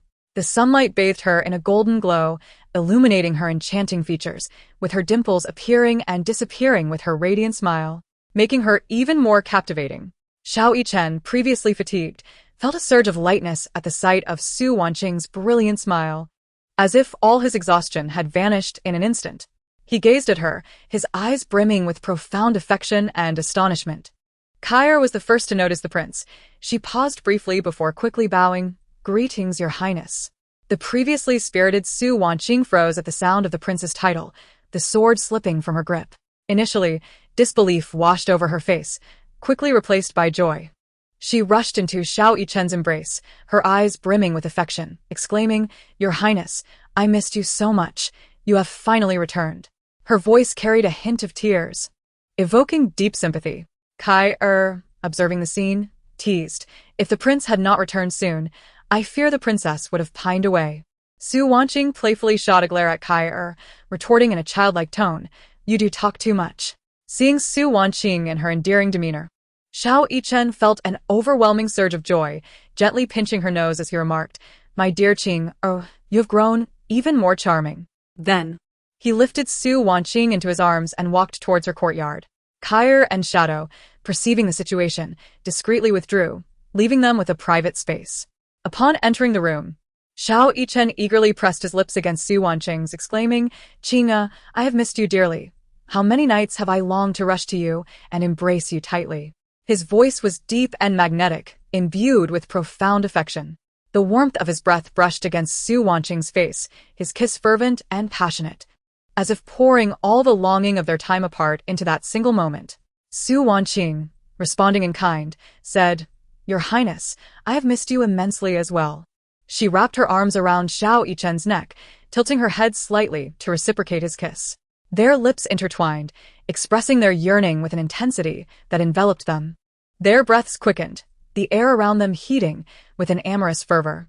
Just as they were about to advance further, Xiao Yichen suddenly halted, panting heavily, beads of perspiration forming on his forehead as he struggled to contain his overwhelming desire.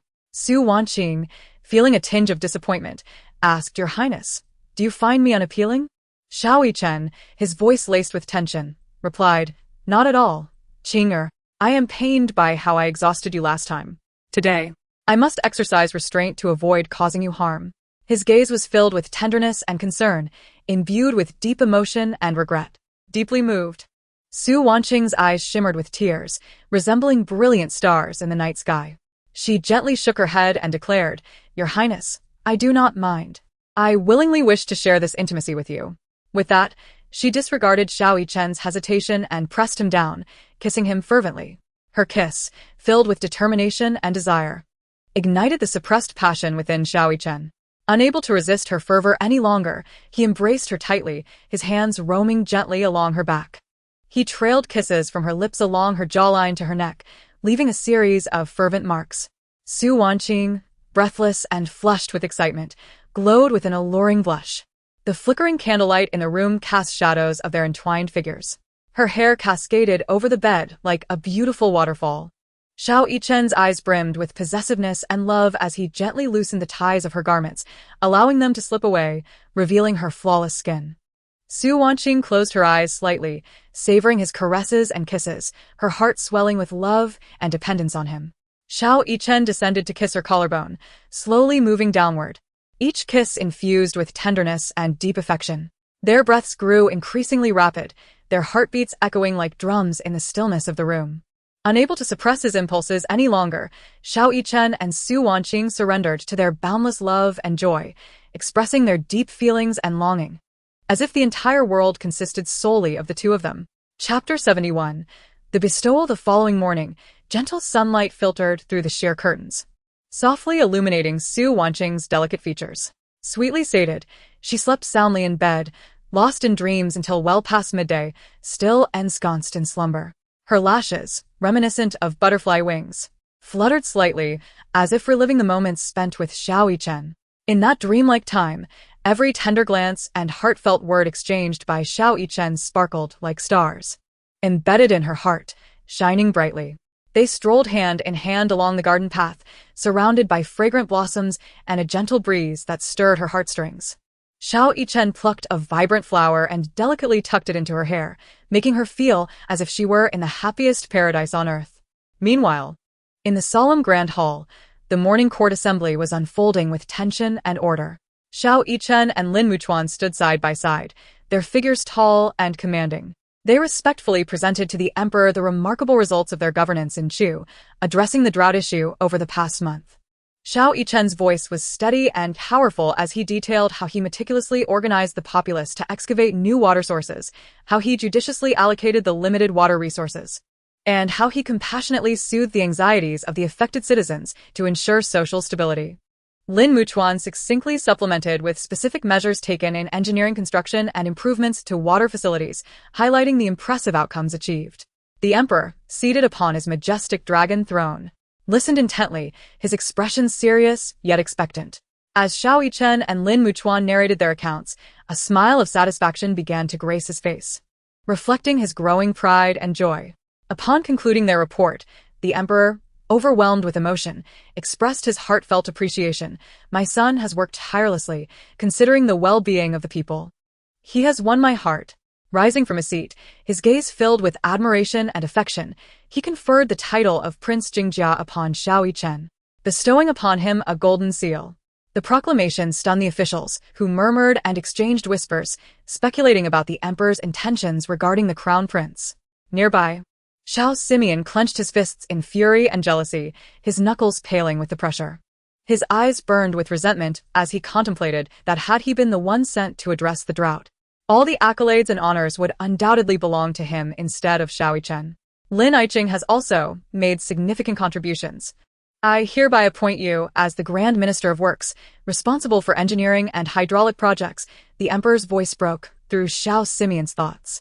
Lin Muchuan immediately knelt in gratitude, his voice trembling with excitement and appreciation. Thank you, Your Majesty. I pledge to serve diligently, fulfilling your expectations. The other officials, filled with envy and regret, wondered if they could have devised such brilliant strategies and whether the honors would then have been theirs. In that moment, Lin Muchuan became the center of attention, achieving a third-rank position at such a young age, prompting many officials to scheme about marrying their daughters to him, hoping to attach themselves to this promising figure. Unaware of their machinations, Lin Muchuan was engulfed in joy and excitement, finally able to unleash his talents and pursue his ambitions. He silently thanked Su Wanqing for introducing him to Xiao Yichen, granting him the opportunity to partake in this vital mission, thus earning the emperor's recognition and reward. After court, Xiao Yichen hastened back to the Yuan Wangfu with an eager heart, yearning to share this hard-won joy and glory with Su Wanqing. He rode swiftly, raising clouds of dust behind him. Meanwhile, Lin Muchuan found himself surrounded by officials offering fervent congratulations, their flattery ringing in his ears. He politely and humbly navigated their adulation, longing to escape their clutches and return home to share this unparalleled honor with his family. Xiao Simeon stormed out of the grand hall, his footsteps heavy and hurried, as if each step bore the weight of boundless rage and resentment. His countenance was as dark as the sky before a tempest, his eyes bloodshot with fury. He sprinted straight to Chaohua Palace, yearning to confide in Consort Yuan about his pent-up frustration and helplessness. Mother! Upon entering Chaohua Palace, Xiao Simeon cried out with a hoarse voice, infused with anger and indignation. Consort Yuan, preoccupied with her grooming before a bronze mirror, was startled by his exclamation. She turned swiftly, and upon seeing his twisted, furious expression, she inquired anxiously, Simeon, what has transpired? Why are you in such a state? Xiao Simeon knelt before Consort Yuan with a thud, tears streaming down his face as he lamented, Mother, Father has suddenly bestowed the title of Prince Jingjia upon Xiao Yichen. This clearly indicates his intention to establish a successor. Hearing this, Consort Yuan's heart sank, and her complexion turned as pale as a sheet. She grasped Xiao Simeon's hands tightly, her voice trembling as she said, Simeon, your father's abrupt decision has indeed caught us off guard. However, we cannot simply resign ourselves to despair. We must devise a proactive strategy. Xiao Simeon lifted his gaze to Consort Yuan, his eyes filled with helplessness and confusion. Mother, what should I do? After a moment of contemplation, Consort Yuan asked, Simeon, what progress have you made with the Grand Tutor's daughter, Suoshinua? With a troubled expression, Xiao Simeon lowered his head. Mother, the Grand Tutor does not approve of my union with Suoshinua. Consort Yuan's anger flared upon hearing this. What is the reason for this? Xiao Simeon replied helplessly. The Grand Tutor fears that marrying Suoshinua to me would subject her to hardship due to my union with a concubine.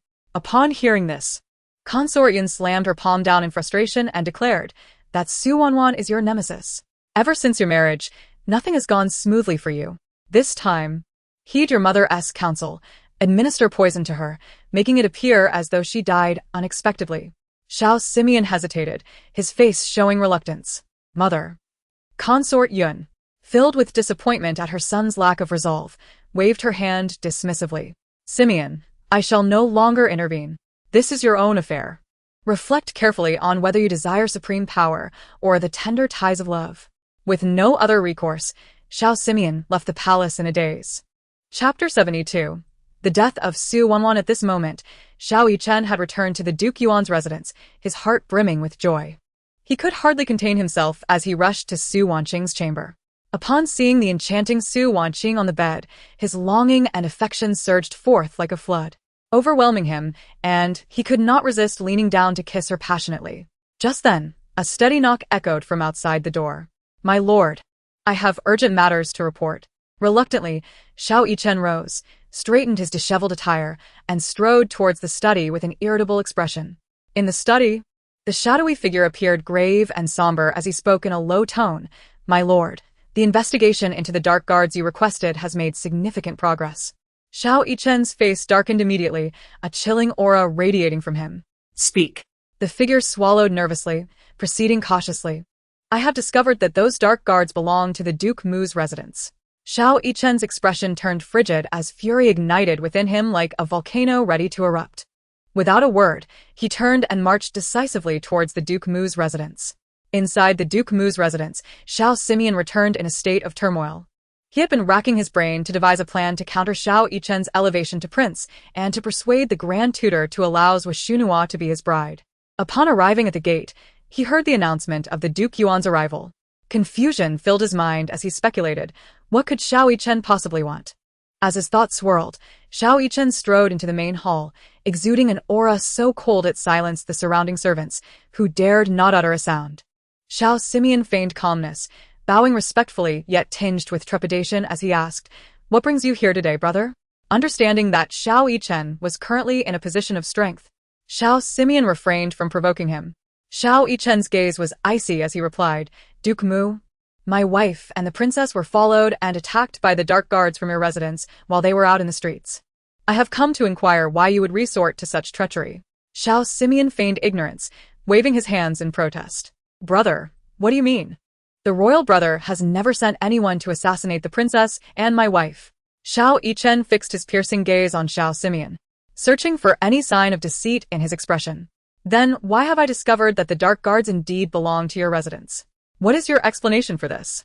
Xiao Simeon furrowed his brow, recalling past events, and suddenly remembered a time when Wanqing had asked him for dark guards under the pretense of ensuring his safety. Since then, he had not seen those guards again. Realization dawned upon him, and he swiftly commanded a nearby servant, "Quickly bring Su consort to the main hall." The servant hurried off as Xiao Yichen noted Xiao Simeon's sudden clarity, contemplating that perhaps the Duke Mu was entirely unaware of the matter. And it was Wanqing acting recklessly. Amidst the anxious waiting, Wanqing was brought to the main hall. She appeared drastically changed, the once lively and charming demeanor replaced by weariness and sorrow. Upon seeing Xiao Simeon, she rushed to his side like a moth to a flame. Her voice sweet and pleading, "My lord, I have missed you dearly. You have not visited my chamber in ages." Seeing her in such a state, Xiao Simeon felt an involuntary flicker of disdain rise within him. "Wanqing, where are the dark guards I provided you? Why have they not been seen these past few days?" Wanqing's confidence faltered, her gaze shifting uneasily. I do not know." Xiao Simeon's voice rose in anger. "Wanqing, do you intend to deceive me further?"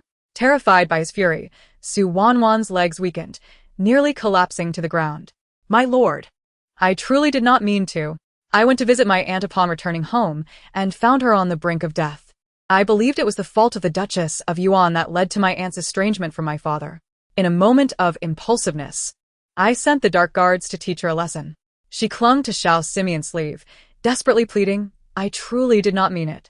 Xiao Yichen's expression darkened further, his voice icy as he inquired, "What does Duke Mu intend to do?" "Su consort has attempted to harm my wife and the princess. You must understand the gravity of this crime. I must report this to the emperor. What should I do?" Xiao Simeon's mind raced with thoughts. If Xiao Yichen reported this to their father, given the emperor's affection for the princess, he would undoubtedly be enraged, and Xiao Simeon would be implicated. Moreover, their father already harbored dissatisfaction towards him. If this matter were added to the mix, the consequences would be dire. Additionally, with his mother wishing for him to deal with Wanqing but lacking a proper justification, if he could pass this matter to Xiao Yichen, he could extricate himself from Wanqing and pursue Xuanhua. With this thought in mind, Xiao Simeon's decision crystallized. He coldly stated, "This matter indeed implicates Wanqing, and I will leave it to my brother to handle. I harbor no objections." Wanqing, upon hearing these words, felt as though she had been struck by lightning, her entire being frozen in disbelief. She rushed to Xiao Simeon, tears streaming down her face, imploring, "My lord, why are you so heartless towards me? I have always been sincere to you. Why treat me with such cruelty?" Xiao Yichen coldly declared, "In that case, let this matter be handled by the Duke of Mu. I only wish to never see that person again." With that, he turned resolutely and strode away. The Duke of Mu, gazing at the weeping Wanqing before him, felt not a shred of compassion. He spoke to the attendant with an icy tone, "Take her to the chamber and administer the poisoned wine. Do it swiftly." and spare her unnecessary suffering. The attendant complied, his expression devoid of emotion as he escorted Su Wanwan back to the room. At that moment, Su Wanwan was utterly dazed. The words poisoned wine echoing relentlessly in her mind. Once inside, she struggled in desperation, but it was ultimately futile. The attendant forcefully poured the poison into her mouth, and she fell to the ground in agony, her life gradually slipping away like a candle flickering in the wind, until it was extinguished. Chapter 73. Zuoshunua's scheme. At this juncture, an attendant forcibly administered the poison to Su Wanwan. Shortly thereafter, her body grew limp, and the light of life slowly faded from her eyes. The attendant hurriedly rushed to Xiao Simeon, kneeling urgently to report, "Your Highness, the side consort Su has consumed the poison wine and has now lost her breath." Upon hearing this, Xiao Simeon's face bore no trace of sorrow. Instead, an uncontrollable joy instantly illuminated his features. He mused inwardly, with Su Wanwan's demise, no one can obstruct my marriage to Zuoshunua. The thought of Zuoshunua's enchanting figure ignited a fervent flame within him, and his elation was palpable. Thus, he promptly instructed the attendant, "Hurry to the Grand Tutor's residence and convey my invitation to Zuoshunua, stating that I have important matters to discuss." The attendant complied and swiftly departed. Meanwhile, Xiao Yichen had just concluded various matters at the Duke of Mu's estate and hurried back to the Yuan Wang residence. At that moment, Su Wanqing was playing joyfully in the courtyard with Kair, their laughter resonating like silver bells in the air. Su Wanqing's flower-like smile, illuminated by the sunlight, appeared even more radiant, particularly the dimples that formed from her laughter, as if they could melt one's heart. Xiao Yichen entered the courtyard and halted at the sight, gazing intently at Su Wanqing, a wave of warmth and joy inexplicably rising within him. He stood silently for a moment, until Kair inadvertently glanced up and spotted the prince. Hastily bowing in respect, "Greetings to your highness." The prince gently waved his hand, signaling for Kair to leave, and she discreetly exited. Seeing the prince return, Su Wanqing joyfully dashed into Xiao Simeon's embrace, asking sweetly, "Your highness, what did the shadow want to discuss with you? I saw you leave in anger. Has something happened?" Su Wanqing felt a twinge of concern, unsure of what could have caused such fury in the prince. Xiao Yichen tenderly stroked Su Wanqing's silken hair and softly replied, "I had instructed the shadow to investigate the dark guards trailing you. Today, the shadow reported that they originated from the Duke of Mu's estate." Enraged, I went to the Duke's residence to demand an explanation. This matter has nothing to do with the Duke. He was unaware, as it was Su Wanwan's doing. To demonstrate his sincerity, the Duke entrusted Su Wanwan to me for resolution. However, I did not dispose of her, but returned her to the Duke. I expect that by now, she has already met her demise. Su Wanqing gasped in astonishment. Dead? Could it be that Xiao Simeon truly killed her? A shock coursed through Su Wanqing. Why would Xiao Simeon resort to such measures against Su Wanwan? Was it possible he was merely performing for the prince's benefit? Xiao Yichen gently played with her hair, slowly stating, "What is there to doubt? Xiao Simeon has now allied himself with the Grand Tutor's powerful faction. The Grand Tutor has discreetly presented him with a choice. If he wishes to marry his daughter, Zuoshunua, he cannot have a side consort." Su Wanqing furrowed her brow, lost in thought. She had some recollection of Zuoshunua from her past life. This woman was cunning, having inherited the ruthlessness of her father and brothers, who were known for their mercilessness. To outsiders, Zuoshunua appeared as an extraordinarily beautiful and talented lady, embodying grace and gentility. In her previous life, Su Wanqing had shared that impression until the fourth princess, Xiao Chong, married Zuoshunua's brother, Zuobayu, and her interactions with Zuoshunua revealed the latter's true nature, intelligent in public yet often cruel behind closed doors, taking pleasure in mocking others, while her family wielded their power with malice. Yet, she distinctly remembered that Zuoshunua had yearned to marry the Yuan Wang in her past life. Why had things changed in this lifetime? Just as she pondered this, Xiao Yichen's voice cut through her thoughts, calling her name gently. Seeing Su Wanqing lost in thought, Xiao Yichen inquired with concern, "Qing'er, what troubles you? What are you thinking about?" Su Wanqing snapped back to reality, reflecting, "I was contemplating how cold-hearted the Duke of Mu is, forgetting the old for the new." Su Wanqing harbored a deep-seated resentment towards Xiao Simeon, recognizing that he was indeed repugnant in his actions. In her past life, he had exploited her to ascend to the throne, and now, driven by power, he had murdered Su Wanwan. To him, women were merely stepping stones to his ambition. Yichen, observing Su Wanqing's troubled expression, tenderly embraced her, proclaiming with deep affection, "Qing'er, rest assured, in this life, I shall love only you, and I will not allow you to suffer even the slightest grievance." Upon hearing Yichen's heartfelt confession, tears of gratitude welled in Su Wanqing's eyes. Su Wanqing felt overwhelmed with warmth and gratitude, secretly thinking how fortunate she was this time to have chosen the right person. Finding genuine affection from the prince in this lifetime was enough. Meanwhile, at the Grand Tutor's residence, Zhuo received the news of Su Wanwan's death.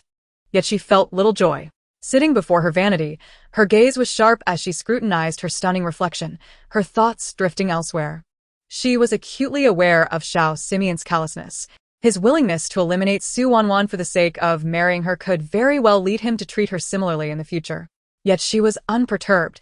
Her only desire was to ascend to the exalted position of Empress, once the Duke of Mu claimed the throne.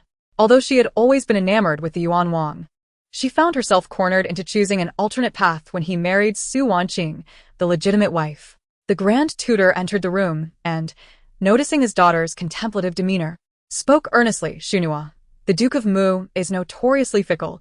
He has even gone so far as to kill his side consort to marry you. Once you are wed, exercise utmost caution, and do not let your guard down." Xunhua nodded lightly, replying, "Father, do not worry, I am fully aware." Meanwhile, in the Duke of Mu's residence, Xiao Simeon awaited Xunhua's arrival with eager anticipation. He paced restlessly in his chamber, an expression of impatience adorning his face. Shortly thereafter, Xunhua arrived with her maid. Upon hearing the announcement, Xiao Simeon hurried forward, his face alight with a flattering smile. "Sure, you have finally arrived." Xunhua slightly inclined her body, offering a courteous greeting. "Your Highness, Duke of Mu." Xiao Simeon, unable to contain his excitement, declared, "The side consort Su is dead, and now there is no one to hinder my marriage to you." Xunhua's lips curved upward in delight as she responded, "Your Highness, thank you for all you have done for me," and she rushed into his embrace.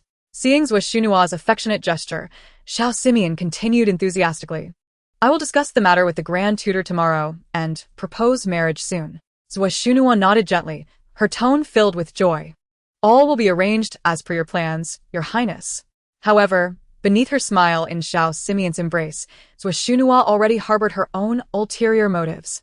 She aims to assist Xiao Simeon in ascending to the throne so that she may secure the position of queen, thereby elevating her family and helping her father overpower the Duke of Zhenguo. Chapter 74.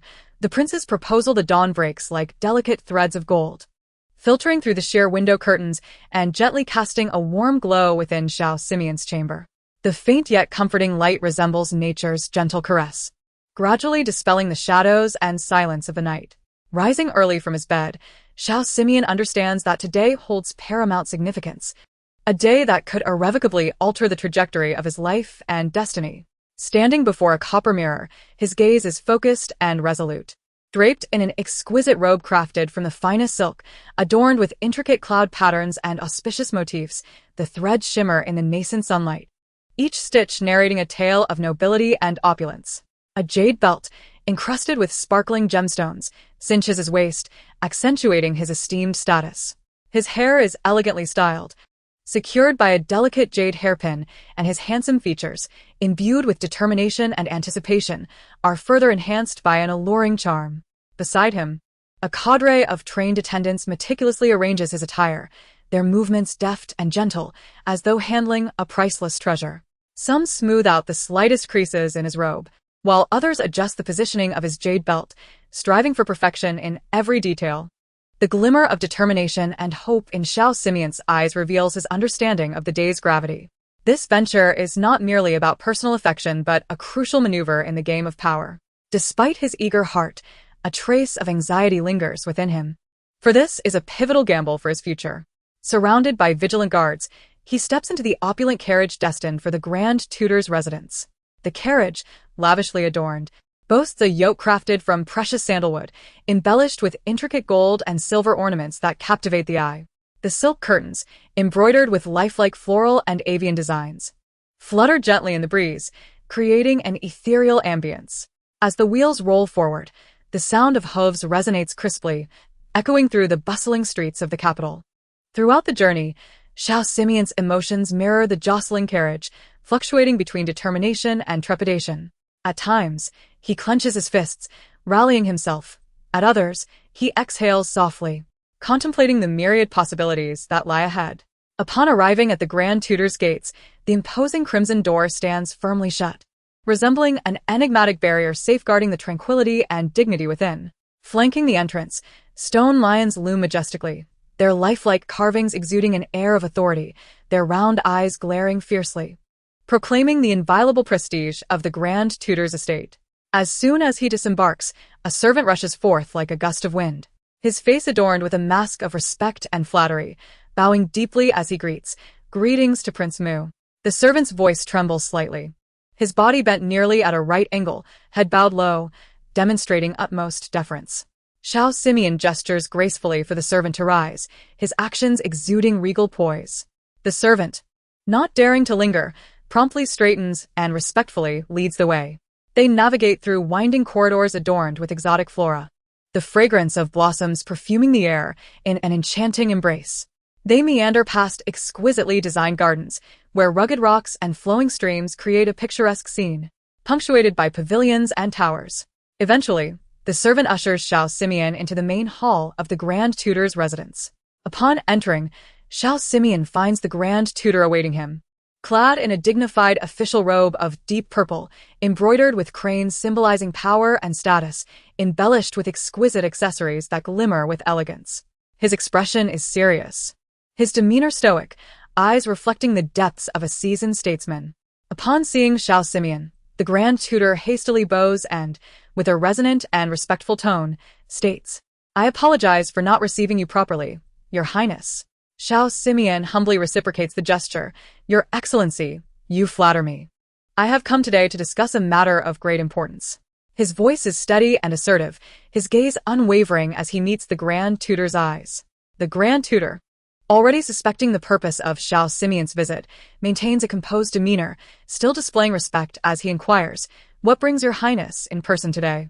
His eyes subtly probe, curious to discern how Xiao Simeon will broach the topic. Without beating around the bush, Xiao Simeon states directly, "Your Excellency, I have come to seek the hand of Xiao in marriage. She is intelligent, courteous, and possesses exceptional talent. I have long admired her and wish to take her as my principal wife. What are your thoughts on this matter?" His eyes brim with earnestness and sincerity, his tone resolute, as if this desire is the most cherished aspiration of his life. Upon hearing this, the Grand Tutor feigns a look of contemplation, internally weighing the advantages and disadvantages. The demise of the two daughters from the Su family has indeed nullified the potential threat posed by the alliance between Prince Mu and the Duke of Zhenguo. The Grand Tutor has always been at odds with the Duke, and since the Duke's daughters married two princes, the factions that once supported him have shifted allegiance to the Duke, causing him daily distress. Just as he grapples with this predicament, he is informed that Prince Mu has intentions toward his daughter, Xiao, and wishes to marry her. The Grand Tutor had assumed that Xiao's side was affiliated with the Duke, prompting him to instruct that for Prince Mu to pursue Xiao, he must not have a secondary wife. To his surprise, Prince Mu acted decisively, resolving the matter with the Su family. Now, if Xiao marries Prince Mu and aids him in rising to prominence, the Grand Tutor's status will undoubtedly soar, elevating the family's honor. Moreover, should Xiao bear a child, the Grand Tutor's position would be solidified, ensuring the family's wealth and prestige endure. With this in mind, the Grand Tutor nods approvingly, saying, "As long as Xiao is willing, I have no objections. I only hope that Prince Mu will treat my daughter kindly." His tone conveys both authority and solemnity, serving as a warning to Xiao Simeon while expressing hopes for his daughter's future happiness. Chapter 75, The Prince's Proposal, continued. Xiao Simeon, elated by the Grand Tutor's consent, beams with joy, a radiant smile illuminating his face. He quickly assures, "Your Excellency, rest assured, I shall cherish Xiao, treating her as a precious treasure, ensuring she suffers no grievances." His words are heartfelt, his gaze filled with unwavering commitment. As they converse, soft footsteps approach, and Zhou Shunhua enters the hall, accompanied by her maid. Clad in a flowing purple gown, the fabric cascades like layers of violet petals, swaying gently with her movements, creating a dreamlike aura. Her figure is graceful, her waist slender, resembling a delicate willow bending in the breeze, yet exuding an undeniable strength. Her beauty rivals that of blooming peach blossoms in spring, her delicate features radiating warmth, and her expressive eyes glimmer with emotion, captivating all who behold her. Zhuo greets the Grand Tutor and Prince Mu with a respectful bow, her voice soft and melodious, akin to a clear stream meandering through the mountains. "Father, Your Highness." A hint of shyness and reverence colors her tone, as she bows her head slightly, avoiding direct eye contact with the two esteemed figures. Upon the arrival of Zhuo, Xiao Simeon's eyes instantly sparkled with joy and tenderness. He hurriedly approached her, unhesitatingly grasping her hand, and with heartfelt sincerity proclaimed, "Sure, the Grand Tutor has consented to our union. I shall now seek my father's blessing." His voice trembled with excitement, brimming with visions of a promising future. A radiant blush, akin to the hues of a sunset, graced Zhuo's cheeks as she slightly lifted her gaze, meeting Xiao Simeon's eyes. With gentle assurance, she replied, "I shall abide by your wishes, my lord. I await your good news." Her eyes shimmered with trust and anticipation, her heart fluttering like a timid fawn. Xiao Simeon gazed deeply at Zhuo, as though he wished to etch her beauty into his very soul. "Rest assured, I shall not keep you waiting long." With that, he bid farewell to the Grand Tutor and set forth towards the royal palace, his steps resolute and filled with hope. Inside the carriage, Xiao Simeon's spirit soared. He envisioned a sweet life hand in hand with Zhuo, a smile of pure happiness gracing his lips. He understood that marrying Zhuo would not only grant him the tenderness of a beautiful companion, but also the formidable power of the Grand Tutor's household, a considerable asset in his pursuit of the throne. The mere thought of Zhuo's enchanting beauty, her every smile and frown, left him entranced, as if he were lost in a dream. As he reveled in these delightful fantasies, the carriage came to a smooth halt before the palace gates. Within, the emperor was engrossed in state affairs in the imperial study. His brow was furrowed, his demeanor grave, as mountains of memorials piled upon his desk, each holding the weight of the nation's fate and the welfare of its people. At times, he annotated with his brush, while at others, he fell into deep contemplation, his visage weary yet commanding. Upon hearing of Prince Mu's request for an audience, the emperor lifted his head slightly, pondering before summoning him into the hall. Xiao Simeon entered the imperial study, his heart racing with nervous excitement. He respectfully knelt and proclaimed loudly, "Your humble son pays his respects to your majesty." The emperor set aside the memorials and regarded Xiao Simeon with piercing eyes, as if to discern the innermost thoughts of his heart. "Simeon, what brings you here today?" Xiao Simeon met the emperor's gaze with unwavering resolve, replying without hesitation, "Your Majesty, I am deeply enamored with the Grand Tutor's daughter, Zhuo. I humbly request your blessing for our marriage." His voice was earnest and hopeful, beads of sweat forming on his brow. The emperor furrowed his brow, a flicker of doubt and contemplation crossing his face as he questioned, "The Grand Tutor's daughter?" His tone hinted at weighing the pros and cons of this union. Xiao Simeon quickly added, "Your Majesty, my affection for Shuer is genuine. I wish to spend my life with her, unwavering in my commitment. I earnestly seek your approval." His eyes shone with determination and passion, his body slightly trembling, revealing his inner tension and urgency. The emperor remained silent for a moment, his gaze lingering on Xiao Simeon as if to pierce through to his sincerity. Finally, he spoke slowly, "Is the Grand Tutor's daughter willing?" Without a moment's pause, Xiao Simeon replied, "Shuer and I are of one heart and mind." Observing Xiao Simeon's fervent sincerity, the emperor, despite his reservations, reluctantly acquiesced. "Since you two are of one heart, I shall grant my consent." His voice resonated with a deep authority that brooked no opposition. Xiao Simeon was overwhelmed with joy. Hastily bowing in gratitude, "Thank you, Your Majesty. I shall forever remember your kindness and strive to meet your expectations." His voice quivered with emotion, his delight palpable. Stepping out of the imperial study, Xiao Simeon felt as if the world had transformed into a realm of unparalleled beauty. He strode with light-hearted steps towards Chaohua Palace. Along the way, the spring breeze caressed his face, flowers filled the air with fragrance, and birds sang joyfully, seemingly celebrating his joyous occasion. Inside Chaohua Palace, a gentle scent of sandalwood lingered as concubine Yuan sat upon a couch, her expression tinged with concern. Holding an ancient tome, she found herself unable to focus, her thoughts preoccupied with Xiao Chang's impending journey to Yunchao Mountain Manor. Xiao Simeon bowed respectfully to concubine Yuan, saying, "May mother be at peace.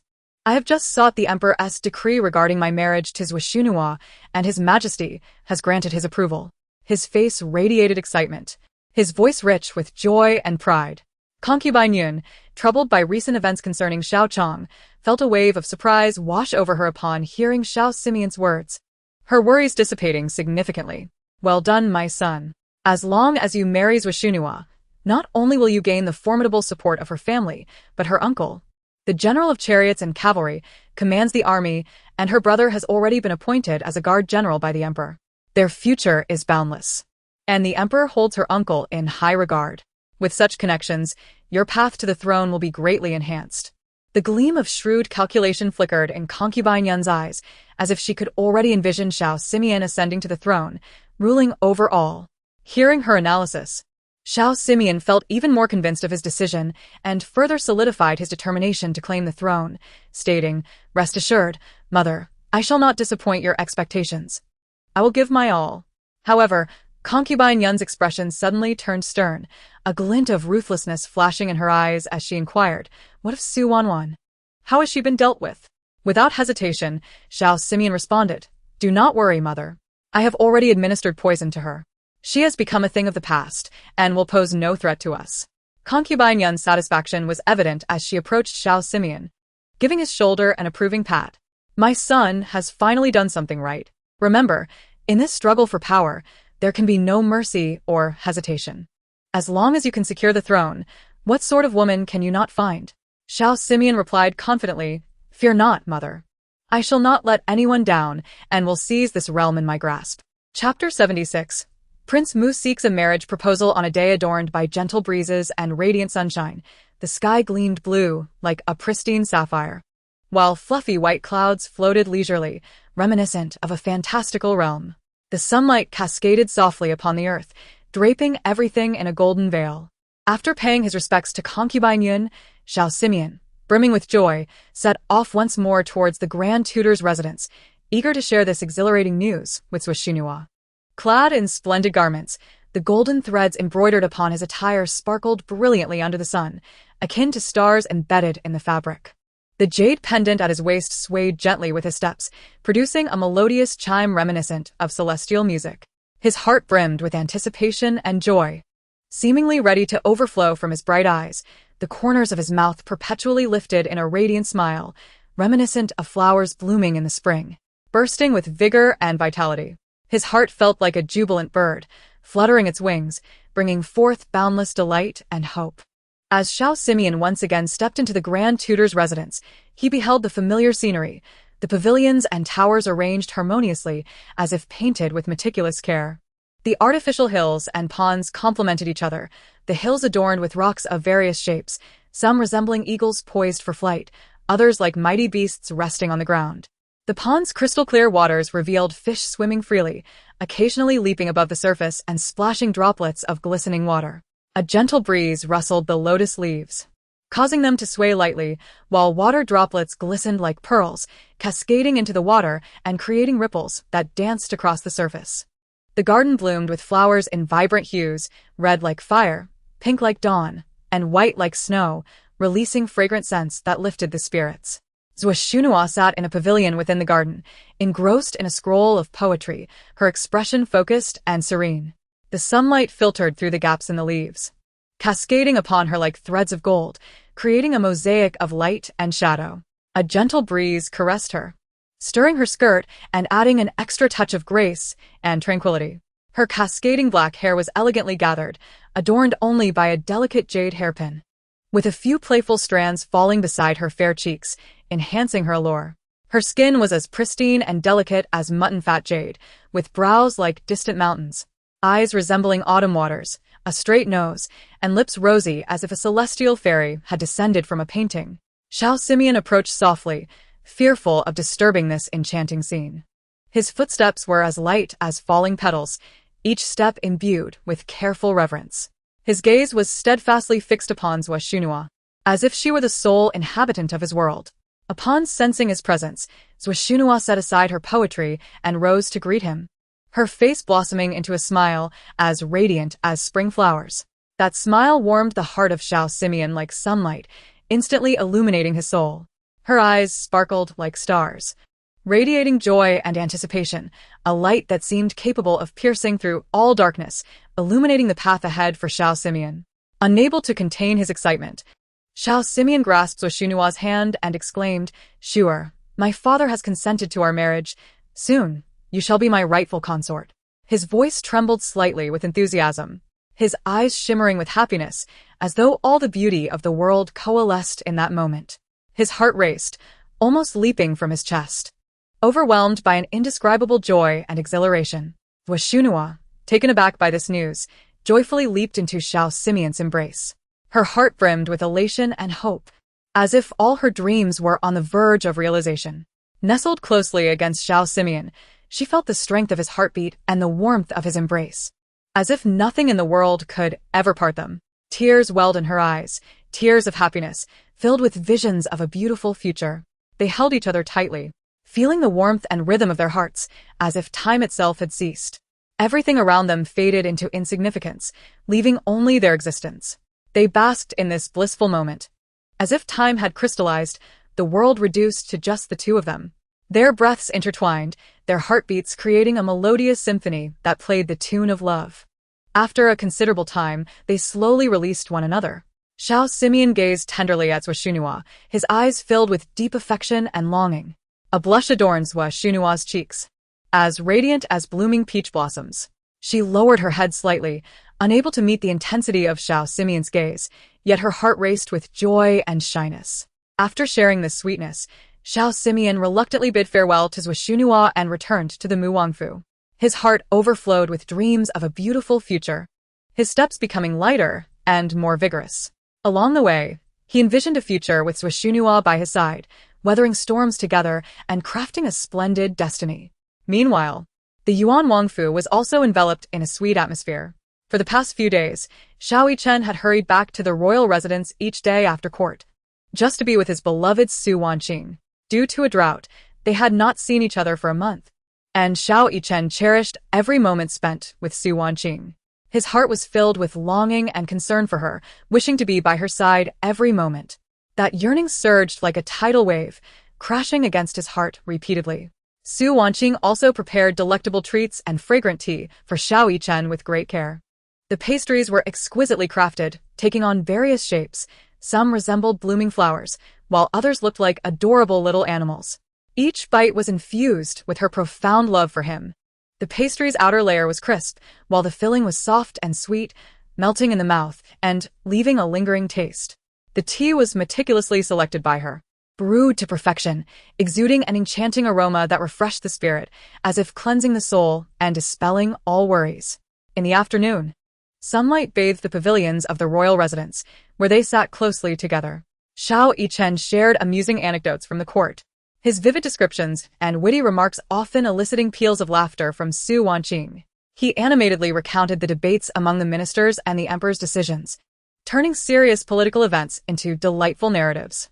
Wanqing listened with a smile, occasionally brushing the sweat from his brow, her gentle actions imbued with endless care and affection.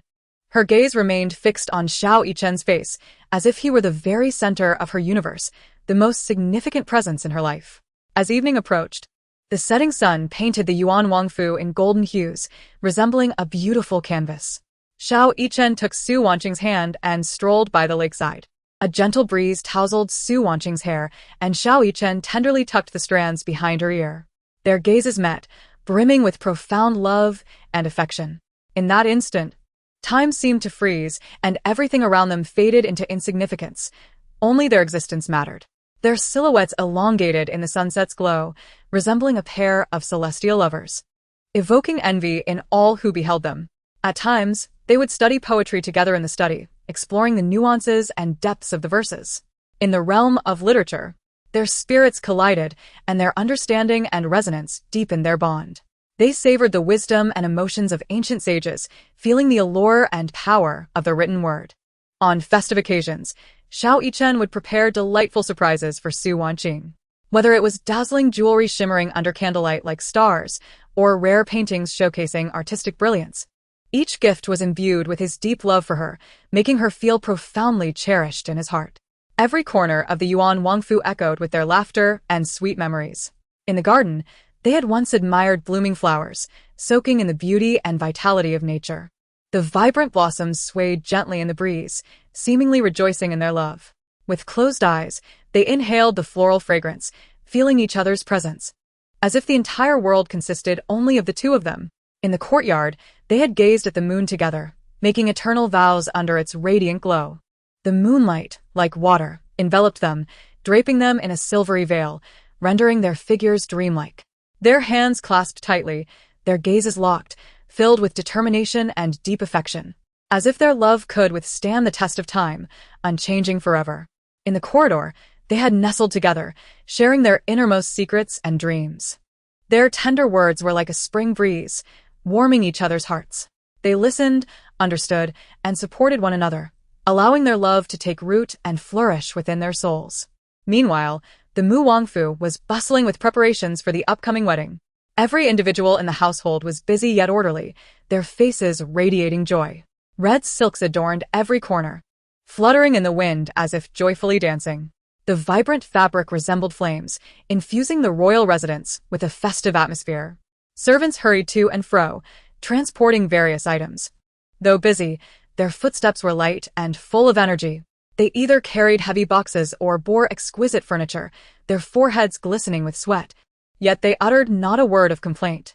Everyone contributes their efforts to this grand wedding, their hearts brimming with blessings for the prince. The artisans responsible for decorating the bridal chamber meticulously carve every detail. The bedspread, adorned with exquisite patterns, symbolizes happiness and fulfillment. These designs are so lifelike that they seem to narrate enchanting love stories. The vanity table shines like a mirror, reflecting a festive glow that illuminates the entire room, enveloping all in an atmosphere of warmth and sweetness. In the kitchen, chefs are engaged in spirited discussions over the banquet menu, striving to ensure that each dish is delectable and unforgettable. They carefully select ingredients and dedicate themselves to crafting each culinary delight, hoping to add more flavor and joy to this wedding. The bustling kitchen is filled with the aroma of various delicacies, tantalizing the senses. Xiao Simeon observes all of this, his heart filled with aspirations for the future. He envisions a life with Xuexunhua by his side each day, his family supporting him, and his position in court becoming ever more secure. The more he thinks, the happier he becomes, as he glimpses a beautiful future filled with bliss and sweetness. The following day dawns bright and sunny, with a gentle breeze wafting through. The Mu Wangfu is alive with extraordinary excitement, dressed in a resplendent crimson wedding robe, embroidered with vivid dragon and phoenix designs that seem poised for flight. Xiao Simeon rides a magnificent steed, its coat gleaming and its demeanor proud.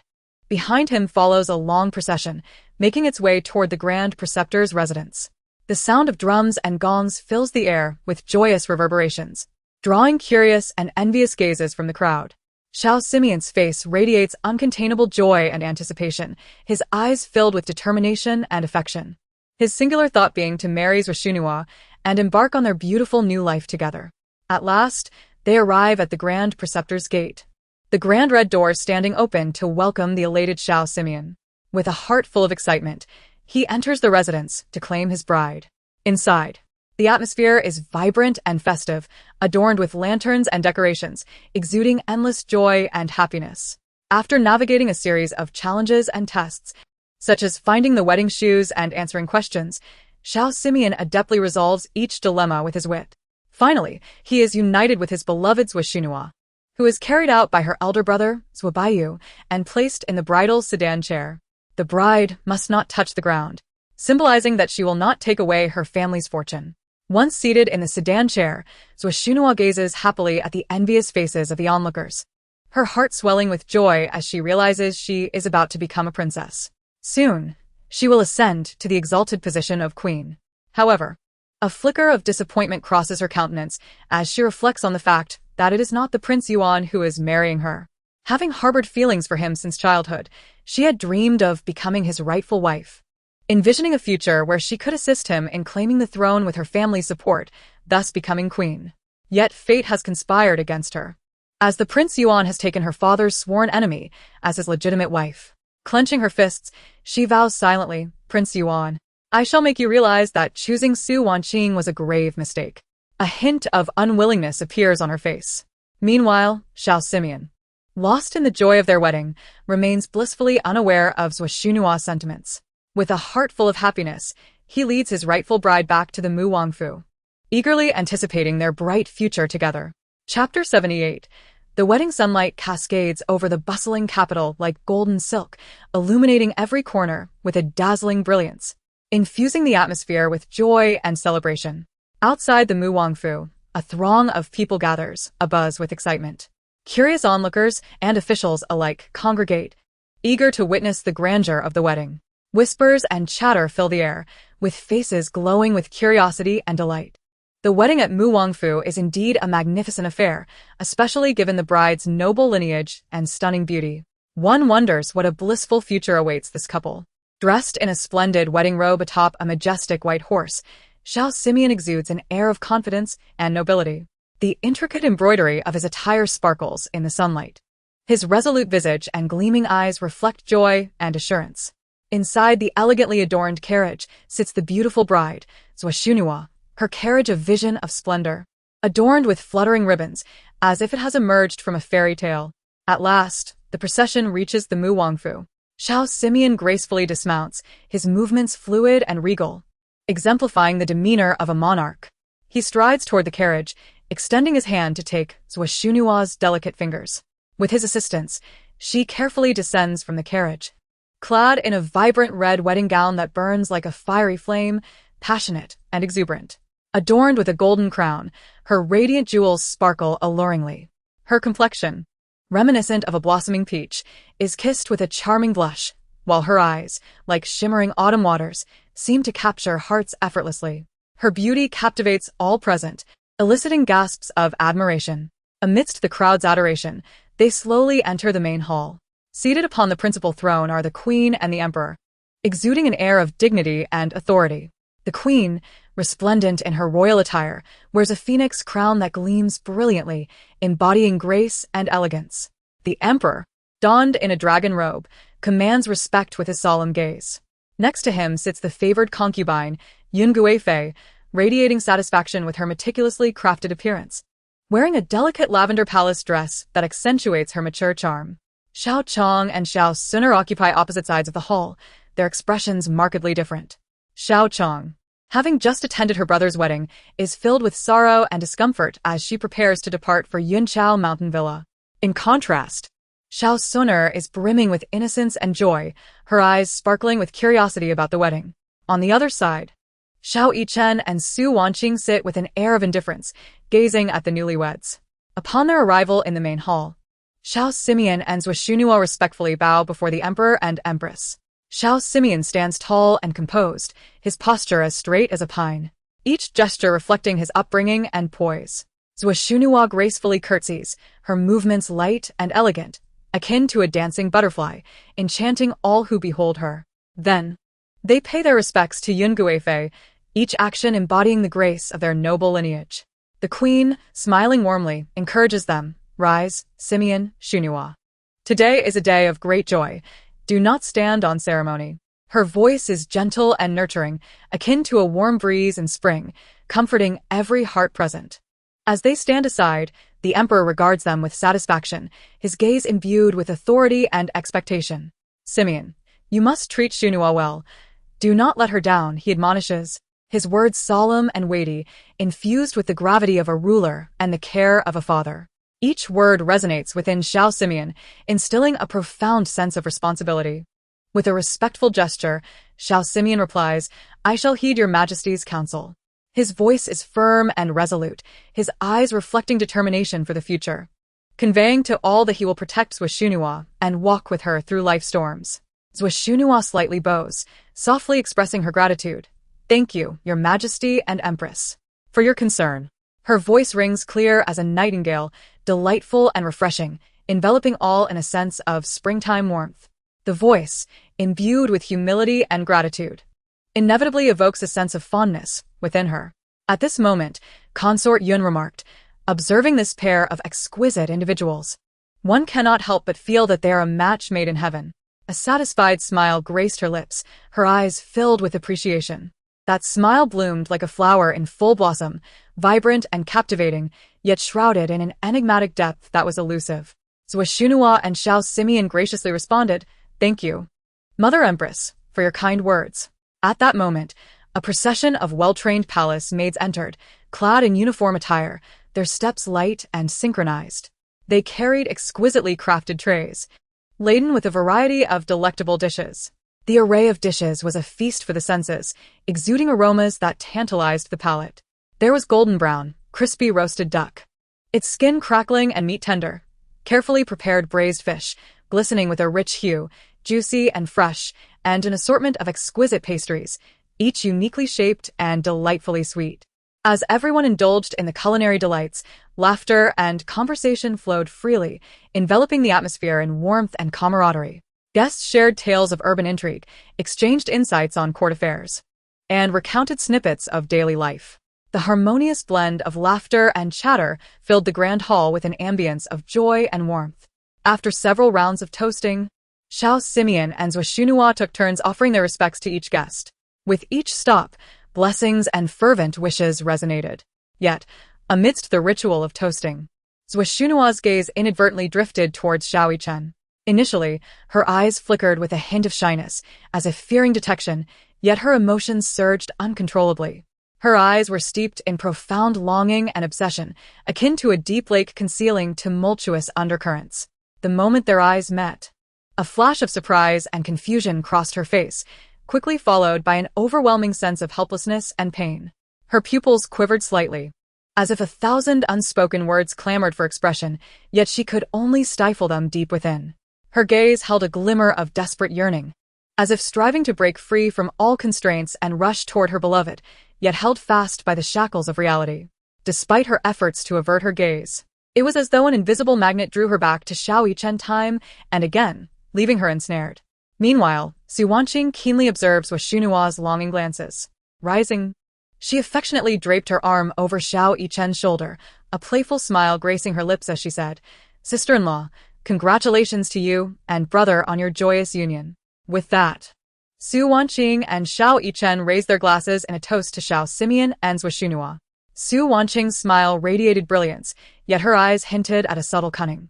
Subsequently, she affectionately guided Xiao Yichen to sit beside her, and in a spontaneous display of intimacy, he gently kissed her forehead in response. Chapter 79.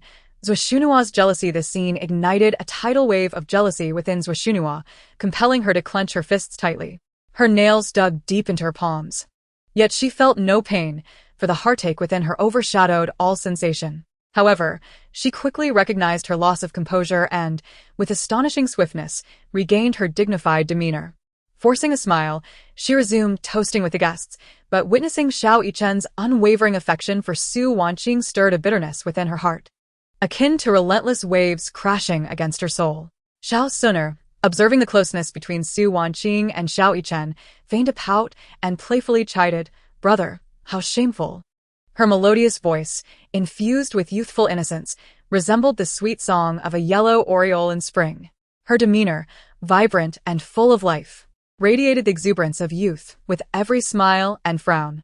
Wanqing, smiling indulgently, her eyes brimming with affection for Xiao Suner, replied softly, "Suner, your playful spirit is truly endearing." Meanwhile, Xiao Yichen feigned annoyance, rolling up his sleeves as if to playfully scold Xiao Suner, saying, "Suner, do you wish for your brother to punish you?" His tone carried a blend of brotherly authority and affection, rendering his mock anger more intimate. Xiao Suner, feigning abhaut, exclaimed, "Mother, brother is bullying me." Like a delicate butterfly, she swiftly darted to the Empress's side, clinging to her sleeve in a display of affection. The Empress, gazing at her beloved children, smiled indulgently and remarked to the Emperor, "Your Majesty, look at these two children. Even now, they remain as they were in their youth." Her eyes sparkled with warmth and happiness, akin to a gentle spring breeze, reflecting her deep love for her children and contentment in familial harmony. The Emperor, affectionately stroking Xiao Suner's cheek, reassured her, "Fear not, dear Suner. If your brother dares to scold you, your father shall reprimand him." His words resonated with paternal tenderness, akin to the rich chime of a bell, vividly conveying the warmth of royal affection. With her father's support, Xiao Suner gleefully stuck her tongue out at Xiao Yichen before scampering away, her vibrant form reminiscent of a playful fawn. In contrast, Xiao Chong, witnessing her father's favoritism toward Xiao Suner, turned to consort Yuan with a look of grievance, tears welling in her eyes as she lamented, "Mother, father only dotes on Xiao Suner and neglects me. Why must I be sent to Yun Chao Mountain Villa, while Xiao Suner stays behind?" As she spoke, her jealousy deepened, her voice laden with grievance and resentment, each tear resembling a string of pearls cascading down, filled with her inner torment. Observing Xiao Chong's tear-streaked face, Consort Yun felt a pang of sympathy and hurriedly comforted her. "Chonger, do not cry. Your father loves you dearly as well. It's simply that the fifth princess is younger, and he tends to dote on her a bit more. Since the decision regarding Yun Chao Mountain Villa was already made. She promised, when you return, I will arrange a splendid marriage for you. You shall not be sent off in marriage." Gently patting Xiao Chong's back, she attempted to soothe her emotions, her tender touch akin to a gentle spring breeze. Upon hearing her mother's words, Xiao Chong's mood lightened slightly as she rested in Consort Yun's embrace, sobbing, "I understand, mother." Just then, Zuoshunhua completed her toasts and gracefully returned to the bridal chamber. The room was adorned in festive yet cozy decor, with flickering red candles casting a warm glow upon her lovely yet slightly forlorn visage. Sitting quietly at the bedside, Zuoshunhua's heart churned with tumultuous emotions, her thoughts surging like a tide. Recalling Xiao Yichen's affection for Su Wanqing earlier, a sharp pain pierced her heart, swelling with jealousy as she lamented why Xiao Yichen's heart belonged to Su Wanqing instead of herself. The more she pondered, the deeper her resentment grew. She silently vowed to ensure Su Wanqing faced retribution. Deep down, she recognized that the possibility of a future with Xiao Yichen had faded, yet the profound feelings she harbored were akin to an ancient tree, firmly rooted and difficult to sever. Contemplating the days ahead spent with Xiao Simeon, her heart brimmed with helplessness and discontent. Nonetheless, she was acutely aware that having wed Prince Mu, she must share both joy and sorrow with him, their fates intertwined. Only through unwavering support in his quest for the throne could his family flourish and endure. With these thoughts, Zuoshunhua's resolve strengthened. Moments later, Xiao Simeon, slightly inebriated, entered the room. His steps were somewhat unsteady, yet his eyes gleamed with urgency and desire. He approached Zuoshunhua, eagerly lifting her red veil, gazing upon her enchanting visage. His breath quickened as he tenderly declared, "Shunner, you look truly beautiful today. Rest assured, I shall cherish you dearly." Zuoshunhua, blushing at his words, smiled shyly and replied, "Your Highness." She then wrapped her arms around Xiao Simeon's neck, tilting her head slightly, her crimson lips parting gently. Xiao Simeon, upon witnessing the alluring and proactive Zuoshunhua, felt an instant ignition of desire within him, no longer able to contain himself. He fervently pressed his lips against her neck, showering her with ardent kisses that fell like raindrops. His hands grew restless, eagerly exploring Zuoshunhua's form, gently unfastening her garments. A glimmer of calculation flickered in her eyes as she mused internally. She must ensure Xiao Simeon's satisfaction, bending him to her will. With this thought, she willingly responded to his advances, breathlessly embracing him. Xiao Simeon, feeling her compliance, succumbed to a wild fervor, enveloping her tightly in his arms, kissing her forehead, cheeks, and collarbone. The room was thick with an intimate atmosphere, their bodies entwined closely, temperatures rising. Zuoshunhua matched Xiao Simeon's fervor, emitting soft moans as her delicate body trembled slightly, as if she wished to meld into him. They rolled upon the bed, sweat soaking the sheets. Xiao Simeon, panting heavily, held Zuoshunhua tightly, contentedly closing his eyes. As Zuoshunhua gazed at the sleeping Xiao Simeon beside her, myriad thoughts swirled within her. The road ahead was long and fraught with challenges. She must tread carefully. She silently vowed to make Xiao Yichen aware that marrying Su Wanqing was an egregious error. Her gaze hardened with malice. "Su Wanqing, should you dare to seize what belongs to me, I shall ensure you pay a grievous price." Chapter 80. Their schemes. The next morning, sunlight filtered softly through the sheer curtains, gently illuminating the bedroom of the Duke of Mu. Zuoshunhua stirred awake, feeling an unbearable ache throughout her body, as if her bones had been crushed. Struggling to rise, she glanced at the empty space beside her where Xiao Simeon had been. A fleeting moment of disappointment crossing her features, soon replaced by determination. Sitting on the edge of the bed, she gently massaged her temples, attempting to alleviate the dull headache. After a brief moment, Zhuo steeled herself and summoned a maid to assist her in dressing and grooming. Sitting before the vanity, she regarded her reflection. Her complexion was somewhat pale, yet her eyes shone with a fierce resolve. Once she had completed her preparations, she carefully selected a delicate blue satin gown, adorned with exquisite embroidery, exuding an air of grace and elegance. She adorned herself with understated yet regal pearl jewelry, which shimmered softly in the sunlight, enhancing her gentle demeanor. After ensuring her appearance was impeccable, she and her maid made their way to the palace of the imperial concubine Yuan. As she walked, Zhuo's mind raced with thoughts. She understood that every step within the court demanded caution, and her relationship with imperial concubine Yuan was of paramount importance. Upon arriving at the palace, Zhuo took a deep breath to compose herself. She entered with light yet steady steps, respectfully greeting, "Daughter pays her respects to Mother Empress. May you be well." Imperial concubine Yuan sat upon her couch, and upon hearing her voice, smiled and raised her hand, saying, "Rise, my dear child." Zhuo stood, her head slightly bowed, her demeanor poised and gracious. Imperial concubine Yuan scrutinized her closely, growing increasingly pleased, her eyes filled with affection. "Zhenguo, you are truly a well-behaved and perceptive child. And with your beauty, Simeon is fortunate to have you as his wife." Zhuo humbly replied, "Mother Empress, you flatter me. It is an honor for me to marry into the Duke's household." Imperial concubine Yuan took Zhuo's hand, gently patting it. "In this household, should you encounter any discontent, do not hesitate to confide in me." Zhuo nodded in acknowledgement. "Thank you for your concern, Mother Empress. I shall remain dutiful and dedicated to the Duke's household." Seeing Zhuo's display of propriety brought great joy to Imperial concubine Yuan, who was about to share more affectionate words when suddenly, Xiao rushed in, tears streaming down her face. "Mother Empress, the Empress Dowager has ordered me to depart for Yunqiao Mountain Villa tomorrow." As she spoke, her eyes reddened, tears brimming as her frail body trembled like a flower in the wind, on the verge of wilting. "Mother Empress, I truly do not wish to go to Yunqiao Mountain Villa. The journey is long and the surroundings unfamiliar. I am afraid." Xiao clutched the sleeve of Imperial concubine Yuan, her voice laced with fear and helplessness. Imperial concubine Yuan, feeling her heart ache, embraced Xiao, gently stroking her hair. Her voice trembling, "Chang'er, how could I bear to send you to such a remote place? But the Emperor's decree is absolute. I am powerless to change it." Looking out the window at the sky, her gaze filled with helplessness and resentment, she lamented, "My dear Chang'er, who has been cherished in the palace since childhood, will suffer greatly on this journey." Xiao, nestled in her mother's arms, sobbed, "Mother Empress, after I leave, please take good care of yourself.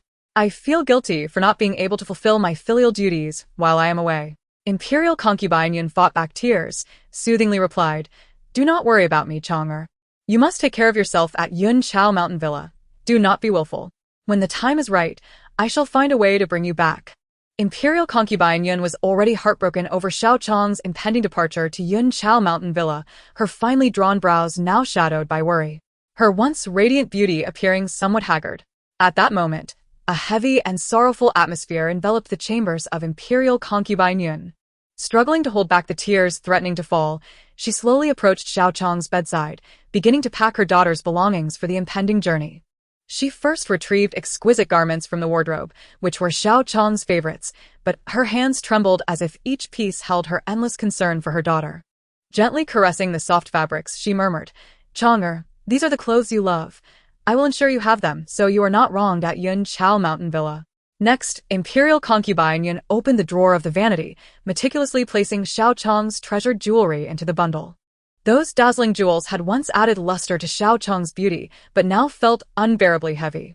As she packed, memories of her daughter adorned with these jewels flooded her mind, and tears finally spilled over. Then, Imperial concubine Yuan moved to the writing desk, collecting several books along with ink and paper. She understood Xiao's fondness for reading and practicing calligraphy, hoping these would accompany her daughter during lonely times at Yunqiao Mountain Villa. "Take these books, Chang'er. Read them when you feel bored. Do not squander your time." Her voice faltered with emotion. After gathering these items, Imperial concubine Yuan retrieved some precious jewels and silver notes from her private collection. carefully wrapping them and placing them in Xiao Chang's luggage. My daughter, do not lack for money while you are away. Keep this safe. Her eyes reflected reluctance and concern. Lastly, she tucked a sachet embroidered with Xiao Chang's name into the innermost layer of the pack, a token she had sewn herself, imbued with maternal love. Qian'e. Though I cannot be by your side, let this sachet accompany you in my stead. Imperial concubine Yuan grasped Xiao Chang's hands tightly, her heart heavy with reluctance.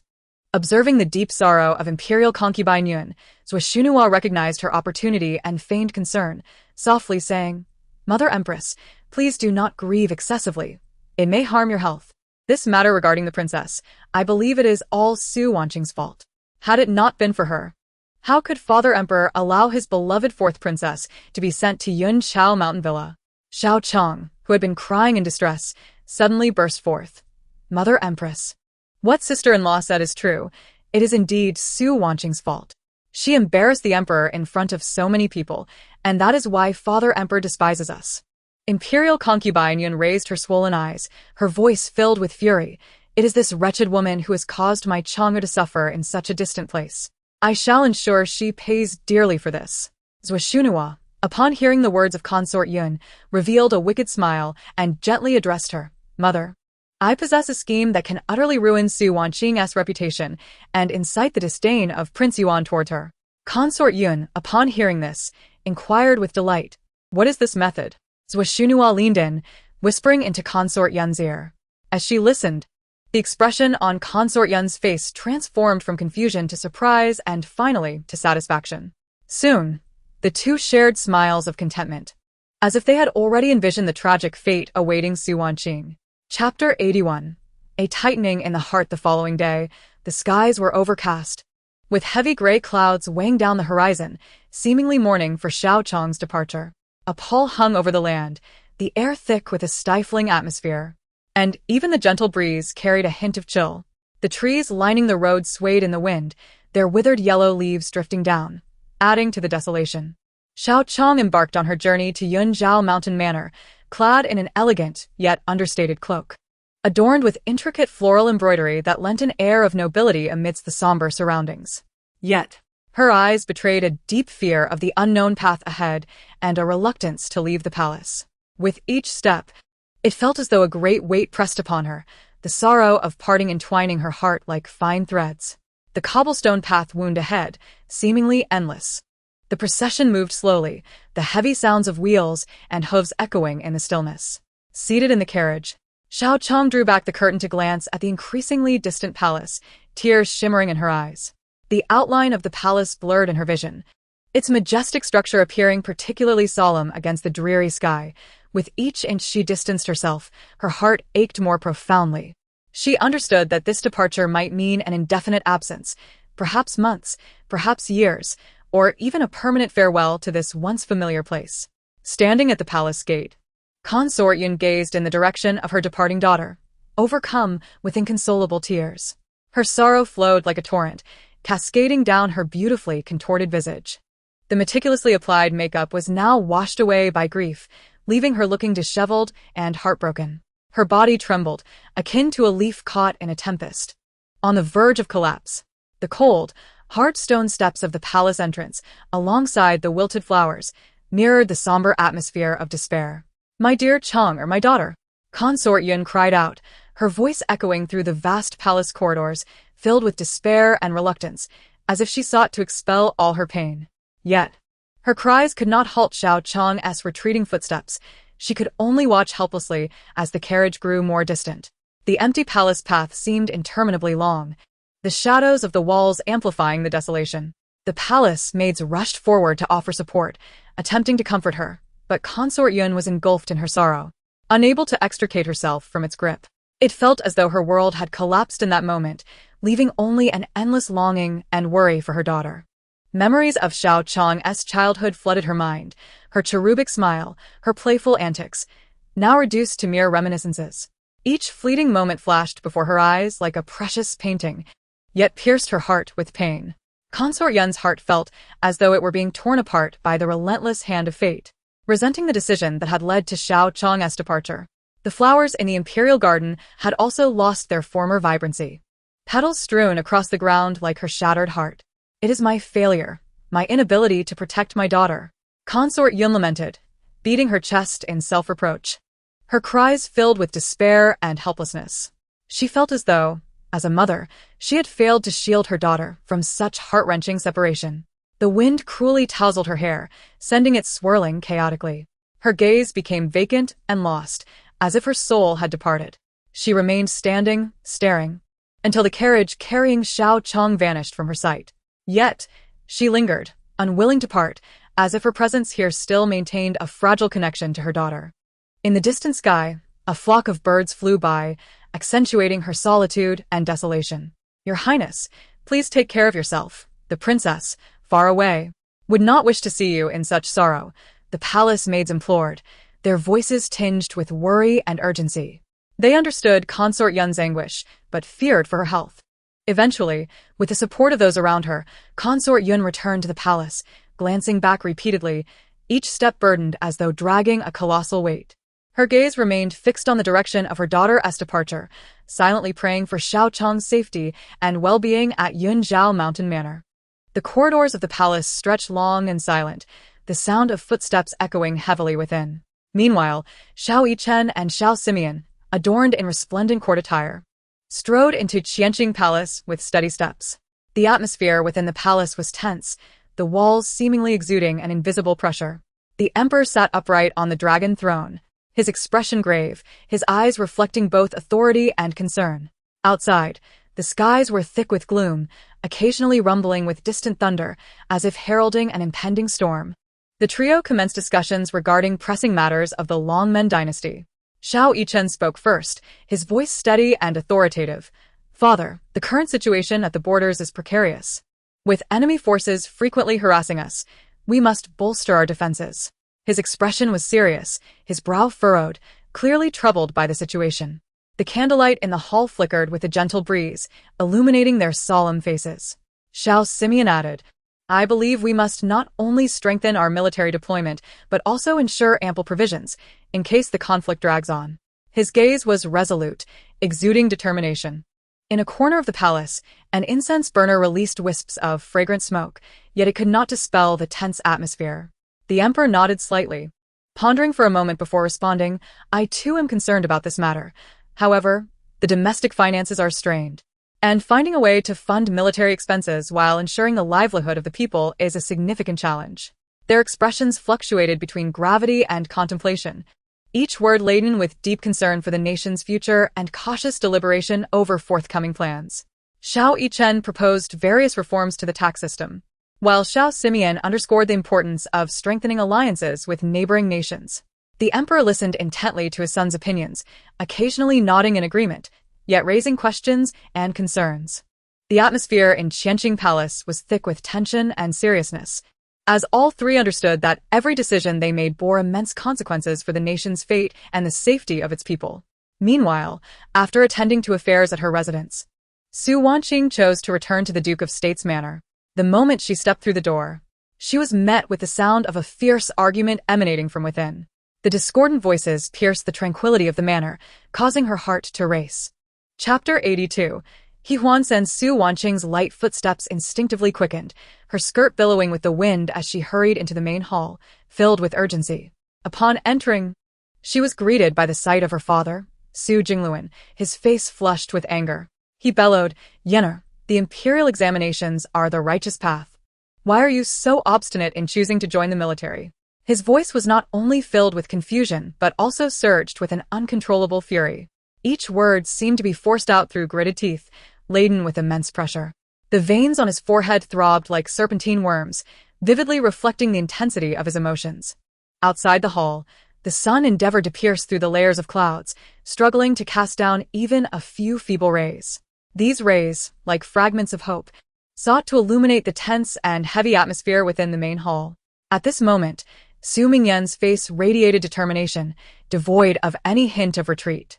With an unwavering neck, he boldly replied to his father, Father, my dream is to become a formidable general like you, serving our nation and galloping across the vast battlefield, bravely vanquishing foes.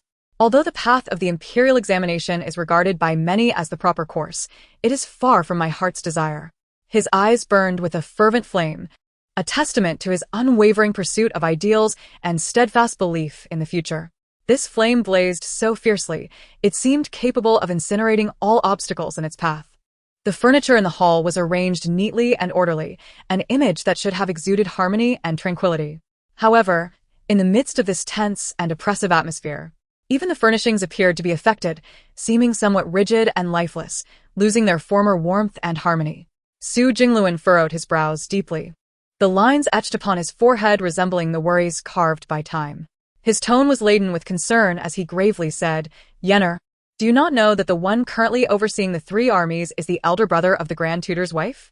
My political views have long been at odds with the Grand Tutor, creating a strained relationship. Should you rashly enlist in the military, I fear you may face deliberate difficulties, bullying and oppression within the ranks." His gaze revealed profound worry, a father's concern for his son's future. As a parent, he understood the complexities and dangers of the officialdom and did not wish for his son to be ensnared in unknown perils and predicaments. Yet, Su Mingyan stood resolute, his gaze bright like the brightest star in the night sky. He declared loudly, "Father, I fear nothing. To serve the country, even if the path ahead is fraught with peril, I shall never retreat. If I were to abandon my dreams due to such trifling concerns, I would carry regret for the rest of my life, never finding peace." His voice was firm and powerful, each word striking the ground like a hammer, showcasing his fearless courage and determination to fight against all odds. His mother, Mu Baiji, anxiously observed the intense dispute between father and son, her heart feeling as if it were being fried on a hot pan. She hurriedly stepped forward, attempting to mediate. "My lord, please calm down. Do not confront the child in such a tense manner." Her voice carried urgency and anxiety, her face etched with worry.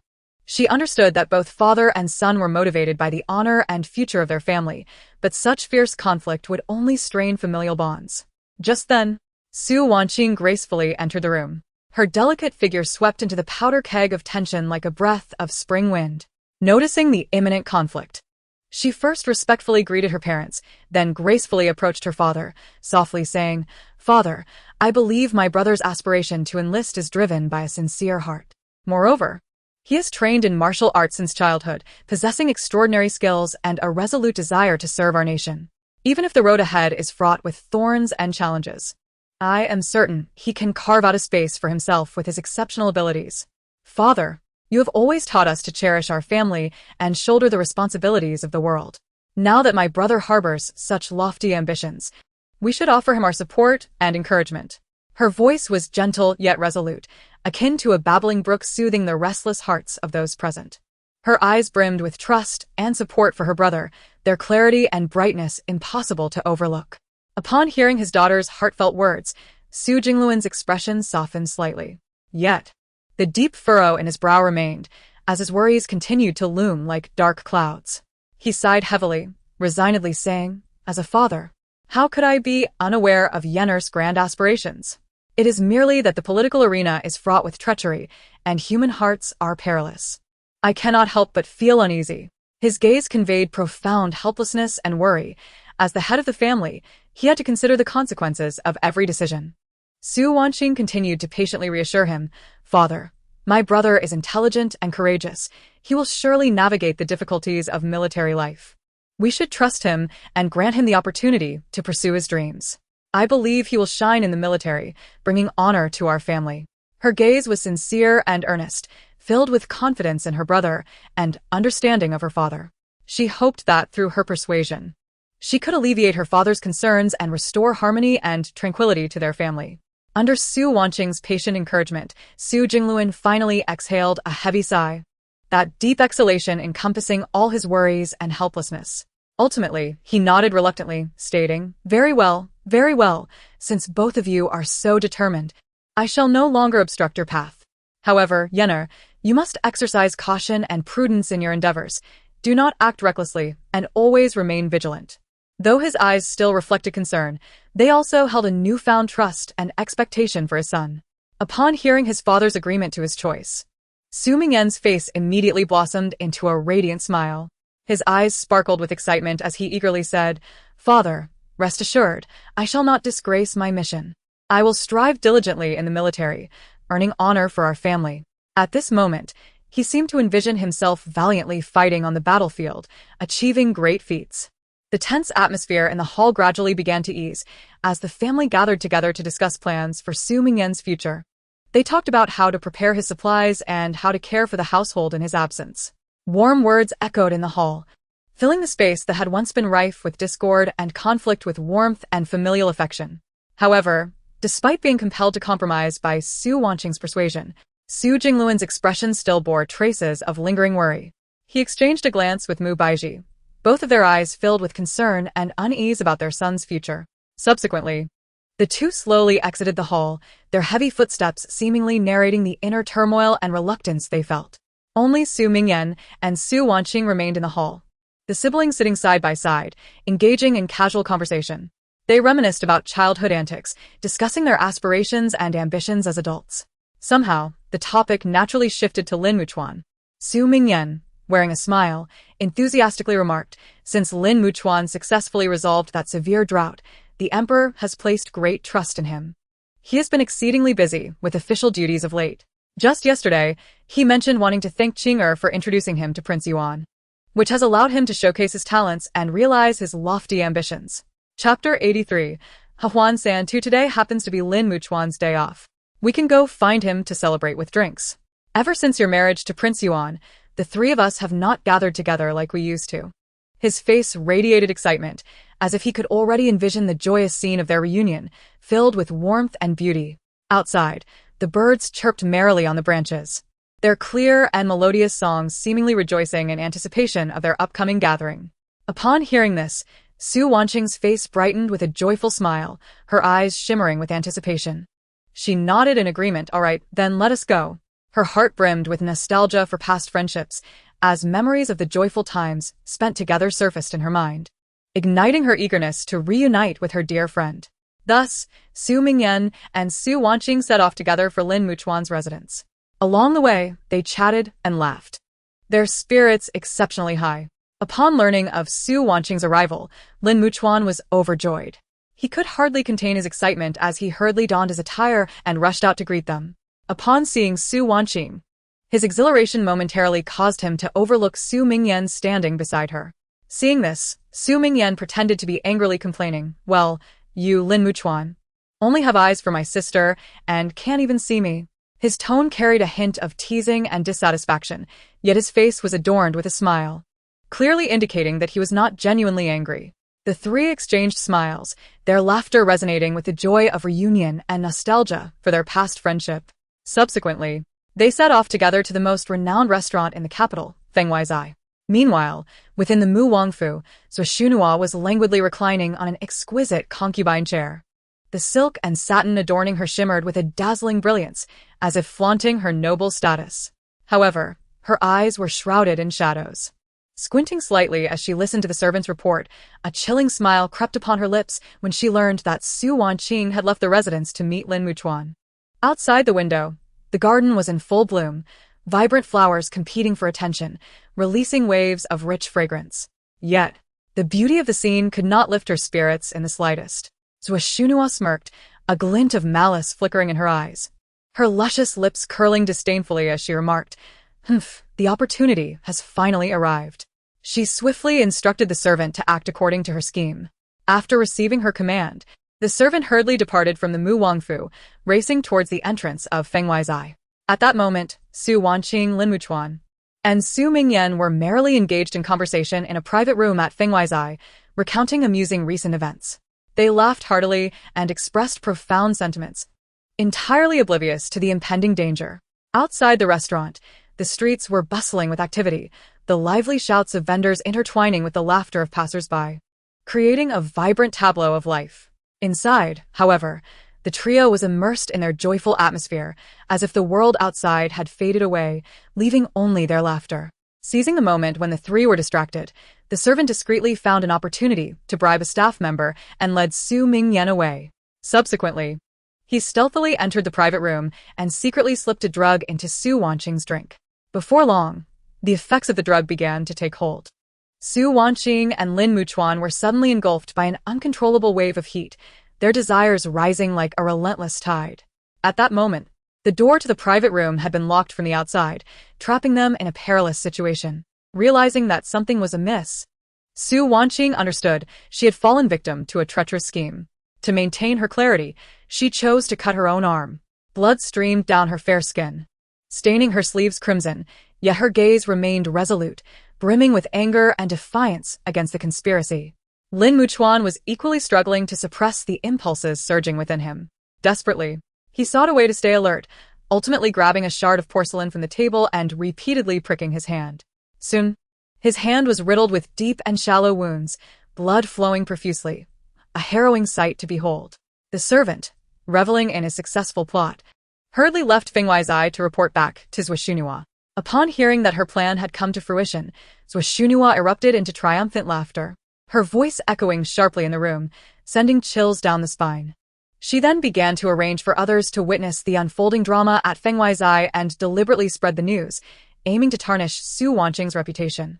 Meanwhile, at the Yuan Wangfu, Yichen had just concluded a busy day of court affairs and returned home, weary. Wang Meng hurriedly approached him, reporting that the princess had gone to the Duke of Zhenguo's residence. Upon hearing this, Yichen prepared to head to the Duke's residence to fetch Su Wanqing. However, he unexpectedly encountered a hurried Su Mingyan on the way. Su Mingyan, looking puzzled and panting, said, "Your Highness, weren't you looking for me? A servant just relayed that you needed to see me, so I rushed back." Instantly, Yichen sensed something was amiss. His expression darkened, and he urgently asked, "Where is Qing'er?" Su Mingyan quickly replied, "She is at Fenghuai's with Lin Muchuan." Upon hearing this, Yichen's expression changed dramatically, an ominous premonition surging within him. Realizing the gravity of the situation, he wasted no time and dashed towards Fenghuai's. His heart was filled with worry and unease, his steps swift as the wind, as if he might shatter the very ground beneath him. Passers-by on the street glanced curiously at Yichen's frantic figure, whispering amongst themselves, wondering why this noble prince appeared so anxious. Su Mingyan, too late to grasp the severity of the situation, hurriedly followed behind Yichen, both racing towards Fenghuai's. They arrived breathlessly at the entrance, where a crowd had already gathered, eagerly watching the spectacle. Within the throng, someone shouted, "The princess of the Yuan Wangfu is having a secret meeting with a man." Upon hearing this, Yichen's eyes widened in fury, as if flames were about to erupt from them. His face turned ashen, teeth clenched tightly, his fists balled in rage. Seeing the locked door, Yichen's heart raced with urgency, and without a moment's hesitation, he kicked the door open. As it swung open, he rushed inside, immediately spotting Su Wanqing curled up in a corner, her arm marred by a horrific wound. The blood staining her sleeves filled him with anguish. Meanwhile, Su Mingyan entered to find Lin Muchuan also curled up in another corner, stabbing his own hand with porcelain shards, his hand now a gruesome sight, bloody and mangled. Without a moment's pause, Yichen hurried to Su Wanqing, enveloping her in his embrace. His eyes were filled with compassion and fury, the flames of his anger seemingly ready to incinerate the hidden puppeteer behind this plot. He lingered no longer, turning to carry Su Wanqing back to the Yuan Wangfu. His steps were resolute and rapid, each stride imbued with unwavering determination. He silently vowed to uncover the mastermind behind this treachery, to seek justice for Su Wanqing, and to ensure that those who dared to harm her paid a heavy price. The wind howled through the streets, rustling his garments. Yet it could not extinguish the fire of rage burning within him, a fire that only intensified with each passing moment. Chapter 84. The Joy of Shadows. Yichen was consumed with anxiety as he hurriedly carried Su Wanqing back to the Yuan Wangfu. His pace was swift and forceful, each step laden with profound worry and apprehension. At this moment, Su Wanqing felt as though she were being scorched by fire. Her once porcelain-like skin now flushed with an unnatural hue, akin to clouds illuminated by the evening glow, radiating an alarming beauty. She had succumbed to the unbearable effects of the Huan powder, every inch of her skin yearning for release, every cell screaming for liberation. Su Wanqing battled against the onset of the poison, clinging to the remnants of her rationality to suppress her primal desires. Her delicate form trembled slightly, her tightly shut eyes fluttering like butterfly wings beneath long lashes.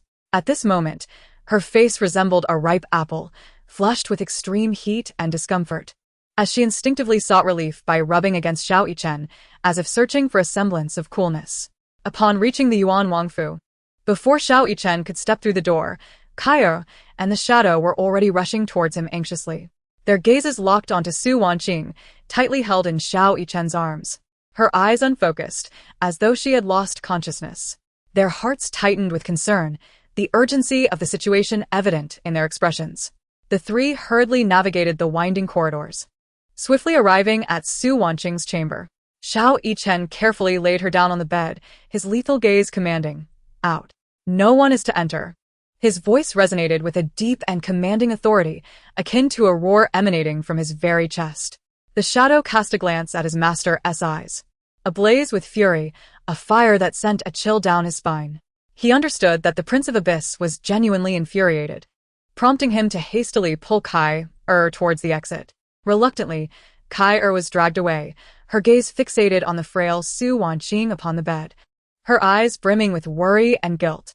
Within the room, Xiao Yichen appeared as cold as frost, his thoughts entangled like a chaotic web. He shuddered to imagine the unspeakable harm that might befall his beloved woman had he arrived even a moment later. The mere thought of those horrific possibilities gnawed at his heart, intensifying his anguish with each passing moment. His fists clenched tighter, knuckles whitening under the pressure, producing a faint cracking sound. In this era of stringent moral codes, a woman's honor surpassed all else. Should such a disgraceful incident occur, he knew that with Su Wanqing's fiery temperament, she would likely find it unbearable upon awakening, perhaps even resorting to death to preserve her purity.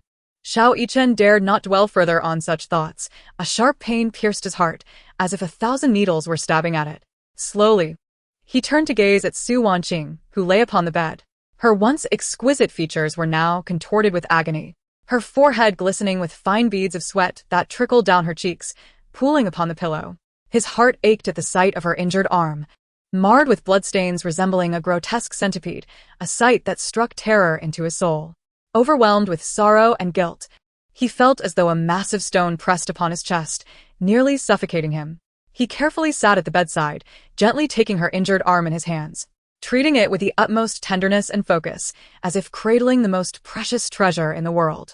With trembling hands, he retrieved a pristine piece of gauze, delicately wrapping her wounds, each movement infused with love and concern, fearful of causing her any further pain.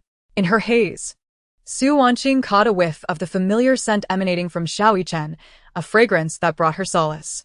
Instinctively, she leaned toward him, her slender fingers wandering over him, as if seeking a lifeline in the darkness. Xiao Yichen was instantly engulfed in a wave of warmth, his breath quickening.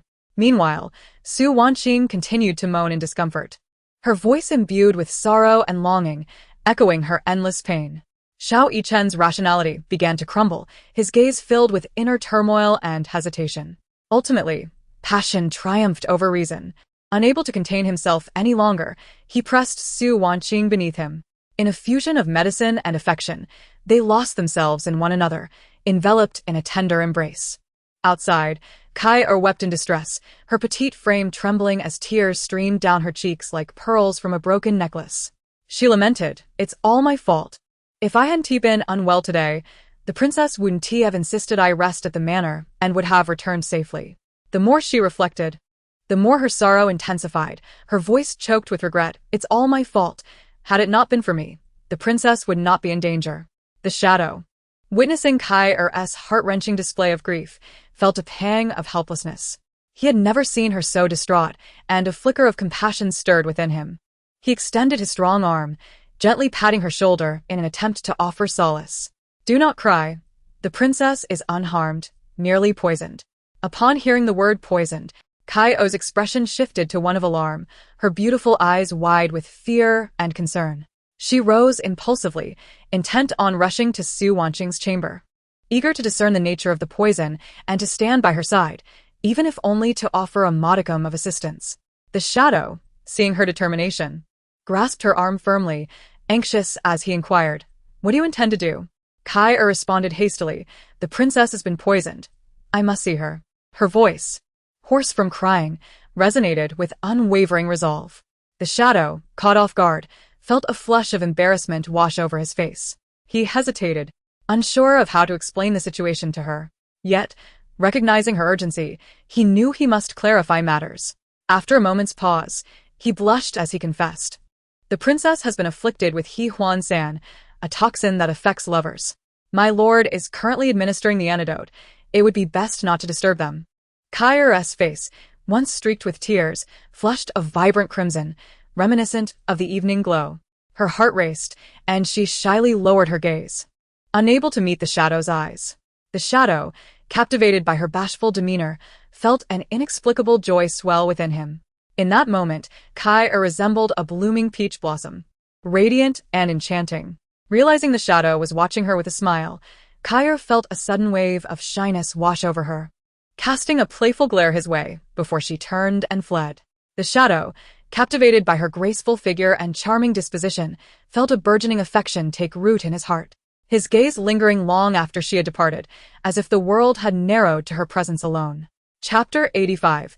Trust on a Tranquil Night. Where the moonlight flowed like water, Wanqing finally found solace after enduring the torment of the drug, which began to dissipate like the receding tide. The agony she had previously suffered gradually faded, replaced by a serene tranquility akin to a peaceful lake. She slipped into a deep slumber, as if falling into a realm devoid of worries and pain. Her countenance, tranquil as water, resembled a masterful painting, with every line radiating serenity and calm, as if all her suffering had vanished into the depths of her dreams, leaving only a captivating stillness behind. At that moment, Yichen sat beside her like a statue frozen in time, his gaze fixed with profound affection. Akin to a deep lake reflecting the tranquility of Wanqing's sleeping face, his eyes filled with a complex array of emotions. Wanqing's fragility tugged gently at the softest corners of his heart, igniting a tumultuous wave of compassion and rage within him. Yichen could not fathom why such a beautiful woman would repeatedly attract the malice of others. To him, Wanqing was a singular treasure in this world, and those who sought to harm her were utterly depraved, deserving of no forgiveness. Her kindness shone like the warm and radiant sun of spring, selflessly illuminating every cold corner. Her gentleness resembled the cool and gentle breeze of a summer night, soothing the souls of those it touched. He held these splendid qualities in his heart, indelibly etched into his memory. Those with nefarious intentions against her, in Yichen's eyes, were the very embodiment of moral decay, the distorters of humanity, their vile actions utterly reprehensible and unforgivable. As these thoughts consumed him, he rose in anger, yet his movements remained as gentle as a breeze caressing delicate petals. Careful not to disrupt the serene atmosphere, he meticulously tucked Wanqing in, every subtle gesture imbued with boundless care and affection, as if she were the most precious and fragile treasure in the world, deserving of his every effort and devotion to safeguard. His gaze lingered on Wanqing's face for an extended period, imbued with a profound tenderness akin to the vastness of the sea and a gentleness reminiscent of flowing water. That look seemed capable of shielding her from all the suffering and malevolence in the world, ensuring that she might indulge in the sweetest of dreams on this tranquil night, untouched by the slightest disturbance. Eventually, he reluctantly turned away, his steps slow and heavy, as though each stride bore the weight of countless unspoken words of reluctance. Gradually departing through the doorway. Once outside, Yichen appeared to transform instantaneously from a tender guardian into a cold arbiter. A chilling aura radiated from him, emanating an unassailable authority that sent shivers down the spine. His gaze was sharp as a blade, seemingly capable of piercing through layers of fog, discerning the essence of all conspiracies. No secret or plot hidden in the shadows could evade his penetrating scrutiny. He resembled an impartial judge, prepared to expose all evils to the light of day, leaving them with nowhere to conceal themselves. Yichen's voice rang out coldly, "Shadow." The tone was akin to a fierce winter wind, piercing through the stillness of the night with an irresistible command. Having been immersed in romantic fantasies, the shadow, upon hearing Yichen's frigid voice, was jolted back to reality, instantly shedding any hint of carelessness. In a flash, he appeared beside Yichen with astonishing speed, his movements agile and respectful. Bowing deeply, he addressed, "Your Highness." Yichen's voice was low and authoritative, brimming with an undeniable force as he reiterated coldly, "Investigate for me. I wish to see who possesses the audacity to bully my people." The fury in his words seemed capable of igniting the very air around them. transforming it into a raging inferno, capable of incinerating all malevolence. The shadow accepted the order without hesitation, his eyes resolute and determined, as if he were prepared to confront any perilous obstacles ahead. He then dashed away, his figure vanishing into the boundless night, becoming one with the darkness, solely tasked with fulfilling the sacred mission bestowed by his prince, determined to live up to his trust and expectations. Meanwhile, in a lavish chamber, Zhuo, upon hearing from a servant that the plan was on the verge of success, learned to her dismay that Prince Yuan had arrived just in time to whisk Wanqing away. Angered, her face turned ashen. The once exquisitely sculpted features now twisted in fury, devoid of the former allure and charm, replaced by a visage that inspired dread. Her hands clenched into fists, her long nails nearly embedding into her palms, as if to vent the inferno of rage within her through such a means. With a venomous glare, she spat. That Wanqing is indeed fortunate. But what of it? Can she bear the reputation of secretly meeting with a man? Her voice was sharp and caustic, laced with jealousy and resentment, each word a dagger dipped in poison, intent on consigning Wanqing to eternal despair, ensuring she could never rise again. After speaking, she glared fiercely at the servant, a flicker of murderous intent flashing in her eyes, as though she desired to devour him too, making him a sacrificial offering to her wrath. The servant trembled, stammering in reply, "Rest assured, my lady, there will be no traces left." Beads of cold sweat dotted his forehead, rolling down his cheeks like pearls on a broken string. His body quivered uncontrollably, akin to leaves in an autumn breeze. Clearly gripped by a profound fear of Zhuo, fearing that even a slight misstep could spell his doom. Upon hearing this, Zhuo nodded in satisfaction, a cruel smile curling at the corners of her lips as she remarked, "It has yet to be dealt with properly." Then, with a wicked glint in her eyes, her murderous intent intensified, like a volcano on the verge of eruption, seething and lethal. The servant, taken aback and on the verge of justifying himself or pleading, was suddenly confronted by a shadowy figure emerging from behind. The man struck swiftly, like lightning cleaving through the night sky, choking the servant's throat from behind. The servant's eyes widened in terror, filled with despair and dread, as if he had glimpsed the arrival of death. He struggled desperately, flailing his arms in a futile attempt to escape the deadly grip, but it was to no avail. Moments later, the servant's struggles gradually ceased, his breath fading away like a candle extinguished in the wind, leaving him lifeless. Zhuo laughed maniacally, her laughter echoing eerily in the silent room, akin to the mournful cries of an owl, sending chills down the spine. "Isn't it all dealt with now?" Her laughter was tinged with madness, her features illuminated by candlelight appearing distorted and ghastly, as if consumed by jealousy and hatred, leaving nothing but endless darkness and insanity, evoking terror. At that very moment, the shadow sped through the intricate streets of the capital with astonishing swiftness. His figure flowed like a phantom, elusive and nimble, making him nearly impossible to track. He meticulously searched for every potential clue related to this incident, leaving no minute detail overlooked, for even the slightest hint could not escape his keen, hawk-like eyes. Upon arriving at Fenghui's eye, he discovered that the attendant who might have held crucial information had been silenced. A sense of foreboding gripped the shadow, and his brows furrowed deeply, resembling two profound ravines. He understood that this meant the difficulty of the investigation had escalated exponentially. Yet, rather than retreating, a fiercer determination ignited within him. He promptly turned back to report to Yichen, his strides hurried, filled with urgency and resolve. After hearing the report, Yichen's gaze grew even colder, the chill emanating from him seeming capable of freezing everything in the vicinity instantaneously. He spoke in a deep voice, "Investigate for me. I refuse to believe that no trace will remain." His tone was filled with unwavering determination and authority, evoking a sense of his indomitable will, akin to a majestic mountain standing firm against the ravages of wind and rain. After receiving his command, the shadow turned once more to plunge into the intense and perilous investigation, his figure disappearing into the night, like a lone wolf in the darkness, vowing to unearth the mastermind pulling the strings behind it all. At this moment, Wanqing gradually awakened from her slumber.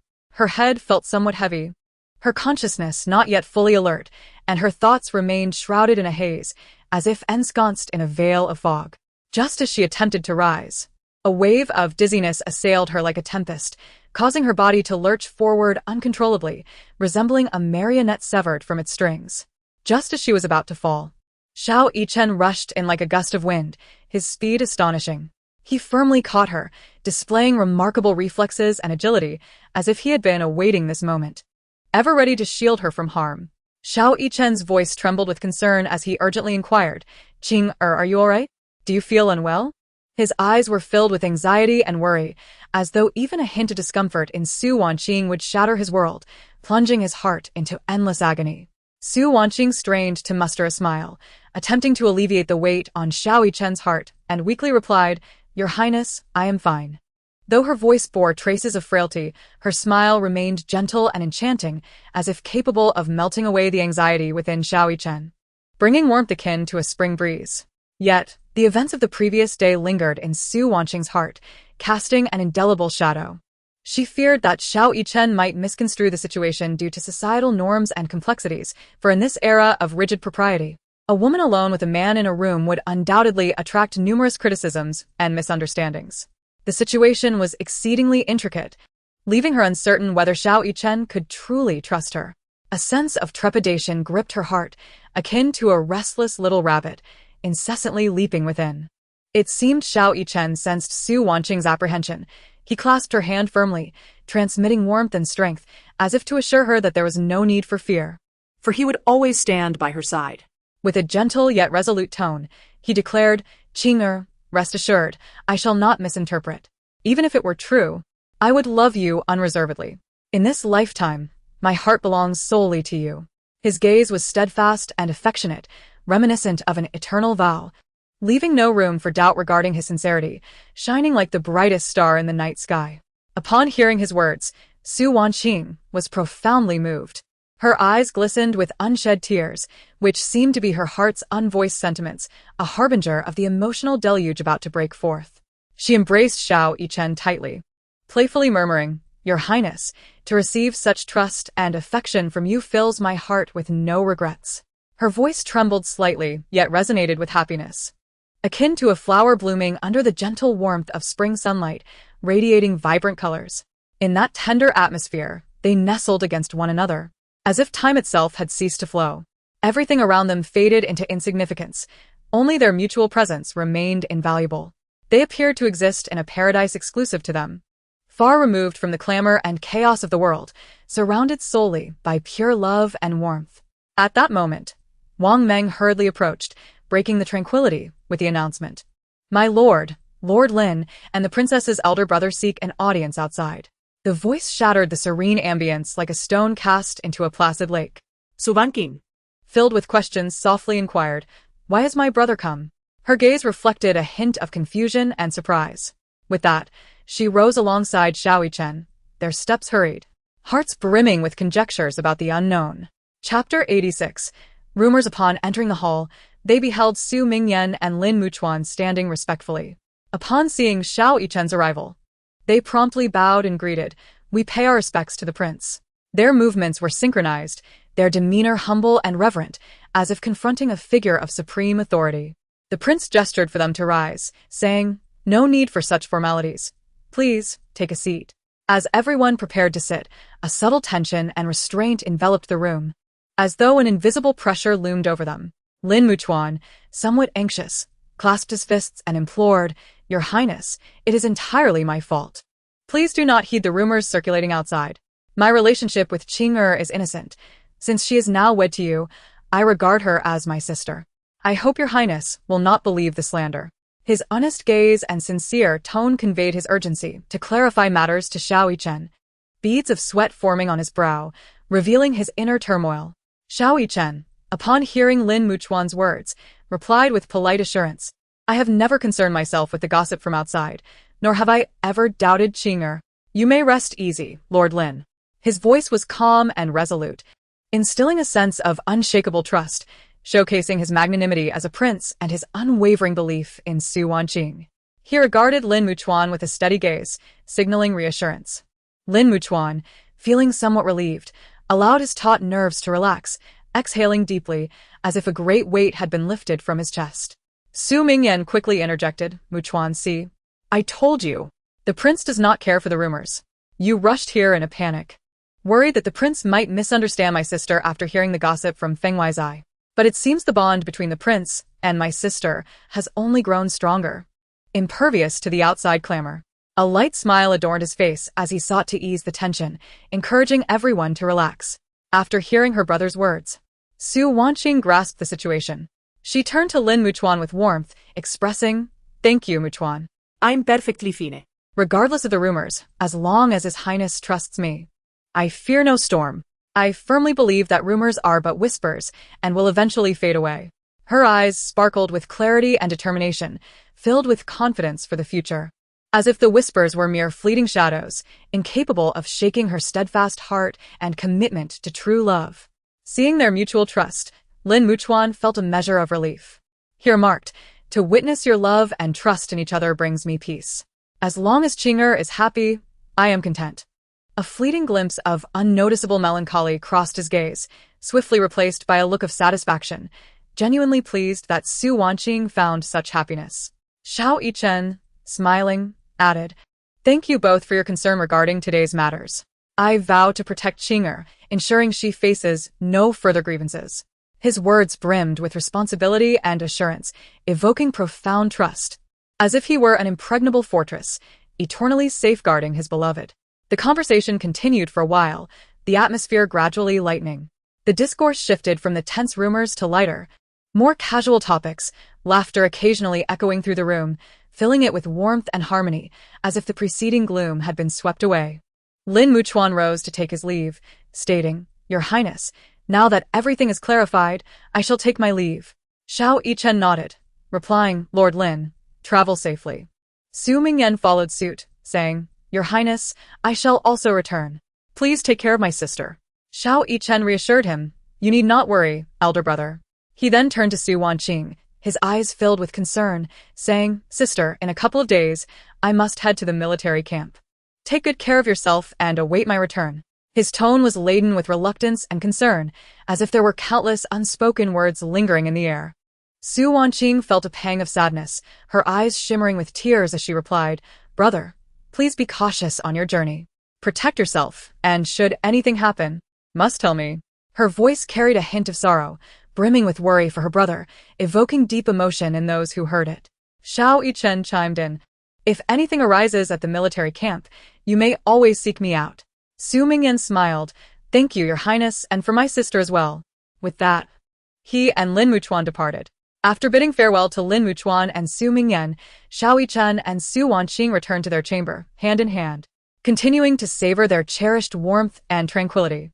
The candlelight within flickered gently, casting their intertwined shadows on the wall, creating a tender and romantic silhouette.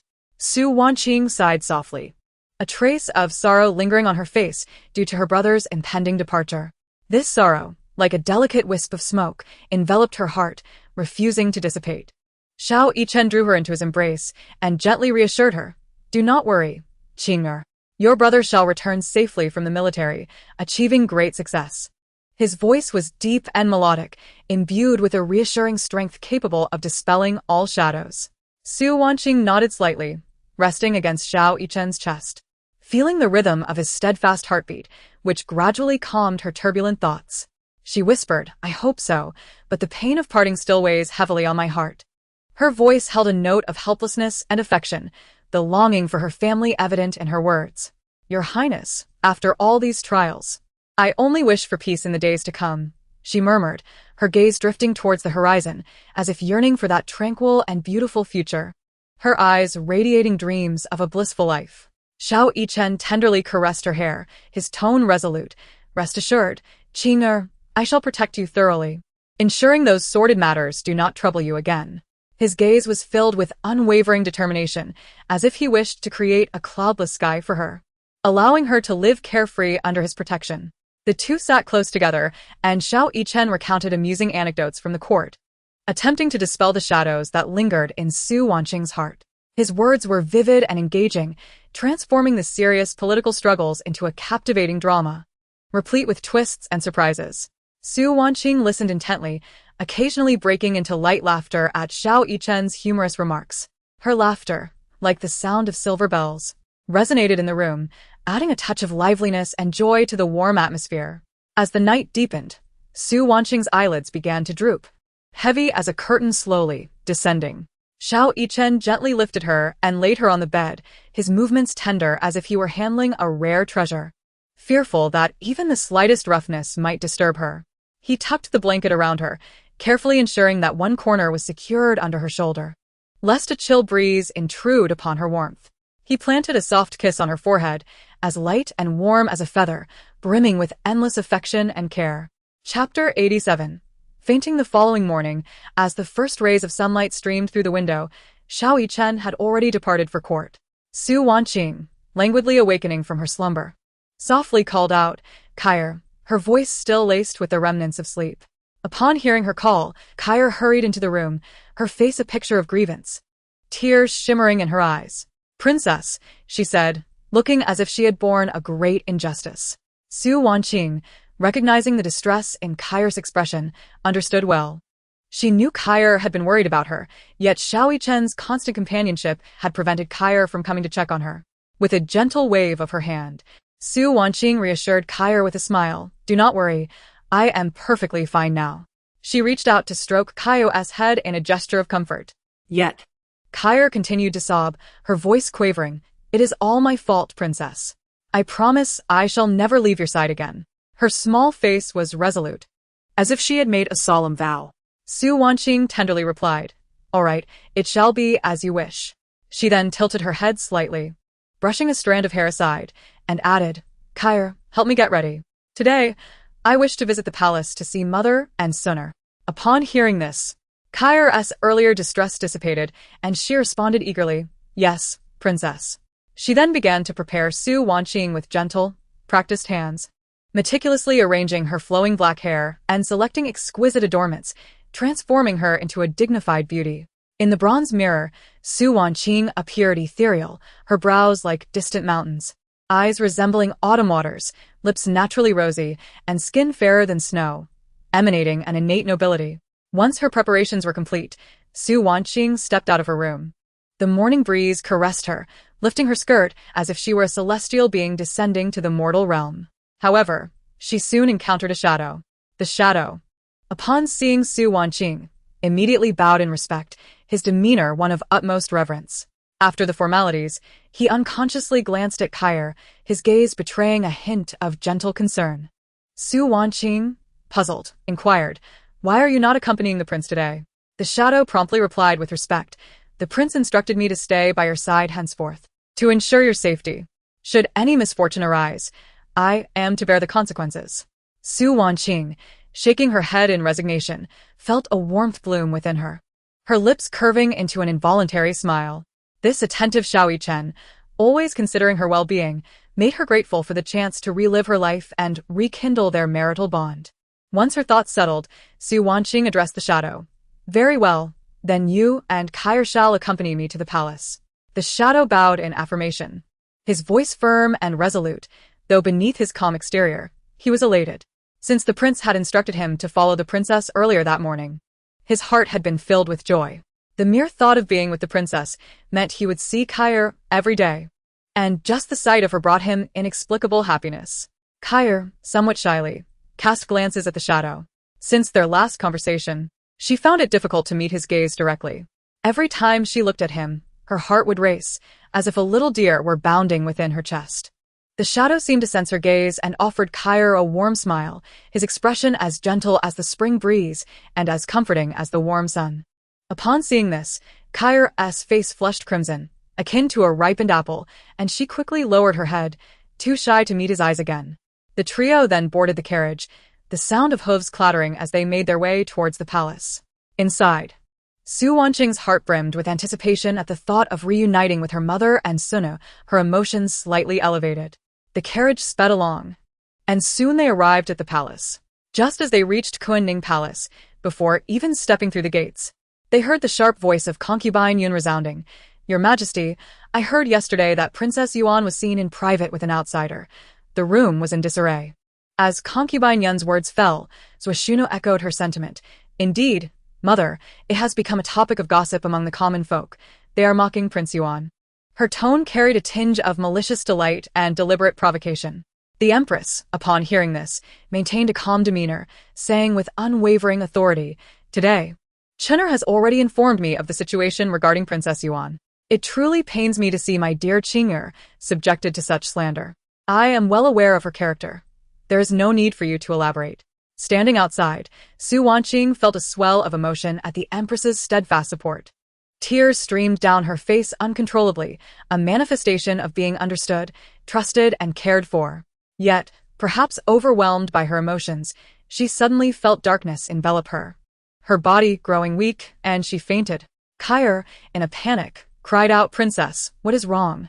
Her voice trembled with fear and urgency. The Empress, Zhuo, and concubine Yuan were all taken aback, their expressions varying.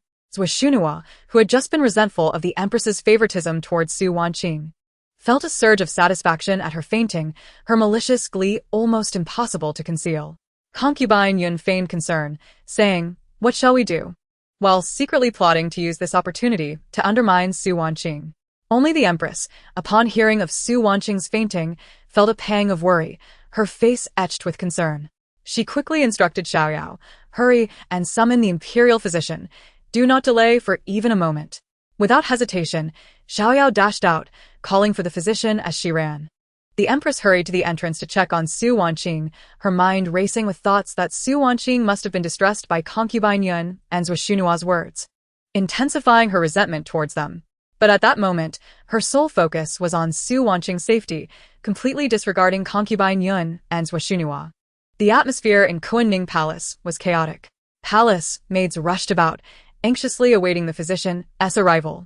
The Empress held Su Wanqing's hand tightly, whispering softly, "Qing'er, you must not come to harm." Chapter 88. Joy in Kunning Palace. Within the walls of Kunning Palace, a tense atmosphere hung like a heavy fog in every corner. The Empress's anxious calls echoed through the opulent hall, filled with profound worry and urgency. Her complexion appeared pale, and her eyes reflected an endless concern. She grasped Su Wanqing's hand tightly, her voice trembling as she implored, "Qing'er, you must not come to harm." The queen murmured to herself, her heart filled with anxiety that surged like a tumultuous tide. Su Wanqing was not merely the princess consort of her son, Yichen, but also a beloved junior in her heart. Upon witnessing Su Wanqing suddenly faint, the queen felt an immediate tightening in her chest. Just as her worry reached a fever pitch, Xiao rushed in with the imperial physician. The physician's face was grave, his steps hurried, as if racing against the clock. He carried a medicine box, not only a tool for saving lives but also a vessel of hope in this moment.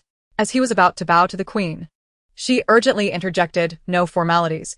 Quickly see what is wrong with Qing'er." Her voice was filled with urgency and resolve. At that moment, Su Wanqing's safety was her utmost priority. The physician, disregarding etiquette, quickly took Su Wanqing's pulse, his expression focused, brows slightly furrowed as if deciphering a vital and cryptic code. His fingers gently rested on her wrist, intently sensing the rhythm of her pulse. The entire Kunning Palace seemed to fall into a profound silence, time itself appearing to pause. The queen anxiously observed the physician, her eyes brimming with anticipation. Her hands were clasped tightly together, silently praying for Su Wanqing's well-being. The surrounding palace attendants held their breath, awaiting the physician's diagnosis. After a moment, the physician exclaimed with delight, "Congratulations, Your Majesty. The princess consort is with child, over 2 months along, and the fetus shows a strong and healthy pulse." His voice was filled with joy, as if proclaiming magnificent news. The queen's heart soared with elation upon hearing this. Her voice a blend of surprise and disbelief. "Is this truly so, physician?" This revelation was utterly unexpected and exhilarating for her. The physician assured her earnestly, "Absolutely true. I would not dare to speak lightly." His gaze conveyed confidence, fully aware of the significance of this news for the queen and the entire royal family. Hence he was meticulous in his duty. The queen, overjoyed, declared, "Bestow rewards upon all the attendants of Kunning Palace, and the physician shall also be rewarded." Her face radiated with a joyful smile, her spirits lifted, the earlier anxiety forgotten, replaced with boundless joy and happiness. The attendants rejoiced, bowing in gratitude, for such rewards were both rare and honorable within the palace. The physician, too, felt a surge of happiness. Those serving in the palace dreaded the misfortunes that could lead to dire consequences. Receiving the queen's commendation was indeed a source of comfort and encouragement. Meanwhile, Zhenguo, who had initially reveled in misfortune, was now consumed by jealousy upon hearing of Su Wanqing's pregnancy. Her eyes betrayed a flicker of resentment and anger, as if the arrival of this child shattered some cherished fantasy. Zhenguo had long harbored feelings for Prince Yichen, imagining herself as his companion for life. However, the news of Su Wanqing's pregnancy extinguished her dreams, igniting a fierce jealousy within her heart. Yun Guifei, too, found no joy in this news. Her heart was filled with apprehension. If Su Wanqing were to bear the emperor's grandchild, the emperor would undoubtedly be elated, posing a significant threat to her son, Mian. She was acutely aware that this child would bring substantial peril to her ambitions and those of her son. In this palace, the struggle for power was relentless, and she had always desired her son to be the heir to the throne. The news of Su Wanqing's pregnancy posed a formidable challenge to her plans. At that moment, Su Wanqing weakly awakened, gazing at the delighted queen, and asked, "Mother, what has happened to me?" Her voice was faint and hoarse, her complexion pale, eyes clouded with confusion. The queen replied with joy, "Qing'er, you are with child, over 2 months along." Her voice was filled with warmth and affection as she gently grasped Su Wanqing's hand, conveying comfort and strength. Su Wanqing could hardly believe her ears. Her eyes sparkled with astonishment and joy as she slowly caressed her belly, an indescribable wave of emotion swelling within her. This was the child of her and Yichen. In her past life, she had not been blessed with offspring, but in this life, destiny had smiled upon her, granting her a child with her beloved. Tears of happiness streamed down her cheeks, a testament to her overwhelming joy and gratitude. Xiao, upon witnessing Su Wanqing's fainting, hurried to inform the shadow, who then relayed the news to Yichen. Upon hearing this, the usually composed and aloof Yichen was instantly thrown into a state of panic. Forgetting his discussions with the emperor, he rushed to Kunning Palace without delay. His heart was heavy with worry. He could not fathom what had transpired with Su Wanqing. He only knew that he could not afford to lose her and must reach her side swiftly. In the palace, while power and status were paramount, for Yichen, Su Wanqing was the most significant person in his life. Upon arriving at Kunning Palace, he saw Su Wanqing's tear-filled eyes and hurriedly rushed over, anxiously asking, "Qing'er, what is wrong?" His voice was laced with concern and urgency, his gaze reflecting profound worry. He then turned to the queen, imploring, "Mother, what has happened to Qing'er? Why did she faint?" His tone was filled with questions and unease, yearning for answers from the queen. Observing her usually calm son in such a state of distress, the queen beamed with happiness and said, "Qing'er, there is nothing to fear. She is merely with child." Her voice radiated joy and reassurance, and witnessing her son's frantic demeanor warmed her heart. Yichen, momentarily taken aback by his mother's words, questioned, "What did you say, mother?" His eyes were wide with surprise and elation, struggling to grasp the reality of her revelation. The queen, seeing her son's dazed expression, gently patted his shoulder, saying, "You are to be a father." Her tone was playful, yet filled with joy, and she relished the delight in her son's reaction.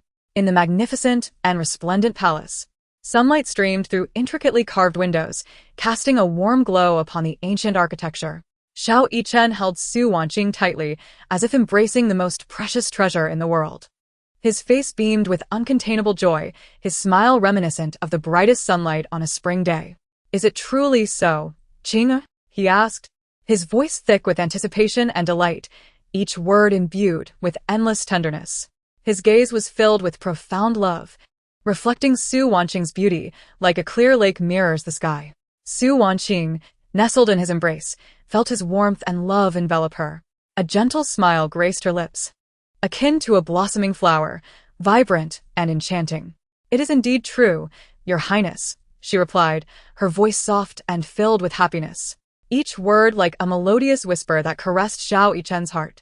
Her eyes sparkled with affection, their brilliance akin to the twinkling stars, radiating boundless light. Yichen held her close, silently vowing to protect both her and their child with unwavering resolve. He was acutely aware that within the confines of this royal palace lay an array of dangers and challenges. Yet, fear would not deter him. He was resolute in his commitment to safeguard them with his very life. His heart brimmed with unwavering conviction, as steadfast as iron, unyielding and resolute. At this moment, Su Wanqing, too, was filled with anticipation and longing for the future. She understood that the arrival of this child would herald monumental changes in their lives. But she welcomed the challenge with open arms.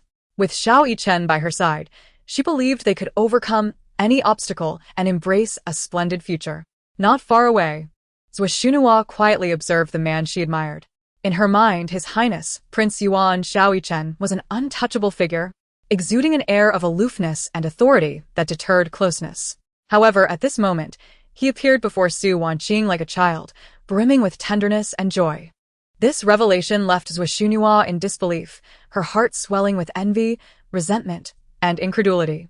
She envisioned herself as the woman cradled in his arms, her heart heavy with sorrow and anguish. She could not fathom why Xiao Yichen held such deep affection for Su Wanqing, while she herself could not elicit even a fraction of his love. Meanwhile, upon hearing the news of the Empress's fainting spell, Xiao Suner, who had been absorbed in her studies, hurriedly rose and dashed from the Ministry of Rites to the Empress's palace, Ning Palace. Anxious and tense, her heart raced as she made her way. Upon arriving at Ning Palace, Xiao Suner rushed to Su Wanqing's side, exclaiming, "Empress, what has happened? I heard from the palace maid that you fainted." Her voice was laden with concern and urgency, her eyes betraying deep apprehension. Sie ein Xiao Suner in distress. Xiao Yichen affectionately tousled her hair, reassuringly saying, "The Empress is well. She simply carries a little baby in her womb." His voice was imbued with warmth and joy, his gaze reflecting profound love for both Su Wanqing and the child. Upon hearing this, Xiao Suner exclaimed excitedly, "Really, Empress? Then I shall be an aunt." With that, she joyfully leaped into Su Wanqing's embrace, her face radiant with delight, akin to a blooming flower, vibrant and enchanting. Xiao Yichen, noticing Xiao Suner's exuberance, grew anxious, saying, "Suner, your Empress is pregnant and mustn't be jostled." He gently but firmly pushed her away. Reluctantly, Xiao Suner stepped back, pouting, "Brother, you are so stingy." She then dove into the Empress's embrace. The Empress looked at the two with indulgent affection before turning to Xiao Suner. "Shouldn't you be studying in the Ministry of Rites today? Why have you returned?" Her voice was filled with tenderness and concern, her eyes reflecting deep love for Xiao Suner. Feeling guilty, Xiao Suner replied, "I heard the Empress had fainted, and in my haste, I rushed over." With that, she made an excuse to leave. The Empress watched Xiao Suner depart with a mixture of exasperation and affection. "Suner truly gives me a headache.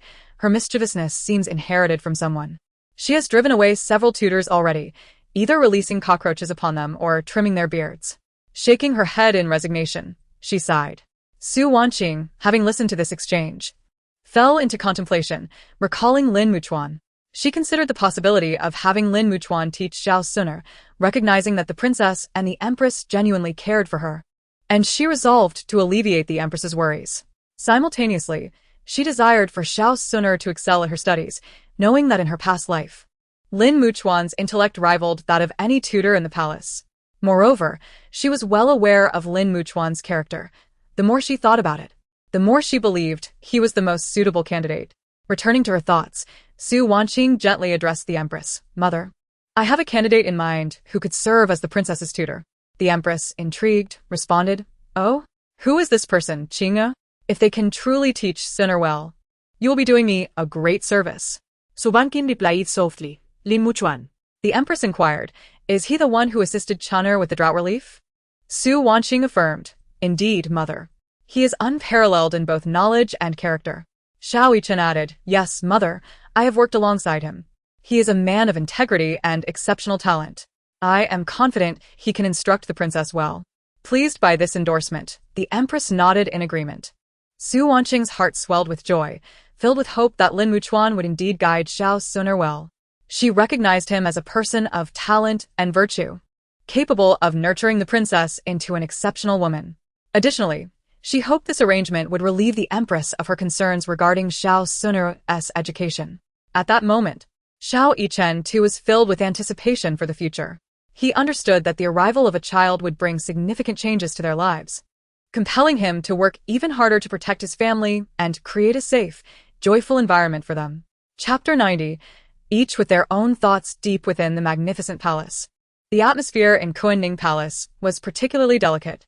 Zhuo Xunua's gaze was fixed intently upon Prince Yuan, Xiao Yichen, and Su Wanqing, their unadulterated happiness piercing through her heart like a sharp blade, leaving her in unbearable agony, as if countless ants were gnawing at her insides.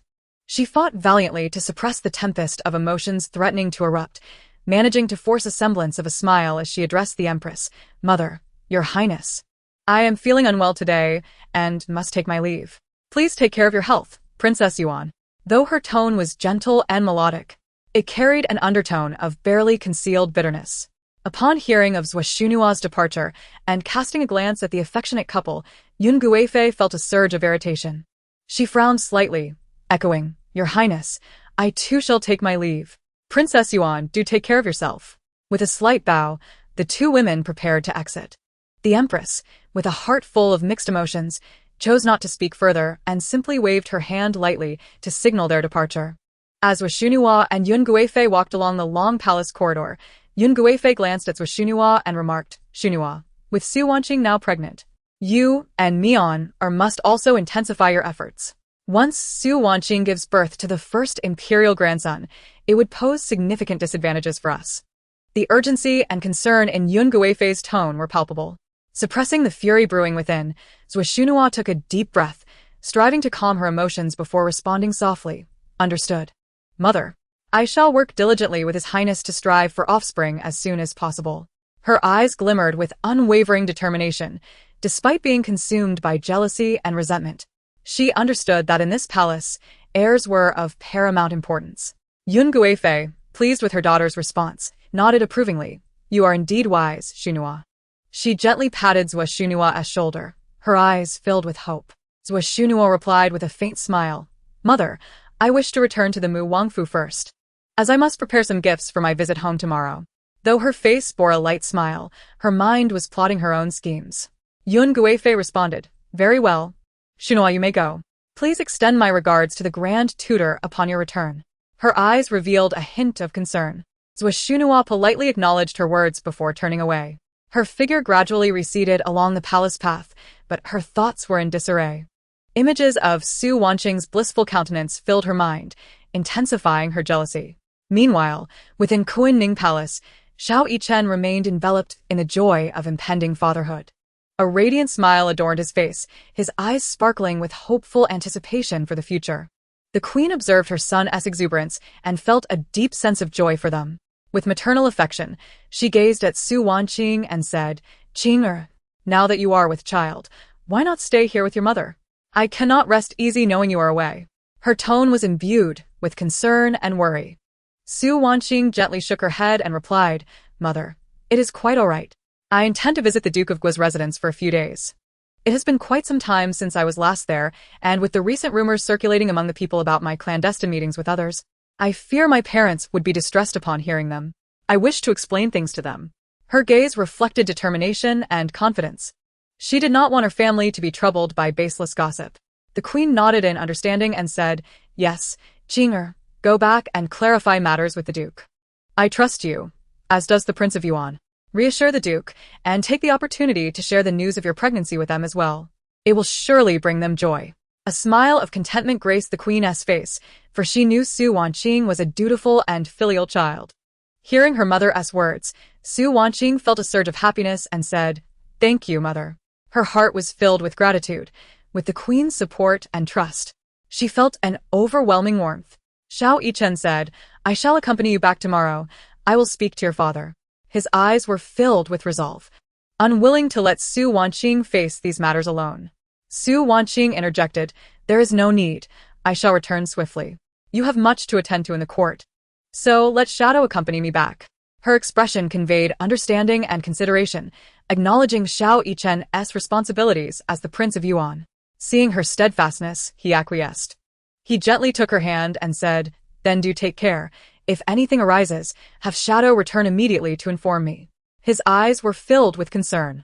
Afterward, Su Wanqing stood and addressed the queen, "Mother, I shall take my leave now." A faint smile adorned her face, yet her eyes betrayed a sense of reluctance. The queen, with a touch of sorrow, said, "Qing'er, you must take good care of Qing'er. Qing'er, do visit your mother whenever you can. Her tone was filled with anticipation and affection. Su Wanqing grasped the queen's hand and assured her, rest assured, mother. I will return to the palace to see you whenever I have the time. Then, recalling her intention to find a tutor for Suner, she inquired, what if the matter regarding the tutor for my sister? The queen comforted her, do not worry, Qing'er. Tomorrow, I will summon Lin Muchuan to assess his character and abilities. If he proves suitable, I shall certainly have him teach Suner. The queen's eyes radiated confidence and decisiveness. Su Wanqing, feeling reassured, responded, I will defer to mother. With that, she and Xiao Yichen exited Kunning Palace. On their way back, Xiao Yichen attentively observed Su Wanqing's every move, fearful that she might be harmed. His gaze brimmed with care and affection, as if Su Wanqing were the most precious treasure in his life. Meanwhile, Shadow and Kair, aware of their mistress's pregnancy, were equally delighted. Observing the prince's attentive demeanor, they exchanged knowing smiles. Just as they were smiling, Kair suddenly became shy and lowered her head. Shadow, too, fidgeted awkwardly. Su Wanqing and Xiao Yichen, witnessing the scene, shared a meaningful smile. Xiao Yichen gently wrapped his arm around Su Wanqing's shoulders and said, Qing'er, our life will only grow more beautiful from here. His eyes sparkled with hope and anticipation. Su Wanqing nodded with a smile and replied, yes, I believe so. Her heart brimmed with happiness and hope. She understood that although the road ahead was long, with Xiao Yichen by her side, she feared nothing. Meanwhile, Zhuo, having returned to the Mu Wangfu, felt an intensifying mix of jealousy and resentment. She sat quietly in her room, gazing out at the scenery, her mind swirling with thoughts. She realized that she must take action. She could not allow Su Wanqing to continue basking in such happiness. She silently resolved to ensure that she and the prince would also attain happiness and to firmly establish her position within the palace. Simultaneously, Yun Guifei was contemplating her next course of action within the palace. She recognized that Su Wanqing's pregnancy posed a significant threat to her ambitions. She had to devise a strategy to prevent Su Wanqing from successfully giving birth to the crown prince. A glint of ruthlessness flickered in her eyes as she began to formulate her plans. Chapter 91, Scheming in the Bustling Capital. The atmosphere within the Mu Wangfu was heavy with tension. Zhuo returned slowly, her footsteps burdened with unspoken worries. Her delicate features were marred by a slight furrow of her brows, resembling two crescent moons shrouded in sorrow. Her eyes flickered with unease and anger, as if they could pierce through the hearts of those around her, revealing the turbulence within. Xiao Simeon, the lord of the Mu Wangfu, had been closely observing Zhuo's every move. His deep-set eyes often reflected his concern and affection for her. Noticing her unusual demeanor that day, a wave of intense concern surged within him. He approached her with steady steps, the sound of his footsteps echoing distinctly in the quiet manner. In a gentle tone, he asked, Shana, what troubles you so today? I noticed your unusual demeanor upon leaving the palace. Has someone upset you? His voice was soft and deep, akin to the gentle spring breeze caressing Zhuo's ears. Upon hearing Xiao Simeon's voice, her anger and worries surged to the forefront. Her gaze tightened with determination, as if she were about to spill forth all her grievances. Your Highness, the Princess of Yuan is with child. This will inevitably impact your ascension to the throne, and I am deeply concerned, she exclaimed. Her voice laced with urgency and anxiety, her eyes betraying jealousy. She understood that the princess's pregnancy posed a formidable threat to Xiao Simeon, complicating his path to the throne. Xiao Simeon's expression shifted from joy to profound worry upon hearing her words. His handsome features were marred by a frown as he contemplated his next steps. He knew that once the princess bore the crown prince, both she and the Prince of Yuan would enjoy the emperor's favor, posing a significant threat to his ambitions. He fell into deep thought, the oppressive silence enveloping them. Recognizing Xiao Simeon's concern, Zhuo understood that she must offer him support and encouragement at this moment. She gently reassured him, saying, Your Highness, tomorrow I shall return home. Will you accompany me? It would be an opportune moment to discuss strategies against the Prince of Yuan with my father. Her eyes sparkled with hope, yearning for Xiao Simeon to acquiesce to her request. She knew that her father was a prominent figure in the court. With his support, Xiao Simeon's chances of claiming the throne would greatly increase. Upon hearing her proposal, a surge of joy filled Xiao Simeon's heart. He had not anticipated Zhuo's unwavering support. He had initially planned to wait before leveraging her father's influence. He gazed tenderly at Zhenguo and replied, "I would be honored to accompany you." As he spoke, he pulled her into his embrace, relishing her warmth. His embrace was broad and comforting, as if it could shield her from all storms. Yet, within Zhenguo's eyes, a hint of ruthlessness flickered. She silently vowed, Wanqing, wait and see. I will not allow you to remain so happy. Her heart brimmed with jealousy and resentment. She was determined to eliminate Wanqing, clearing the path for Xiao Simeon to ascend the throne, while also envying Wanqing for possessing Xiao Yichen's love. She understood that only by removing Wanqing could she become the empress, wielding boundless power and glory. Subsequently, Zhenguo emerged from Xiao Simeon's embrace, stating, "Your Highness, I must prepare some gifts for tomorrow's return visit." Her voice was gentle yet resolute, as if she were readying herself for a carefully devised plan. Xiao Simeon smiled and replied, "Go ahead, shunner. Feel free to choose anything from my treasury." He then instructed a servant to accompany Zhenguo to the storeroom. As he watched her retreating figure, a triumphant smile graced his lips. He was aware that Zhenguo's father held a significant position in the court, and with his support, Xiao Simeon's chances of claiming the throne would be greatly enhanced. Meanwhile, within the Duke of Yuan's residence, Wanqing and Xiao Yichen had just returned home. Xiao Yichen, radiating tenderness, meticulously attended to Wanqing's every need, overseeing everything from her meals to the maids who served her. Only after a thorough inspection by the shadows could any item be deemed safe for her use. His eyes were filled with concern and affection, as if Wanqing were the most precious treasure in his life. His gentle gaze, akin to the warm sun of winter, enveloped Wanqing's heart in comfort. Before long, the Empress sent a variety of nourishing items to support her health. The maid Xiao entered the hall respectfully, announcing, "Princess, this pillow has been specially crafted for you by the Weaving Bureau at Her Majesty's behest. It contains medicinal herbs prescribed by the royal physician, which are beneficial for both you and the baby. Using it daily will greatly enhance your well-being." Her voice was melodious and pleasing, reminiscent of a yellow oriole song. Upon hearing this, warmth surged within Wanqing.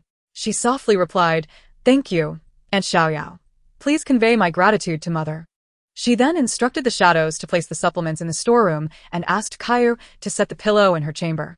Her movements were delicate and graceful, as if she were cradling a cherished artifact. Xiao, delighted by Wanqing's politeness, responded, "Your Highness is too kind. I shall return to report." With that, she turned and departed, her figure light and elegant, like a butterfly dancing through the air.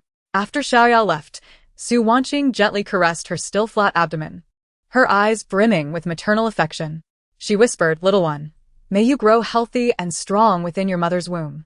I eagerly await your arrival."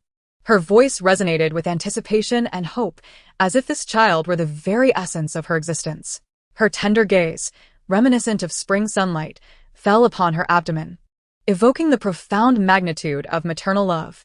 Shortly thereafter, Wanqing returned to her room. After resting for a brief moment, Xiao Yichen returned from his study. Upon seeing Wanqing, a gentle smile illuminated his face. He inquired, "Has the gift from Mother been inspected?" His voice was deep and soothing, akin to a summer breeze caressing her ear. Wanqing replied, "There is no need to check the items sent by Mother, otherwise, it would surely dishearten her." Her expression radiated trust, showing no doubt regarding the Empress's gifts.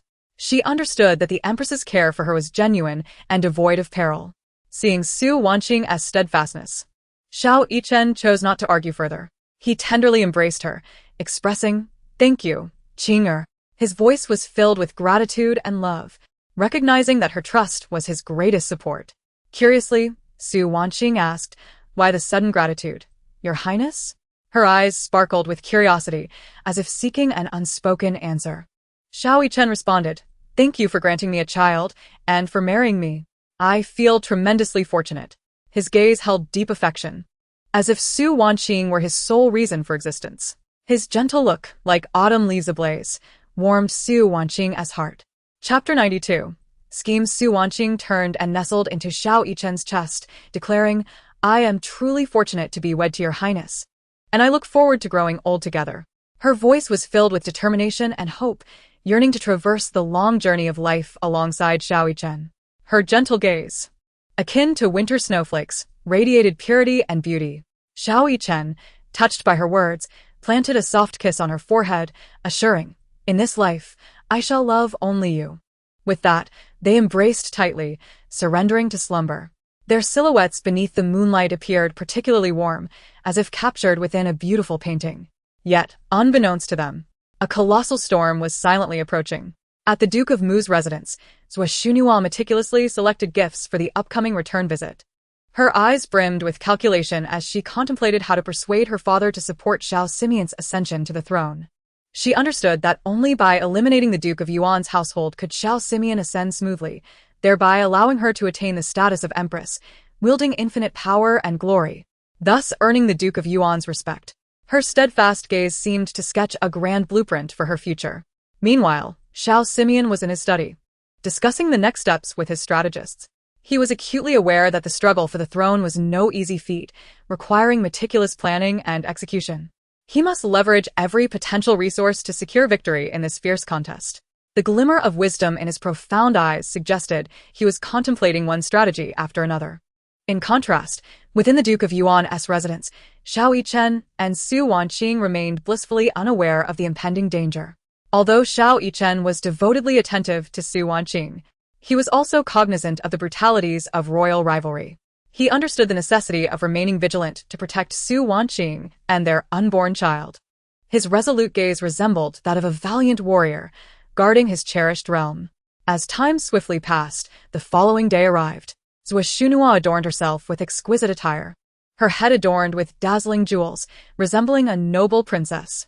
Her eyes sparkled with anticipation, eager to devise a flawless plan with her father to eliminate the Duke of Yuan's household. Her determined strides reflected her fervent pursuit of her ambitions. Xiao Simeon, equally resplendent, bore a striking visage and noble demeanor that captivated all who beheld him. His eyes radiated confidence, as if he were diligently striving for his destiny. Their figures shone brilliantly in the sunlight, resembling a pair of celestial beings. In the Zhua household, Taisher had been awaiting their arrival. Upon seeing Xiao Simeon and Zhenguo, a satisfied smile graced his face. He recognized Xiao Simeon as an ambitious man, and he too desired his daughter to become empress, thereby bringing glory to their family. A flicker of expectation crossed his imposing features. Zhenguo, eager to share the news of the Duke of Yuan's pregnancy, hurriedly informed her father, "Father, the Duke of Yuan's wife is with child, which poses significant obstacles for His Highness's claim to the throne. We must devise a plan to eliminate the Duke of Yuan's household." Her voice was laced with urgency and anxiety, as if her future depended on it. Taisher furrowed his brow upon hearing this. He understood that Duke Xiao Yichen was also a formidable contender. After a moment of contemplation, he replied, "We must not act hastily. We need to deliberate carefully."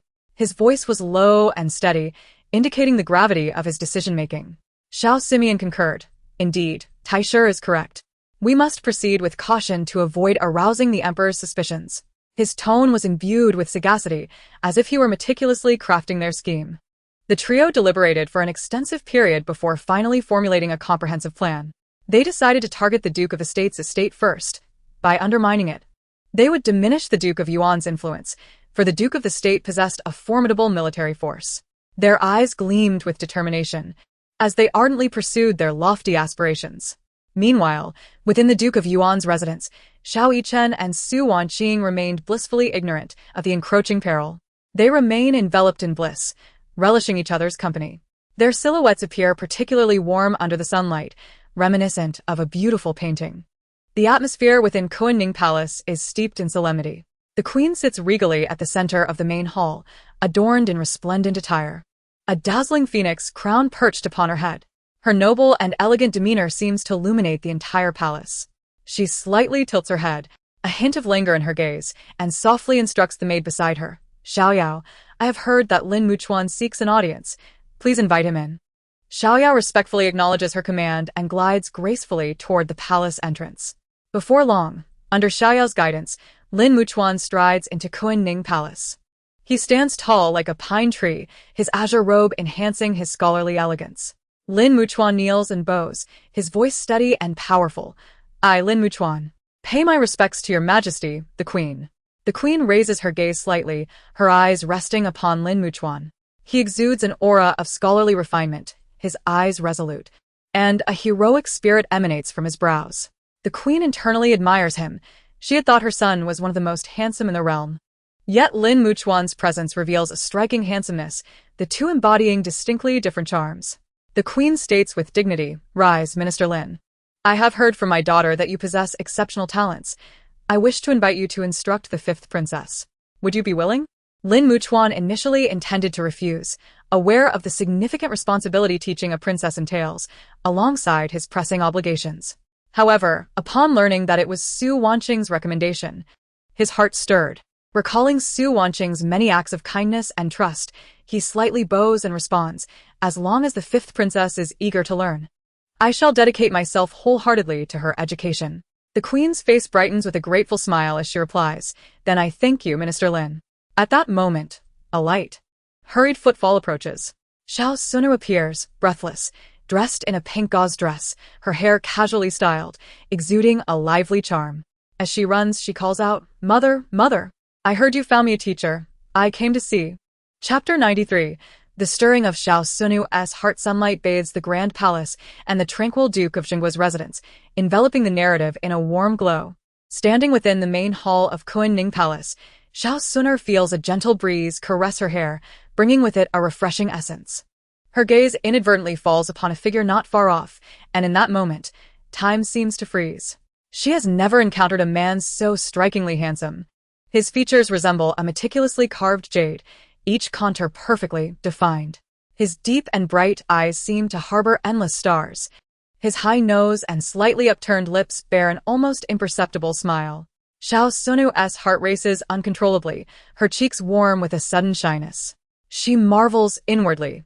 How can such perfection exist in the world? He appears as if he has stepped out of a painting, making it hard to believe he is real. Countless scenes flash through her mind as she imagines studying and conversing with this man. She envisions him explaining knowledge in a gentle voice, encouraging her to bravely forge ahead with his profound gaze. She imagines herself growing more accomplished and mature under his guidance. Yet, Xiao Suner also feels a pang of anxiety and unease. She wonders how this man perceives her. Would he find her naive and ignorant? She fears not meeting his expectations and disappointing him. The thought of embarrassing herself before him and losing his respect terrifies her. As Xiao Suner drifts into contemplation, the queen approaches slowly. Dressed in magnificent attire, she exudes an air of noble elegance.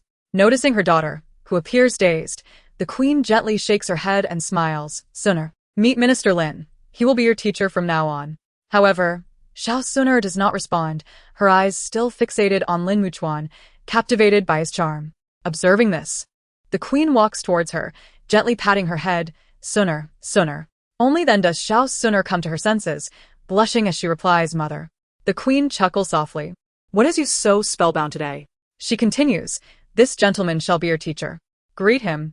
Xiao Suner skylig glanses at Lin Muchuan. Her voice as melodious as a lark. "Greetings, teacher." Lin Muchuan, having previously heard from Su Wanqing of the queen and the fifth princess's fondness for him, responds gently, "May the fifth princess be at ease." The queen observes the two before her, contemplating her desires. She hopes Lin Muchuan will impart his wisdom to Xiao Suner, cultivating her into a talented and virtuous princess. Simultaneously, she yearns for Xiao Suner to mature and gain composure under Lin Muchuan's tutelage. The queen instructs, "Minister Lin, please take Suner to her palace for her lessons." Lin Muchuan bows slightly and replies, "As you wish, your majesty." He then turns to Xiao Suner with a smile, "Princess." Please. Blushing, Xiao Suner nods gently and follows Lin Muchuan toward her palace, her heart brimming with anticipation and curiosity about the guidance this handsome teacher will bestow upon her. Their figures appear exceptionally warm under the sunlight, reminiscent of a beautiful painting. Meanwhile, Su Wanqing returns to the Duke of Zhenguo's residence.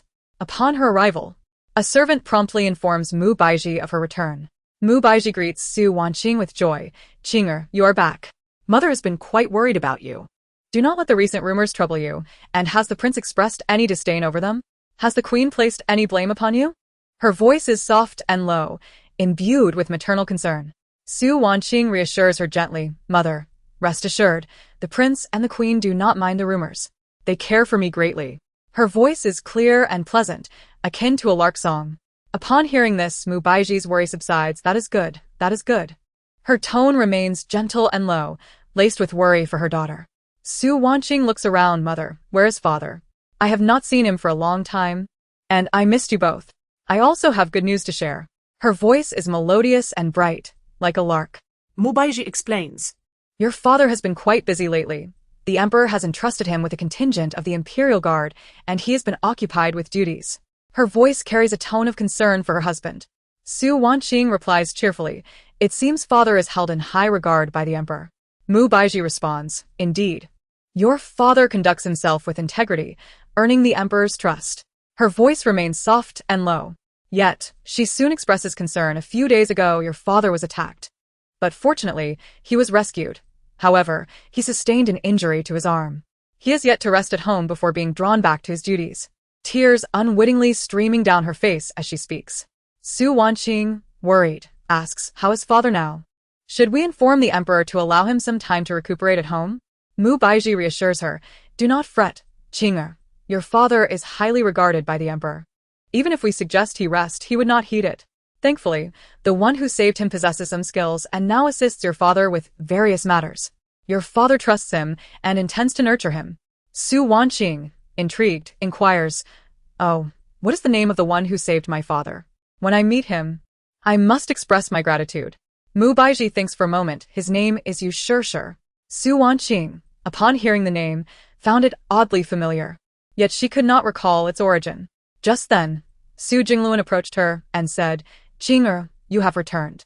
Su Wanqing immediately returned to her senses and replied, daughter greets her father. Seeing this, Su Jingluan quickly supported her, saying, Qing'er, this is not permissible. You are now the princess of Yuan, and you must not bow to me. If seen, people may say that my residence lacks propriety. Su Wanqing insisted, father, within the family, I must pay my respects. Noticing her determination, Su Jingluan relented, asking, has Qing'er been wronged at the Yuan Wangfu? If so, you must tell your father. Su Wanqing reassured him, no, father. His Highness the Yuan Wang treats me very well, and even the Empress is fond of me. Su Jingluan expressed his relief, that is good. I feared you might be hurt by the rumors outside. Su Wanqing replied, I will not, father. You need not worry. Then with concern, she asked, father, mother said you were injured. Is it serious? Su Jingluan replied, it is nothing, Qing'er, just a slight scrape. Mu Baizhi interjected, a scrape? That sounds quite severe. Upon hearing this, Su Wanqing pulled back Su Jingluan's sleeve to reveal a disturbing scar. Heartbroken, she urged, father, perhaps you should take a leave and rest at home. Su Jingluan comforted her, Qing'er, I am fine. I still have many official duties to attend to. I truly cannot rest.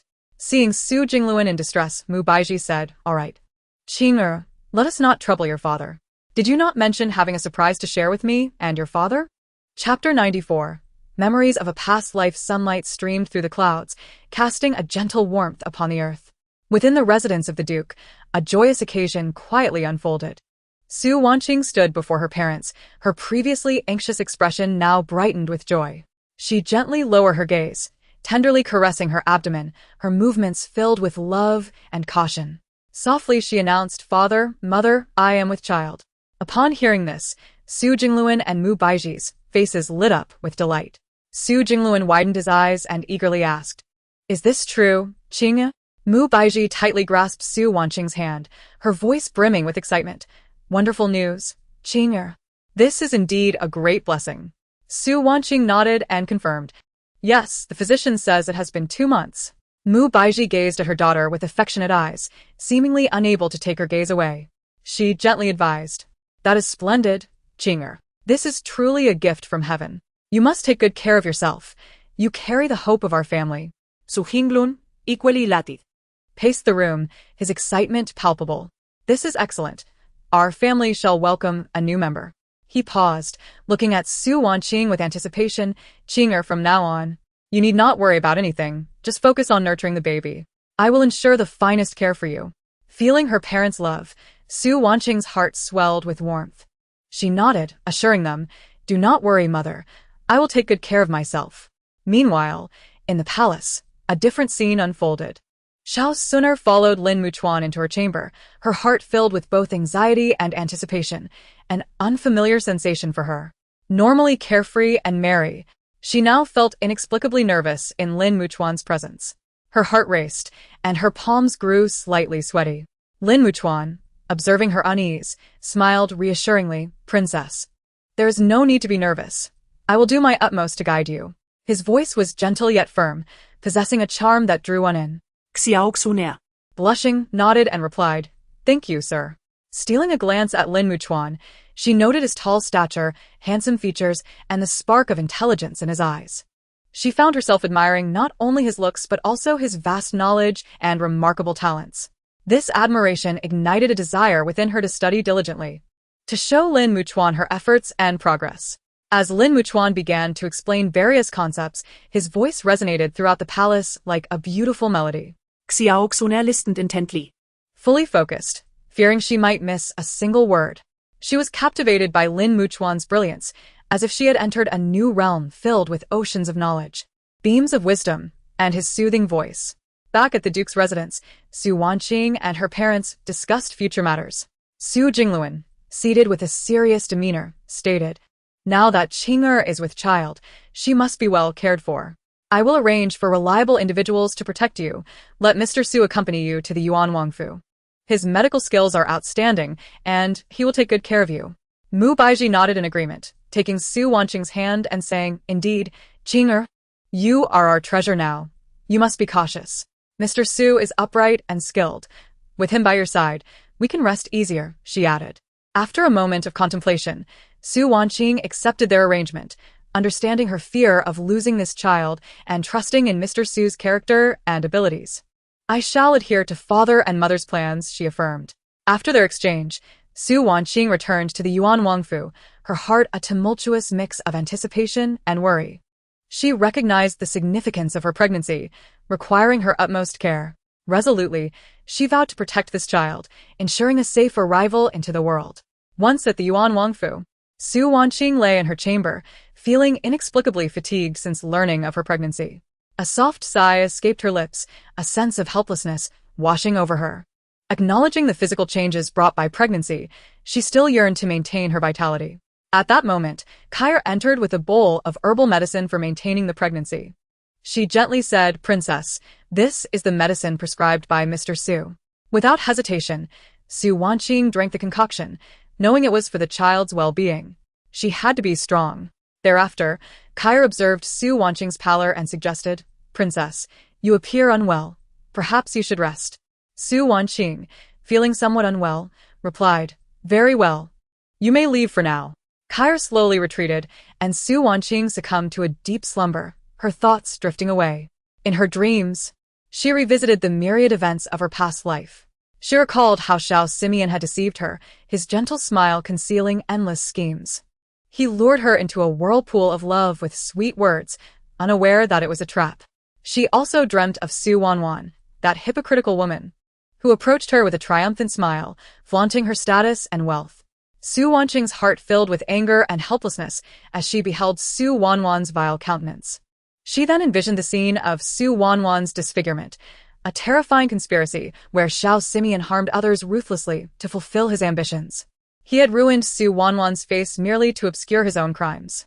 Next, she dreamt of her family's annihilation, a bloody massacre where her loved ones fell one by one into pools of blood, their eyes filled with despair and agony. Witnessing this, her heart ached, yet she felt powerless. Finally, she dreamt of the Yuan Wang, who had been turned into a gruesome spectacle for others to gawk at, a sight too horrific to behold. Remembering the kindness he had shown her, her heart brimmed with guilt and regret. As Su Wanqing reflected on the tragedies of her past life, tears streamed down her cheeks in her sleep. Suddenly, she stirred from her slumber, hearing a familiar name, Yushir. He was a concealed protector of Xiao Simeon, whose depths of discretion were profound. In her previous life, Xiao Simeon had tasked her with safeguarding Su Wanwan. Having wed Xiao Simeon, she had only encountered him once, leaving a faint impression. As she reminisced, a voice called out, "Qing'er, Qing'er." Su Wanqing awoke. Her eyes fluttering open to find Xiao Yichen gazing at her with evident concern. He grasped her hand gently and inquired softly, "Qing'er, what troubles you? Did you have a nightmare?" Chapter 95. Investigating Yushir. Sunlight streamed through the clouds, bestowing a gentle warmth upon the earth. Yet within the seemingly mundane confines of the Yuan Wang residence, a complex emotional tapestry unfolded. Su Wanqing rested quietly in Xiao Yichen's embrace, her gaze reflecting boundless sorrow and contemplation.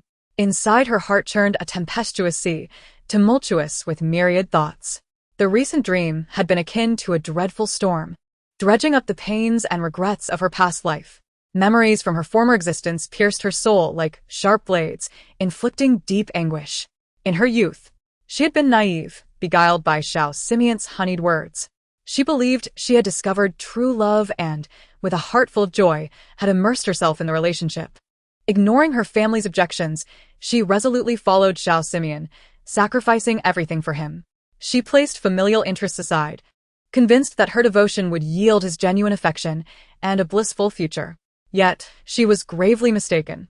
Xiao Simian's tenderness and romance were but a mask, crafted to serve his own ambitions. Once she had given him everything, his true, monstrous nature emerged. He exploited her family's influence to ascend to power, ruthlessly condemning her kin to ruin.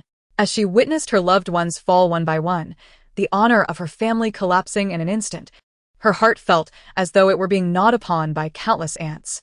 She herself languished in a cold dungeon, subjected to relentless torment.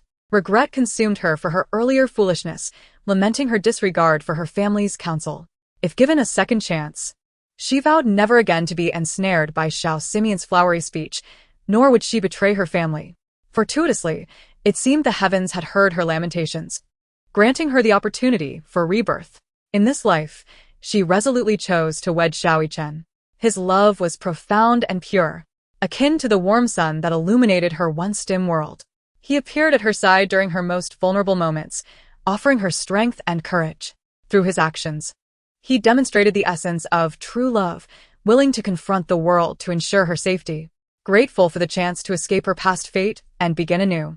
Thoughts of the child she carried ignited a fierce sense of responsibility within her. This child was the embodiment of her love with Xiao Yichen, a beacon of hope for their future. She vowed to protect this child, nurturing it to health. She envisioned the baby's arrival, picturing their family's joyful life together, her heart swelling with anticipation.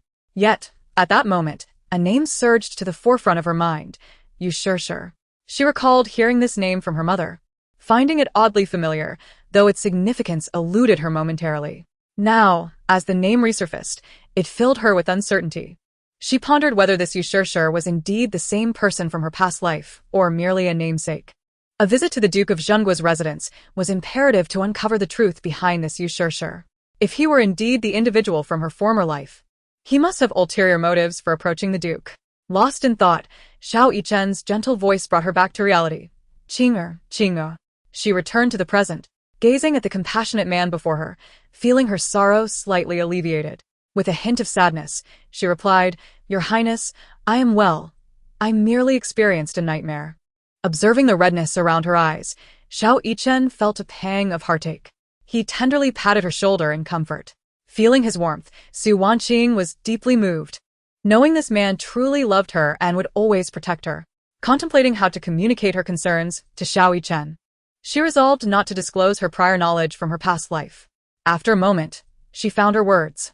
Emerging from his embrace, she looked into his eyes earnestly and said, "Your Highness, upon returning to the Duke of Zhenguo's residence today, I discovered that my father had been injured by an assailant, yet a person named Yuan came to his aid. Might I request your assistance in investigating this individual?" Xiao Yichen furrowed his brow slightly and asked, "Qing'er, what concerns you about this person?" Su Wanqing explained, "My father was attacked, and coincidentally, he was saved by this Yuan. Now, my father has entrusted all matters to him. If there are no ulterior motives, I would certainly encourage my father to nurture him. However, if he has ulterior motives in associating with my father, what could his true intentions be?" Xiao Yichen considered Su Wanqing's analysis, recognizing the validity of her concerns. He was well aware of her intelligence and perceptiveness. Her apprehensions were not unfounded. Thus, he summoned the shadow to give instructions. Investigate Yuan from the Duke of Zhenguo's residence. The shadow accepted the command and departed swiftly. Subsequently, Xiao Yichen turned to Su Wanqing with warmth, saying, "Qing'er, you are with child. Do not burden yourself with too many concerns. Leave any matters to me." Su Wanqing understood his worry and quickly replied, I shall heed your words, Your Highness. She then nestled back into Xiao Yichen's embrace, savoring his warmth and the sense of safety it provided. Meanwhile, in another part of the palace, Lin Muchuan had just concluded his lesson with Xiao Suner and was departing. Xiao Suner watched his retreating figure, her eyes brimming with reluctance. She found Lin Muchuan to be the most intriguing and talented person she had ever met. His teaching methods were refreshingly engaging, igniting within her a newfound thirst for knowledge. The anticipation of his return the following day filled her with excitement. After watching Lin Muchuan disappear from sight, Xiao Suner turned and hurried to Kunning Palace. She joyfully leaped into the arms of her mother, Empress Xia Ranran, and proudly declared, Mother, I thoroughly enjoyed Mr. Lin's lessons. Will you allow him to return tomorrow? The Empress, somewhat puzzled by Xiao Sunyi's newfound eagerness for learning, having remembered her earlier disinterest and mischief during lessons, smiled and replied, Very well, I shall grant your request. Overjoyed, Xiao Suner spun in circles, eagerly awaiting the arrival of the next day, eager to see Lin Muchuan once more. Chapter 96. Playing into the scheme, days passed like a serene stream, flowing quietly forward. Amidst this seemingly tranquil period, the Shadow undertook a significant mission to investigate Yushurshur. This Yushurshur was exceptionally cautious. Every move he made resembled that of an astute fox, each step meticulously planned. He traversed the streets and alleys, constantly altering his route, circling endlessly. His figure flickered within the crowd, at times hastening, at others slowing, vigilantly observing his surroundings. Each abrupt turn appeared deliberate, as if he were intentionally evading the pursuit of someone. After a long and winding journey, he cautiously turned towards the residence of the Duke of Mu. The Shadow closely followed, his gaze revealing a steadfast determination and sharpness. He attentively observed every subtle movement of Yushurshur, leaving no clue overlooked, pondering the purpose of this person and the secret that compelled such meticulous caution. Inside the Duke of Mu's residence, tranquility and solemnity reigned. Wuxunhua, adorned in an exquisitely luxurious brocade gown embroidered with intricate patterns, exuded grace. Her figure was enchanting, her eyes sparkling with a hint of allure and cunning. Her silken hair was elegantly styled, with a few strands cascading down her cheeks, enhancing her captivating charm. Seated gracefully in the main hall, she gently played with a silk handkerchief, seemingly awaiting vital news. Xiao Simeon, dignified in a black brocade robe embellished with delicate golden designs, sat nearby. His demeanor radiated confidence and authority, his deep, piercing gaze suggesting an ability to see through the world's facades. He slightly raised his chin, embodying an innate regal presence. Yushurshur respectfully knelt and clasped his hands, stating, Your Highness, I have successfully gained the trust of the Duke of the Nation. We can now proceed with our plan. His voice was low and resolute, revealing a sense of pride and anticipation after fulfilling his task. With his head bowed, Yushurshur's eyes sparkled with excitement, eagerly awaiting the Duke's response. Ha ha ha. Shurshur, you have excelled in this matter. Once our plan comes to fruition, I shall reward you handsomely, Xiao Simeon laughed heartily, his jovial voice echoing through the hall, filled with joy and satisfaction.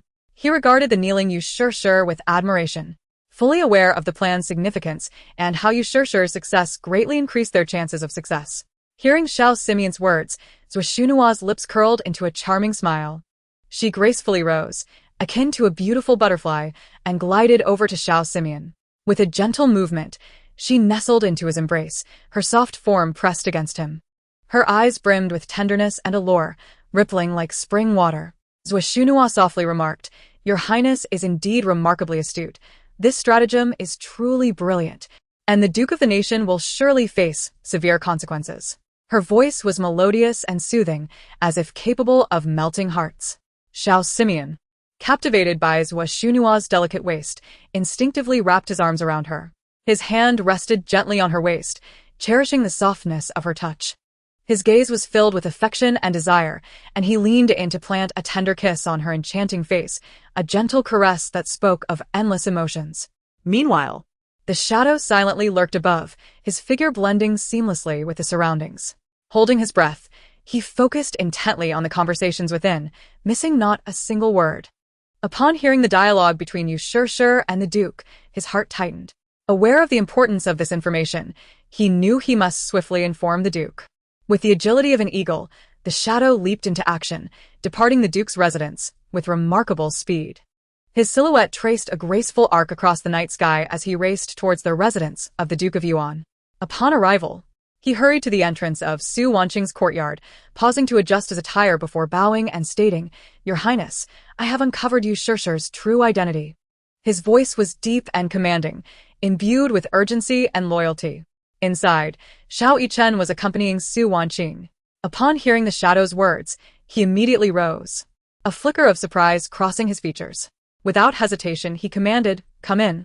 The shadow entered, bowing as he reported, "I have been tracking Yu Shishir for several days and found him exceedingly cautious. It was only today that I entered the Duke's residence with him and overheard his conversation with the Duke. Their target is the Duke of the nation." His words were succinct, yet charged with tension and concern. "What did you say?" Su Wanqing's face paled instantly. She sprang to her feet, exclaiming loudly. Her eyes were filled with realization and fury, confirming her suspicions that the Duke of Mu indeed intended to strike against the Duke of the nation.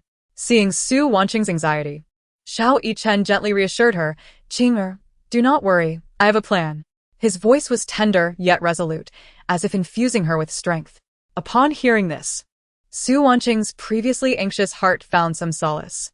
Xiao Yichen continued, "We must consult with your father and devise a counter-strategy."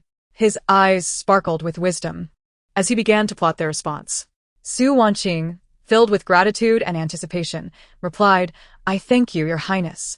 Her gaze reflected appreciation and hope, trusting that Xiao Yichen would protect the Duke of the nation. Xiao Yichen, with a tender touch, stroked her hair, saying, "There is no need for formality between us."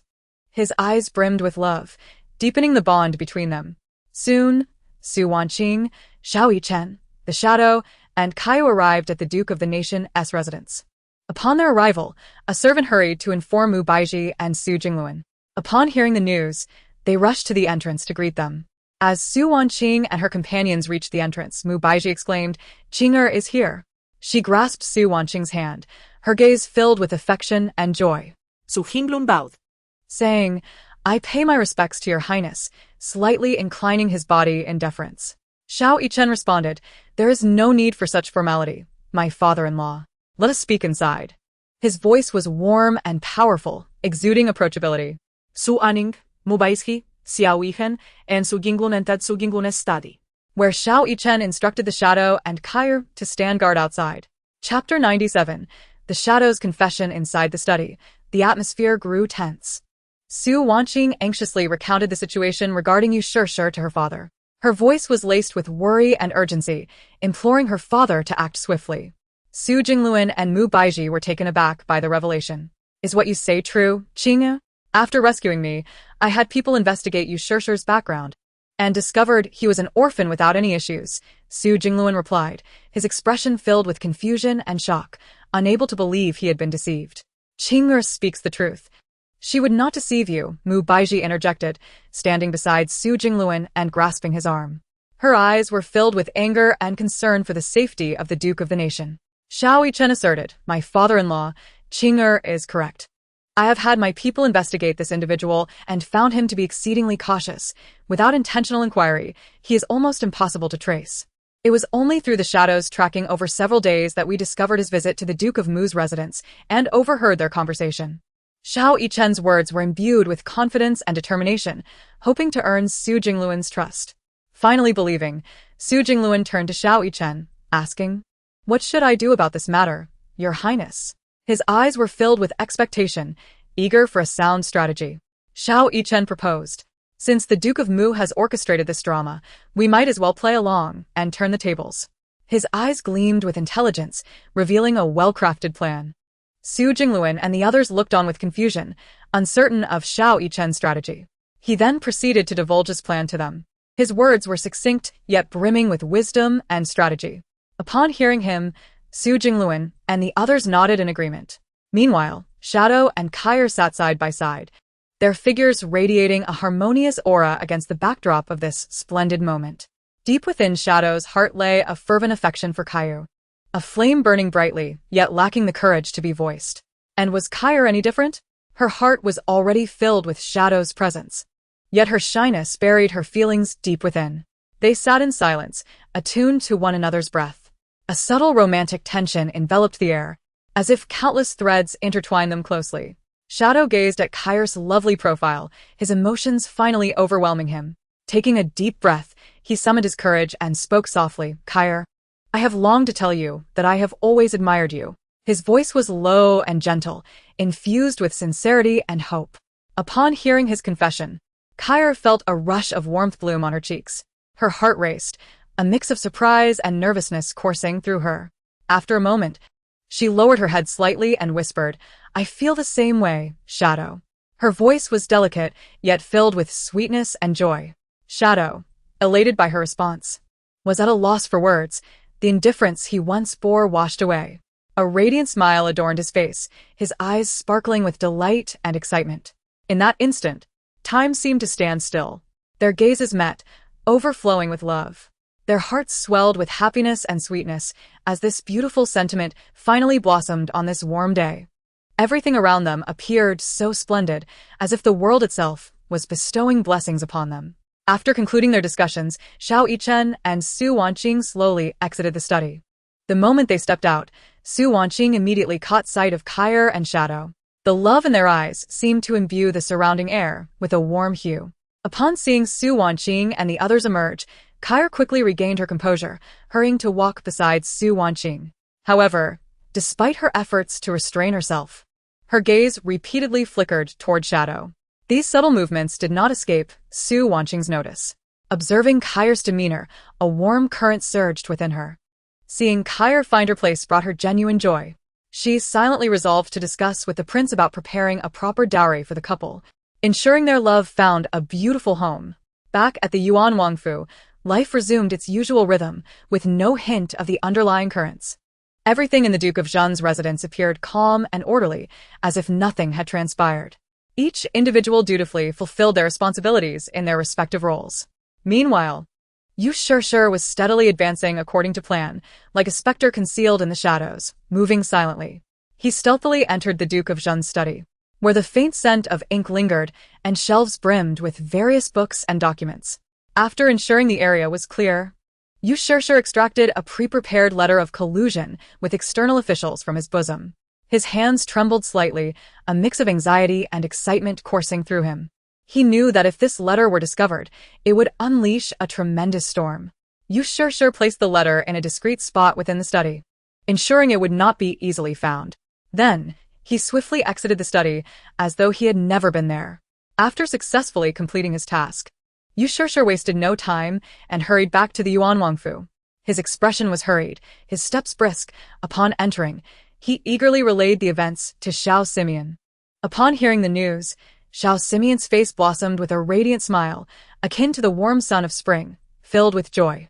He greatly admired Yuan's capabilities and generously rewarded him. Overjoyed, Xiao could hardly contain his excitement and promptly made his way to the Grand Preceptor's residence to share this exhilarating news. When the Grand Preceptor saw Xiao arrive, he quickly rose to greet him.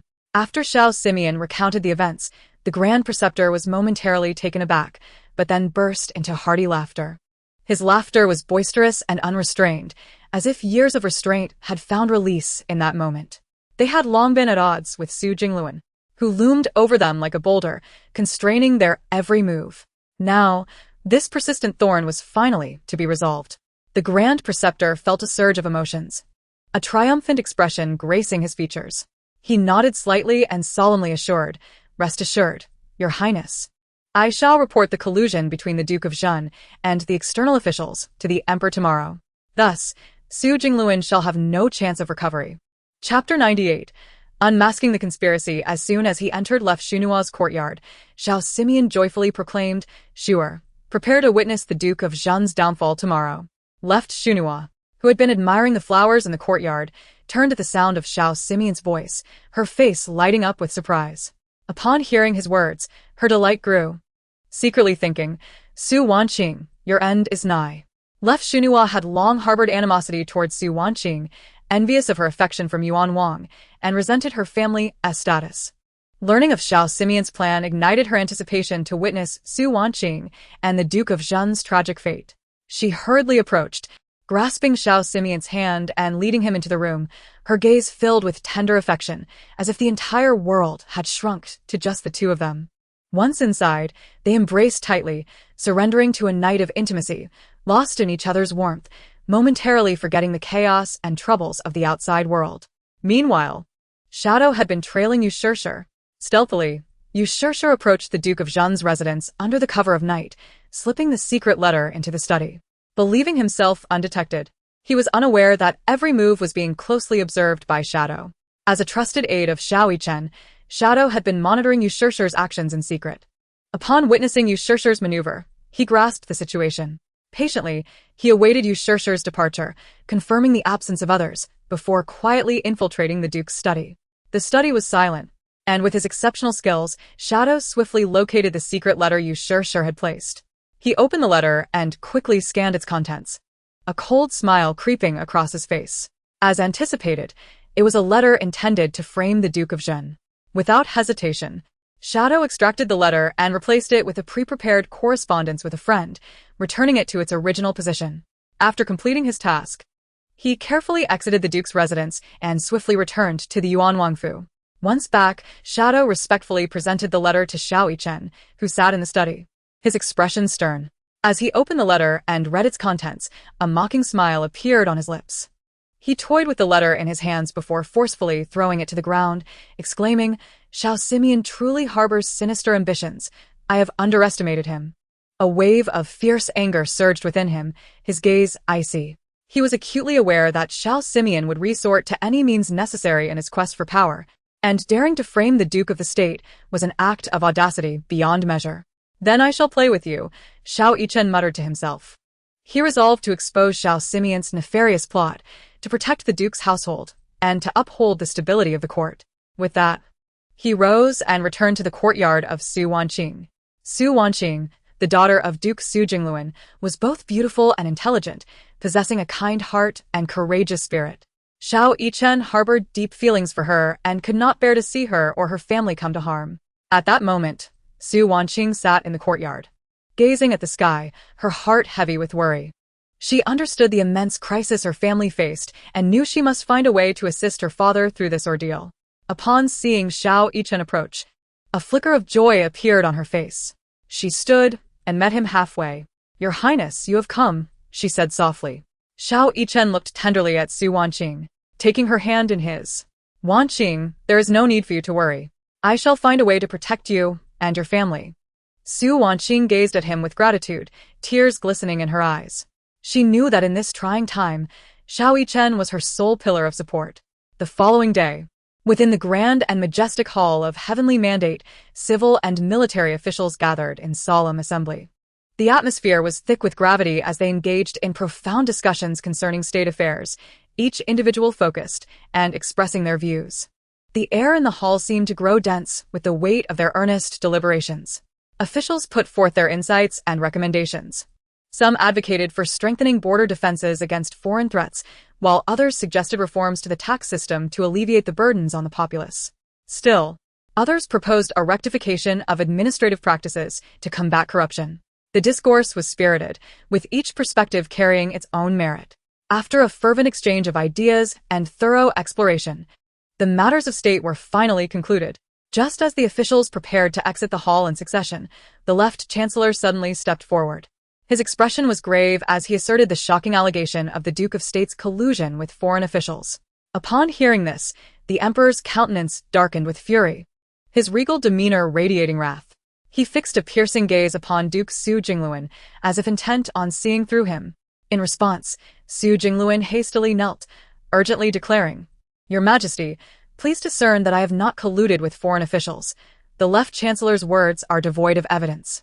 The left chancellor, remaining unruffled, proclaimed, "The evidence lies within the Duke's study." Prompted by this, the emperor quickly commanded the imperial guards to investigate the Duke's residence. The guards, upon receiving their orders, sprang into action, racing to the Duke's estate clad in their imposing black uniforms, armed with embroidered spring blades. Upon arrival, they meticulously searched the study, leaving no stone unturned. They rummaged through drawers and scrutinized every book and document. After a thorough investigation, they indeed uncovered a letter and promptly returned to the palace to report. At this moment, the left chancellor exchanged a glance with Prince Mu, both displaying triumphant expressions as if victory was assured. They reveled inwardly, believing they would successfully bring down the Duke of State. When the letter was presented, the emperor's countenance darkened even further, his anger escalating as he prepared to imprison Su Jinglun and order the exile of his entire family. Just as the situation reached a critical juncture, Xiao Yichen stepped forward respectfully, saying, "Father, might we open the letter to examine its contents?" Realizing the gravity of the moment, the emperor gestured for the chief eunuch to unfurl the letter. The eunuch, understanding the emperor's silent command, carefully opened the letter and read it thoroughly before handing it to the emperor. As the emperor perused its contents, his expression turned icy as he regarded the left chancellor, stating, "Is this the evidence you spoke of?" With that, he cast the letter aside. On this day, seemingly no different from any other, a tempest of turmoil quietly unfolded within the court. The left chancellor, initially filled with confidence and certainty, believed he could decisively unseat Duke Su Jinglun.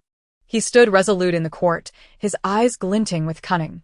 Having maneuvered through the complexities of court politics for years, and having conspired with Prince Mu to accuse the Duke of colluding with foreign officials, he awaited the emperor's wrath upon Su Jinglun, envisioning his own triumph in this struggle for power, solidifying his own position. However, as he observed the emperor's previously stormy demeanor vanish without a trace, unease surged within him. This disquiet spread like a tidal wave, quickening his heartbeat. His gaze remained fixed on the emperor, desperate to glean some insight from the emperor's expression. Yet the emperor's countenance remained inscrutable. Hearing the emperor's words and the letter cast upon the ground, the left chancellor hastily knelt, carefully picking up the letter that had been thrown before him. His heart raced as if it might leap from his throat. Upon closer inspection, he realized it was not the incriminating correspondence he had anticipated, but rather a mundane letter concerning friendly exchanges. The left chancellor's complexion paled, his mind blank as he struggled to comprehend the sudden turn of events. "Your Majesty," he stammered, his voice trembling. Beads of sweat formed on his forehead, his eyes reflecting panic and regret. He understood the severity of his misstep. Slandering a high-ranking official was a grave offense. His body quivered slightly, as if bracing for an impending storm. The emperor glowered at the left chancellor, his voice resonating like thunder throughout the hall. "Do you comprehend the penalty for defaming a high-ranking official?" The emperor's tone reverberated with authority and fury, causing the left chancellor to shudder. Sensing the emperor's ire, he was filled with trepidation, fully aware that he had enraged the sovereign, with consequences that could be dire. The left chancellor, trembling, implored, "Your Majesty, please quell your anger. I acted hastily upon hearing this matter and did not intend to make such a rash accusation. I acknowledge my error." He prostrated himself, unable to raise his head, as if awaiting the emperor's judgment. Regret gnawed at him. He should not have placed trust in unverified information and recklessly accused the Duke in court. Now, the situation had grown exceedingly precarious, and he needed to devise a way to rectify it. The emperor snorted disdainfully. "Hasty action? Had it not been for the reminder from Prince Yuan, I might have committed a grave error. This matter shall be thoroughly investigated. If anyone is found to have orchestrated a conspiracy, I shall not show mercy." Having said this, the emperor turned to Su Jinglun, softening his tone somewhat. "Duke, you have been wronged today. Please rise." Su Jinglun bowed deeply in gratitude, saying, "Thank you, Your Majesty, for your discernment." Rising, he shot a fierce glare at the left chancellor, his eyes brimming with anger and discontent, as if warning the chancellor that he would not let this go unpunished. Su Jinglun understood that had it not been for the assistance of Prince Yuan, he might have found himself in dire straits. He silently resolved to find an opportunity to repay Prince Yuan while also ensuring that the left chancellor would not escape unscathed. At this juncture, Xiao Yichen spoke once more. "Father, I find this matter to be rather peculiar. The left chancellor has always been cautious. He would not dare to accuse the Duke without substantial evidence. I implore you, Father, to order a thorough investigation into whether there are ulterior motives at play." A glimmer of wisdom shone in Xiao Yichen's eyes, for he knew that the power struggles within the court were intricate and ever-changing, and this incident might conceal a deeper conspiracy. The emperor nodded slightly. "You speak wisely, Chinner. Relay my decree to the Ministry of Justice and the Supreme Court to collaborate with the Imperial Guards for a thorough inquiry into this matter, ensuring that the truth is brought to light." The courtiers responded in unison, proclaiming the emperor's wisdom. With the issuance of the imperial decree, the atmosphere in the court grew increasingly tense. Various factions were secretly calculating the implications of the impending investigation on their own interests. After the court session, the Grand Chancellor returned home, his heart heavy with worry, as if burdened by a colossal stone. He understood that having angered the emperor, should he fail to present a plausible explanation, he might face severe consequences. Seated in his study, his brow furrowed with anxiety, he pondered strategies to address the situation. The study was thick with a somber air, and the Chancellor's countenance was ominously dark. Recalling the day's events in the court, he was filled with regret for having trusted the words of Prince Mu without verifying the authenticity of the letters before hastily reporting to the emperor. Now, the situation had become exceedingly precarious, and he needed to devise a solution swiftly. Rising from his seat, the Chancellor began to pace back and forth in the study, his mind racing with various possible scenarios and responses. He recognized that it was imperative to gather evidence to prove that he had not intentionally framed the Duke of Zhenguo. Otherwise, evading the emperor's punishment would be nearly impossible. He thought of his allies in the court, contemplating whether he could enlist their support to navigate this crisis. Meanwhile, Prince Mu, Xiao, was also lost in thought after witnessing the upheaval in the court. He realized that if this matter was mishandled, it could very well implicate him. In the royal residence, the atmosphere was equally grave.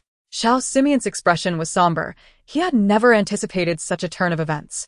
He had believed the Grand Chancellor's plan to be foolproof, yet unexpected complications had arisen. He knew he must act swiftly, for the repercussions of inaction could be dire. Coming to a halt, he seated himself, clenching his fists tightly. A glimmer of determination shone in his eyes. He resolved not to remain passive, but to take the initiative. He summoned his trusted aides, instructing them to gather intelligence on any developments from the emperor's side, while also keeping a close watch on the movements of the Duke of Zhenguo and the Grand Chancellor. He understood that in this power game, information was paramount. Only by possessing adequate knowledge could he make sound decisions. Simultaneously, Duke Su Jingluan returned to his residence, still haunted by the events of the day. He first expressed his gratitude to Prince Yuan for his assistance in helping him avert disaster. Yichen replied, "I have done nothing to assist. It was you who uncovered the conspiracy of Prince Mu and the Grand Chancellor, without which I too would have struggled to perceive it." Su Jinglun, with excitement evident on his face, turned to Su Wanqing, saying, "My dear, I must extend my heartfelt thanks to you. Had you not discovered this in time, our family would have faced annihilation." A hint of satisfaction lit Su Wanqing's features as she realized her efforts had not been in vain. She comforted him, saying, "Father, this is merely what a daughter ought to do." After exchanging pleasantries, Yichen and Su Wanqing returned to the royal residence. In the Duke of Zhenguo's residence, the atmosphere was tense and solemn. Su Jingluan sat gravely at the head of the table, his eyes reflecting deep worry and vigilance. The family members were gathered around him, each wearing expressions of tension and focus, as if awaiting an impending storm. Today, as events have shown us that our Duke of Zhenguo's house nearly fell into irreparable ruin. Su Jingluan's voice resonated deeply in the silent hall, akin to a heavy hammer striking each heart. He paused slightly, casting his gaze over the assembly, and continued, "From this moment forth, we must exercise even greater caution. Whether in the court or in our daily lives, we must remain perpetually vigilant and deny those with ulterior motives any opportunity." The assembly nodded in agreement, fully aware of the severity of the situation. Understanding the honor and safety of their family rested upon their shoulders. The Duke of Zhenguo's house had always held a significant position in the court. Yet this recent conspiracy had starkly illustrated that in this treacherous power struggle, they could easily become targets of attack. An elder family member rose, speaking gravely. "What the Duke has stated is entirely correct. This incident has made us acutely aware that our enemies lurk in the shadows, ready to unleash a fatal blow at any moment. We must unite and confront this crisis together." The assembly echoed their resolve and loyalty. Su Jinglun nodded slightly, a glimmer of reassurance crossing his eyes. He understood that at this critical juncture, the unity of the family was of utmost importance. Only through collective effort could they overcome this crisis and safeguard the honor and status of the Duke of Zhenguo's house. In the Prince Mu's residence, the tension was equally palpable. The Grand Chancellor hurried to Xiao's study, both their faces clouded with concern. Xiao had never expected matters to escalate to such a degree. He had believed that with his meticulous planning, the Duke of Zhenguo's house would surely be doomed. Yet the current situation had far exceeded his expectations. The Grand Chancellor was equally anxious, fully aware that if the Emperor were to conduct a thorough investigation, the consequences would be dire. Your Highness, we must devise a strategy to counter the Emperor's inquiry. The Grand Chancellor's voice was fraught with anxiety and worry, his eyes betraying a hint of helplessness. His trembling hands revealed the turmoil within. Xiao Simeon furrowed his brow, contemplating for a moment before stating, "This must be the work of someone deliberately obstructing us. We must identify and eliminate this person swiftly. Meanwhile, I have dispatched individuals to gather intelligence regarding any developments from the Emperor." His gaze shimmered with a cold intensity, akin to a predator poised to strike. The Grand Chancellor nodded in agreement, responding, "Rest assured, Your Highness, I shall make the necessary arrangements immediately." With that, he departed in haste. Xiao Simeon rose and approached the window, gazing out at the scenery, his mind awash with thoughts. He understood that if this matter was not handled appropriately, the repercussions would be unthinkable. Not only would his position be jeopardized, but the entire Prince Mu's residence could be implicated. He had to find a way to turn the tide and secure the safety of himself and his household. Meanwhile, within the palace, the Emperor regarded the incident with grave seriousness. He recognized the undercurrents of turmoil within the court, with various factions in constant conflict. The false accusations against the Duke of Zhenguo heightened his vigilance. He resolved to conduct a thorough investigation to unearth the hidden machinations behind the scenes, ensuring the stability of the court. Minister Gao, immediately convey my decree to the Ministry of Justice, the Supreme Court, and the Imperial Guard. They must exert their utmost efforts to swiftly ascertain the truth of this matter. Any negligence shall be met with severe punishment, the Emperor declared solemnly from his study, his eyes radiating determination and authority. Minister Gao respectfully replied, "As you command, Your Majesty. I shall convey your orders forthwith." With the Emperor's decree issued, the Ministry of Justice, the Supreme Court, and the Imperial Guard sprang into action, initiating a comprehensive investigation. A fierce struggle for power and the pursuit of truth was about to unfold. Meanwhile, Lin Muchuan was engaged in daily lessons in the quarters of the fifth princess. The princess's chambers were adorned in a warm and elegant manner, imbued with the essence of youthful charm. Pink drapes fluttered gently, and the air was fragrant with the scent of flowers. Lin Muchuan stood before the writing desk, clad in a flowing white robe, exuding an air of refinement. His gaze was gentle and focused as he patiently instructed the fifth princess. With wide, attentive eyes, she listened intently to his explanations, her expression brimming with curiosity and a thirst for knowledge, frequently posing questions. Lin Muchuan always responded with a smile, guiding her thoughts with patience. His voice was soft and resonant, akin to a gentle spring breeze, enveloping her in a sense of comfort. As the days passed, Lin Muchuan found himself growing fond of the delightful fifth princess, appreciating her innocence and whimsical nature. The fifth princess's smile radiated warmth akin to the sun, her innocent charm providing Lin Muchuan with a sense of long-lost tranquility.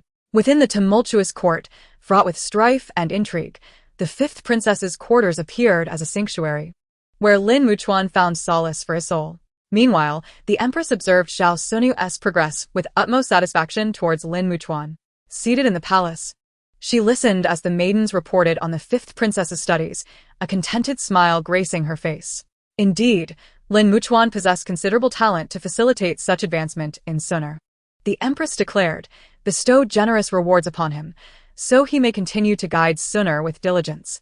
The maidens responded respectfully, "Yes, Your Majesty." The shifting tides of power in the court starkly contrasted with the tranquility of the fifth princess's chamber. Various factions vied for dominance in this game of authority, while Lin Muchuan and the fifth princess relished the joys of knowledge and the beauty of innocence within their small realm. At the Duke Mu's residence, Xiao Simeon was deep in contemplation, his brow furrowed and his eyes reflecting profound concern. This incident had burdened him with unprecedented pressure. He needed to devise a solution swiftly, lest the consequences be dire. Just then, Zuo entered, clad in a flowing red gown, her figure graceful like a blooming rose. She approached Xiao Simeon and softly inquired, "What troubles you, Your Highness?" As she spoke, she gracefully settled onto his lap. Xiao Simeon frowned. "Today I intended to inform Father about the Duke of the State's collusion with foreign ministers. His Majesty was furious and prepared to exile the Duke's family. But the letter was mysteriously altered." Chapter 101. Reminiscences. Xiao Simeon, the esteemed prince, was now furiously striking the table. His expression darkened, and his eyes blazed with indignation and rage. Each strike seemed to vent his inner turmoil and anxiety. The situation he faced loomed like a storm cloud, suffocating him. Xuanqing stood beside him, concern filling her heart as she witnessed his distress. Her beautiful eyes sparkled with worry, and she spoke urgently. What if father now? Will the emperor blame him for this? She understood the gravity of the situation. Her father, Grand Minister Zhua, held significant power in the court, yet now found himself in peril. Should the emperor cast blame, the consequences for the Grand Minister could be severe, potentially endangering their entire family. Xiao Simeon inhaled deeply, striving to calm his emotions, yet a sense of helplessness lingered in his voice. The emperor has indeed blamed the Grand Minister, and now both he and I are at a loss as to what to do. His brow furrowed further, eyes shadowed with concern as he continued. If father continues to investigate, I fear they may uncover my involvement with your father in the clandestine manufacture of weapons. His voice trembled with dread. The illicit creation of arms was a grave offense, and if discovered by the emperor, disaster would surely follow. Upon hearing of her father's disfavor with the emperor, Xuanqing fell into deep thought. Her delicate features creased with determination as she resolved to find a way to restore her father's standing. She rapidly considered various strategies, each thought flashing through her mind. She recognized that this was not only for her father, but also for her and Xiao Simeon's future. After a moment, Xuanqing lifted her gaze, her eyes glimmering with insight. Your Highness, I have a plan that may divert the emperor's attention, allowing this matter to fade with time. Upon hearing her words, a spark of hope ignited in Xiao Simeon's eyes, and he asked eagerly, What is your strategy? His expression brimmed with anticipation, as if he had grasped a lifeline. Xuanqing, confident in her idea, continued, I have learned that the fourth princess, Xiao Chong, will soon return from the Cloud Academy. If she is arranged in marriage, her mother will surely object. Why not facilitate a match between her and my brother, Zhuobayu? This would not only divert father's focus, but also garner support from my uncle. Her eyes sparkled with intelligence, as though she had orchestrated everything. Having absorbed Xuanqing's analysis, Xiao Simeon couldn't help but admire her brilliance. He pondered the feasibility of her plan, and soon his previously troubled expression transformed into one of relief and joy. He tenderly caressed Xuanqing's delicate face, saying, Xinhua, you truly are my invaluable strategist. Whenever I face a dilemma, you always assist me in resolving it. I must express my gratitude to you. As he spoke, his gaze overflowed with affection and tenderness, lifting Xuanqing into his arms as they retreated to the inner chamber. A blush crept across Xuanqing's cheeks as she nestled against Xiao Simeon. Feeling the strength of his heartbeat, she understood that her plan was not solely to aid her father and Xiao Simeon through this crisis, but also to secure their future together. In a world rife with political machinations, she would wield her wisdom and courage to safeguard their love and aspirations. Upon entering the inner chamber, Xiao Simeon gently laid Xuanqing on the soft bed. His eyes brimmed with love and tenderness, as if they were the only two souls in existence. Xinhua, your wisdom is unparalleled. To have you by my side is a great fortune. He softly spoke, reaching out to caress her cheek. Xuanqing smiled gently, her eyes alight with hope. Your Highness, everything I do is for you, for our future. Her voice was tender yet resolute, filled with anticipation for what lay ahead. Xiao Simeon leaned down, placing a gentle kiss on Xuanqing's forehead. If we can successfully divert the emperor's attention, we shall surely overcome this crisis. Once all is stable, I will reward you handsomely. His voice held a promise that enveloped Xuanqing in warmth. She extended her delicate hand, gently clasping his, Your Highness, as long as I can be with you, I desire nothing more. Her gaze was filled with deep affection, stirring something within Xiao Simeon's heart. Sitting at the bedside, Xiao Simeon held Xuanqing's hand tightly. Rest assured, Xinhua, once I ascend the throne, you shall be crowned empress. His voice resonated with conviction, as though the goal was already within reach. They basked in the warmth of the moment, momentarily oblivious to the tumult outside. Yet, they were acutely aware that the crisis had not yet passed. They needed to act swiftly to ensure their positions and safety. Your Highness, we must promptly arrange for my brother to meet the fourth princess, creating opportunities for them to become acquainted, Xuanqing gently reminded. Xiao Simeon nodded slightly. You speak wisely, Xinhua. I shall inform my mother of this matter tomorrow.